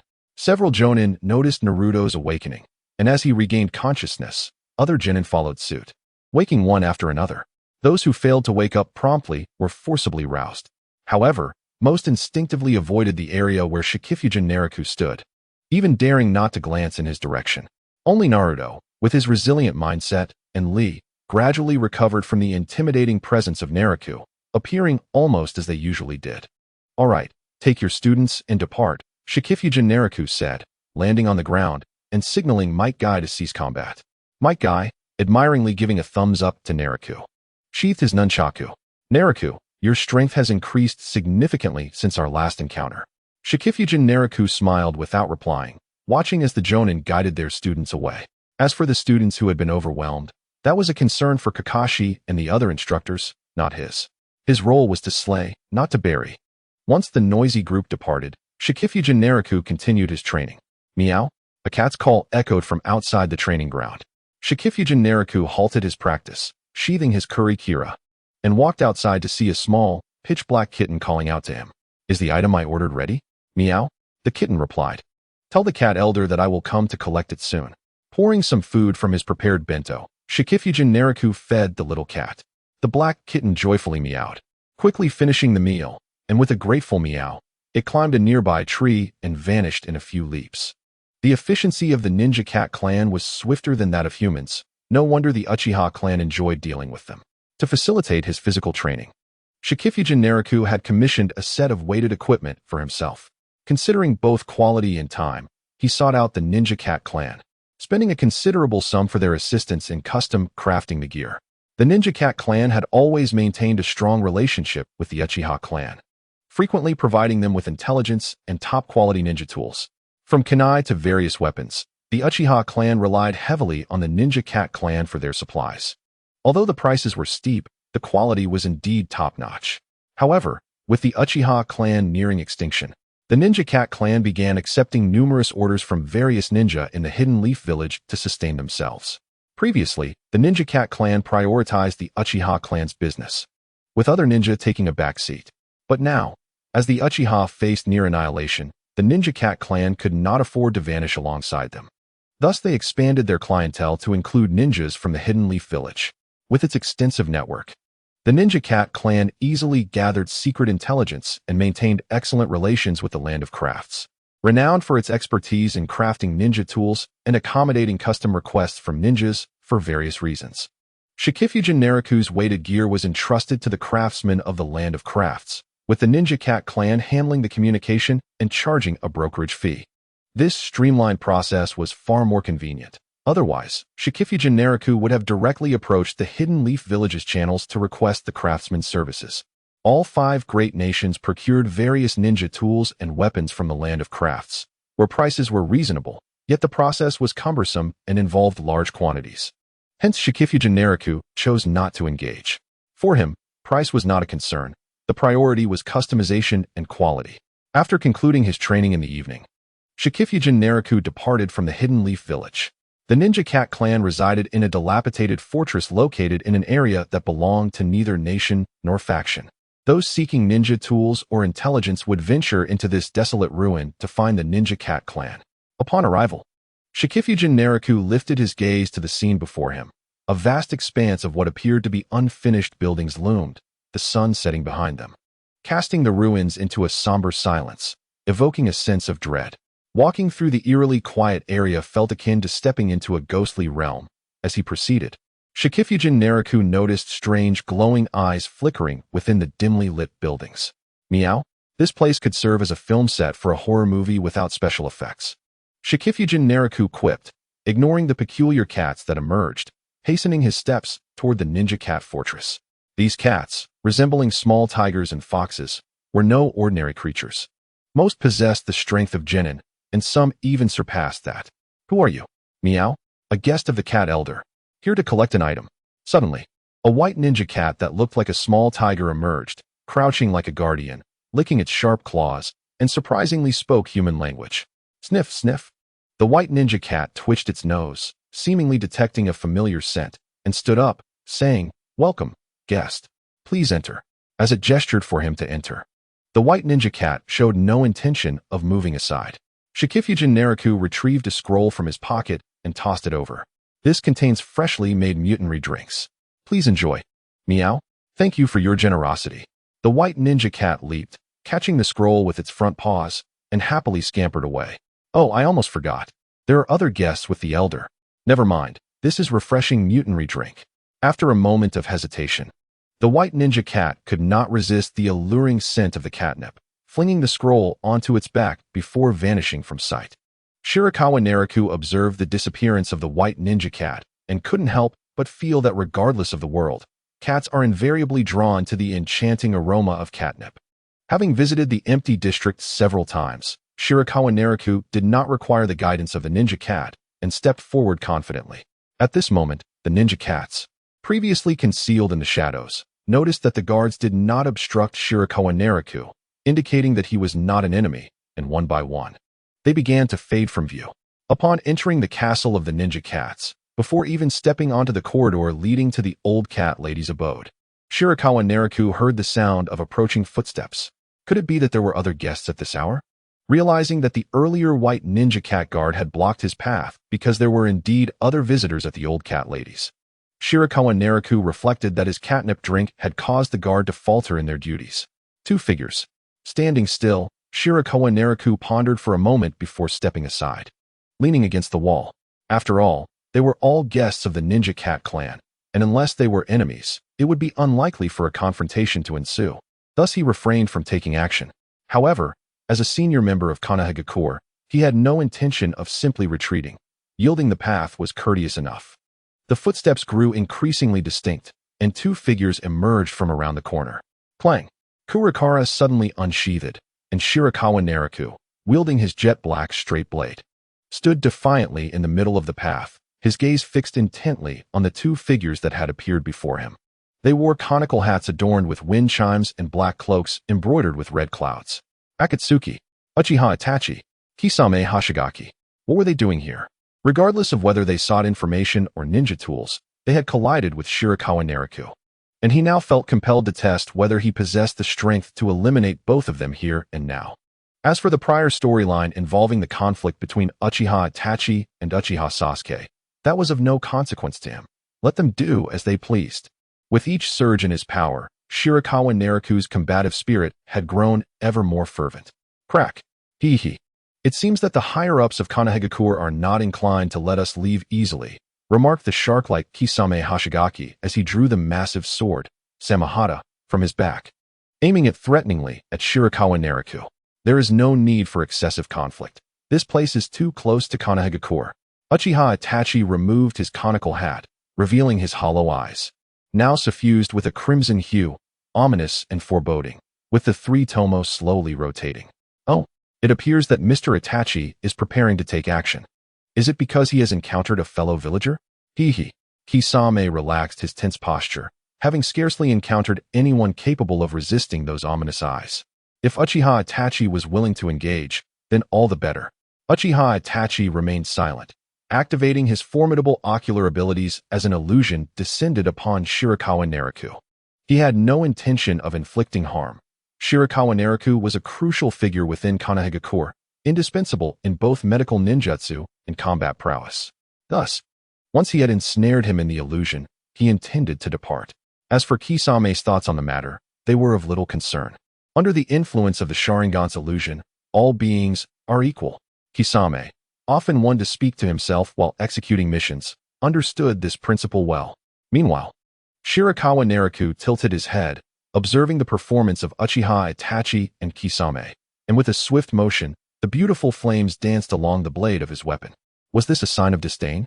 To rely solely on the three-tomo illusion without even activating the Manjiki Sharingan to employ Tsukuyumi? As he felt the illusion descending upon him, a smile crept across Shirakawa Naraku's lips. In the next moment, defying the illusion, he stood before Uchiha Itachi, his Kurakara slicing through the dim evening air in a luminous arc, both beautiful and perilous. Chapter 63. Crushing. Combat stalled. Clang. Bang. Boom. Boom. Boom. Shirakawa Naraku moved as if teleporting, braving Uchiha Itachi's three-tomo Sharingan illusion, and with a swift stroke of Kurakara, he struck downwards with ferocity. In an instant, Kisame drew Samahata, positioning it before Uchiha Itachi. The clash of their weapons ignited a shower of sparks. Fire style, great fireball. Uchiha Itachi's reflexes were exceptionally quick. Upon realizing that the illusion had no effect, he swiftly formed hand seals, gathering chakra in his throat, poised to unleash a massive fireball. However, before he could complete the hand seals, Shirakawa Naraku delivered a fiery punch that sent him hurtling backward, interrupting his great fireball technique before it could even be released. Next, Shirakawa Naraku raised his leg and delivered a powerful kick to Kisame's abdomen, sending him soaring through the air. Ugh! A mouthful of blood spewed forth as Kisame was propelled away, carving a long trench in the ground before crashing into a half-finished building. A thunderous crash echoed as the structure swayed precariously, enveloped by thick clouds of dust. Clang! Shirakawa Naraku held his breath, weapon in hand, as he pursued Kisame, launching a diagonal strike from below. Clang! With a shower of sparks, spikes flew in all directions.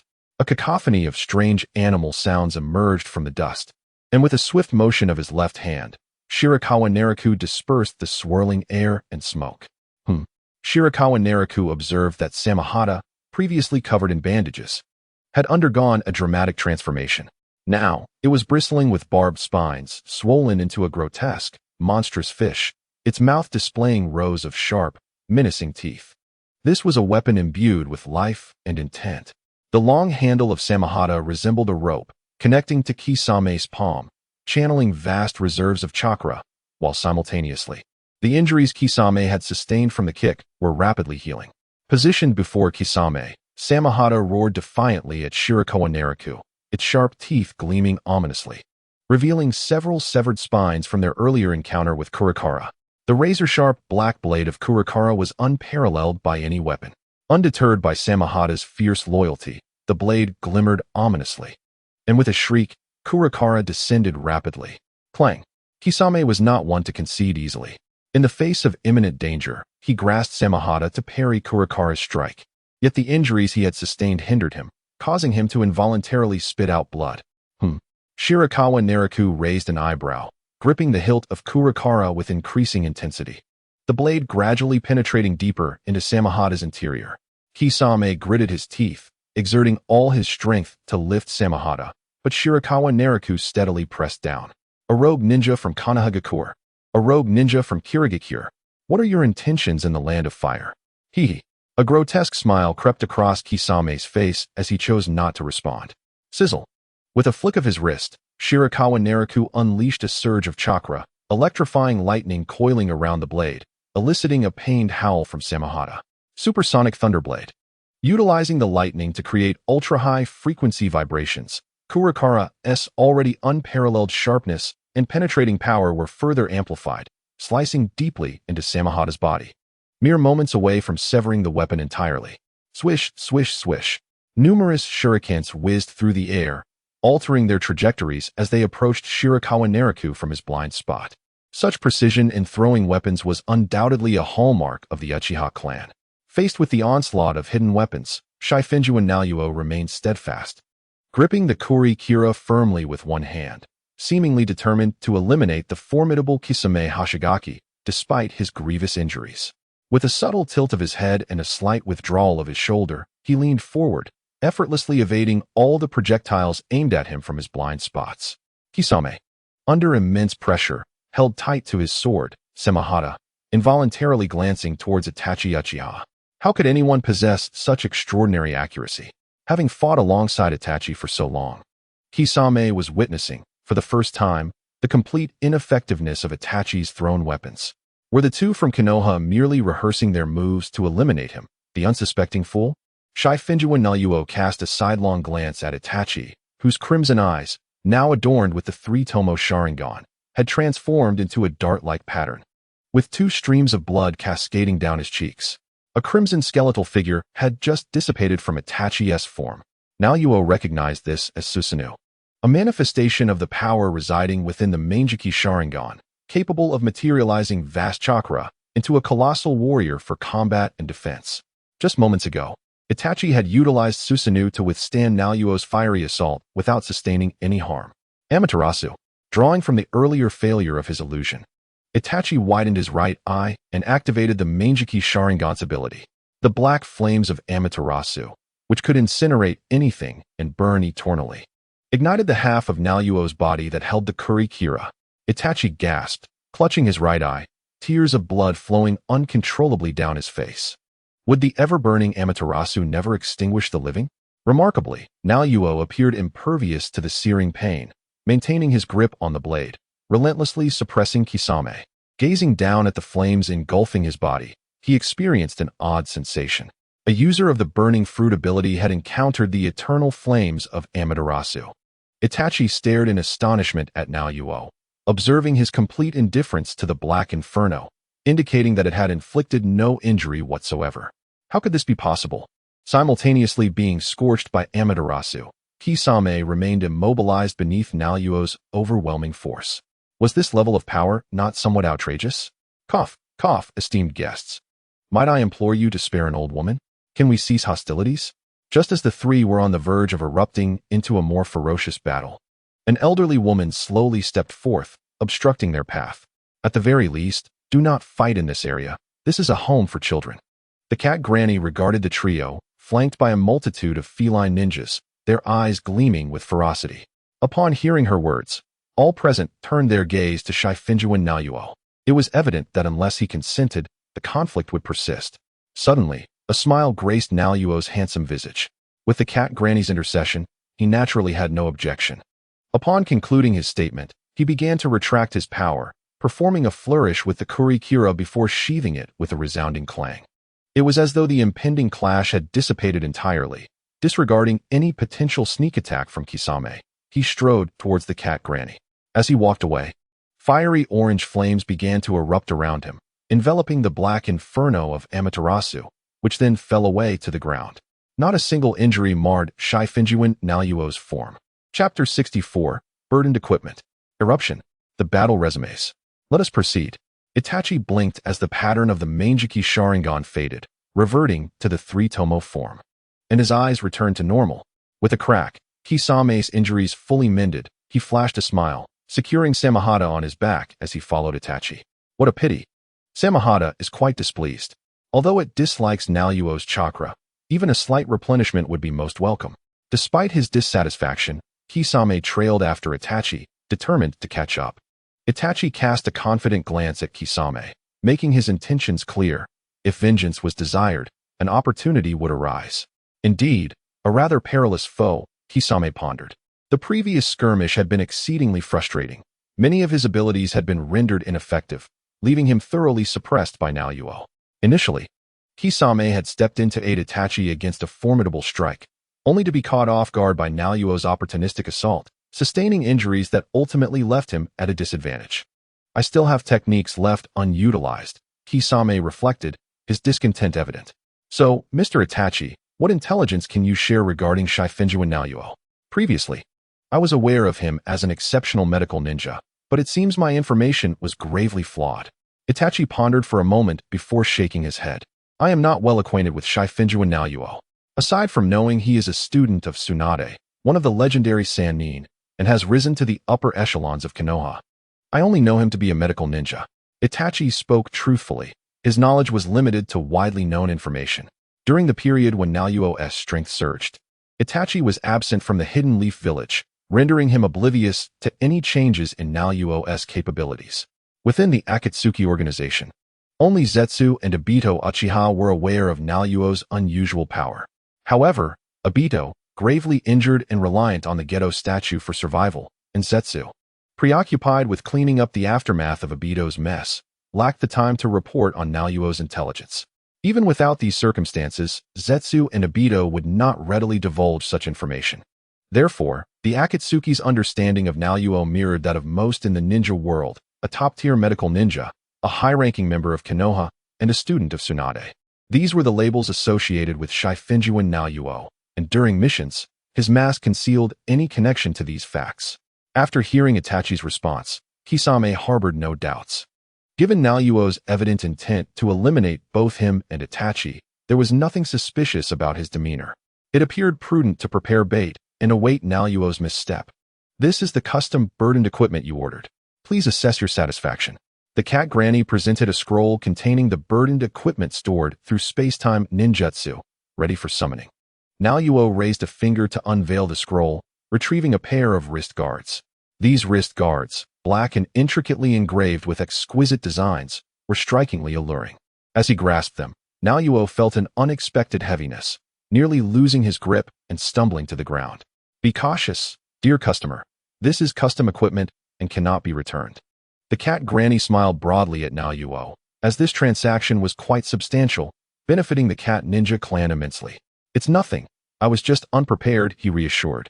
Feeling the chilling surface of the guards, seemingly forged from a unique alloy, yet they conformed to his skin with a soft, comfortable fit. The burdened equipment Naluo had commissioned comprised a pair of wrist guards, leg bindings, a waist guard, and a vest, all meticulously crafted. Each pair of wrist guards and leg bindings weighed 2,000 jin, equating to 1 ton, while the waist guard weighed 800 jin, and the vest amounted to 1,000 jin. In other words, if Shifengyuan Naraku dons all this equipment, it equates to a staggering burden of 29 tons. Of course, initially, he would not immediately wear all that weight. He would need some time to acclimate, as he had never attempted such a feat before. Bearing nearly 3 tons of weight is no trivial matter, and Shifengyuan Naraku certainly does not wish to crush himself under the burden. Excellent. I am exceedingly satisfied. Here is the remaining reward. Haha, as long as the customer is pleased. The cat lady accepted the payment and watched as Shifengyuan Naraku carefully stored the scroll before turning to leave. She hesitated, wanting to say something, but ultimately sighed without uttering a word. Given her relationship with the Uchiha clan, it pained her to see such a once mighty family reduced to just 2 brothers, now bitter enemies. The cat lady was unaware that Obito was still alive. Shifengyuan Naraku's departure was clearly aimed at confronting Uchiha Itachi. Yet, the cat lady refrained from further comment, for Uchiha Itachi was now a rogue ninja of Konoha. As a senior member of Konoha, pursuing a rogue ninja was entirely justified. The fact that Shifengyuan Naraku had previously shown restraint was simply a courtesy stemming from their past amicable transactions and the understanding that they were within the territory of the Cat clan, which prevented him from taking lethal action. However, now there was no reason to hold back. The skirmish between ninjas requires no justification. With the activation of his observation haki, Shifengyuan Naraku discerned countless sounds and, in an instant, located the whereabouts of Uchiha Itachi and Kisame Hashigaki. Are these traps laid in advance? After pinpointing the enemy's location, Shifengyuan Naraku deftly avoided all the traps, racing towards Uchiha Itachi and Kisame Hashigaki. None of the traps were triggered? Uchiha Itachi furrowed his brow. It was plausible that 1 or 2 traps had been discovered by Shifengyuan Naraku, thus remaining dormant, but it was inconceivable that all of them had been evaded. Here they come. Uchiha Itachi shouted as he leaped through the trees, a savage grin on Kisame Hashigaki's face. In midair, he swiftly formed hand seals, his cheeks puffing up, preparing to unleash a powerful water release technique. Water release, exploding water collapsing wave. Before the exquisitely executed water release could be unleashed, a colossal flaming fist came crashing down. The intense heat ignited the forest in an instant, the terrifying temperature scorching the sky into a fiery hue. With a speed that was blinding and a range that was vast, the flaming fist, carrying an overwhelming force, engulfed Uchiha Itachi and Kisame Hashigaki in a flash, resulting in a thunderous explosion. The rising smoke and flames formed a mushroom cloud in the air, a sight both magnificent and beautiful. Chapter 65, Susanoo, Ten-Fist Sword, Yata Mirror. The resounding explosion echoed through the forest, sending countless animals fleeing in terror. With a whoosh, Shifengyuan Naraku landed on a large tree, his feet planted firmly on the branches. Gazing at the site of the explosion, amidst the raging flames, a skeletal figure resembling a war god, with only its upper half visible, stood unscathed on the ground, utterly unfazed by the searing heat. This was Uchiha Itachi's Susanoo. This half-formed Susanoo wielded the divine shield Yata Mirror in one hand and the Ten-Fist Sword, endowed with sealing capabilities, in the other. Truly a balanced embodiment of offense and defense. With a swish, the Susanoo swept the Ten-Fist Sword, resembling a red flame that obscured its true form, effortlessly extinguishing the surrounding flames.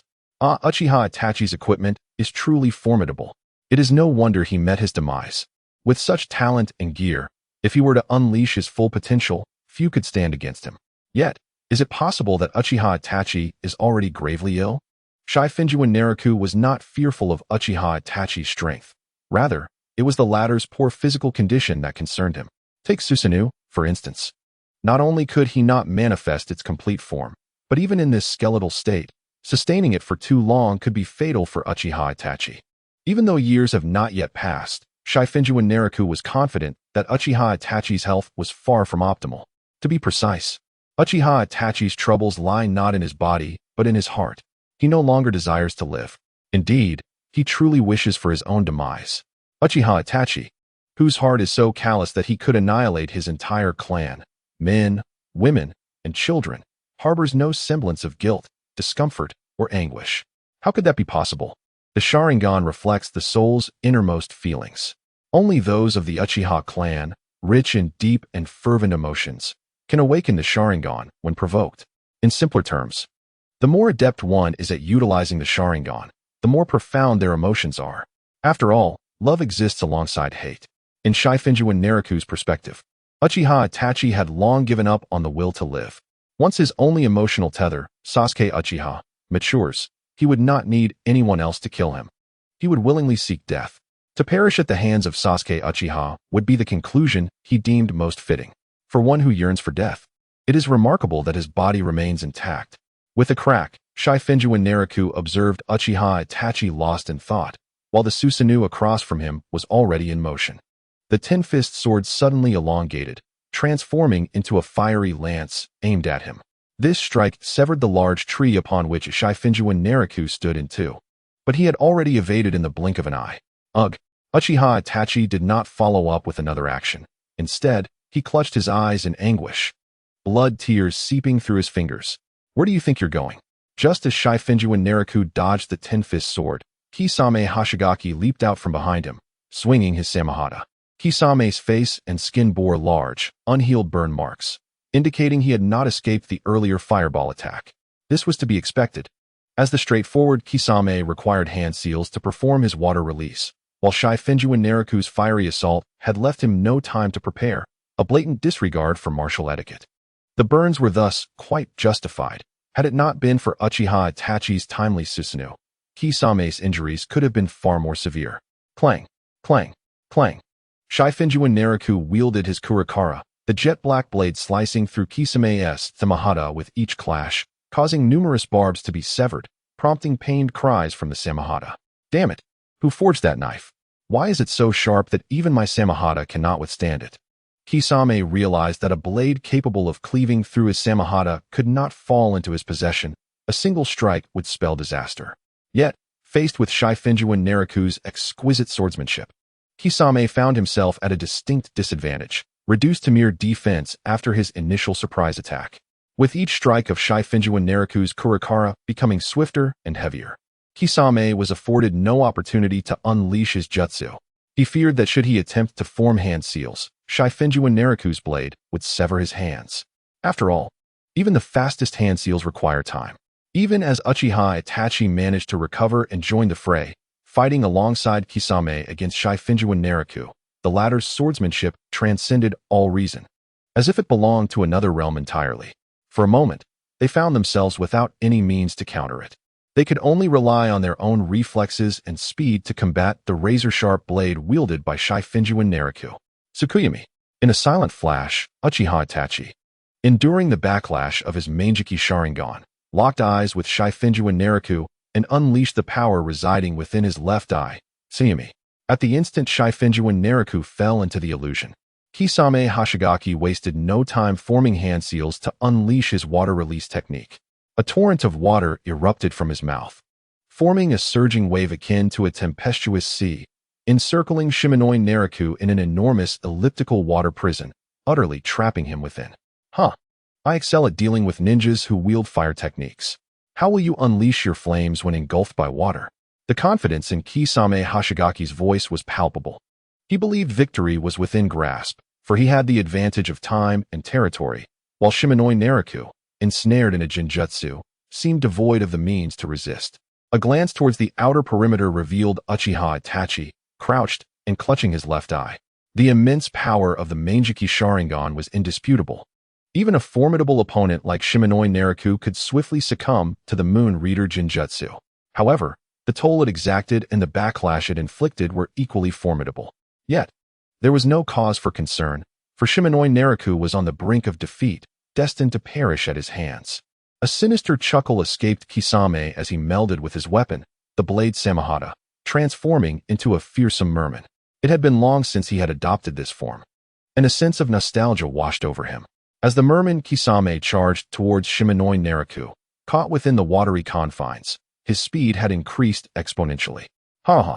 Prepared to become shark bait. At that moment, Shimonoi Naraku had already been drawn into the realm of Moon Reader, bound by its illusions. Yet, with his formidable spirit, he had not awaited Uchiha Itachi's explanation of the intricacies of the Genjutsu space, where all elements of mass, location, and time were under Itachi's dominion. Instead, he brandished his blade, Kurakara, and struck fiercely. How can his resistance to Genjutsu be so astounding? Uchiha Itachi realized with horror that his chakra was rapidly depleting. In contrast to his previous adversaries, the sheer effort required to manipulate the elements of Shimonoi Naraku's existence was daunting. If this continued, he risked succumbing to chakra exhaustion before defeating Naraku. Chapter 66. The Moment of Defeat. Initially, Uchiha Itachi bore no intent to kill Shimonoi Naraku. Whether he could achieve that was another matter. However, as the battle progressed, it was no longer a question of restraint. If he did not strike decisively, he would find himself at risk.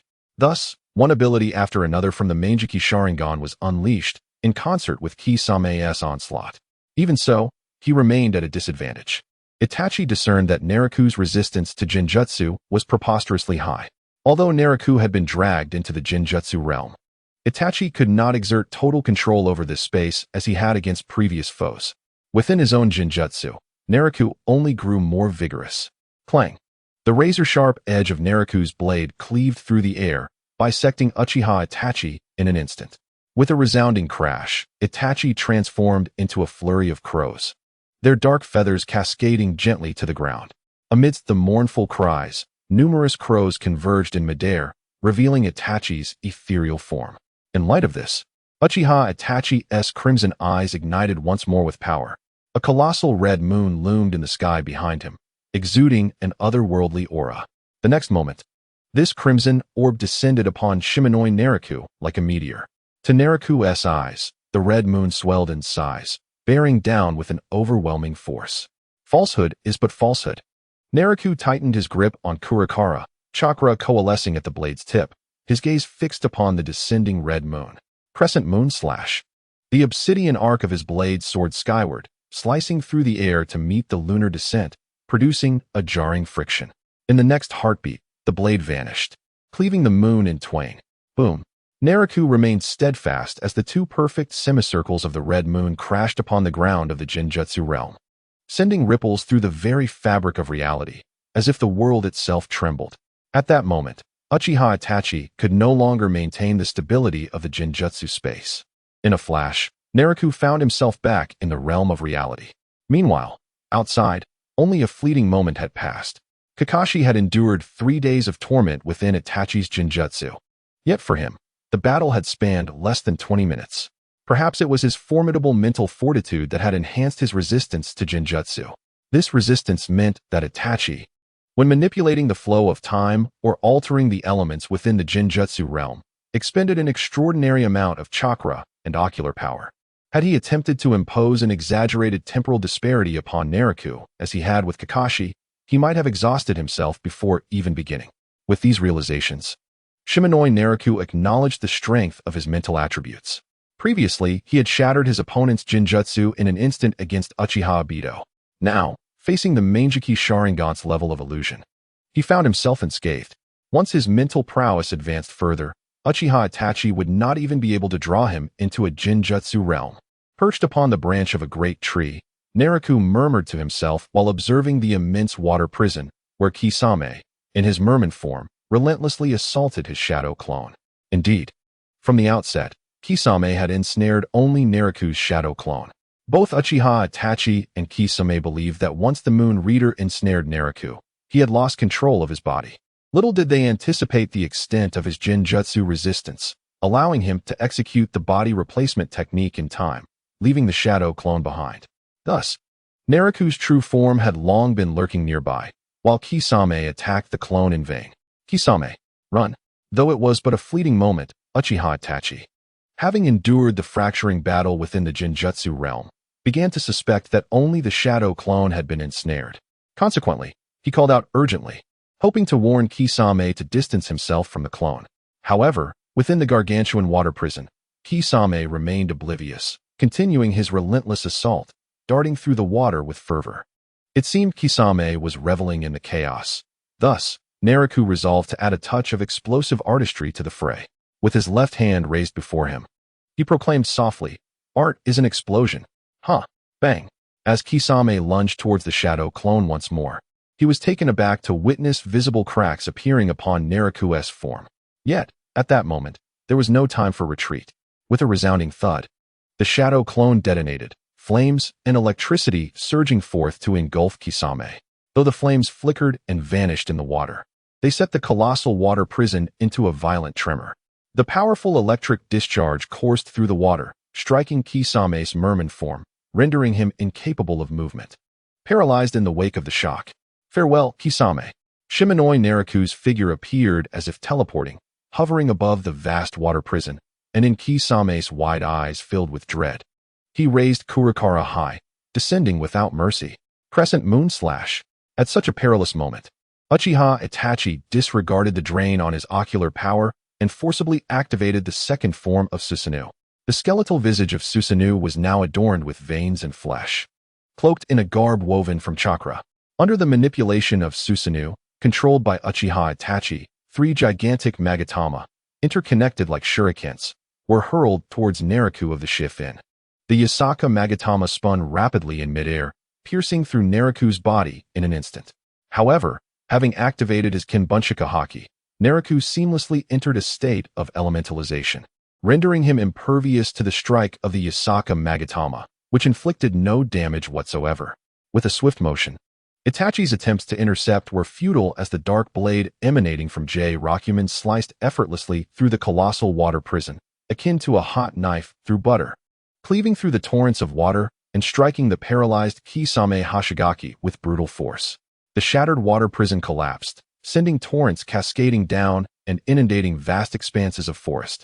A fine line appeared across Kisame's forehead, revealing droplets of blood. His body, ensnared by the rushing waters, drifted until it came to a halt against a massive boulder. As the waters receded, a spark descended from the heavens, igniting Kisame's lifeless form in a fierce blaze that left not a trace behind. Amidst the subtle rustling, Naraku, wielding Rokuman, stood upon the boulder, gazing at the vanishing Kisame, who left no remnants. Farewell, you naive soul fond of hand seals. With a decisive clang, Naraku sheathed Rokuman and leaped atop the canopy of a grand tree, surveying the now silent forest. It appeared that they had fled. Despite being struck, Itachi had seized the opportunity amidst the crumbling water prison to escape. Nonetheless, Itachi seemed unconcerned, rendering the injury rather insignificant. Naraku raised an eyebrow, a malicious smile curling upon his lips. The blade he had unleashed had severed Susanu's corporeal chakra, leaving a horrifying wound upon Itachi that, if he was not mistaken, was located near the kidneys. Yet, Itachi was preoccupied with thoughts of his brother, seemingly indifferent to such injuries. Of course, this was merely jest. All organs within the human body are of utmost importance. Naraku's strike was undeniably severe, and given Itachi's already frail condition, he might not withstand it, potentially leading to his demise. The spoils of this outing were indeed substantial. He had acquired his customized gear and dispatched a destined adversary ahead of time. Wait, with Kisame dead, what of the plans involving Obito and Kabuto? Never mind, it was not his concern. They would have to manage on their own. Perhaps Obito had succumbed to that brutal blow already. As Naraku contemplated the battle's aftermath, he suddenly realized the significant impact he had on the trajectory of the future. With Obito, the instigator of the Fourth Great Ninja War, gravely injured and uncertain of his fate, it would undoubtedly alter the course of events. Meanwhile, Kabuto, linked to the war, was currently under Naraku's command, overseeing the medical corps and the handling of corpses. Reflecting on this, Naraku acknowledged the considerable influence of his presence. Suddenly, his expression shifted. If Obito were to perish, how could he ascend to a high-ranking position in the allied shinobi forces? He recalled the figures of Madara Uchiha and Zetsu, allowing himself to relax. Even if Obito were to meet his end, these two would undoubtedly persist with their plans. Thus, a war among the shinobi would inevitably erupt. It was merely a matter of time. Moreover, even in the face of unforeseen events, he was present to instigate the conflict himself. With this realization, Naraku felt satisfied. After all, nothing could hinder his ambitions for promotion. Coughing lightly, Uchiha Itachi leaned against a well-concealed cave, tending to his wounds. He swiftly cleaned the blood that dripped to the ground, lest the scent attract unwanted troubles. Cough. It seems Naraku did not pursue me. Enduring the pain, Itachi contemplated briefly before channeling chakra into the ring adorned with a crimson symbol, sending forth a unique signal. In a hidden base within the Land of Rain, a man with orange hair and a chakra receiver resembling a black stud on his nose, clad in a red cloud-patterned black cloak, suddenly spoke, sensing something amiss. What is it, Pain? Beside him stood a striking woman with short blue-purple hair, a light blue paper flower adorning the right side of her head. These two were none other than Konin and Nagato of the Akatsuki. At that moment, Nagato's true form was concealed in a distant location within the Land of Rain, manipulating the bodies of deceased companions to function as puppets, embodying the Deva path. The Suzaku just contacted me. Nagato, through the Deva path, maintained an impassive expression. After all, this body was merely a puppet, with the true Nagato orchestrating from behind. Itachi Uchiha? Konin furrowed her brows, harboring doubts about Itachi's trustworthiness. Their recent mission had concluded not long ago, and they were likely in a recovery phase. Did Itachi not mention he was replenishing his supplies? Had something gone awry? We'll find out when we call him. Nagato commanded, raising the Deva Path's finger to establish a connection with Itachi's signal. Immediately, a flickering, Multicolored illusion materialized within the dimly lit base, revealing Uchiha Itachi. This ability was known as the H or no Jutsu, commonly utilized for communication among Akatsuki members. What troubles you? Even as an illusion, the Deva Path sensed something was off with Itachi's mental state. Have you sustained injuries? Kisame has perished. I am currently injured and require assistance from the organization.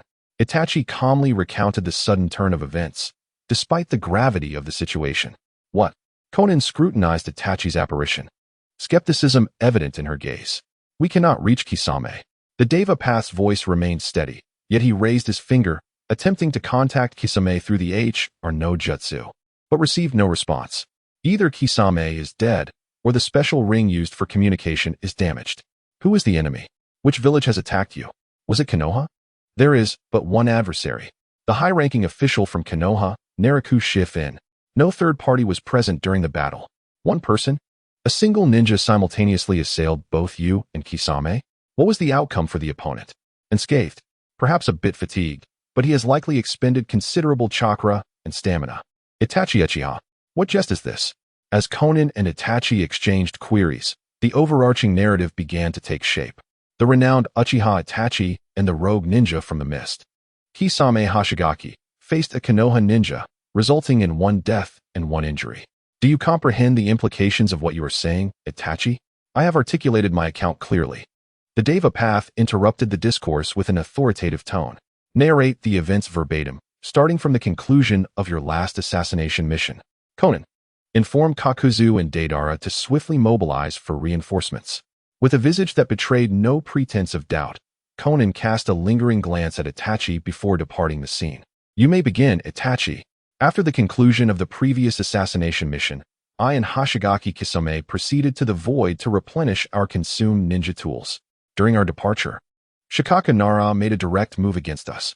I attempted to rescue Kisame, but my efforts were in vain, forcing a hasty retreat.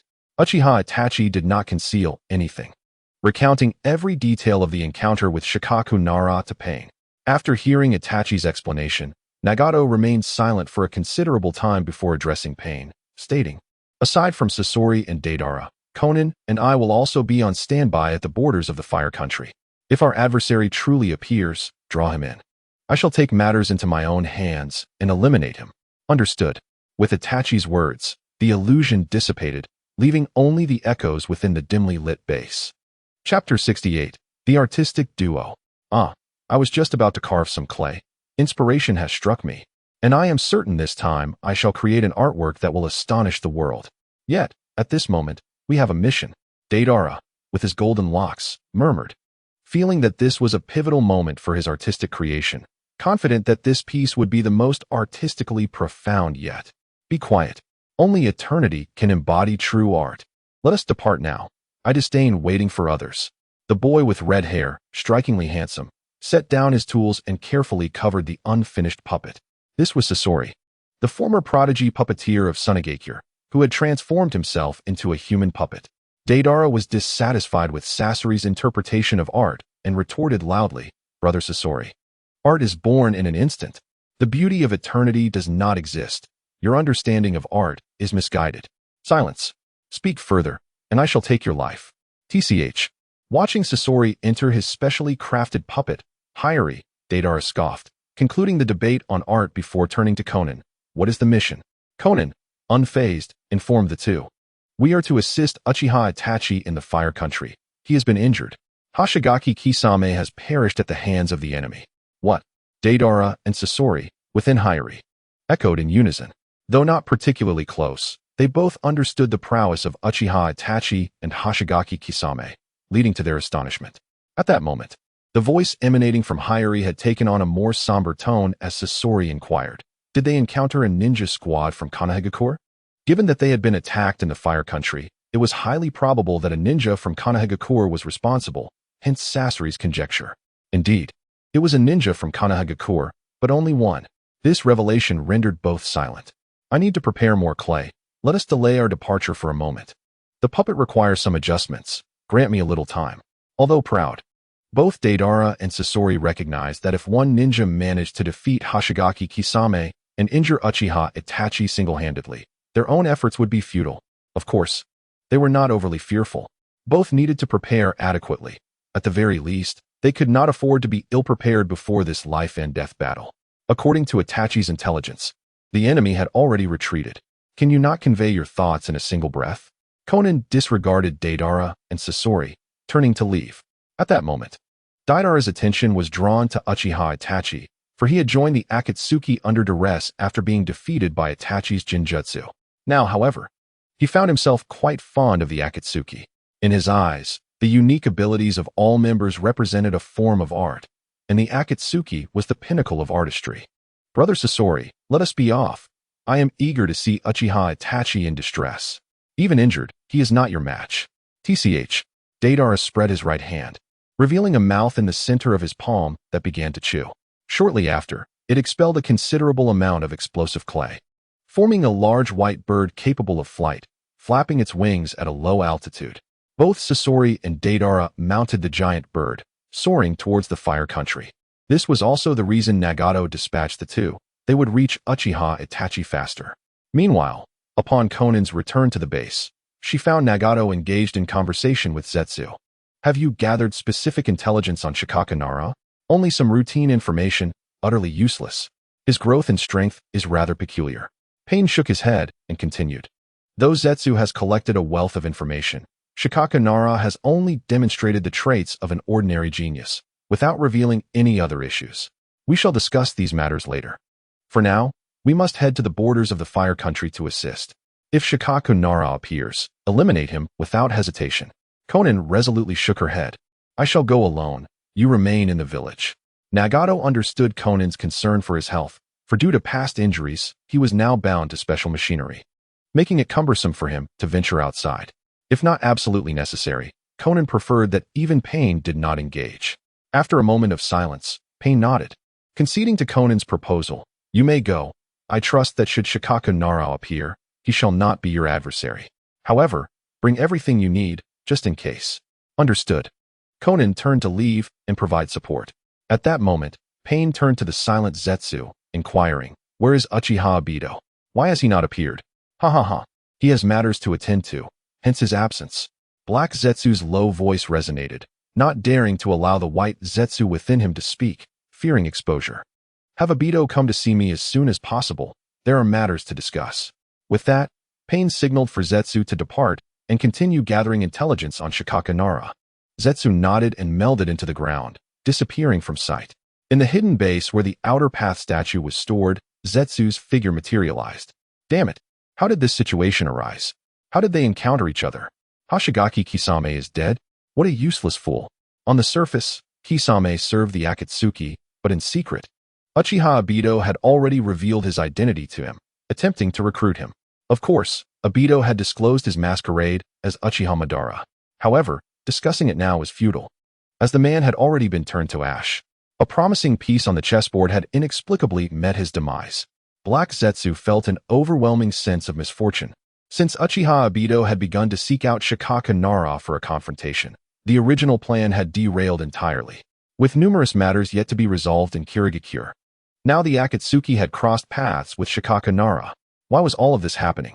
Gazing at the comatose Uchiha Obito, who could only sustain life through the outer path statue, Black Zetsu's countenance darkened. No, his entire appearance was shrouded in black. Do not darken further. Just hold on a bit longer. No matter what happens, Uchiha Obito must not perish. As the puppet master behind the scenes, Black Zetsu understood the pivotal role Uchiha Obito was to play. Without him, many plans would need to be restructured. They might even have to consider ways to resurrect Uchiha Madara. Only then could they ensure the smooth execution of their plans without unforeseen complications. After contemplating for a while, Black Zetsu turned to leave, feeling secure with White Zetsu, who was fused with Obito, remaining close. Meanwhile, Uchiha Obito lay unconscious, his body adorned with various verdant branches. Chapter 69. New Appointment. Returning villagers without mentioning the demise of the dry persimmon Zabuza and the injury of Uchiha Itachi, the Akatsuki organization had mobilized, and Shikaku Naraku had now returned to the Hidden Leaf Village. Shikaku Naraku was well aware that the Akatsuki would undoubtedly focus their attention on him. Let them investigate as they please. Upon returning to the village, he whimsically made his way to the Hokage Tower. Cough, cough, cough. What? You encountered the village's rogue ninja, Uchiha Itachi? You nearly killed him? Sarutobi Hiruzen initially listened to Shikaku Naraku's report with a nonchalant demeanor, a pipe clenched between his lips, seemingly unconcerned. However, the subsequent revelations from Shikaku Naraku left him profoundly shaken. It wasn't merely a close call. Uchiha Itachi possessed considerable strength, and in the end, he had only sustained injuries before managing to escape. Shikaku Naraku spread his hands, his expression grave as he stated, however, his companion, that rogue ninja from the Mist Village, indeed fell by my hand. They appeared to be part of the same organization, given their matching attire. If possible, I intend to pursue Uchiha Itachi with the Umbu members. Cough, cough, cough. No need for that. Should you encounter Uchiha Itachi again, refrain from acting so impulsively. Sarutobi Hiruzen was genuinely startled. Uchiha Itachi was merely masquerading as a rogue ninja, while actually serving as a spy for the Hidden Leaf Village. Thus, aside from the initial encounter, the village had not dispatched any personnel to hunt down Uchiha Itachi. After taking a moment to reflect, Sarutobi Hiruzen resumed his pipe and remarked, Uchiha Itachi is a spy for the village. If you encounter him, do not engage in a life-or-death struggle. Also, this matter must remain confidential. Note down the signals and gestures I provide you. Should the need arise, they could facilitate gaining Uchiha Itachi's trust and obtaining intelligence from him. Shikaku Naraku was momentarily taken aback. He hadn't anticipated that his playful intent to frighten the third Hokage would yield additional benefits. Perhaps Sarutobi Hiruzen was concerned that during their next meeting, Naraku might impulsively draw his blade and kill Uchiha Itachi, prompting him to lay a foundation for a strategic ambush to prevent unforeseen incidents. Sarutobi Hiruzen glanced at Shikaku Naraku, shaking his head in exasperation. You have never paused, whether in the village or outside it. Naruto and the other children have just become genin. Why must you be so harsh? Even if it is for their benefit. There is no need to frighten them to the point that they have yet to recover. Speaking of this, Sarutobi Hiruzen wore a look of reproach. He had just played the role of a kind grandfather, comforting and encouraging the children, and to his delight, his efforts had proven effective. Aside from Naruto and a few others, those initially affected by the overwhelming presence of his aura had indeed returned to normal under his encouragement. From this perspective, Sarutobi Hiruzen was quite competent in his role as Hokage. Shikaku Naraku merely scoffed, disregarding Sarutobi Hiruzen's words. His ability to intimidate those genin was implicitly sanctioned by the third Hokage. Although this instance was somewhat severe, as long as they recovered, it would ultimately benefit their future development. Puffing on his pipe, Sarutobi Hiruzen continued, There is a task I need you to undertake. The Chunin exam is not far off. You will be responsible for overseeing all matters related to the exam. You are aware that nobles and daimyos from various countries will be attending, so ensure that no mistakes occur. Begin preparations immediately, and once you have finalized the details, report back to me. Ding. The host has been appointed as the supervisor of the Chunin exam in the Hidden Leaf Village. Congratulations to the host for obtaining 2 lottery chances. Remaining lottery chances, 6. Note, this appointment is a temporary lateral move and does not constitute a promotion, hence the fixed reward of 2 chances. Friendly reminder, 10 consecutive draws yield a higher likelihood of acquiring extraordinary items. The collapse plan of the Hidden Leaf is finally approaching. Shikaku Naraku nodded thoughtfully, only to suddenly remember something. I almost overlooked the system's prompt. However, with only 6 chances accumulated, I must find a way to gather enough for 10 consecutive draws. Fortunately, with the position of Chunin exam supervisor, there are 5 opportunities to appoint myself over the course of a year, and I am certain I can secure the remaining 3. Shikaku Naraku felt a surge of excitement at the prospect of enhancing his strength again.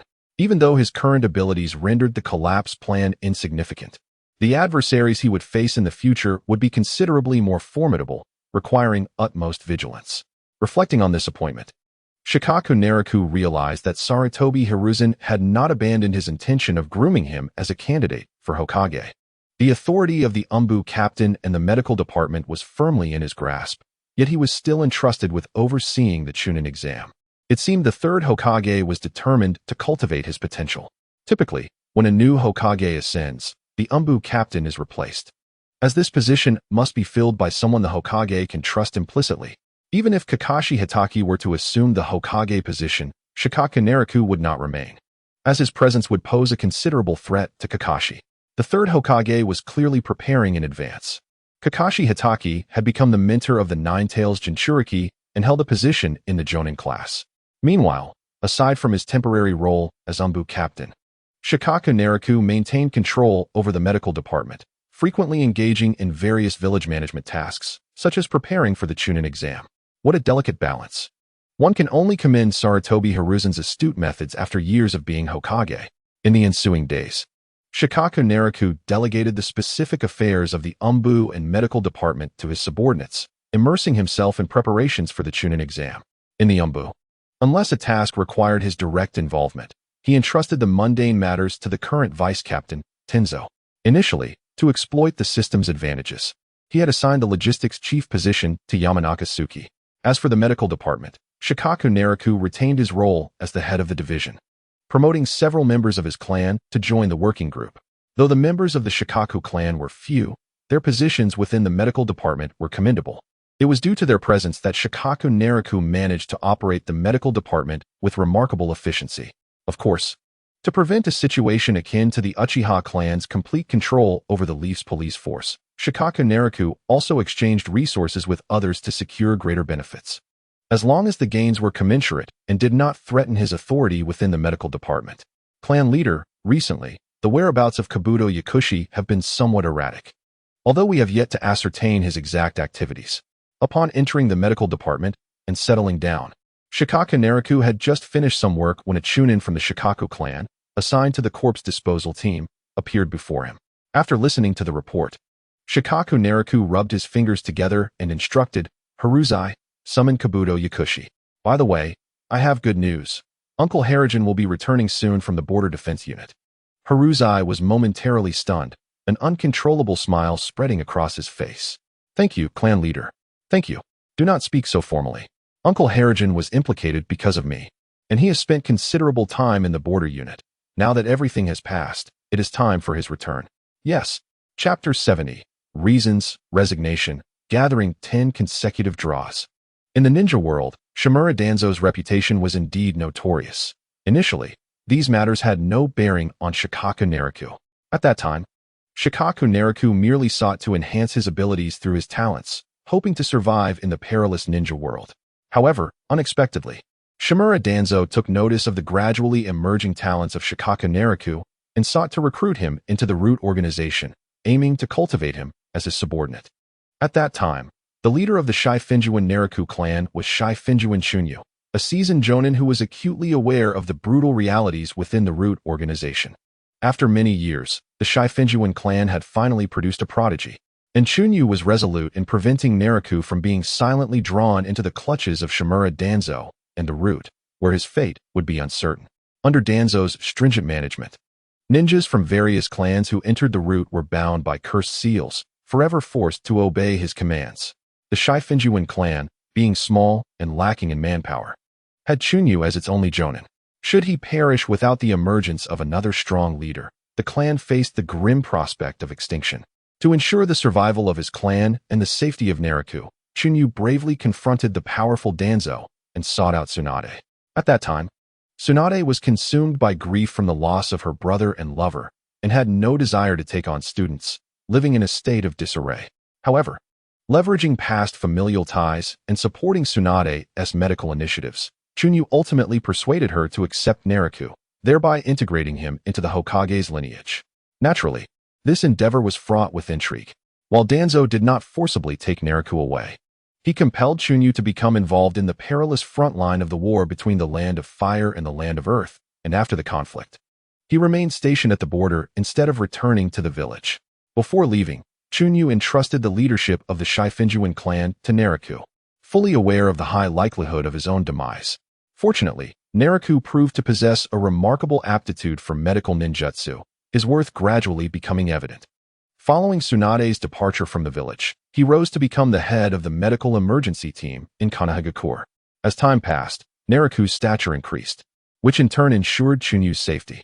The reason for not recalling him sooner was primarily that, once security was assured, Shunyu found it more advantageous to accumulate merits and credentials while stationed on the border, intending to leverage Naraku's assistance upon his return to attain a higher rank and position. Currently, Chunyu's return was prompted by Naraku's concerns over the increasing number of enemies he was dispatching, which posed a significant risk to Chunyu's life. After all, the intelligence capabilities of the Akatsuki organization should not be underestimated. Thus, it was imperative to expedite Chunyu's return. Seizing the opportunity to gain some merits in the scheme against Konoha, and subsequently secure a prominent position once Tsunade ascended to Hokage. As Naraku pondered these matters, Kabuto Yakushi made his entrance. Lord Naraku, oh, you have arrived. Is there something you wish to discuss with me? Observing Naraku's indifferent demeanor, Kabuto directly stated, Lord Naraku, I am prepared to resign from my position as the head of the corpse handling team. Ah, it seems you have made your decision.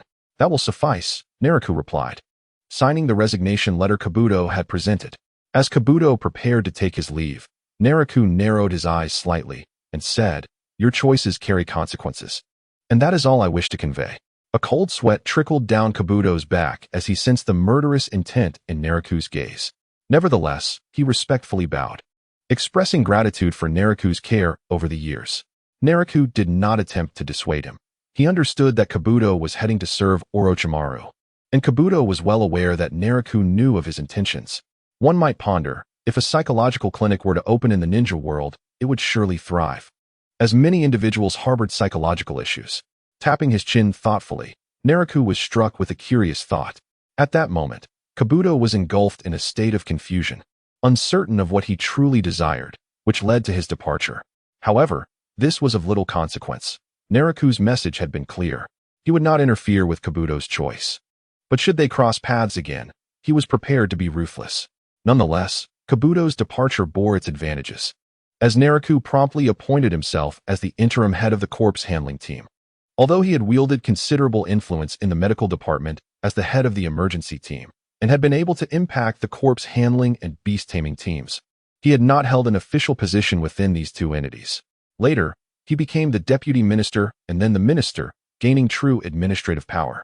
Yet he had still not occupied specific roles. Thus, by concurrently serving as the head of the corpse handling team, Naraku could also qualify for rewards. Indeed, the system chimed. Ding. The host has assumed the position of head of the corpse handling team in Konohagakure's medical department. Congratulations to the host for obtaining 2 lottery qualifications. The host currently has a total of 8 lottery qualifications. Just 2 more were needed to accumulate enough for the upcoming 10 consecutive draws, a task that seemed quite manageable. Following his prior appointments as logistics team leader and subgroup director, along with this latest role, he had now amassed 3 opportunities, leaving him with 2 remaining. If fortune favored him, the last 2 appointments could yield 2 additional lottery qualifications, potentially granting him even more chances. Contemplating this, Naraku resolved to utilize both opportunities this year. Conveniently, he was responsible for the preparations for the Chunin exams, presenting a splendid opportunity. Although Orochimaru was no longer a significant threat to him, indeed, Naraku could be considered a nemesis to Orochimaru. Naraku's influence on this world was growing, and the future remained unpredictable. Should enemies converge upon them, it could spell disaster.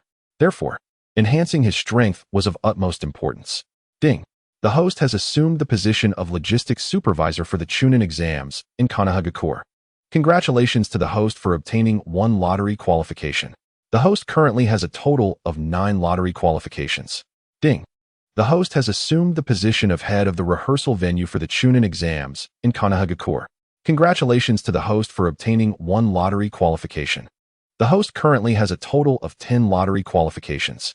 The system's notifications chimed in perfect timing, and at the same moment, Naraku had accumulated enough qualifications for 10 consecutive draws. He was ready to commence his 3rd session of 10 consecutive draws. Chapter 71. Uchiha Itachi's new teammate. Damn. Naraku almost lost his composure and cursed. Indeed, the more one worries about something, the more likely it is to occur. The last 2 appointments had indeed yielded 2 rewards, and he had barely managed to gather 10 qualifications. While there was a chance for random rewards, the odds were exceedingly coincidental. System, are you deliberately sabotaging my chances for rewards? Scratching his head, Naraku seized the opportunity to chastise the system, hoping to elicit a few more chances. But the system offered no response, indicating that he was out of luck. What are you saying, Naraku? Mitarashi Enko approached, while the likes of Nara Shikamaru, Marino Ibiki, and Kamizuki Izumo took their leave. This meeting was convened to report to Sarutobi Hiruzen after Naraku had finalized the list of examiners for the Chunin exams, gathering everyone to assign tasks. The examination venue had been determined, and aside from the initial classroom assessments, the other 2 rounds of competition required the examiners and their subordinates to conduct on-site inspections. For instance, they needed to check if the venues required any repairs or if there were any unexpectedly ferocious beasts in the Forest of Death, particularly at the 44th rehearsal venue. The exam for Jonin to advance to Chunin could not afford any outrageous beasts. It was the responsibility of the examiners to ensure their removal. Naraku glanced at the overly lively Anko and remarked, "This time, you are also an examiner, looking rather Jonin-like." Anko blinked her eyes mischievously. Should I eliminate them all in the second round? You may certainly try and see if the 3rd Hokage will not swat you down. Yashitai Akane pursed her lips and casually remarked, "Why has this year's Chunin exam attracted so much attention? It is surprising that someone of your rank has been tasked with the preliminary preparations. Typically, the Hidden Leaf Village conducts 2 Chunin exams annually, and over time, has gained ample experience to manage them without the need for a high-ranking official like Naraku. Leave that aside. Just focus on your role as an examiner," she continued. "The second round of the exam will take place at Training Ground number 44. Ensure you conduct a thorough investigation of the Forest of Death, leaving no room for oversight." "Leave it to me. Rest assured," she said, dismissively waving her hand as she departed with her subordinates to patrol the Forest of Death.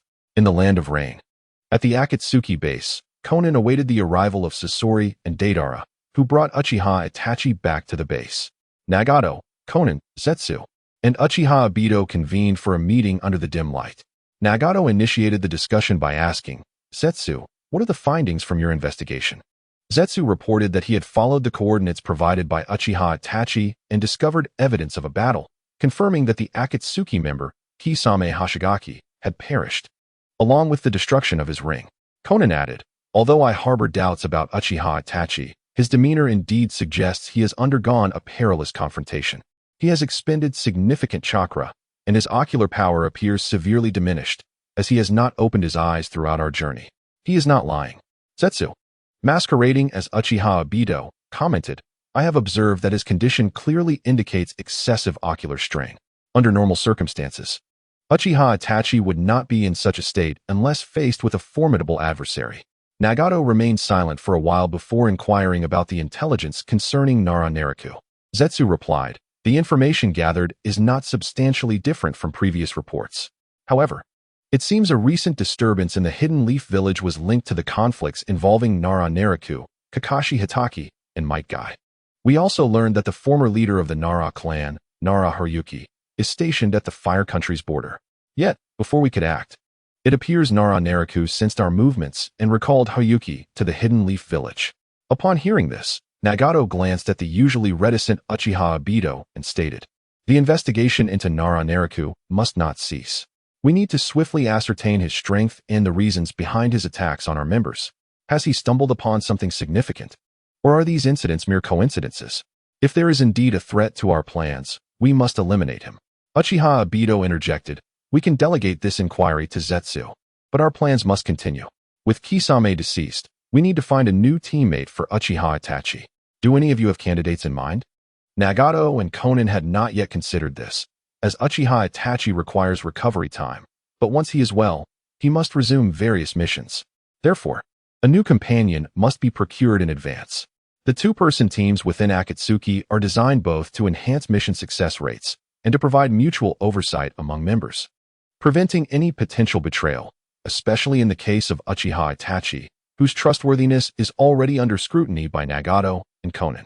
After exchanging glances, they struggled to identify suitable candidates. The new member must possess sufficient strength to avoid perishing during missions and must not be overly familiar with Uchiha Itachi to ensure proper supervision. "I have a suggestion, no?" 2 suggestions, Uchiha Obito proposed, naming the rogue ninja from the Mist Village, one of the 7 ninja swordsmen, the current wielder of the decapitating sword, Zabuza Momochi, along with his subordinate, the ice-release bloodline user, Haku, another from the 7 ninja swordsmen. Konan and Nagato, hidden in the shadows, were momentarily taken aback by this suggestion. It is worth noting that Uchiha Itachi's first partner upon joining Akatsuki was the decapitating sword's wielder, Kisame Hashigaki. After Kisame's demise, he was succeeded by Zabuza Momochi. Now with Kisame gone, Uchiha Obito recommends another member from the 7 ninja swordsmen. Konan blinked and posed a critical question. What is Zabuza Momochi's strength? The tasks Akatsuki undertakes are perilous. If he is too weak and perishes shortly after becoming Uchiha Itachi's partner, we will be left searching for another. Not bad. Although not on par with the organization's strongest, his assassination capabilities are quite formidable. With further training, he could become a valuable asset. Additionally, his subordinate Haku possesses an ice-release bloodline limit, which could prove advantageous in our future plans. Despite the need for cultivation, Nagato nodded in agreement, deciding on these 2 individuals. If Zabuza Momochi refuses, eliminate him. Bring back Haku. He is of great use to us. Konan added, it is opportune that Uchiha Itachi needs recuperation. We can spend some time enhancing their strength after bringing them back. That settles it then. Chapter 72. New members of Akatsuki, Zabuza Momochi, and Haku. Uchiha Obito rose, and the surrounding space began to distort, drawing him within. Zetsu also quietly sank into the ground, disappearing from sight.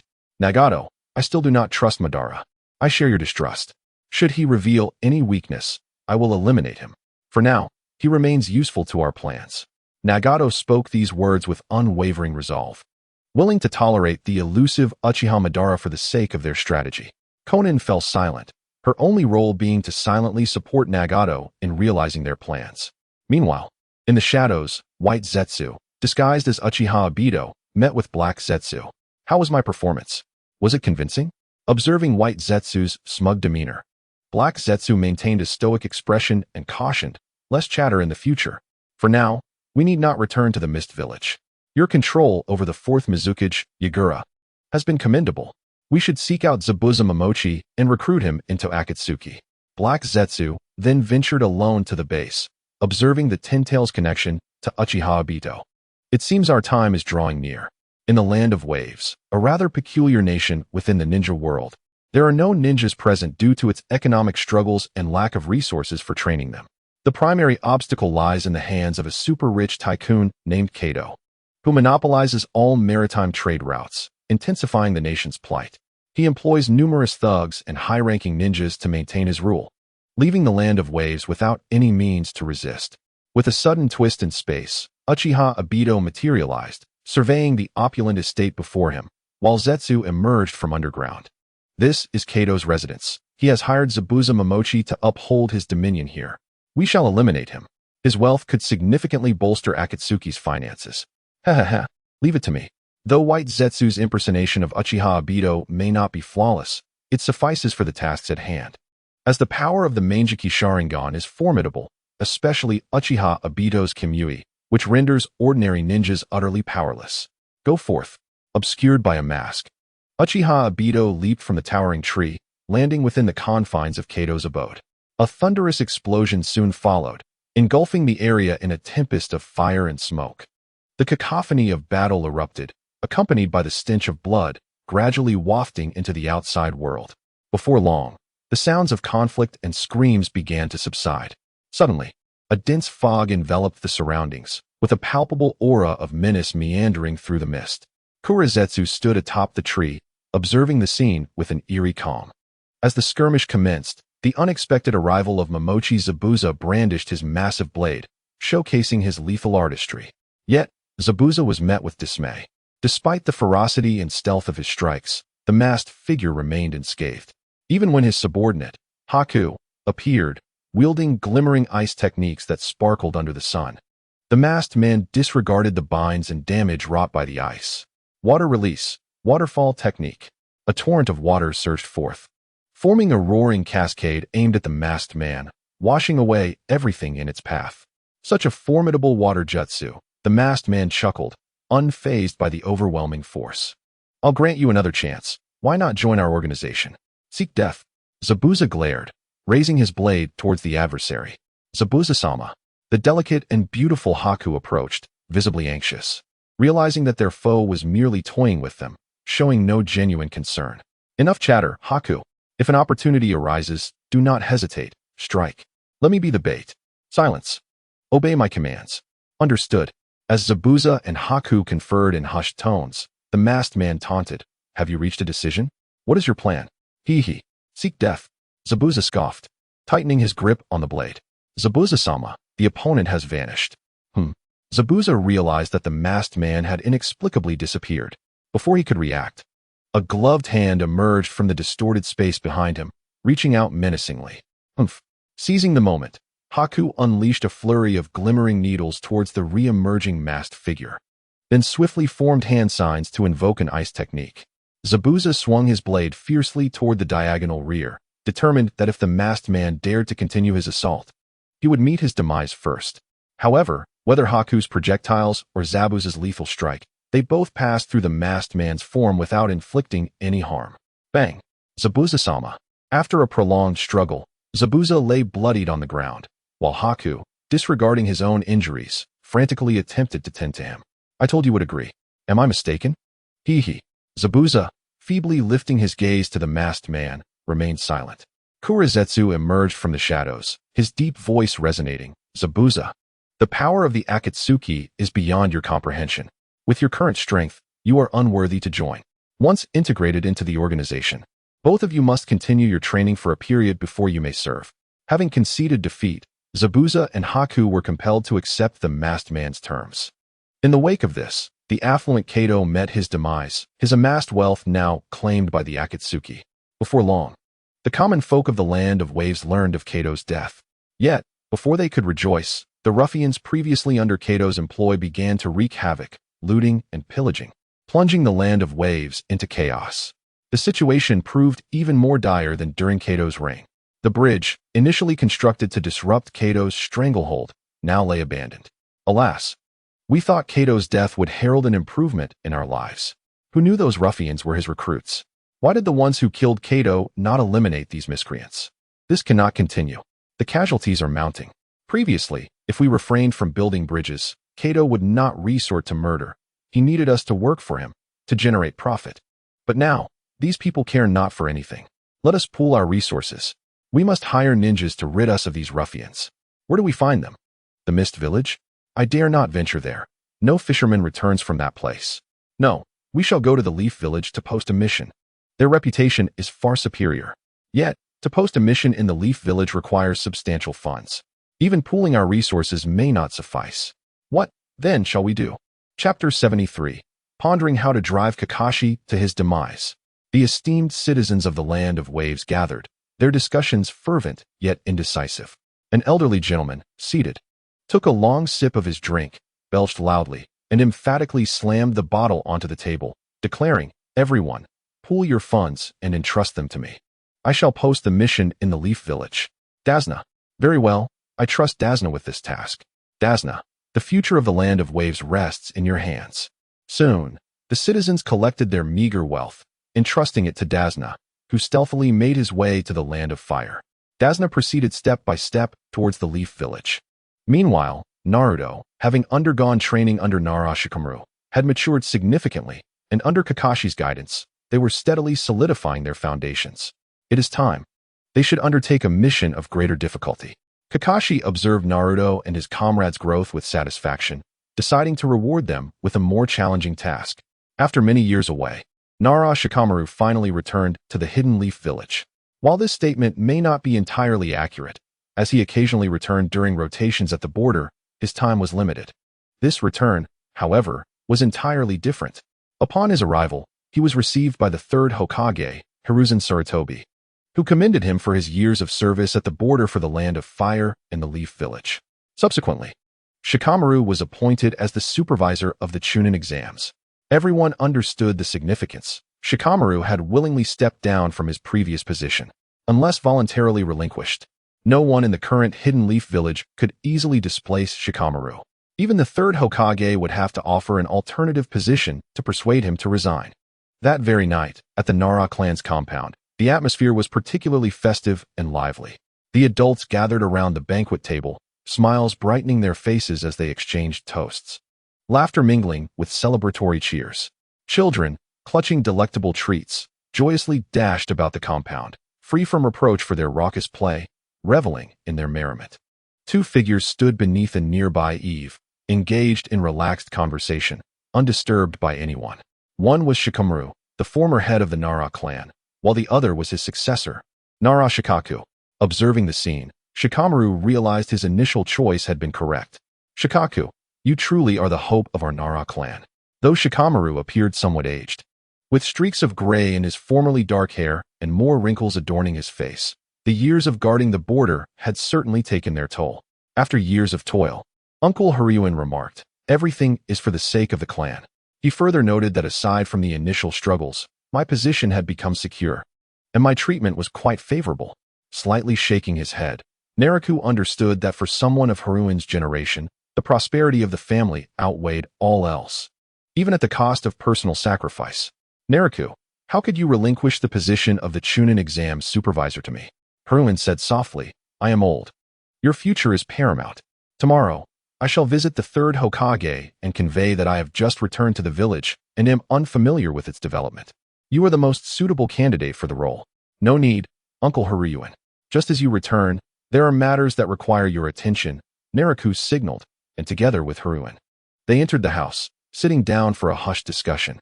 The third Hokage mentioned me and Kakashi Hitaki. What?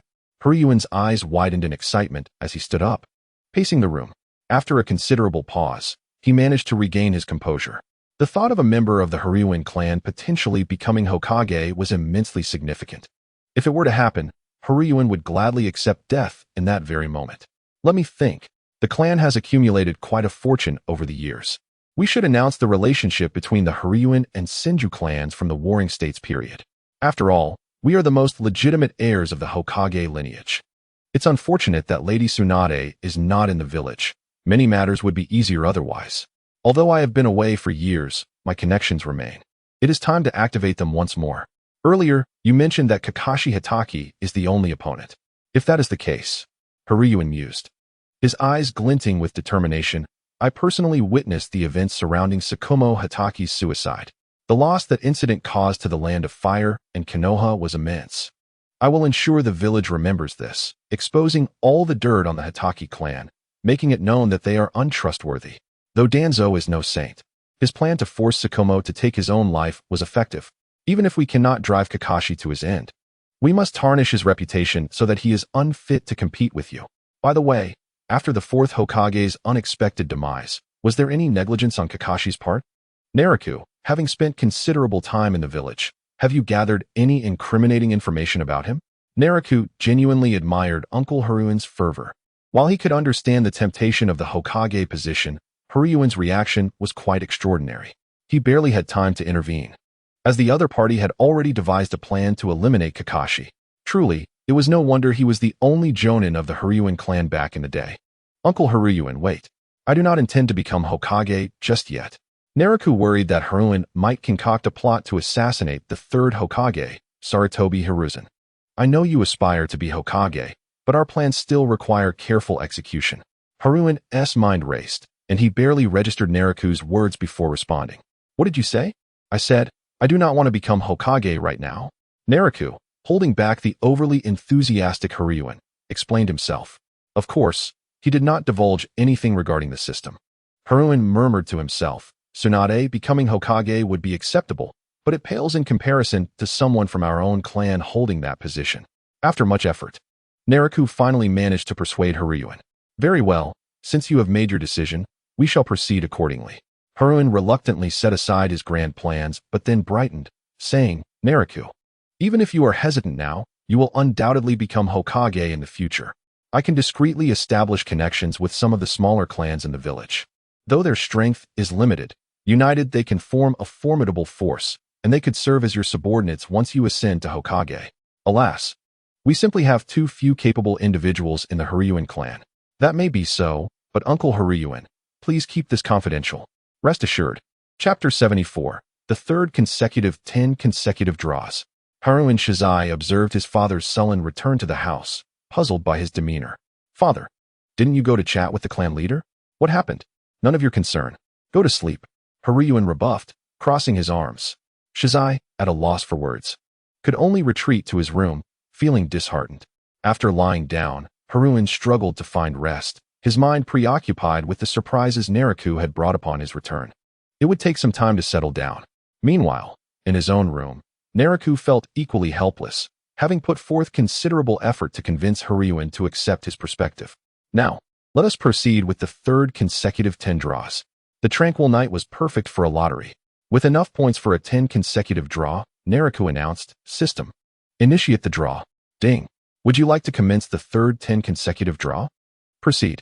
As the words left his mouth, a familiar roulette appeared in his mind. The pointer spinning rapidly, passing by an array of enticing rewards. Though this scene was increasingly familiar, Naraku still felt a twinge of nervousness.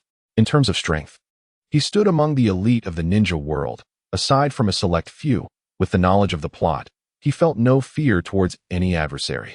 However, those select few posed a threat, particularly members of the Otsutsuki clan.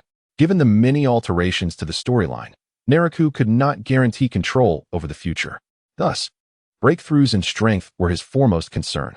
The position of Hokage was merely a stepping stone towards his ultimate goals, not an end in itself. Ding.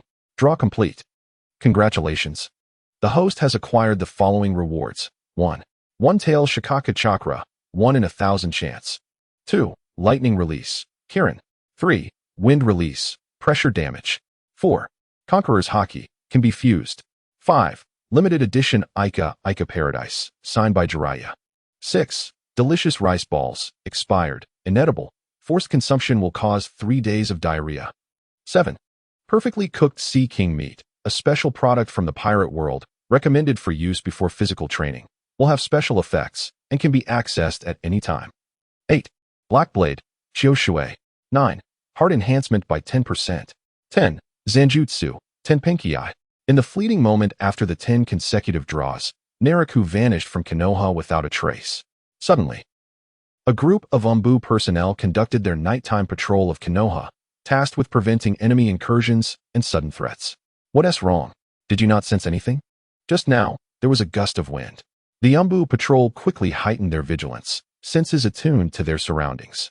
One member from the Hyuga branch activated their Byakugan, scanning the vicinity.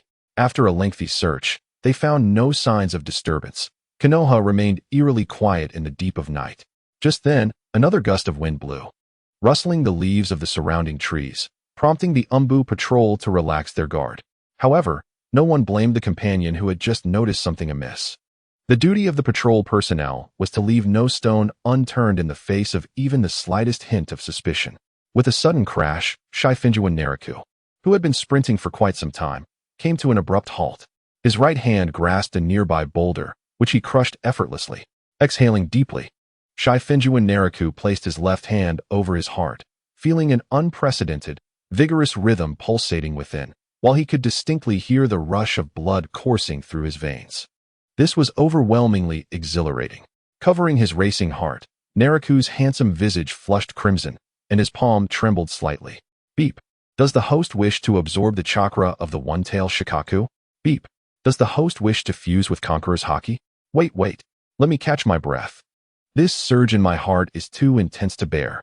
Shifengyuan Naraku halted the system's intentions and gradually sat cross-legged, calming his heart, which beat like a drum. Thump, thump, thump. As the surroundings fell silent, the rhythm of Naraku's heartbeat began to influence everything around him. The leaves scattered on the ground quivered gently. The towering trees in the forest swayed lightly, and the nearby stream rippled in sync with the tempo, rousing the slumbering creatures of the night, who stirred restlessly under the influence of an unseen aura. Time passed slowly. Sitting cross-legged, Shifengyuan Naraku seemed to merge with nature, and the surroundings gradually became tranquil and serene. With a sudden flutter of his eyelids, he slowly opened his eyes. At that moment, the peaceful atmosphere shattered, and Naraku felt as though he had been reborn. The sensation he had just experienced was peculiar yet familiar, tinged with a hint of danger. Could it be that natural energy was infiltrating my body? Thankfully, I did not recklessly absorb it. Otherwise, it could have been perilous. Gently caressing his heart, Naraku felt it return to its usual rhythm, and he sighed in relief. Yet, something felt different. It was now even stronger than before. This time, I truly struck gold. Clenching his fist, he reveled in his newfound strength. The enhancement of his heart not only bolstered his physique, but seemed to amplify his observation haki and Conqueror's Haki as well. He could even sense a deeper understanding of his swordsmanship. Crucially, Typical training and exercises could only fortify the exterior, leaving the internal organs vulnerable, but I am different. The enhancement of my heart also contributes to my physical elevation. Shifengyuan Naraku clearly observed the attributes listed by the system. His physique had indeed improved. System. Will absorbing the remaining chakra and the chakra of the one-tail Shikaku pose any danger? It will not. The host physique is more than capable of handling all the chakra. Then let it commence. I demand all the chakra. Beep. Shall we initiate chakra infusion? Initiate. Boom. A hurricane erupted around Shifengyuan Naraku, sweeping away the surrounding leaves, wood shavings, and stones, toppling numerous towering trees. However, this time, perhaps due to Naraku's enhanced physique, the infusion of chakra proceeded smoothly, resulting in a brief but powerful explosion. Continue. Let us resolve this all at once. Fuse Conqueror's Haki. Beep. Shall we commence the fusion of Conqueror's Haki? Fuse. Boom. The once clear night sky darkened suddenly, clouds gathered ominously, and lightning flickered within, serpentine bolts darting chaotically, striking the earth with ferocity. The recently dissipated hurricane reignited, its force rapidly escalating, spreading like tumultuous ocean waves. Chapter 75, Akalanatha. Boom. A flash of lightning illuminated the night as if it were day. A tremendous roar echoed across the heavens and the earth, awakening countless beings. The might of nature was so formidable that it instilled a sense of unease. Eventually, the tumult subsided, and tranquility returned to the surroundings. Shifengyuan Naraku sat upon a massive boulder, his eyes flickering with crimson lightning. Yet, an overwhelming and fearsome aura still enveloped him, a presence that would be hard to quell for some time. This is rather excessive. Anyone could discern that something was off with me. After some contemplation, Naraku placed his right hand on his waist, summoning his Zanpakuto, Kurikara, with a metallic hiss as it was drawn from its sheath. Since this was the case, I might as well practice my swordsmanship. That should help rein in my overwhelming aura. Thus, holding Kurikara, Shifengyuan Naraku earnestly began to hone his sword skills in the quiet of the forest. Meanwhile, in an unnoticed corner of the woods, the various small animals could no longer sleep, hastily packing their belongings to relocate. Birds, beasts, insects, and ants alike were in a state of panic. No creature could withstand the barrage of disturbances throughout the night. It was impossible to rest, and sleeplessness could be fatal. The lives of animals are precious too. Relocation. It is imperative to move. After an entire night spent calming his surging aura, Shifengyuan Naraku realized he had inadvertently run all the way to the Valley of the End. No wonder he had caused such a ruckus without attracting any other presence. With dawn approaching, he resolved to return to the village. One could never be too cautious. With determination set, Shifengyuan Naraku swiftly made his way back to Konoha village. At that time, the village had not yet awakened from its slumber, enveloped in serene silence. Silently returning to the Shifengyuan clan, he entered his room. And before he could rest for long, Shifengyuan Haruin came to visit. Naraku, I thought about you all night yesterday. Shifengyuan Haruin scrutinized Naraku for some time, hesitatingly adding, is it just my imagination, or has your aura, no, your presence, changed in just one night? Naraku, what did you do last night? Shifengyuan Naraku yawned, replying, I didn't do much, just had a normal night's sleep, although I didn't sleep well. If you have no further matters, I shall take a brief nap. Didn't he sleep well? You should rest quickly, don't let it interfere with your affairs. Shifengyuan Haruin urged Naraku to rest before turning to leave. Yet halfway out, he remembered he had something to discuss. Never mind, it can wait for another time. Watching Haruin depart, Shifengyuan Naraku returned to his room and set his Zanpakuto Kurikara on the table. System, summon the two swords I drew this time. Bang, bang. Two swords manifested before Shifengyuan Naraku. Black Blade Aoshui. Aoshui is a famed sword from the pirate world, ranked among the 21 great grade swords. Previously wielded by the dragon-slaying sword master, Ryuma, and the three-sword-style swordsman, Zoro. This blade possesses a deep purple hue, with a tightly woven and exceptionally resilient body, heavier than typical swords. Zanpakuto Tenkai. This is a Zanpakuto from the Soul Society, whose Bankai ability summons a gigantic black-armored warrior resembling a giant, boasting tremendous combat prowess. But the wielder also shares in the damage taken. In simple terms, it conjures a being akin to Susanoo, albeit less powerful and with the drawback of shared harm. Shifengyuan Naraku's hand glided over the two swords before he spoke. Come forth, Kurakara. Devour these two blades. The Kurakara resting on the table suddenly drew forth. A swirling black hole appearing on its obsidian blade. Crack. The black blade, Aoshui, and Zanpakuto, Tenkai, trembled briefly before being irresistibly drawn into the black hole of Kurakara, followed by the sound of shattering. In the blink of an eye, the two swords, each possessing formidable abilities, were utterly reduced to fragments, absorbed by Kurakara. Before long, the swirling black hole on Kurakara's dark blade gradually faded, returning to its usual appearance. Shifengyuan Naraku rose and circled Kurakara, finding nothing unusual compared to before. The sword sheath and Kurakara lay motionless on the table, separated from each other. Is this it? There are no changes in me either. Perhaps the difference lies within the sword? As the thought crossed his mind, Shifengyuan Naraku grasped the hilt of Kurakara, slowly lifting the Zanpakuto. Wow! Why has it suddenly become so heavy? Testing it with one hand, he swung it lightly, feeling the weight of the Zanpakuto. It seemed to weigh nearly 800 pounds. System, what is Kurakara's current weight? Kurakara weighs 522 kilograms, 1,044 pounds. This figure seems to carry some significance. Oh, what new abilities does Kurakara possess? Kurakara has gained the indestructible trait, meaning it will not incur any damage under any circumstances. Awakening Zanpakuto's soul-cutting ability. Those harmed by Kurakara will have their souls concurrently damaged. Awakening the statue of Fudmai. The host can manifest a giant Fudmai statue while wielding Kurakara, requiring stamina, chakra, and mental energy.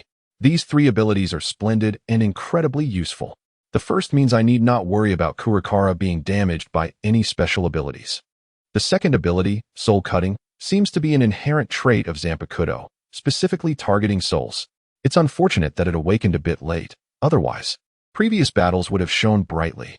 The third ability seems to be akin to my own Susanoo, appearing unimaginably powerful. Shifengyuan Naraku was quite pleased with this enhancement of strength, and he sensed that the rewards were not yet fully realized. Just like the last lottery draw, after acquiring Observation Haki, he awakened Conqueror's Haki. Surely, there must be hidden benefits this time as well.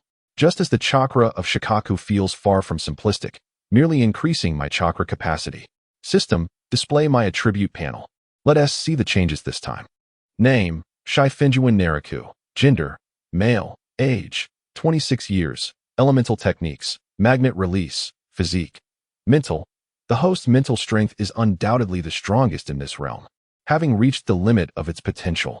Soul, Kurakara Fudmai. Chakra control, chakra amount, exceeding 99% of ninjas in the ninja world. Chakra attributes, fire, wind, lightning, water, earth, yin, yang. As Shifengyuan Naraku gazed at the attribute panel, he noted that his mental attribute had reached its peak, signifying that no one in the ninja world could surpass him in mental fortitude. This also meant that no illusion jutsu could affect Shifengyuan Naraku anymore. Even if Uchiha Itachi unleashed Tsukuyomi upon him, it would not shake his mental state nor drag him into an illusionary realm. Chapter 76. Absenteeism. Shifengyuan Naraku casually flicked Kurakara, then positioned the dark blade before his eyes, scrutinizing it closely. A black dragon, exhaling flames, seemed to swirl upon the dark blade, appearing and disappearing. Its scales and claws exuding an air of arrogance. Truly magnificent. Yet, why does it feel weightless now? Initially, it felt somewhat heavy, but now it seems to have reverted to its most suitable weight. System, Kurakara's weight remains unchanged. As the host Zanpakuto, it resonates with his will, perpetually maintaining a weight that feels appropriate to him, while bearing any excess weight itself. Impressive. He effortlessly twirled the blade before sheathing Kurakara. Continuing to examine his attribute panel, he muttered to himself, my physique, chakra amount, and control have all increased, but why are there so many plus signs? It seems rather cumbersome. A new magnet release? Where did that come from? From Shikaku's chakra. I knew Shikaku's chakra would not be so simple.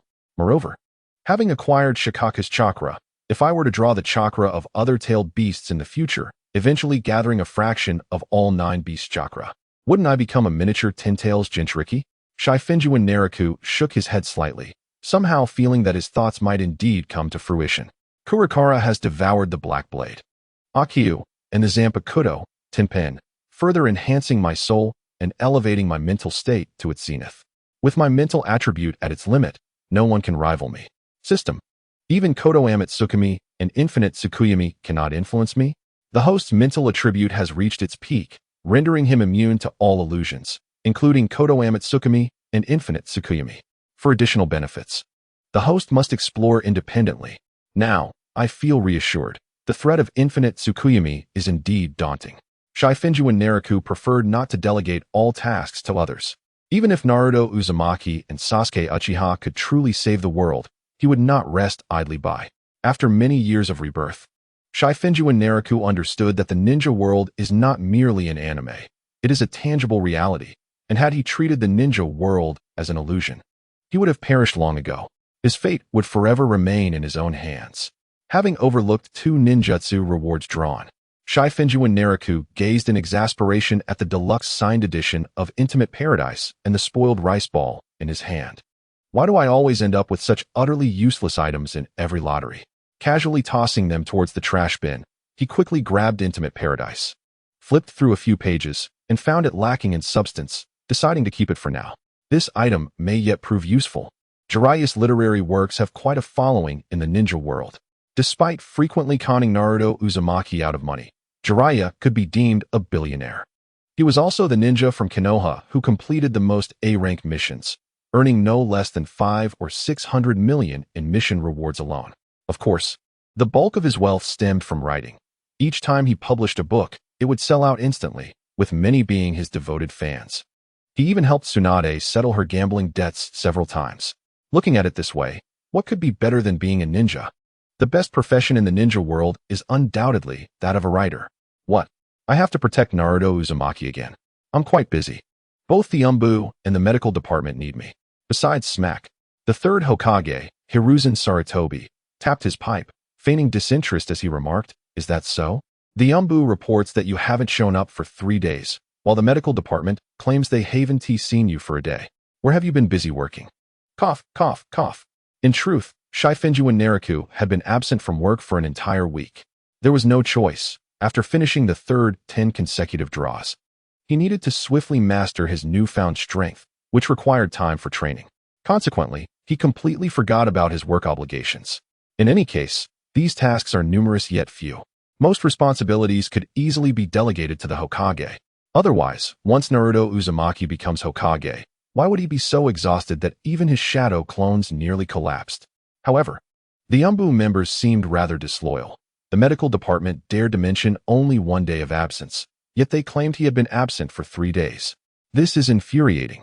It appears I must find an opportunity to discipline, no, reorganize the members of the Umbu. After all, they are elite ninja directly under the Hokage's command and should not become complacent in their training. Hiruzen Sarutobi observed Shifengyuan Naraku's reluctant demeanor and issued a direct order. This is Naruto's first mission outside the village. The task in the Land of Waves is not particularly difficult. It merely involves clearing out some thugs and ruffians, making it suitable for Naruto at this stage. However, any unexpected circumstances may arise outside. Your sole task is to ensure Naruto's safety. If any insurmountable situation arises, I permit you to abandon others, as long as you bring Naruto back safely. If Naruto returns, your mission will not be considered a failure.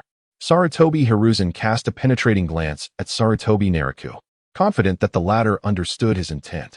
Sarutobi Naraku, Hatake Kakashi, 2 candidates for the Hokage position. Though their statuses seemed illustrious, neither held the significance of the Nine-Tails Jinchuriki. Uzumaki Naruto, at a critical juncture. Understood, leave it to me. However, Kakashi is competent enough to handle routine situations, so I may not need to intervene. Sarutobi Naraku, indifferent, questioned what formidable challenges could arise. With his current strength, unless the entire Akatsuki organization descended upon him, accompanied by the enigmatic Kagaya and the reckless Uchiha Obito, only then could he consider it a daunting predicament. Yet, there was no need for concern, as the Akatsuki, despite their overwhelming prowess in battles, stubbornly chose to engage in reckless confrontations, making extreme scenarios unlikely. As Naraku prepared to depart, Hiruzen offered a cautionary note, reminding him to maintain a low profile. He had observed that Naraku's every move seemed to stir up considerable commotion. Furthermore, if that bridge were to truly understand, Naraku waved dismissively without turning back. leaving Hiruzen uncertain whether he had comprehended the warning. At noon, at the gates of Konohagakure, "Oh, we're off," exclaimed Uzumaki Naruto, Uchiha Sasuke, and Haruno Sakura, bursting through the village gates. Their faces were adorned with smiles. Even Sasuke, with his hands stuffed in his pockets, displayed a hint of amusement. Beside them stood the somewhat inebriated Dasna, a bridge-building expert from the Land of Waves, who wore a troubled expression, skeptical of their ability to resolve the pressing issues facing his homeland. Rest assured, despite their youth, they are capable of fulfilling the task, Hatake Kakashi stated, one hand in his pocket while the other perused the pages of Ica Paradise. This mission, following the demise of Kado, merely involved clearing out some petty criminals. Thus Dasna had reported the task accurately, albeit downplaying the number of adversaries. Such a mission was indeed suitable for the fledgling trio, presenting a challenge that required combat, yet was not insurmountable, serving as an excellent training opportunity. Chapter 77. The Vanishing of Zabuza Kakashi, maintaining a nonchalant demeanor, trailed at the rear of the ninja squad, glancing back momentarily before resuming his pace. He was acutely aware of the hidden protection surrounding them. After all, it was only natural to safeguard the village's formidable asset. The journey commenced smoothly without incident, surprising Kakashi, yet he quickly rationalized it, acknowledging that their opponents were merely lowly thugs, a situation that was to be expected. It was only when they approached the borders of the Land of Fire, on the verge of entering the Land of Waves, that they encountered some ambushed foes. These petty criminals were swiftly dispatched by Naruto and Sasuke, requiring no intervention from Kakashi. The journey felt more akin to a leisurely excursion than a mission. Meanwhile, concealed in the shadows, Sarutobi Naraku found it peculiar that Zabuza Momochi had yet to make his appearance, as one would expect an assault from him. He had anticipated the unfolding drama. Given Zabuza's formidable reputation, capable of contending with the 6th Hokage and the Copy Ninja, while also standing against the reincarnated Indra of the Uchiha clan and Ashura of the Uzumaki clan. However, Naraku remained unaware that Zabuza and Haku had voluntarily joined the Akatsuki, awaiting Zabuza's grand entrance. Yet, as Kakashi's group arrived in the Land of Waves, Zabuza still did not appear. Observing as Naruto and Sasuke dispatched another wave of thugs, with Sakura even taking down a few, Naraku grew increasingly perplexed. This number is amiss. You too, investigate the situation in the Land of Waves, he commanded, suspecting that something unexpected had transpired. Acknowledging that Zabuza was likely facing unforeseen circumstances, Naraku pondered what could have befallen him. After all, Zabuza possessed the strength of a Jonin, and it seemed improbable for him to encounter mishaps in the Land of Waves, unless, standing atop a great tree, Naraku gazed out over the vast ocean, the direction of the hidden Mist Village. Could it be that the Mist Village had indeed located Zabuza and seized him? Unlikely, given Obito's uncertain fate. He probably lacked the leisure to pursue Zabuza. Just as Naraku contemplated this enigma, 2 Umbu operatives returned with intelligence. You mean to say there was combat near Kado's residence recently, and not only did Kado perish, but Zabuza also vanished? They reported. Indeed, those who witnessed the battle had been silenced, leaving only the thugs on the periphery untouched. They had seen the rogue ninja Zabuza, confirming he had been employed by Kado. Sir, should we halt this mission? The Umbu's implication was clear. The emergence of a rogue from the Mist Village could indicate a hidden agenda targeting the Nine-Tails Jinchuriki, which would pose a grave threat. No, Naraku deliberated before dismissing his subordinates' concerns. This nation is not vast. You are to investigate the Land of Waves thoroughly. Remember, only gather information. Do not engage with those thugs. Understood. The Umbu responded, promptly departing. It seemed Zabuza truly was not present. But who could it be? Was it indeed the Mist Village seeking to capture him, thus inciting the battle? The thorough elimination of witnesses bore the hallmarks of Mist ninja tactics. At that moment, Naraku had yet to fathom that the Akatsuki had intervened to abduct Zabuza and Haku. He subconsciously overlooked the damage inflicted by the Akatsuki during this time. As night fell, the cool moonlight bathed the land. A sudden sound broke the stillness. Alert and vigilant, Kakashi roused from his slumber, bolting from his room. Upon noticing the figure lurking outside, he relaxed. Yawning, Kakashi approached and murmured, "You woke me up at such a late hour, huh?" Stepping from the shadows, Naraku replied, "I dispatched operatives to survey the Land of Waves." Kakashi perked up, sensing the matter was serious. Recent battles had transpired in the Land of Waves, where Zabuza's presence had been reported. However, it appeared he had since departed, leaving behind only a plethora of low-level thugs and weak ninjas. Upon hearing Zabuza's name, Kakashi momentarily froze, but upon learning he had left, he felt reassured. He held great trust in Naraku. If he claimed Zabuza was gone, it must be so. Furthermore, given Naraku's prowess, Zabuza posed no threat whatsoever. Yet, Kakashi understood Naraku's implication. Observing the tranquil forest leaning against a nearby tree, he realized that the remaining adversaries in the Land of Waves would not provide much in the way of training. Naraku chuckled softly and sat beside Kakashi. It is not certain. While those thugs and low-level warriors may lack strength, surviving in this harsh world requires a certain skill. Of course, this presupposes that you do not intervene. Kakashi Hatake pondered deeply, comprehending the implications of Naraku's words. It was merely an invitation for Naruto and his companions to devise their own strategies to confront their adversaries. The conversation between Naraku and Kakashi concluded, and the following day, Kakashi led Naruto and the others in safeguarding the citizens of the Land of Waves as they constructed a bridge. A disordered group of assailants indeed emerged, yet their chaotic tactics posed no hindrance to the bridge's construction. Occasionally, Kakashi would even take a few of them to eliminate the ruffians and lesser ninjas. However, it was not long before Kakashi fell victim to an ambush from a group of inferior ninjas, resulting in injury. He would remain incapacitated for at least half a month. Cough, cough, cough. The next matters are entrusted to you. This is your inaugural mission of great importance. You must not falter.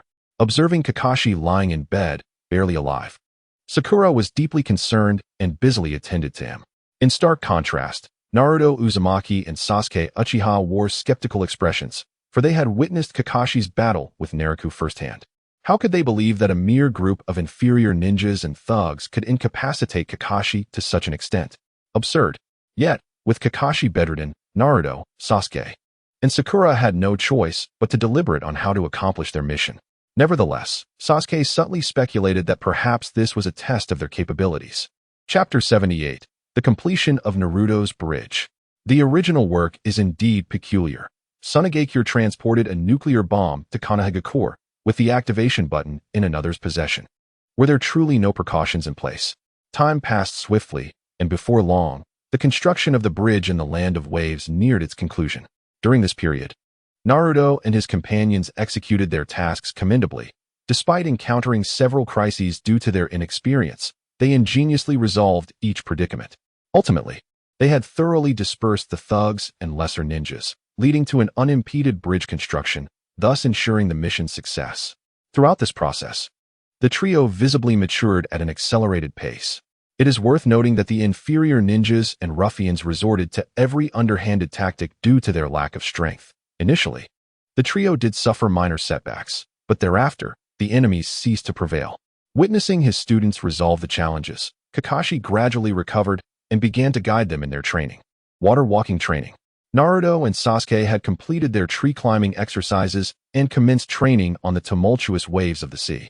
Soon after, Sakura caught up, demonstrating commendable chakra control, allowing her to swiftly finish her tree-climbing training and join Naruto and Sasuke in their water-walking practice. Training on the surging sea was undeniably more challenging than on a calm surface, resulting in slower progress for the trio. What were the intentions of the Hidden Mist Village? Kakashi occasionally glanced at his students struggling against the waves. This bridge, which connects the Land of Waves and the Land of Fire, has seen no interference from the water country. I presumed it would never be completed. Naraku, standing nearby, gazed at the ocean and replied, "Who knows?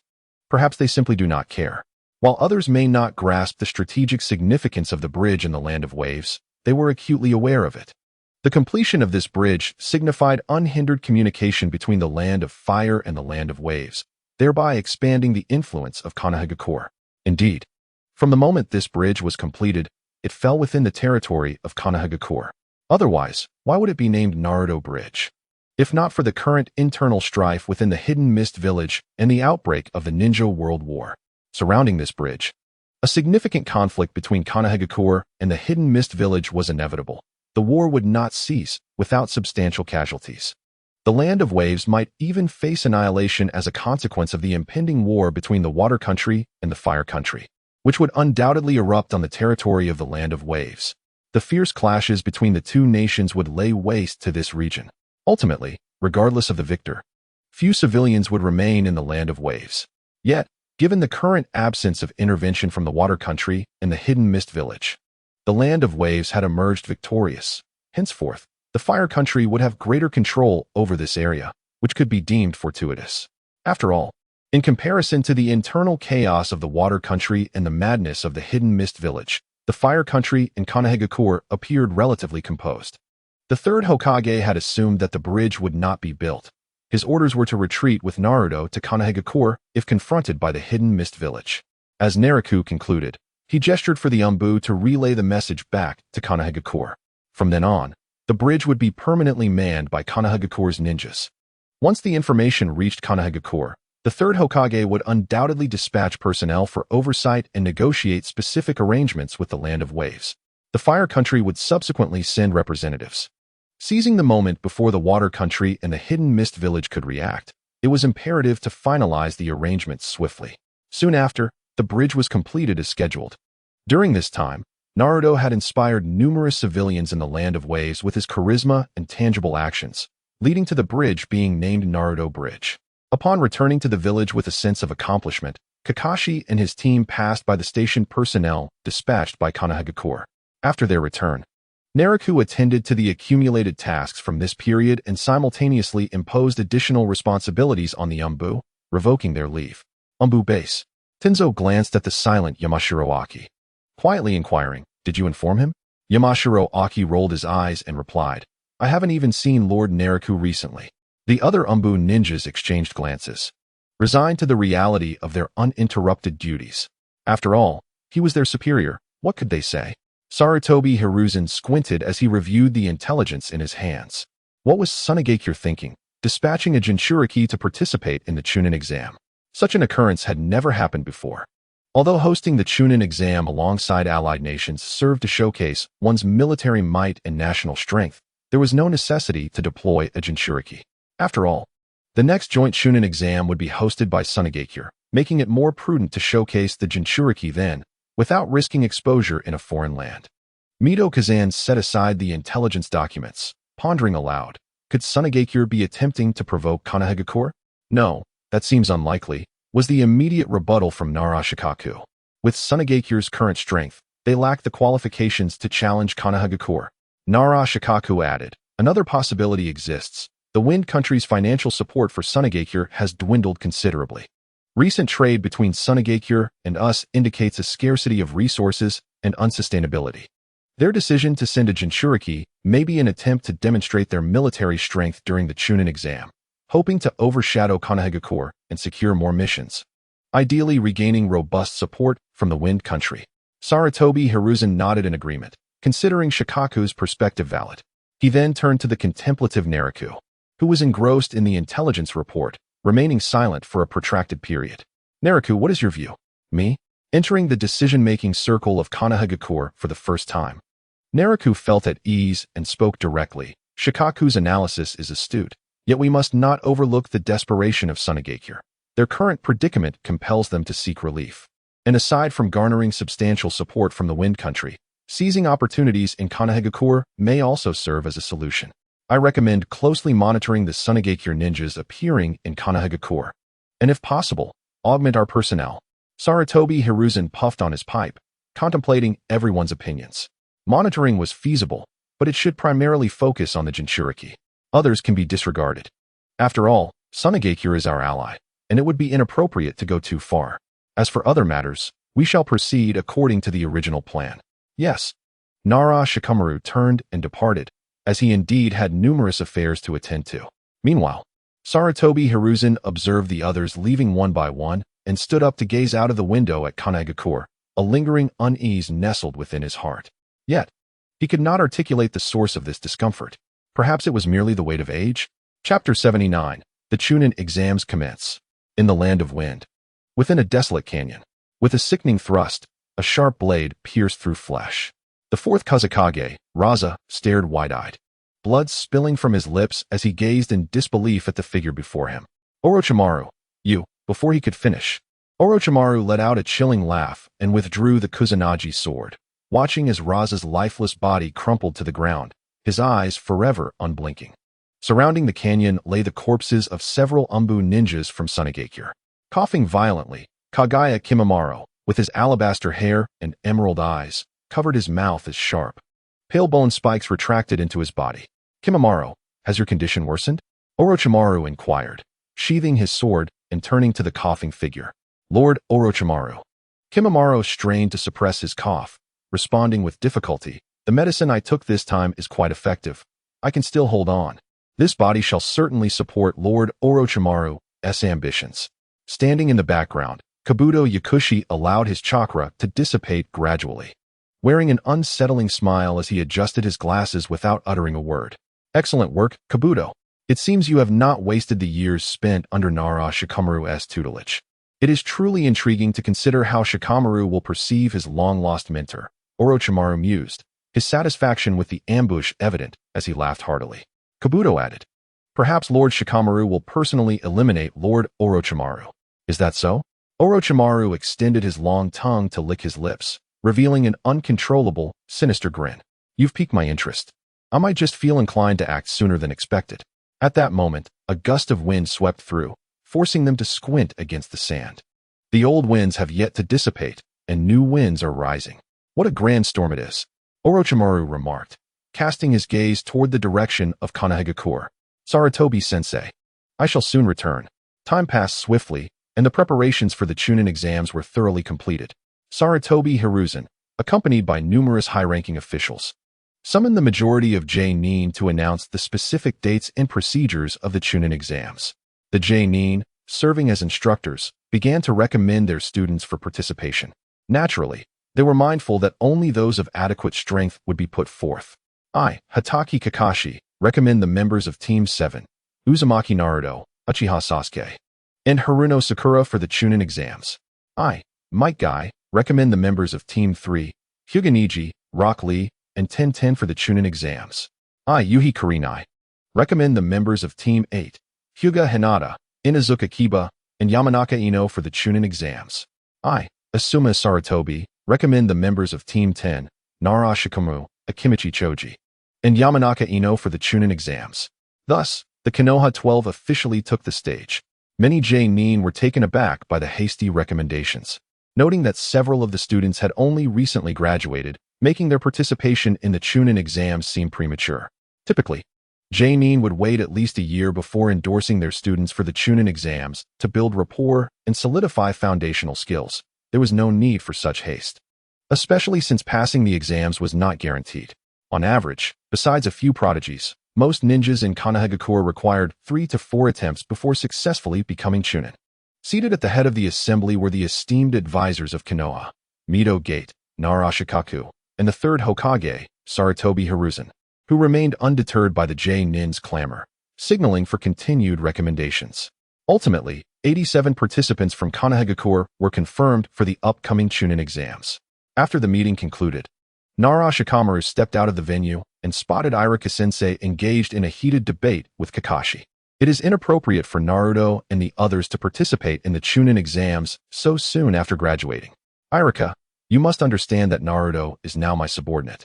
And as their teacher, I believe they are ready for the Chunin exams. Nara Shikamaru scratched his head, recalling having heard a similar conversation between Iruka and Kakashi before. Evoking a sense of deja vu, Iruka's concerns were not without merit. However, in his mind, Naruto still resembled the mischievous child he once was, not a competent ninja.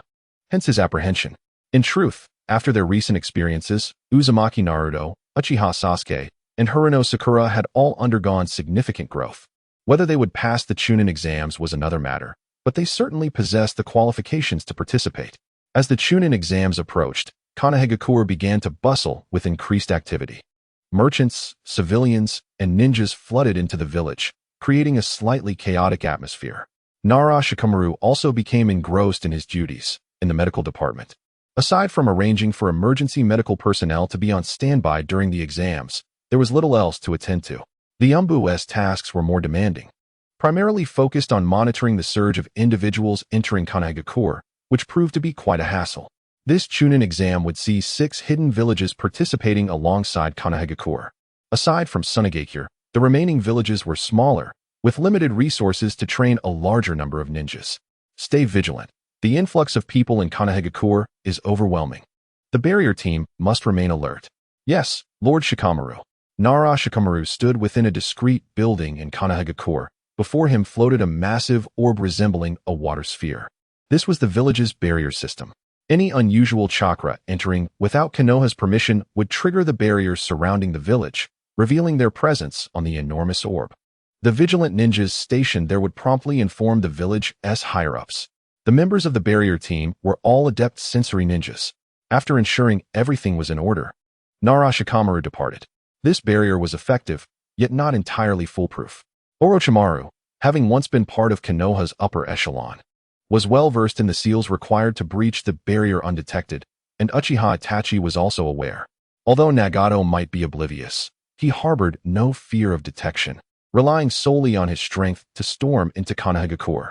Thus, one could argue that the barrier had its utility and limitations. Unless Kanahegakure invested tremendous resources and effort to construct an entirely new barrier system, such an undertaking would be an arduous task, even for the third Hokage, Sarutobi Hiruzen, to commit to. Very well, now we await the time to come. Nara Shikamaru perched himself atop a tall building, surveying the lively scene of Kanahegakure below. Meanwhile, on the opposite side of the village, Orochimaru, accompanied by Kabuto and Kagaya Kimimaro, stood atop a mountain, gazing down at Kanahegakure. What a peaceful and beautiful village it is, Orochimaru remarked, a sinister smile creeping across his pallid face, as if envisioning the ruins of Kanahegakure engulfed in smoke and destruction. It has been so long that I nearly forgot. I too once grew up here. Haha, is this truly the place where Lord Orochimaru was nurtured? Kagaya Kimimaro remained silent, his gaze fixed intently on the scene of Kanahegakure. Chapter 80, The Zero Training Ground. I stand by my word. This is my ninja way. I shall become the Hokage. Accompanied by Uzumaki Naruto's resolute declaration, the first phase of the Chunin exams concluded. Though he had written not a single word, Naruto had somehow managed to pass. The watching Jonin were inspired by Naruto's fervent speech, inadvertently gaining a deeper understanding of the Nine Tails Jinchuriki.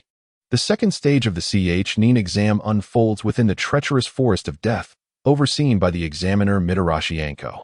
After a succinct explanation of the rules, she distributes the Heaven and Earth Scrolls to the participants. To successfully complete this stage, each team must gather both scrolls and reach the designated location within the allotted time. However, the candidates must remain vigilant not only against conflicts with rival ninja teams, but also against the myriad dangers lurking within the forest. From a distant structure, Shifengyuan Naraku observes a group of candidates signing their life and death agreements, his gaze fixating on a ninja from the grass village, none other than Orochimaru in disguise. After a moment's contemplation, Naraku refrains from acting and gradually blends into his surroundings. As his form fades from sight, the concealed Orochimaru suddenly turns, his eyes locking onto the spot where Naraku had just stood. Did he notice? If so, why did he not expose him? Orochimaru unconsciously licks his lips, a sinister smile creeping across his face. Standing outside the barriers enclosing the forest of death, Mitarashi Anko glances at the time before commanding the gates to open. I hope you all manage to survive and emerge from the forest of death, she remarks with a wicked grin, relishing the thought of tormenting these lower-ranked ninjas, completely unaware that among them lurks a venomous serpent. The second stage begins now. With a clang, the chains are released, and the candidates rush into the forest. Meanwhile, on a bustling street in the Land of Fire, a tall man adorned with a forehead protector, his long white hair cascading to his waist, and draped in a red cloak, stumbles out of an izakaya with a lecherous grin. Clearly reveling in the merriment within, he is none other than Jiraiya, one of the legendary Sannin. Until next time. Ah, such enthusiastic young ladies, truly the finest in the Land of Fire, he exclaims, swaying through the streets like a rogue, the scent of alcohol wafting from him. Hey, have you heard? The Chunin exams in Konoha have already begun. Should we go and take a look? One passerby suggests. Unfortunately, I've been too busy lately. Otherwise, I would love to witness the competition, another responds. You may not know, but I've heard that Sunagakure has sent many formidable lower-ranked ninjas. I wonder if Konoha can hold them off. Nonsense. Sunagakure could never rival our Konoha. What are you talking about? Exactly. The third Hokage is the strongest Hokage in history. With him around, no ninja village can surpass Konoha.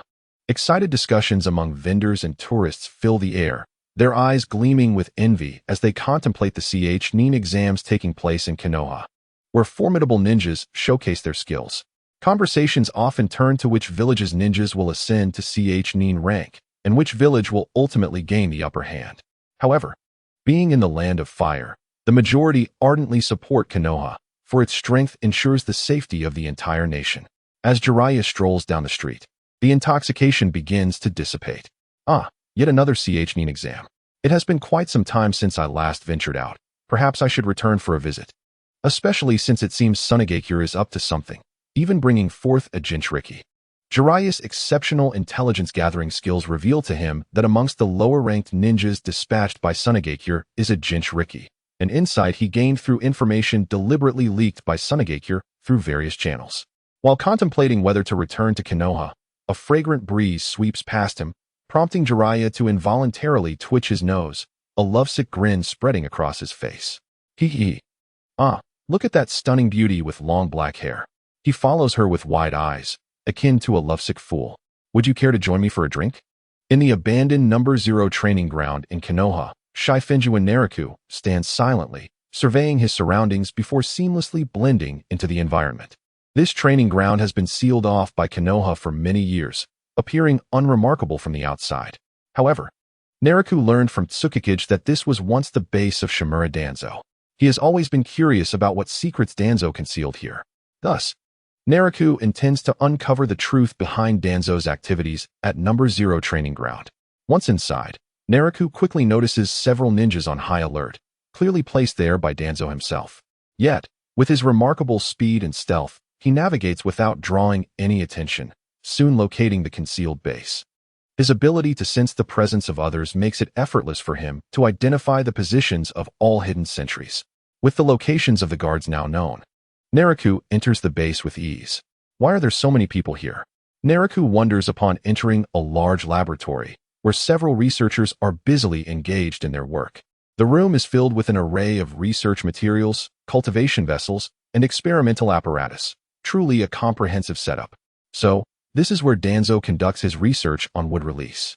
Naraku realizes, given Danzo's paranoid nature, it is no surprise that he would not trust Orochimaru and would secretly pursue research on wood release and the Sharingan.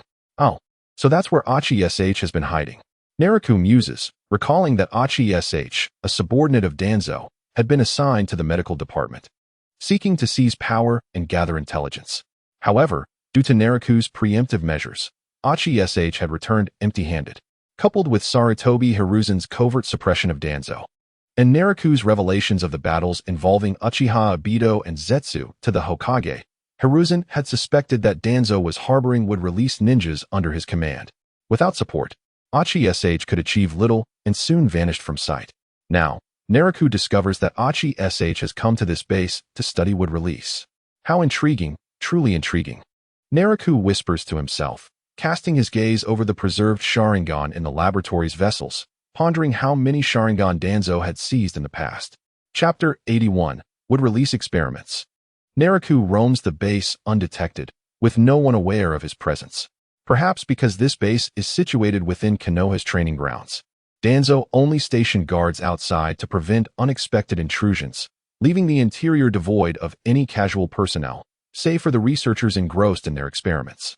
Danzo likely believed that external vigilance sufficed to prevent leaks, deeming it unnecessary to station ninjas within the base, especially since most ninjas lack the expertise for such research, which could hinder the experiments.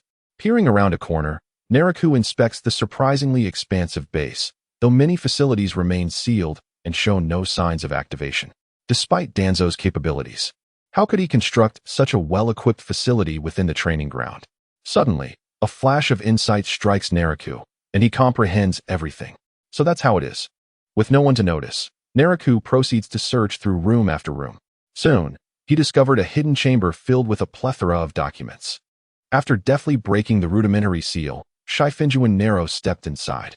He waved his hand to disperse the dust that had enveloped him, surveying the room cluttered with records, which had evidently not been visited for quite some time, resulting in a thick layer of dust. He immediately began to peruse the documents, scanning them with remarkable speed. Time swiftly passed, and Shifengyuan Nero had examined a considerable number of files. The majority of the documents contained experimental data on wood release techniques, revealing an alarming frequency of failures, with numerous individuals having perished during these experiments. Alarmingly, many of those who died were formidable ninjas. The sheer scale of casualties would be impossible for even Shimura Danzo to withstand. Thus, it was not long before Nero came across documents signed by Sarutobi Hiruzen. Additionally, he found signatures from other high-ranking Konoha officials, such as Mito Gate-in and Tanshin Koharu, as well as experimental data recorded by Orochimaru, which even included signatures from several clan leaders within the village. This was a grand experiment involving the entirety of Konoha, aiming to replicate the first Hokage's ability to subdue the entire shinobi world with wood release techniques. It was no wonder Danzo was unperturbed by intruders. This was a well-known secret among the older generation, and who would dare expose it to the current villagers of Konoha? It also explained why the No.0 training ground had been sealed for so many years. This was where the original wood release experiments had taken place. With so many lives lost and no information leaked, it was evident that the entire village was suppressing knowledge of this experiment. Shifengyuan Nero tossed the documents back to their original place, furrowing his brow in thought. Sarutobi Hiruzen had once ordered the cessation of the wood release experiments due to heavy casualties. Yet Danzo had seized control of the base and continued the experiments, albeit on a significantly reduced scale.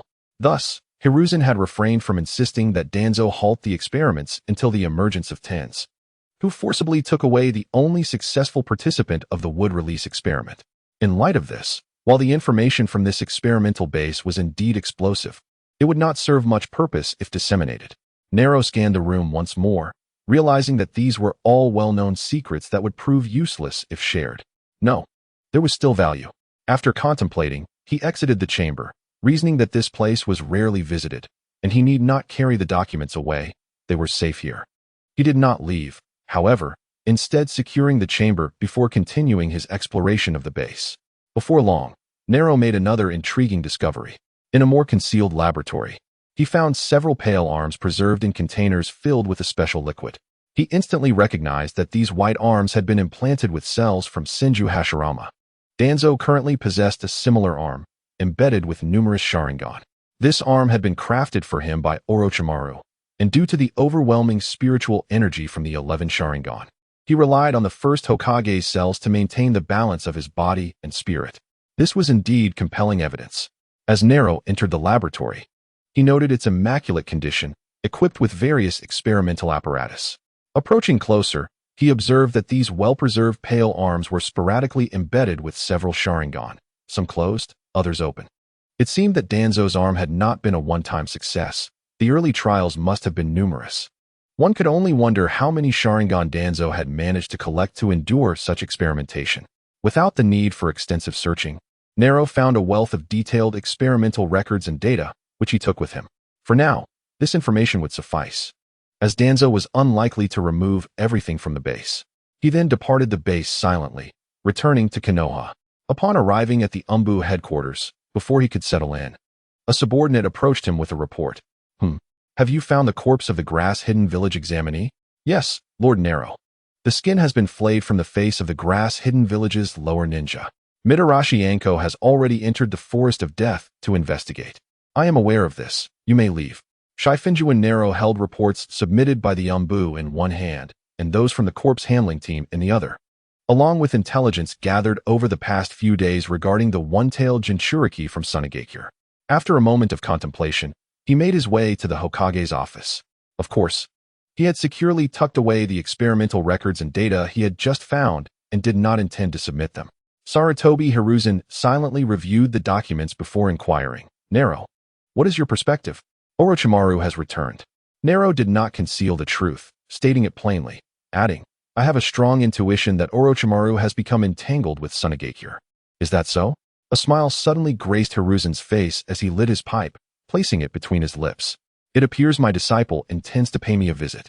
In that instant, Hiruzen envisioned the young Orochimaru standing before him, attentively absorbing his teachings and diligently mastering ninjutsu. Alas, the past can never return. This time, I do not plan to let you escape, Orochimaru. The last vestiges of mercy vanished, and Hiruzen seemed to regain the formidable spirit of his youth. "Nero, you have performed admirably. You have not disappointed me." Hiruzen felt a sense of relief knowing that Nero had brought valuable intelligence to him.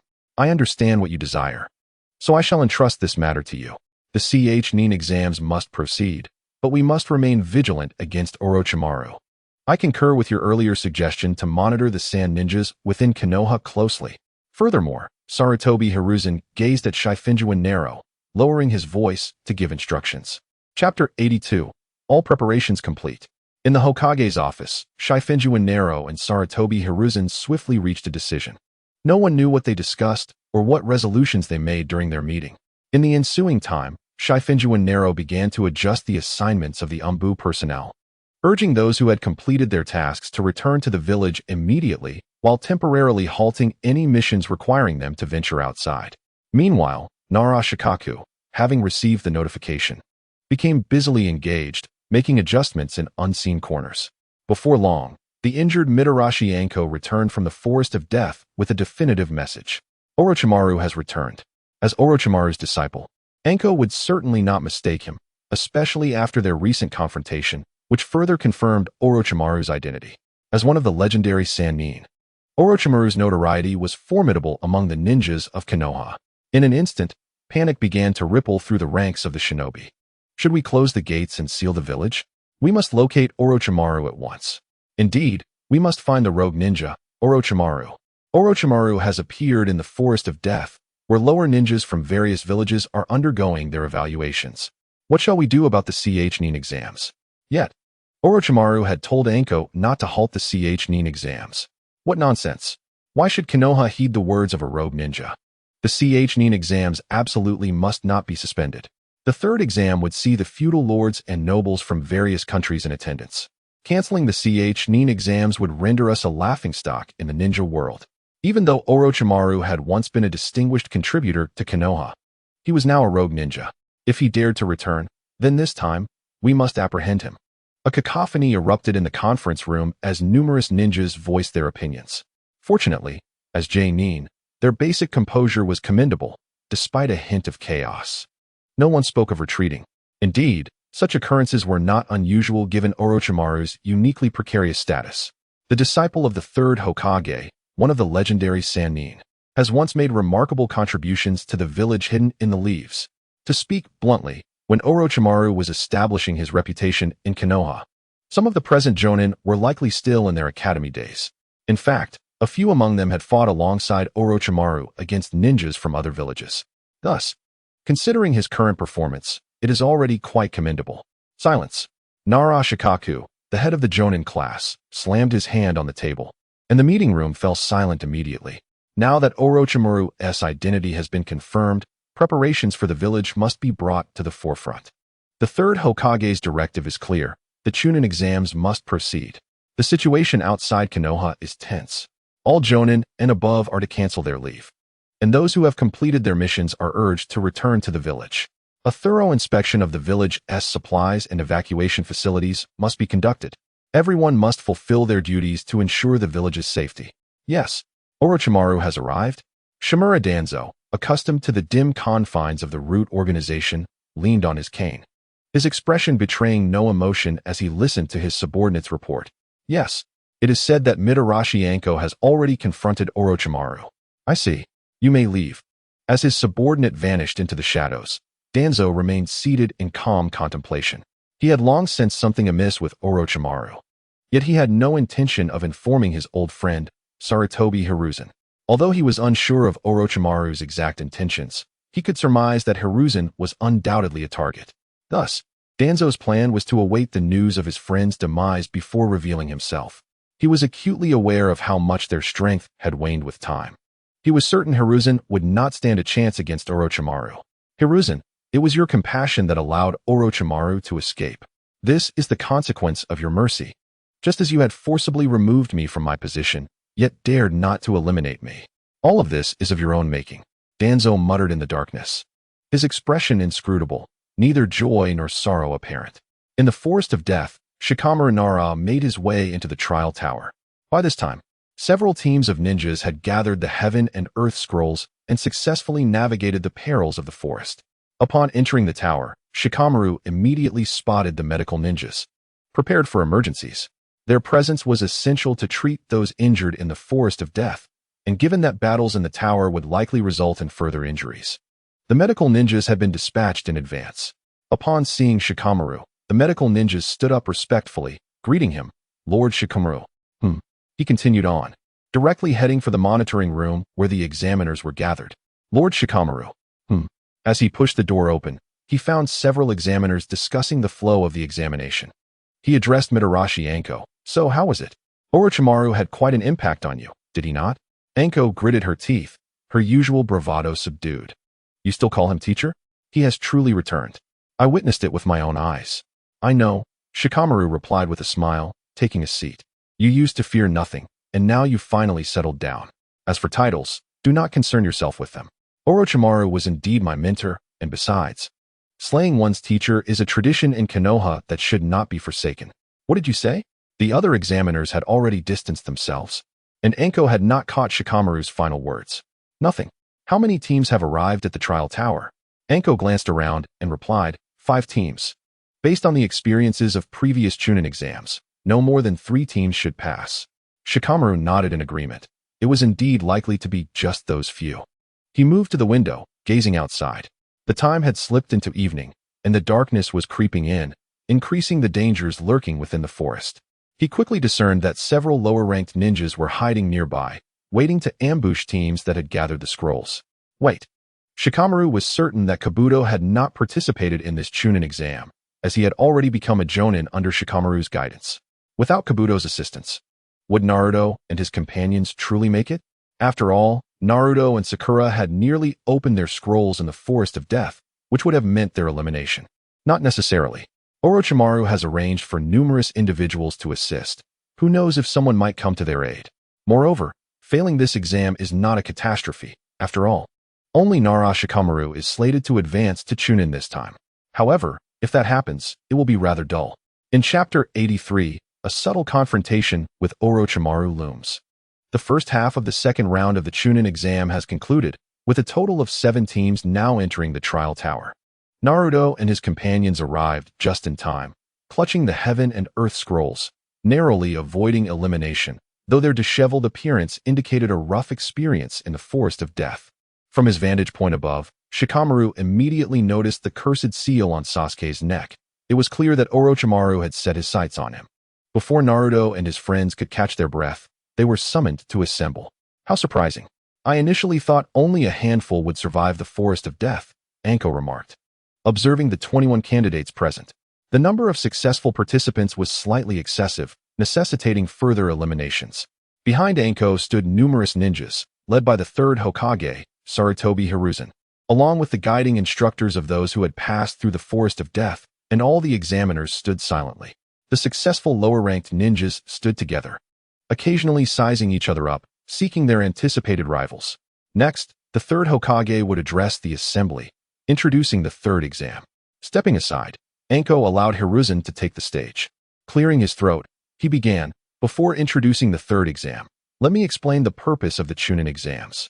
As Hiruzen elaborated on the history of the Chunin exams and the relationships between the nations, the Jonin and examiners behind him began to zone out, as they were all too familiar with the information.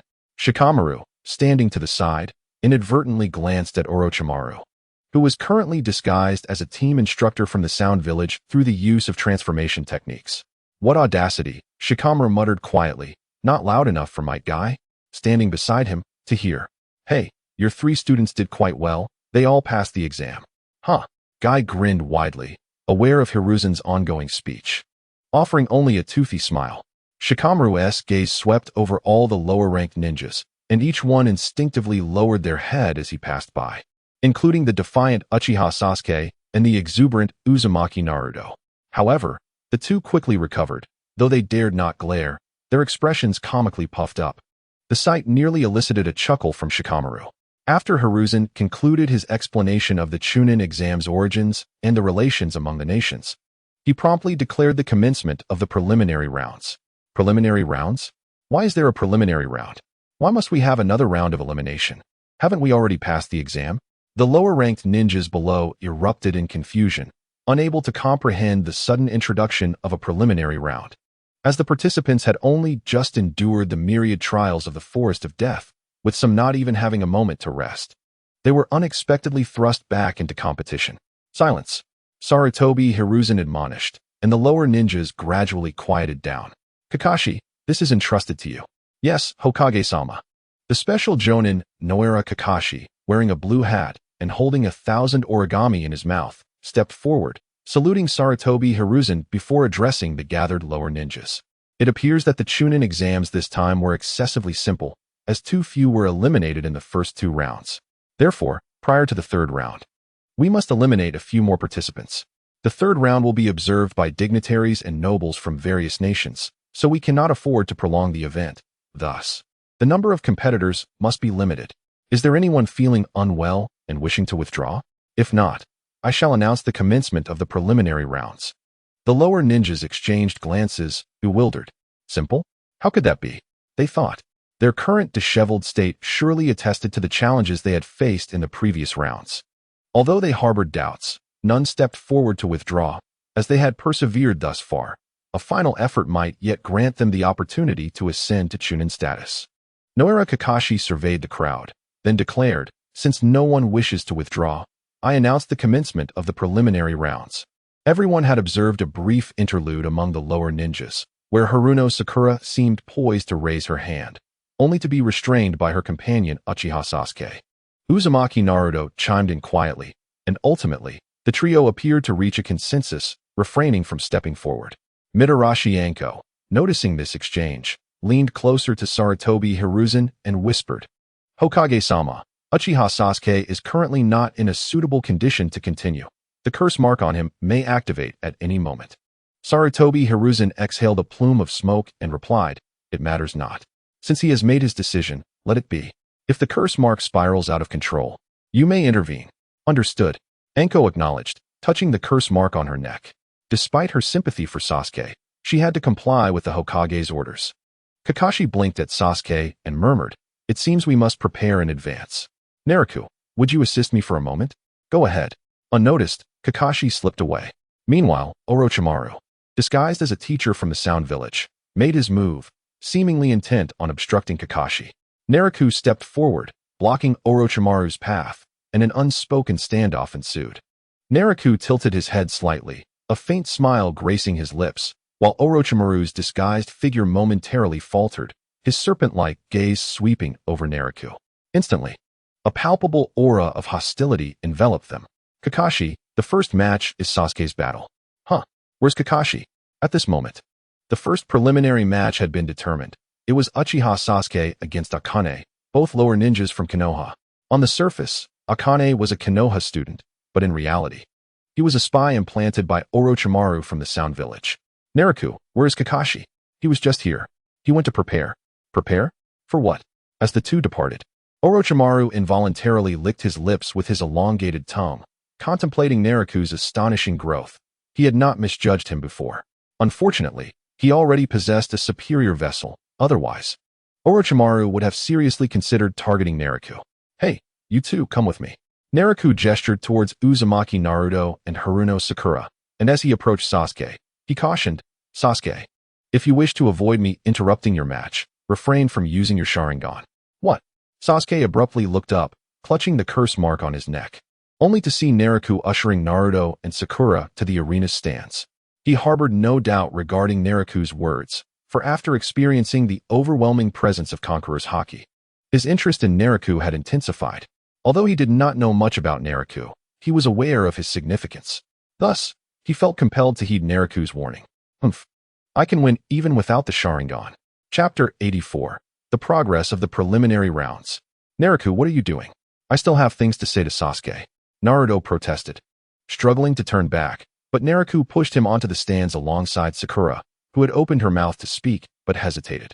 The lingering shadow of Conqueror's Haki weighed heavily on her. Hence, she silently glanced back at Sasuke, offering him encouragement before following Naraku onto the stands. Hey, Naraku, where did Kakashi-sensei go? I just saw him here. He had matters to attend to, so he left. Honestly, Naruto muttered under his breath, frustrated by their instructor's constant absence. Naraku, Sasuke will definitely win, right? Watching Sasuke and Akane face off in the arena, Naruto felt a twinge of concern. It wasn't that he doubted Sasuke's strength. Rather, the trio had just emerged from the harrowing experiences in the Forest of Death. Arriving at the trial tower, they had no time to rest before the preliminaries began. And Sasuke's match was particularly troublesome. Sakura clasped her hands nervously before her chest, neglecting her fears as she gazed hopefully at Naraku. As a Jonin and a notable figure in the village, Naraku could undoubtedly discern the outcome of a lower ninja battle, and both of them looked to him with anticipation. I thought you would be entirely unfazed, Naraku remarked, providing them with reassurance. Rest assured, while Sasuke may face some challenges, he is more than capable of winning this battle. That's wonderful. Sakura exhaled in relief, her eyes wide as she watched Sasuke in the arena. I told you not to worry. Sasuke is determined to duel with me. Naruto grinned, confident that Sasuke would not falter before their match. You sure are proud. You might want to consider whether you can win your upcoming battle, Naraku teased. Then inquired, by the way, you three were the last to reach the trial tower during this journey through the Forest of Death. Naruto immediately scowled, displeased. If it weren't for encountering a terrifying adversary, we would have arrived much earlier. The mere thought of Orochimaru sent shivers down the spines of both Naruto and Sakura. Clearly, the impact of Orochimaru's threat was profound. So how did you manage to escape? We, of course, defeated the enemy. Naruto straightened his back, only to slump down again. It seems I blacked out. Sakura said Lee and his team helped us fend off the other enemies. I see, Naraku mused. Realizing that it was indeed Lee and his companions who had aided Naruto and Sakura, preventing them from losing their last chance. This made sense, considering they had some prior acquaintance. As Naraku, Kakashi, and Might Guy faced off, the audience consisted of 5 others, aside from Sakura, who had prior knowledge, and thus their assistance was not unwarranted. Meanwhile, the battle between Uchiha Sasuke and Akane had commenced. Just as Naraku had asserted, Akane utilized his ability to absorb chakra through contact, firmly establishing the upper hand and leaving Sasuke in a precarious position. Although Uchiha Sasuke faced some setbacks, he swiftly retaliated, utilizing the Sharingan to replicate Rock Lee's taijutsu and modifying it to suit his own style, ultimately defeating the Crimson Armor. From the stands, Naruto Uzumaki watched Sasuke with wide eyes, deeply imprinting the impressive taijutsu in his memory. Of course, after defeating the Crimson Armor, Sasuke was also exhausted and was carried away by the suddenly appearing Kakashi Hatake just as he was about to collapse. Where did Kakashi-sensei take Sasuke? Naruto and Sakura Haruno stared in surprise at the vanishing figures of Kakashi and Sasuke, somewhat bewildered. Rest assured, Kakashi is taking Uchiha Sasuke for treatment. I see. What a pity that Sasuke won't witness my spectacular battle, Naruto lamented, scratching his head, feeling regretful as he yearned to showcase his cool side in front of Sasuke and earn his acknowledgement. Thus, the first battle concluded. The subsequent preliminary rounds continued one after another, with the exception of Sakura and Ino Yamanaka being eliminated together. All other victors emerged in succession. The 7th battle followed, this time featuring an internal conflict within the Hidden Leaf Village, Naruto Uzumaki against Kiba Inuzuka. Naruto, I am eagerly anticipating your fight. Let me see where your confidence stems from, smirked Naraku Shifengyuan, observing Naruto's unwavering determination to take the stage. Naruto adjusted his ninja forehead protector and confidently declared, Fear not, brother Naraku. I shall emerge victorious. Naruto's assurance of victory did not disappoint. However, the process of the battle brought forth uncontrollable laughter. At a critical moment, the power of that fart surpassed mere punches and kicks, especially as Kiba's enhanced sense of smell, amplified by chakra, far exceeded that of ordinary individuals. When he caught a whiff of Naruto's foul odor, the sensation was simply exhilarating. Unfazed, Naruto focused solely on victory, merrily striding back to the stands with carefree steps. On the way, Hinata Hyuga timidly approached, offering Naruto some medicine for his injuries.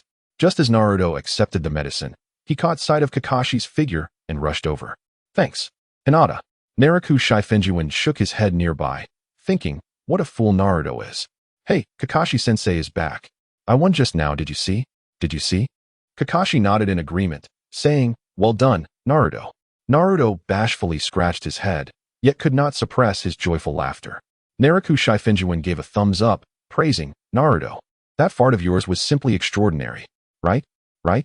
Rarely receiving compliments, Naruto beamed with delight, nearly wagging the tail of the nine tails. The surrounding Jonin couldn't help but share knowing smiles. While the fart played a significant role, Naruto's displayed will, capability, and quick wit during the battle were indeed commendable. Before Naruto could continue his boasting, the next match commenced, Hinata Hyuga versus Neji Hyuga. Obviously, Neji was unaware of a well-known truth in the ninja world. Those who harmed Hinata never met with good fortune. The outcome of this battle was, of course, unchanged. Hinata fell gravely injured, losing the fight. Naraku Shifengyuan assisted in treating the critically injured Hinata, and medical personnel promptly transported her to the hospital. Skipping over Naruto's intense displeasure towards Neji, the next battle was precisely what Naraku Shifengyuan longed to witness. Rock Lee vs. Gaara. Chapter 85. The Conclusion and Advancement of Orochimaru's Plans. The battle between Rock Lee and Gaara was extraordinarily intense. Aside from initial probing attacks, the exchange between Gaara and Lee was vigorous. When Rock Lee found himself at a disadvantage, he unleashed the 8 gates, shedding his weights. And with the might of the 7th gate, he struck Gaara, leaving him reeling. If it were any other participant in this Chunin exam, they would have been crushed by Lee's ferocity. But alas, he faced the one opponent capable of matching him, Gaara. As a Jinchuriki, Gaara's abundant chakra and resilience were fundamental traits, and he endured Lee's relentless assaults, aided significantly by the sand he wielded. Despite Lee's formidable strength derived from the 8 gates, he ultimately could not defeat Gaara within the limited time frame, and in the end, Gaara's sand shattered Lee's left arm and left leg. Had Might Guy not intervened, Rock Lee might have perished in the battle. Guy cradled the unconscious Lee, tears streaming down his face, fully aware of the severity of Lee's injuries as a taijutsu expert. If anyone could save him now, it would be Naraku Shifengyuan. The others from Konoha gathered around, captivated by the overwhelming might of the 8 gates, all hoping that Lee would not lose his brilliant future. Step aside, all of you. The match isn't over yet. Do not crowd here. Naraku Shifengyuan approached, waving away the crowd, and immediately began examining Lee's injuries. The depletion of stamina and chakra is severe. Numerous muscle fibers have ruptured, accompanied by signs of bone fractures. While these issues are manageable, Lee's left arm and leg have suffered shattering fractures in the final attack. As Naraku assessed Lee's condition, he instructed the medical staff to bring a stretcher. Guy, Lee is not like you. His body was already under immense strain from the powerful eruption of the 8 gates. The opening of the first 4 gates was already a challenge, and the final gate completely disrupted his internal balance, inflicting grievous harm upon him. What we've discovered so far is merely the surface issue. Lee must be taken to the hospital for a thorough examination to ascertain whether he can recover. Currently, the most severe outcome would mean Lee may never become a ninja again. Might Guy stood helplessly by, weeping uncontrollably. Tintin and Neji felt equally distressed. Lee was their companion and friend, and despite occasional rivalry, none wished for him to lose his hope of becoming a ninja. You can't be serious. Not being able to become a ninja, Naruto gazed in disbelief at the unconscious Lee, his mind replaying the awe-inspiring might of the 8 gates. Such exceptional prowess in taijutsu. Will I never see it again? Lee was carefully lifted onto a stretcher and promptly taken to the hospital. Naraku Shifengyuan, Might Guy, Tintin, and Neji departed the trial tower together. With only one battle remaining, there was no need to linger. Amidst such an atmosphere, the final preliminary round concluded. This time, it was Choji Akimichi against another lower-ranked ninja from the Hidden Leaf, while the originally scheduled TS had received a bye. The ninja who faced Choji, replacing the absent Kabuto Yakushi, was also a spy for Orochimaru, likely forfeiting to Choji out of concern for revealing his strength. At the Konoha hospital, after a series of detailed examinations, Lee's injuries were confirmed. Naraku Shifengyuan examined the reports and pondered for a moment before speaking. The situation is quite serious, yet not entirely devoid of the possibility of recovery. Might Guy's expression shifted from despair to hope. Before he could respond, Naraku continued, looking directly at him. There is a possibility for recovery, but I cannot guarantee it 100%. I can only express my strong confidence in his restoration, but there are always unforeseen circumstances. For Lee, should any unexpected event occur during treatment, it would mean he could never become a ninja again. Might Guy gazed at Shifengyuan Naro with hopeful eyes, exclaiming, Naro, You are the finest medical ninja. Nero shook his head earnestly, replying, Guy, the crux of the matter lies in the fact that Rock Lee's body cannot withstand the explosive force of the 8 gates. If he possessed your physical prowess, the outcome would be vastly different. After unleashing the first 5 gates, Lee's body becomes exceedingly fragile, and when subjected to external attacks at that moment, the resultant harm is severe. In simpler terms, Rock Lee should not have opened the 5th gate. Even if he did, he ought not to maintain it for too long. Once the burst concludes, he should not endure further assaults. The culmination of these factors has led to Lee's current condition. Upon hearing this, Might Guy's shoulders slumped. His face a mask of despondency, rendered speechless. Could he be unaware that Lee, at this stage, could not withstand the backlash of the 8 gates? He was fully aware. Yet, seeing Rock Lee, reminiscent of his own youth, struggling due to a lack of talent in ninjutsu and jinjutsu, and pouring all his efforts into taijutsu training, softened Guy's heart. Nero placed a comforting hand on Guy's shoulder, advising, it is imperative to convey this to Rock Lee, allowing him to make his own decision. Should he choose not to persist in living as a ninja, the most perilous procedure may be rendered unnecessary. I understand, Guy replied gloomily, bidding farewell as he headed toward Lee's hospital room. Watching him depart, Nero harbored unspoken thoughts. While Rock Lee demonstrated commendable talent in taijutsu, he still fell short compared to the Might Guy of yore. Moreover, Might Dewey, Guy's father, had intentionally trained him from a young age, resulting in his current status as Konoha's taijutsu expert. In essence, no one was more suited to cultivate the 8 gates than Might Guy. He had dedicated his entire life to achieving the most brilliant explosion of the 8 gates. Without awaiting a response, Nero commenced preparations for the surgery. Rock Lee's choice was undoubtedly to continue as a ninja. Even for the sake of the sweat he had shed through arduous training, he would not relent. However, Lee's surgery would not be a singular event. It required considerable time and depended on his recovery progress. It was only due to the strong rapport between Nero and Guy that such a demanding procedure was being undertaken. In the subsequent days, Nero devoted much of his time to surgical preparations. Following the conclusion of the preliminaries, Naruto Uzumaki and others visited the hospitalized Rock Lee. Though Lee's demeanor appeared stable, all were acutely aware of the turmoil he felt within. At such a moment, no words could rival the healing of time. In the dark of night, Konoha village buzzed with activity. In a secluded and tranquil courtyard, Orochimaru and Kabuto stood facing each other. The preparations from Sunagakure had been completed, and the invasion of the Land of Fire was set to commence, albeit at a slow pace for the sake of secrecy. Upon hearing Kabuto's report, Orochimaru revealed a sinister smile, assuring, it matters not, as long as we arrive before the commencement of the 3rd match. What of the supplies? After inspecting the base, I found an ample supply of various ninja tools and equipment, all well preserved. The base you prepared in advance has proved invaluable, Kabuto replied. It was merely a passing thought, Orochimaru mused, deeply familiar with Konoha village, having once held a high position there. No one could fathom the extent of the traps he had laid. Chapter 86. A long-awaited reunion. Orochimaru gazed up at the cool, silvery moonlight and inquired, what has Nero been up to lately? Nero has been preoccupied with treating Rock Lee, Kabuto replied. Casting a glance at Kabuto, Orochimaru was not surprised by his respect for Shifengyuan Nero. It was indeed a positive development. Recalling the subtle confrontation between them in the trial tower, a sense of foreboding washed over him. He had not anticipated Nero's rapid enhancement in strength, which was utterly unexpected. Even a fleeting exchange of glances had made Orochimaru acutely aware that Nero's prowess was no longer comparable. Of course, Orochimaru held great confidence in his own abilities, bolstered by hidden trump cards. In light of this, who could possibly impede the execution of his plan to dismantle Konoha? No one. Orochimaru was well aware that Konoha would be vigilant, yet his intimate familiarity with the village allowed him to effortlessly identify its vulnerabilities. The thought of Konoha, currently enveloped in a facade of peace and merriment, reduced to ruins under his orchestration, sent waves of exhilaration coursing through him. Orochimaru instinctively licked his lips with his elongated tongue, then turned to Kabuto, stating, before we initiate the plan, the people of Sunagakure must not detect any anomalies.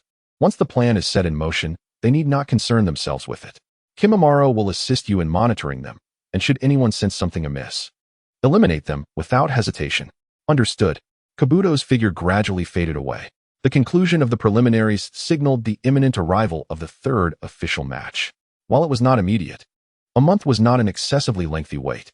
The daimyos and nobles from various nations had already set off, preparing to visit the Hidden Leaf Village. This month served not only as a time for awaiting the arrival of spectators, but also as a final opportunity for the contestants to hone their skills. Even a slight enhancement in strength during this period could yield remarkable performances in the official competition. Kakashi-sensei is clearly favoring Sasuke. Naruto Uzumaki grumbled as he strolled through the streets of Konoha, his discontent palpable. Kakashi Hitaki had taken Sasuke Uchiha for special training, leaving Naruto in the hands of the special Jonin, Ebisu, under the pretense of building a strong foundation for him. Naturally, Naruto was displeased, easily defeating the perverted teacher Ebisu with the strongest transformation technique in the ninja world, then wandering alone through the streets. Unbeknownst to him, Naruto stumbled upon the most popular hot spring district in Konoha. With just a glance, he spotted a tall, suspicious figure lurking at the edge of the street. Peering through binoculars. There's a pervert. Is someone shouting? It seems there's a pervert. A pervert. Capture the pervert. Bang. Shifengyuan Nero yawned and set aside the medical records in his hands. The outcome now rested on Rock Lee's recovery capabilities, and the prognosis appeared optimistic. After several surgical treatments, Lee's injuries had shown significant improvement. As long as there were no unforeseen complications during his subsequent recovery, all would be well. In truth, aside from the most critical surgery, other medical ninjas had been responsible for Lee's treatments, so Nero did not find himself overly fatigued. Speaking of which, Jiraiya-sensei should have returned to the village by now. Contemplating, Nero tidied up briefly before heading directly to Naruto Uzumaki's residence. Given the time, if Jiraiya was not guarding Naruto, he was likely engaged in his usual peeping, making him easy to locate. Indeed, before Nero could reach Naruto's home, his observation haki detected Jiraiya's presence. Tap, tap, tap. Leaning against the wall of the rooftop, Nero tapped the pipes with his fingers, producing a clear and crisp sound. Jiraiya, who had been intently watching Naruto sleeping, suddenly jolted, quickly turning to find Nero smiling at him. Nero, when did you arrive? Wait, your strength has changed so drastically that I didn't even notice when you appeared. Jiraiya gazed at the approaching Nero with surprise. After years apart, everyone had undergone substantial changes. Because you were too focused on Naruto, Jiraiya-sensei, Nero responded, resting his hands on the railing and glancing at the peacefully slumbering Naruto. Besides, if I hadn't made any progress during this time, wouldn't that be a disservice to your teachings?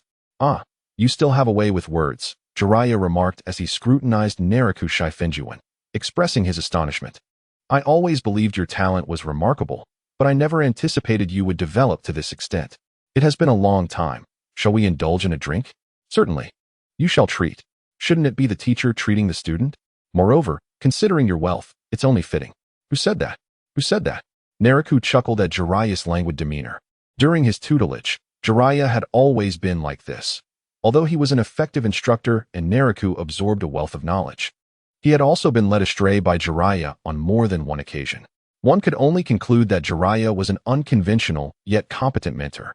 In the tavern, Naraku and Jiraiya sat opposite each other. The changes in Konoha are quite significant. I nearly lost my way upon my return, Jiraiya mused, observing the bustling patrons. A result of the increased foot traffic due to the Nin exams. Setting down his cup, Naraku inquired with a hint of intrigue. So, after all these years, have you found the Child of Destiny, teacher? Jiraiya fell into silence, for the prophecy of the Child of Destiny was shrouded in uncertainty. He had traversed the entire ninja world in search of this individual, yet had yielded no results over the years. Nevertheless, he had grown accustomed to this futility. To assert he believed in the prophecy would be an understatement. Rather, he sincerely wished it to be true, lest the years spent searching might seem wasted. Cough. Naraku deftly redirected the conversation. Are you planning to take Naruto Uzumaki as your student? Jiraiya huffed with pride. To become my disciple, one must prove themselves worthy. I have no intention of squandering my time teaching a fool. As one of the legendary Sannin, Jiraiya's choice of students had always been discerning. Indeed, Jiraiya's pupils had significantly influenced the ninja world. To Naraku, it was evident that Jiraiya had already identified the Child of Destiny, Minato Namikaze, Nagato, Yahiko, Naruto Uzumaki, and even Naraku himself. Were they not all embodiments of destiny? Had Minato not met an untimely death, he would have undoubtedly altered the fate of the Uchiha clan's demise, perhaps even ushering in a new era for the ninja world.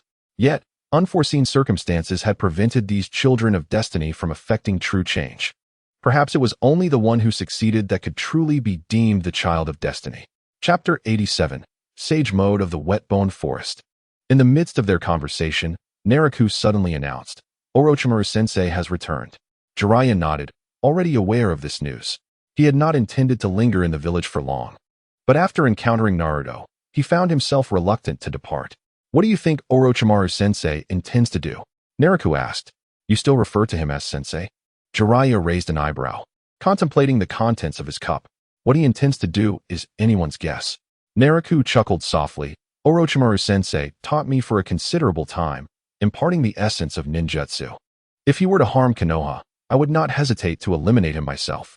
Jiraiya seemed unfazed, merely toying with his cup before finally responding. "Is that so? It seems we three have taught you well. But why share such matters with me?" Naraku was indeed a brilliant student, honed under the guidance of the legendary Sannin. Jiraiya had laid a solid foundation for him. Orochimaru had imparted extensive knowledge of ninjutsu, and Tsunade had refined him into an exceptional medical ninja. Even without the system's emergence, Naraku had firmly established himself within Konoha's upper echelons, even being subtly acknowledged as a candidate for Hokage. This was ample evidence of the Sannin's successful mentorship. Noticing the gravity of the conversation, Naraku shifted the topic. "Have you seen Tsunade-sensei in recent years?" Jiraiya's hand trembled slightly as he raised his cup, as if struck by a blow.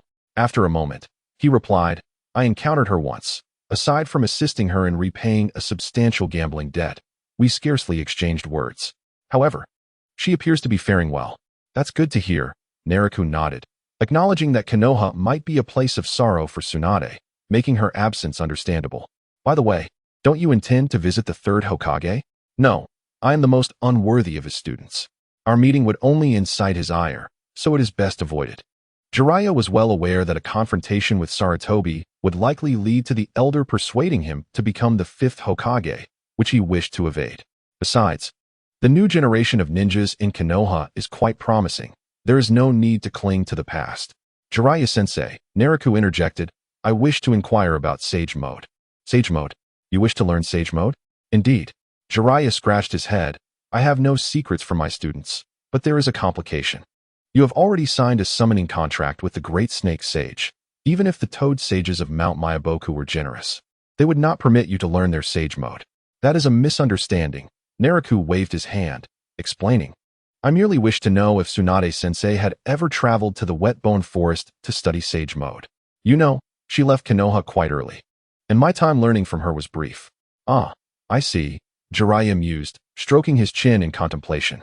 Orochimaru had been intrigued by the location of the Dragon's Cave for quite some time. "I suspect he was envious of my ability to learn sage arts at Mount Myaboku. Thus his urgency."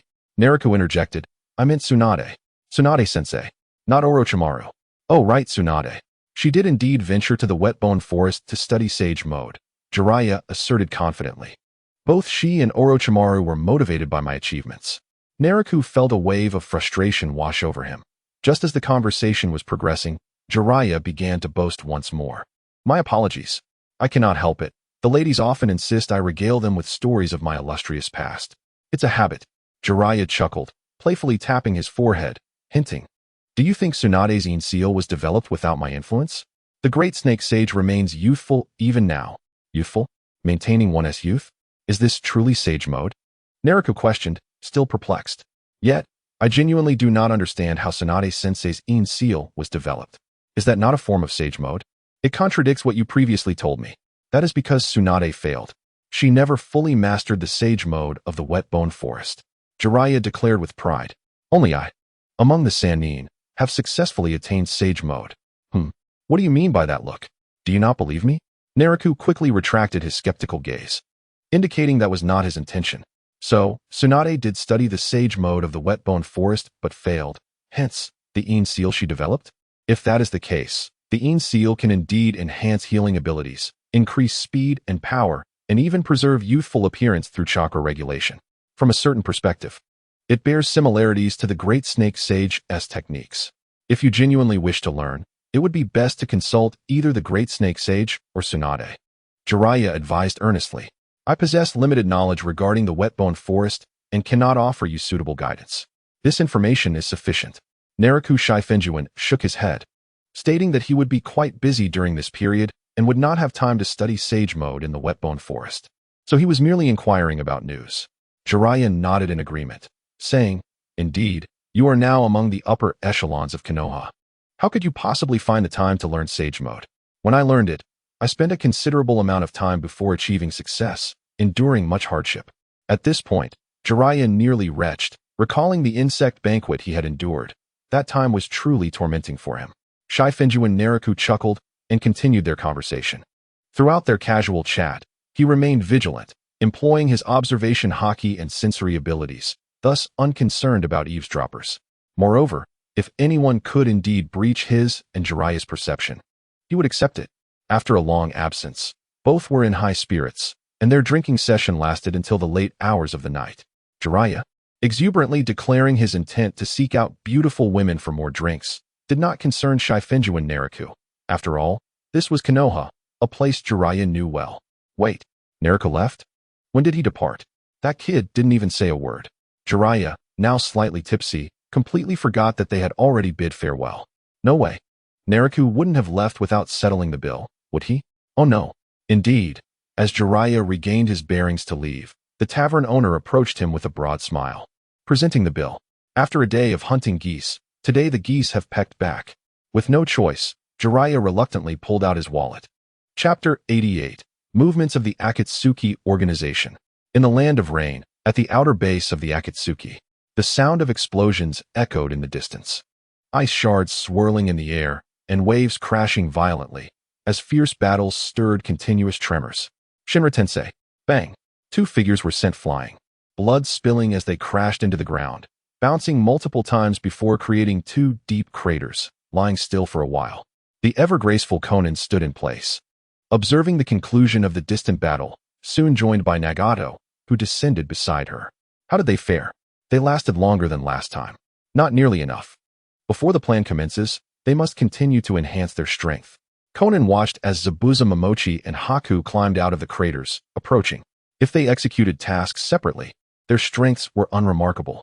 However, if they worked together, they could barely hold their ground against you. Perhaps they should be assigned to work together. Nagato, his expression unchanged, regarded Zabuza and Haku with disapproval, stating that the Akatsuki's rule mandated that missions be undertaken in pairs. The bond between Zabuza and Haku was profound. If they were reteamed, effective monitoring of their actions would be compromised. What I mean is to have them team up with Itachi Uchiha. Zabuza can become a formal member of the Akatsuki, while Haku will serve as an intern, accompanying Itachi and Zabuza on missions. Agreed. I have already informed them that Kisame Hashigaki and Zetsu are Itachi's teammates. Nagato continued. Surely, they will be on guard when executing missions alongside Itachi. At that moment, Zabuza, assisted by Haku, reached them. Just as he steadied himself, he coughed up blood. Zabuza-sensei. I'm fine. He glanced at the expressionless Nagato, a shadow of doubt flickering in his eyes. Prior to joining the Akatsuki, he harbored many thoughts. Yet upon arriving in the Land of Rain, everything that transpired shattered Zabuza's hope. Every member of the Akatsuki effortlessly overwhelmed him. During combat, Zabuza was brutally beaten by members wielding various special abilities. However, he remained resolute. Despite outwardly submitting, he believed he would eventually catch up to them. This mindset persisted until Nagato's arrival, which obliterated his confidence entirely. For the first time, Zabuza felt an insurmountable sense of helplessness against Nagato, leaving no room for other thoughts. In the aftermath, Nagato's training for Zabuza and Haku systematically dismantled any lingering confidence they had in their abilities. Consequently, Zabuza felt an overwhelming urgency to enhance his strength, if only to avoid being the weakest within the Akatsuki. Observing the two battered figures, Nagato issued a directive. Tomorrow, we continue. Yes. Just as Zabuza and Haku prepared to depart, Conan interjected. First, tidy up. There's a meeting at the base today. Yes. Watching Zabuza and Haku leave, Nagato and Conan also made their way to the base. Before long, all members of the Akatsuki had gathered, including the still recovering Itachi Uchiha. Those unable to return from missions participated in the meeting via the body flicker technique. Oh no, another meeting? I haven't yet offered sacrifices to the evil god today. Shut up. One more word, and I'll kill you. Toby and Haydn continued their banter, squabbling incessantly. Haha, my art is complete. Indeed. Such fleeting beauty is the pinnacle of art. Only the eternal can be deemed art. Brother Scorpion, eternity is not beautiful. The ephemeral bloom is the most exquisite. The art duo, Deidara and Scorpion, resumed their customary artistic debate. Itachi remained silent, standing quietly, flanked by Zabuza and Haku, who, having only recently joined the Akatsuki, refrained from interjecting. Soon, Konan and Nagato's figures materialized, prompting the squabbling quartet to settle down. Nagato surveyed the room before speaking. Today's gathering is due to significant developments. Zetsu, please proceed. Zetsu emerged from underground, presenting his peculiar pitcher plant-like appearance. Zabuza and Haku gazed at the strange being, composed of black and white. Hee. Trouble is brewing in the Hidden Leaf Village. White Zetsu chuckled, drawing the immediate attention of Itachi's piercing gaze. Black Zetsu added, recently, Sunagakure dispatched over 100 elite shinobi, entering the land of fire in waves, converging on Konoha. The one-tailed Jinchuriki is also in Konoha, participating in the Chunin exams. Intelligence indicates that the 4th Kazekage is preparing to head to Konoha. Simultaneously, signs of mobilization were noted among the Sound Village shinobi. We even discovered that the traitor Orochimaru is present in Konoha. It seems this operation against Konoha is spearheaded by him. The specifics are currently unclear. Upon concluding Zetsu's intelligence report, the gazes of most present turned to Itachi. However, Itachi's expression remained unchanged, and no one knew what thoughts occupied his mind. Scorpion murmured. The Hidden Leaf Village. It was only natural for Scorpion to have such sentiments. He had once been a puppeteer from Sunagakure, and now, as war loomed between Sunagakure and Konoha, it held a unique significance for him, especially since his parents had perished at the hands of Konoha's White Fang. Oh, this is a splendid opportunity. I relish war, as it allows me to offer more sacrifices to the evil god, Haydn exclaimed joyfully. Entirely unconcerned with the shifting tides of the situation, forever fixated on how to present offerings to his deity. Instead of reprimanding Haydn this time, Kakuzu's eyes sparkled with excitement. Many were wanted in Sunagakure and Konoha, particularly in Konoha. This time, we shall reap great rewards. Let us head to Konoha immediately. At this moment, Kakuzu seemed to sense a torrent of gold and silver treasures rushing toward him. He could scarcely contain his desire to immediately head to Konoha. For completing the mission would yield substantial rewards. After all, the Hidden Leaf Village was a veritable treasure trove. Silence. The piercing gaze of Pain, the leader of Akatsuki, swept over all members, bringing a chilling stillness back to the base. The members of Akatsuki were acutely aware of their leader's formidable strength, and thus complied promptly. Pain's eyes settled upon Itachi Uchiha, and he inquired directly, Itachi Uchiha, in your estimation, will Konoha be destroyed this time? Absolutely not. Itachi replied decisively, drawing the attention of the Akatsuki members with his unwavering certainty. Given the foundational strength of the Hidden Leaf Village, even in the face of an unexpected war, destruction was implausible.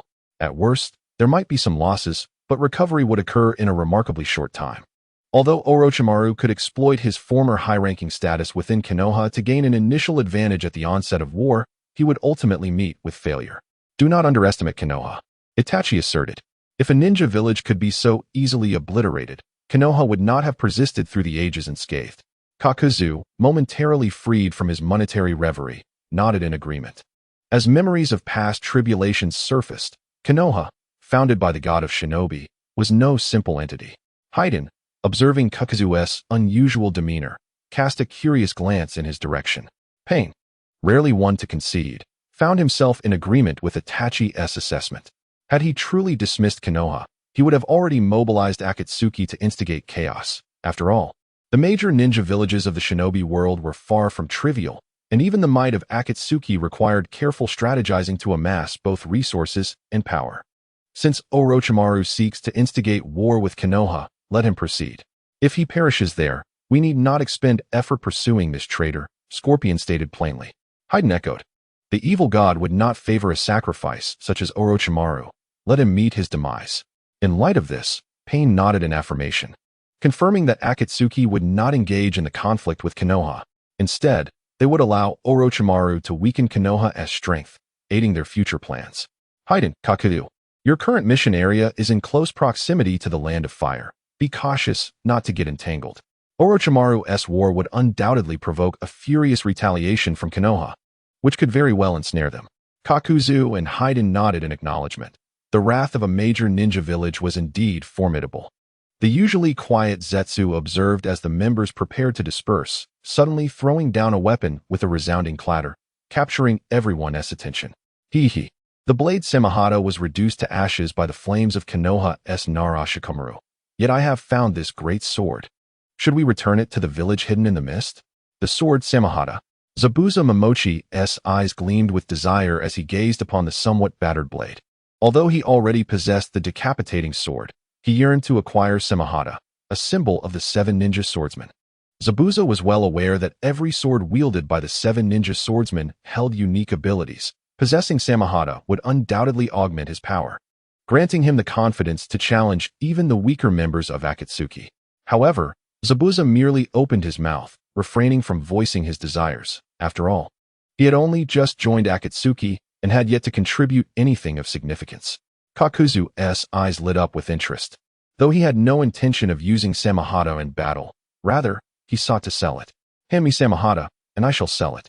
Rest assured, the village hidden in the mist will go to great lengths to reclaim this blade. They will surely pay a hefty price. Haha. Kakuzu chuckled at the thought. Black Zetsu shot a glance at Kakuzu, but remained silent. He had no intention of making a purchase. Currently, the 4th Mizukage, Yagura Karatachi, was under Jinjutsu. There was no way he would be interested in acquiring Samahata. Of course, if other ninjas from the Mist Village wished to buy it, they could do so at their own expense. Black Zetsu had no funds to spare. Cough. Zabuza finally could no longer contain himself and interjected. The Mist Village possesses unique methods to summon the 7 unclaimed swords of the 7 ninja swordsmen back. Is that so? Kakuzu scoffed at Zabuza, thinking he had wasted years of his life. Summoning a sword is merely a matter of establishing a contract. There are myriad solutions available. For now, there is no need to sell it. Pain was indifferent to the fate of Samahata. While the sword could indeed enhance a ninja's strength, he had yet to formulate a plan for its use. Kakuzu and Zabuza wore looks of disappointment. Thus, the meeting of Akatsuki concluded. As the official matches of the Chunin exams drew near, the atmosphere in Konoha grew increasingly vibrant. Numerous daimyos and nobles from various lands had already arrived, taking residence in prepared accommodations while awaiting the commencement of the competition.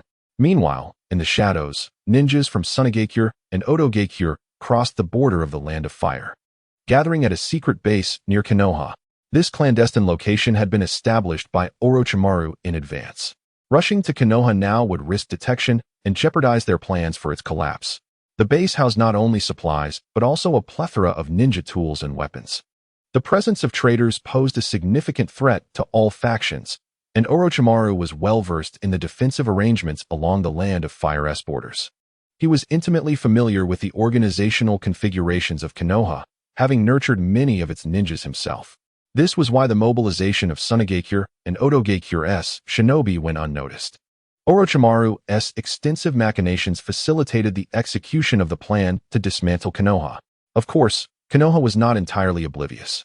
Orochimaru's tracks had been revealed, and with Naraku Shifengyuan's warnings and preparations, Konoha was already on high alert. Thus, time passed gradually. The 3rd round of the Chunin exams was on the verge of commencing. A throng of spectators gathered at the conspicuous exam venue in Konoha, nearly causing a blockage on the streets. The 3rd Hokage, Hiruzen Sarutobi, and the 4th Kazekage, Raza, had already made their way to the exam venue, while the daimyos and nobles from various nations took their seats, eagerly awaiting the start of the competition. The exam venue buzzed with excitement. Even before the matches began, cheers, encouragement, and commotion filled the air. Where are Kakashi and Shikamaru? Why haven't they arrived?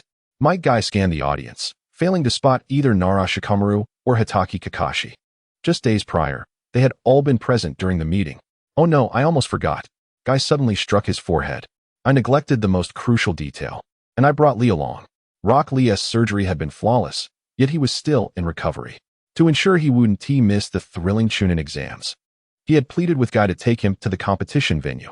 It'll be fine. It'll be fine. After all, an incident might not even occur. Besides, with me here, I can surely protect Lee. Such spirited battles of youth were not to be missed. Though Guy was reluctant to bring in still recovering Lee to watch the matches, he felt he had no choice. The confrontation between Hyuga and Uzumaki Naruto was not to be overlooked.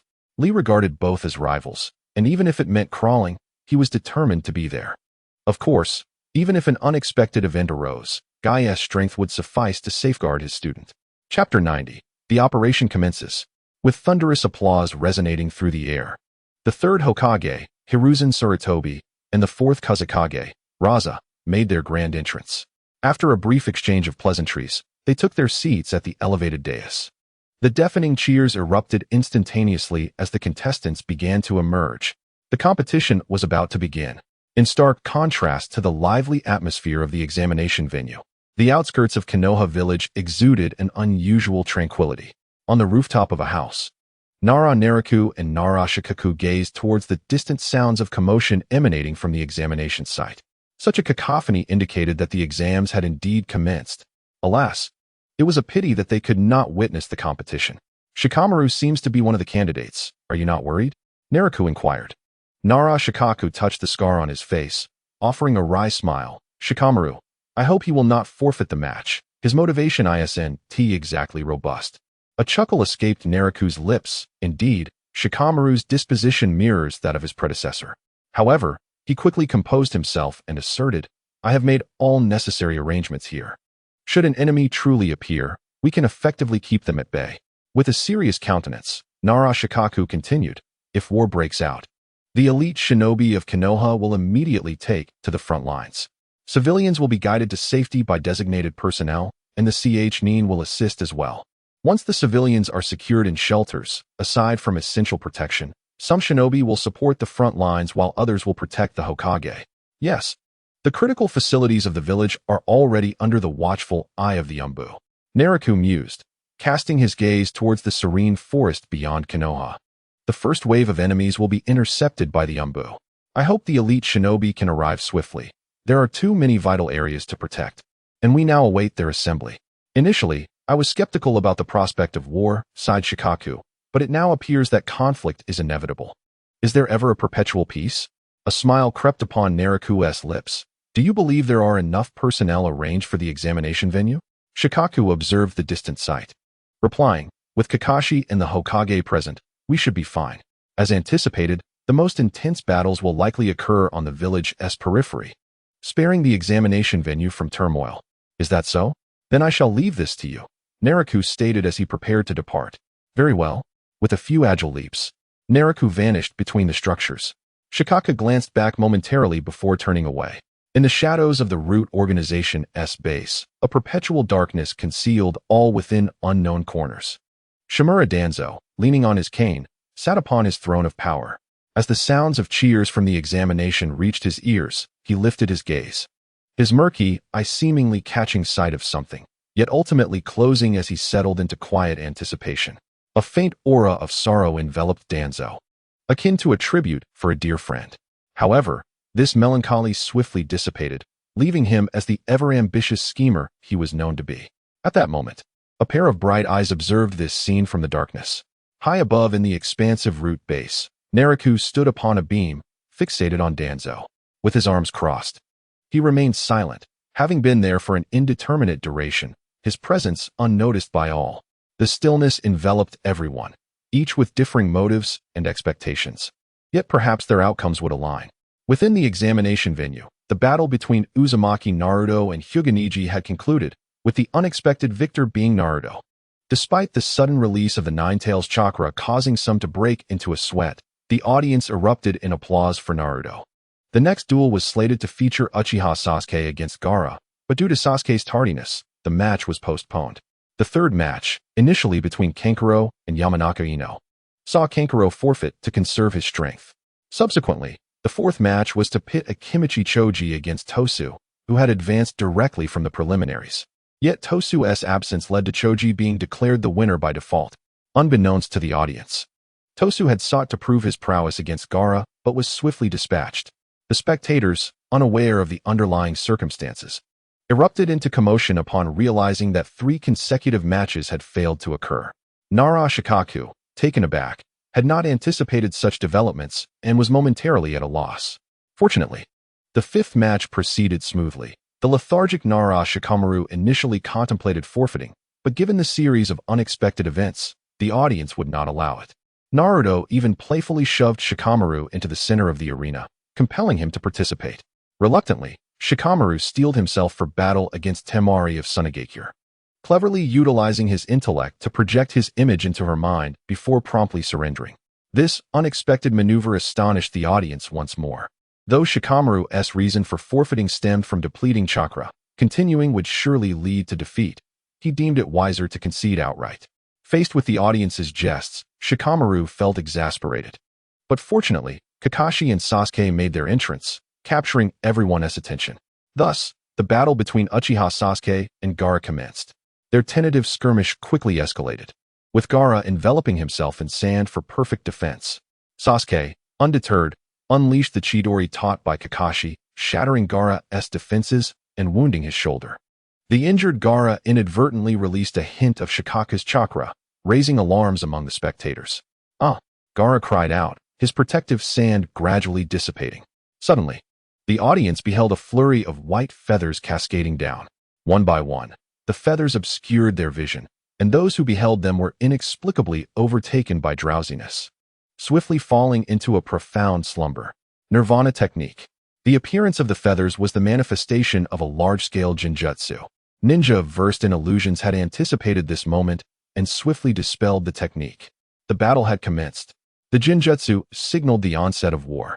Simultaneously, smoke bombs erupted from the seats occupied by the 3rd Hokage, Sarutobi Hiruzen, and the 4th Kazekage, Raza, enveloping the area in dense smoke. In the stands, numerous sand and sound ninja discarded their disguises, charging towards the Konoha ninja's position. This exemplified the terrifying prowess of Orochimaru. Aside from Orochimaru, who was intimately familiar with Konoha, no one else could infiltrate the examination venue with such a multitude of shinobi under the vigilant gaze of Konoha. This was the source of Orochimaru's confidence. He harbored no concerns regarding Konoha discovering his presence and plans, for he was acutely aware of the village's many vulnerabilities. Chapter 91. By the Hokage's command, eliminate Danzo. The examination venue erupted into chaos, shocking many, yet not the prepared Konoha ninjas. As the sand and sound ninjas surged forward, Konoha's shinobi charged without hesitation, plunging into a brutal melee. Concurrently, the ambushing sand ninjas outside the examination venue swiftly dispatched the Konoha guards before breaching the venue itself. Upon the emergence of turmoil within the examination venue, the vigilant shinobi stationed at Konoha's periphery immediately took notice. However, their task was not to rescue the examination site, but to steadfastly defend all of Konoha's lines against enemy incursions. Go, go, go! The signal was given as a throng of sand and sound ninjas converged outside Konoha, initiating their assault. Meanwhile, in the secluded forest, several sand ninjas bit into summoning scrolls, their hands forming rapid seals. The summoning formation swiftly spread, intertwining lines coalescing into a massive summoning array that radiated with a brilliant glow. Hiss! Boom! Unexpectedly, within the forest outside Konoha village, 3 locations suddenly erupted with a cloud of smoke, revealing 3 colossal 3-headed serpents that hissed menacingly. Their massive bodies crushed the trees in their path as they charged towards Konoha village.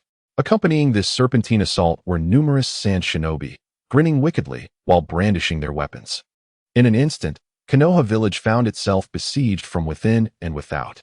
More critically, the safety of the 3rd Hokage, Sarutobi Hiruzen, was also at stake. The most dreaded scenario had unfolded. The sand shinobi tore apart the peace treaty and instigated war. Naraku narrowed his eyes, observing the approaching 3-headed serpents, whose immense forms carved a noticeable trench along their route. Lord Shikaku, figures of the 3-headed serpents have emerged at the east, west, and north gates, accompanied by a multitude of sand and sound shinobi launching an attack. However, no enemies have yet been spotted at the south gate. What of the Hokage?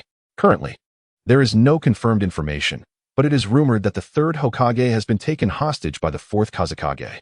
Upon hearing this, Naraku swiftly assessed the advancing serpents and decisively issued orders.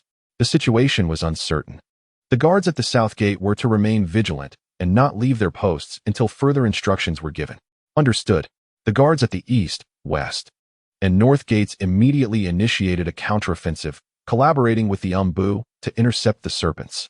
They could not allow the enemy or the serpents to breach the village. Understood. And what of Naraku? We have yet to locate Lord Naraku. Naraku was momentarily taken aback. Why was he missing at such a critical time? Inform the ninjas safeguarding civilians to expedite their actions. Understood. The examination venue was filled with elite Jonin, led by Kakashi, and the third Hokage was not so easily captured. So there was no immediate cause for concern. Naraku's mind raced as he quickly refocused on the task of preventing the enemy from entering Konoha village.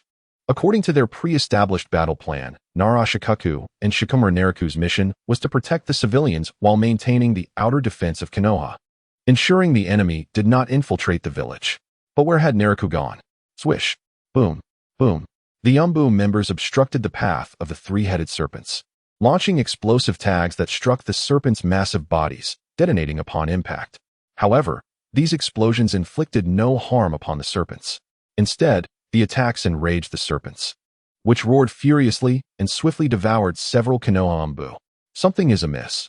These serpents have been unnaturally enhanced. An experienced Umbu ninja discerned. Continue the assault. Do not relent.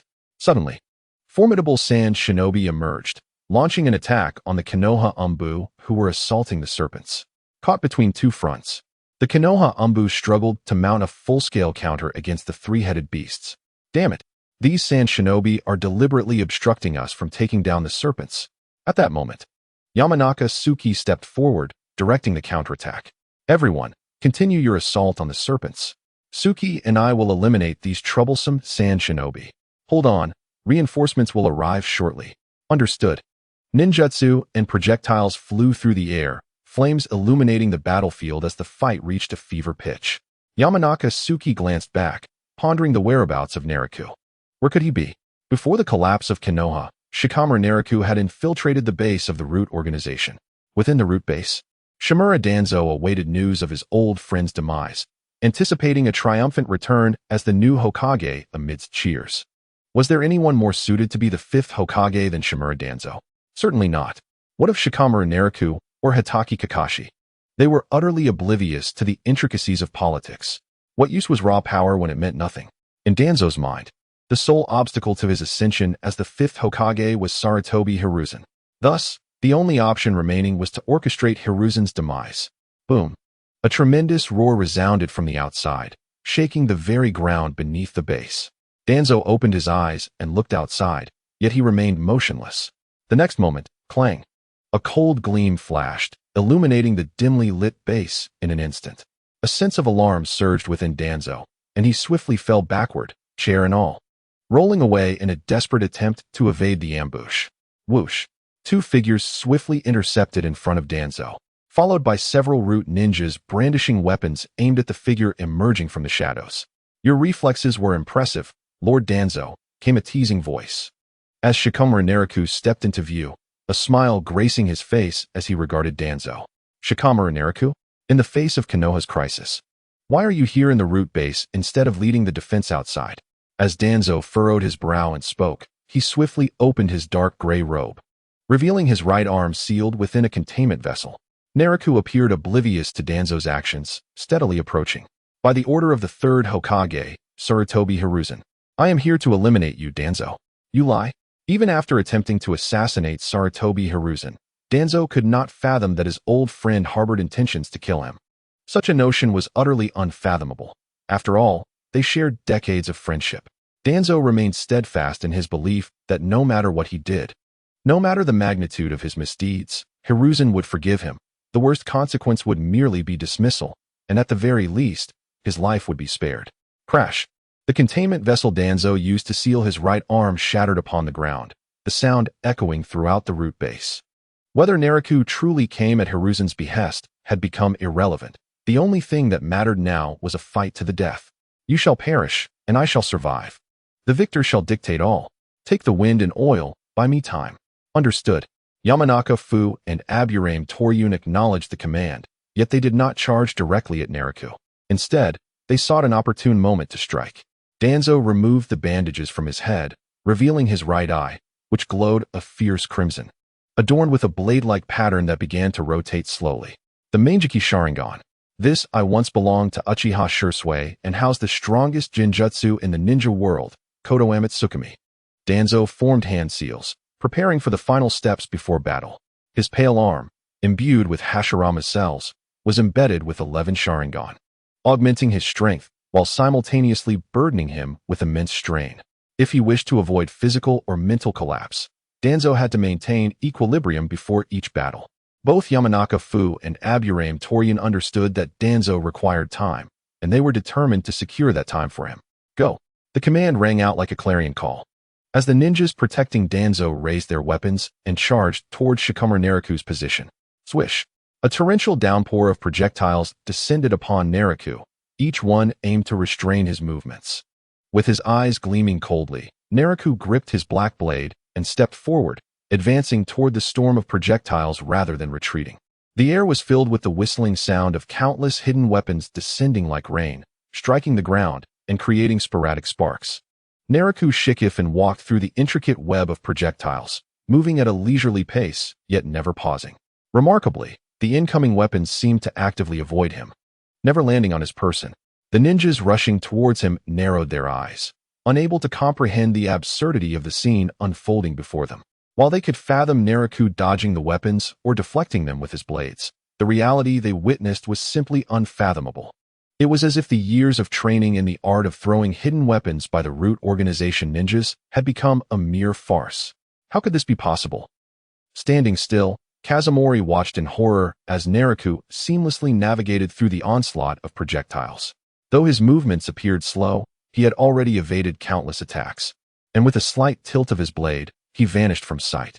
With a swift motion, his blade pierced the heart of one ninja, causing him to cough up blood.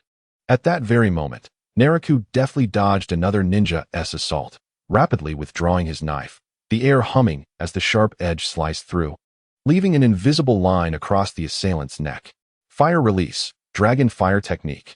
In an instant, 2 ninjas perished, but these were elite fighters meticulously trained by Danzo. Reacting quickly, they formed hand seals to unleash a fiery assault upon Naraku. The searing heat enveloped the area, a powerful and rapid flame surging forward. Naraku raised his gaze, and as the flames approached, he deftly manipulated his blade, causing the 2 ninjas to lose control over their fire technique.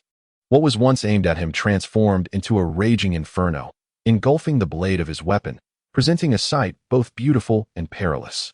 Has your breath quickened? Fire god, Kagura Byaku.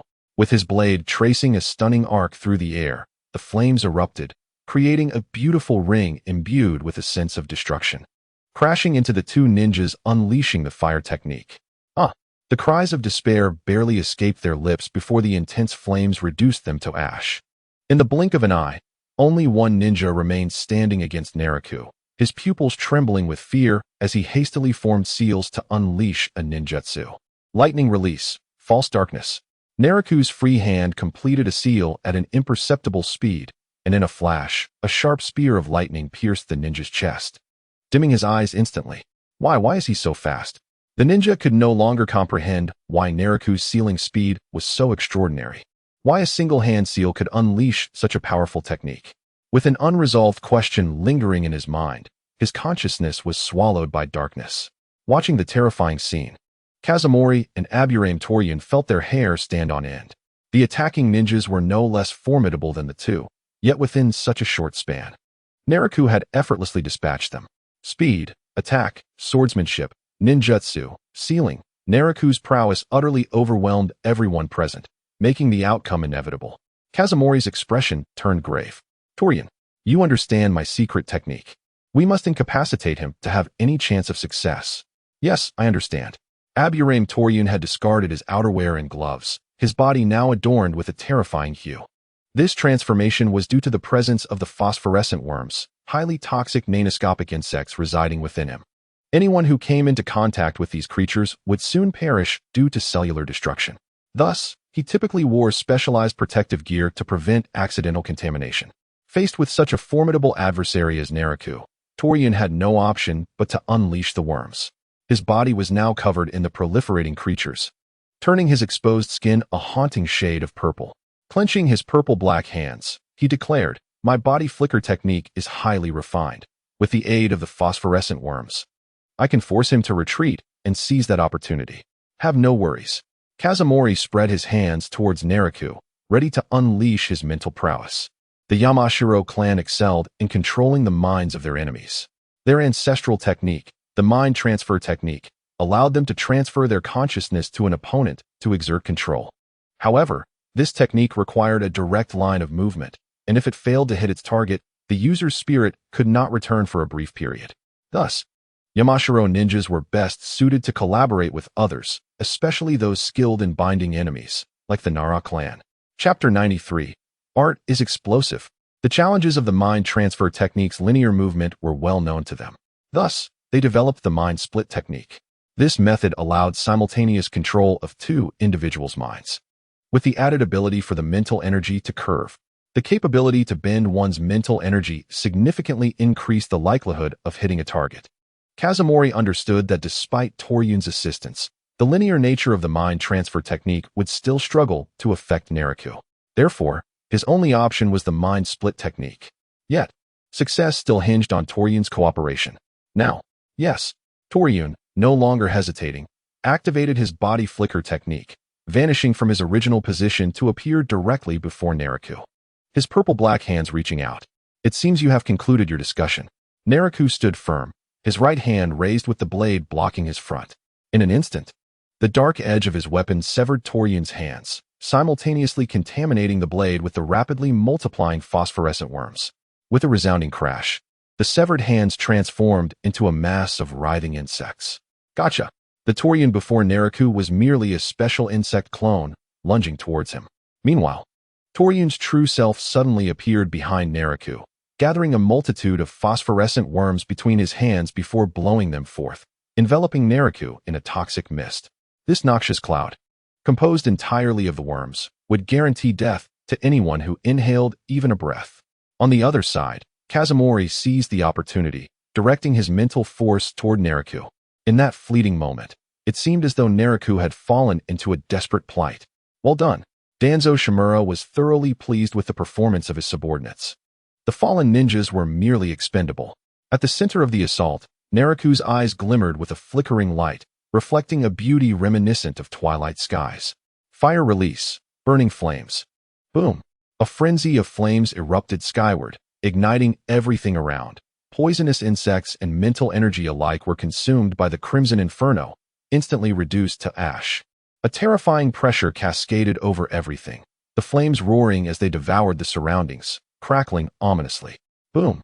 The moment the flaming whirlwind was born, it unleashed a power capable of annihilating the world. The deafening roar echoed, the crimson light blinding as a catastrophic explosion followed. The explosion originated from the base of the root organization, rendering time seemingly frozen.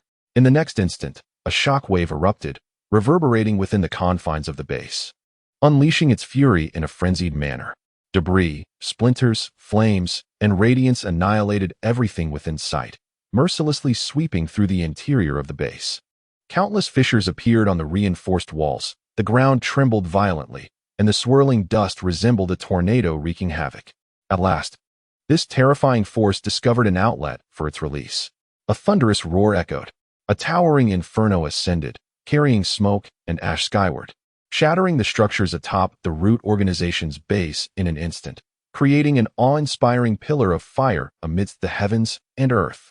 The shockwave surged forth like a colossal wave, sweeping in all directions, as a sudden gust of wind uprooted everything within view. Everyone engaged in battle within Kanahagakure gazed upon this striking spectacle, a scene reminiscent of a cataclysmic volcanic eruption, instilling fear in many. What is this commotion? How could there be fighting in that location? Damn it, who caused such devastation? Is Kanahagakure truly on the brink of destruction? Both warring parties looked on in horror at the volcanic eruption-like scene, utterly unable to fathom what kind of ninjutsu could wield such magnitude and power. Oh, is that the base of the root organization? At this moment, Only a few informed individuals from Konohagakure regarded the dancing flames with contemplation. After a long while, as the shockwave faded and the pillar of fire dissipated, the area surrounding the root organization's base appeared utterly cleansed, as if a monumental cleanup had just been completed. In the deep pit, Nara Shikamaru brushed off the dust from his attire, rising from the rubble while spitting out dirt as if it had lodged in his mouth. Surveying the remnants of shattered walls around him, Nara Shikamaru scratched his head, realizing perhaps he had overdone it. His rapid surge in power had led him to forget to rein in some of his strength. Uncertain of the situation outside, he surmised it could not be much better. It seemed that after the battle, rebuilding the damaged structures would require considerable effort from Tenzo. Nara Shikamaru examined the scene, the base of the root organization. Painstakingly constructed by Shimura Danzo with vast resources and effort, lay in ruins. The recent energy explosion had been utterly outrageous, obliterating the base and even causing the ground to sink. Now, the root organization's base had transformed into an unfathomably deep pit. Nara Shikamaru stood at the bottom of the pit, gazing up at the sky. How absurd. If it were any deeper, sunlight would struggle to penetrate. Where is Danzo? Surely he hasn't perished. The fiery energy Nara Shikamaru unleashed was immensely powerful, instantly crushing the unsuspecting Otanashi and Yamashiro. In an environment where such concentrated energy erupted, the two had no chance of survival, merely watching as they were reduced to ashes. As for the insects, what insects? Where did they come from? Beneath the flames. All beings are equal. The insects had long since been incinerated into oblivion. Yet, Nara Shikamaru was well aware that Shimura Danzo was undoubtedly still alive. After all, his arm brimming with Sharingan would surely allow him to survive in such an environment. Suddenly, a glimmer flickered in Nara Shikamaru's eyes. With a swift motion, he leaned back. And in an instant, an imperceptible gust swept past him, striking the rubble behind him and creating a deep fissure. Just as he evaded one attack, a series of razor-sharp slashes formed from wind-release chakra targeted his vital points. Wind release, vacuum wave technique.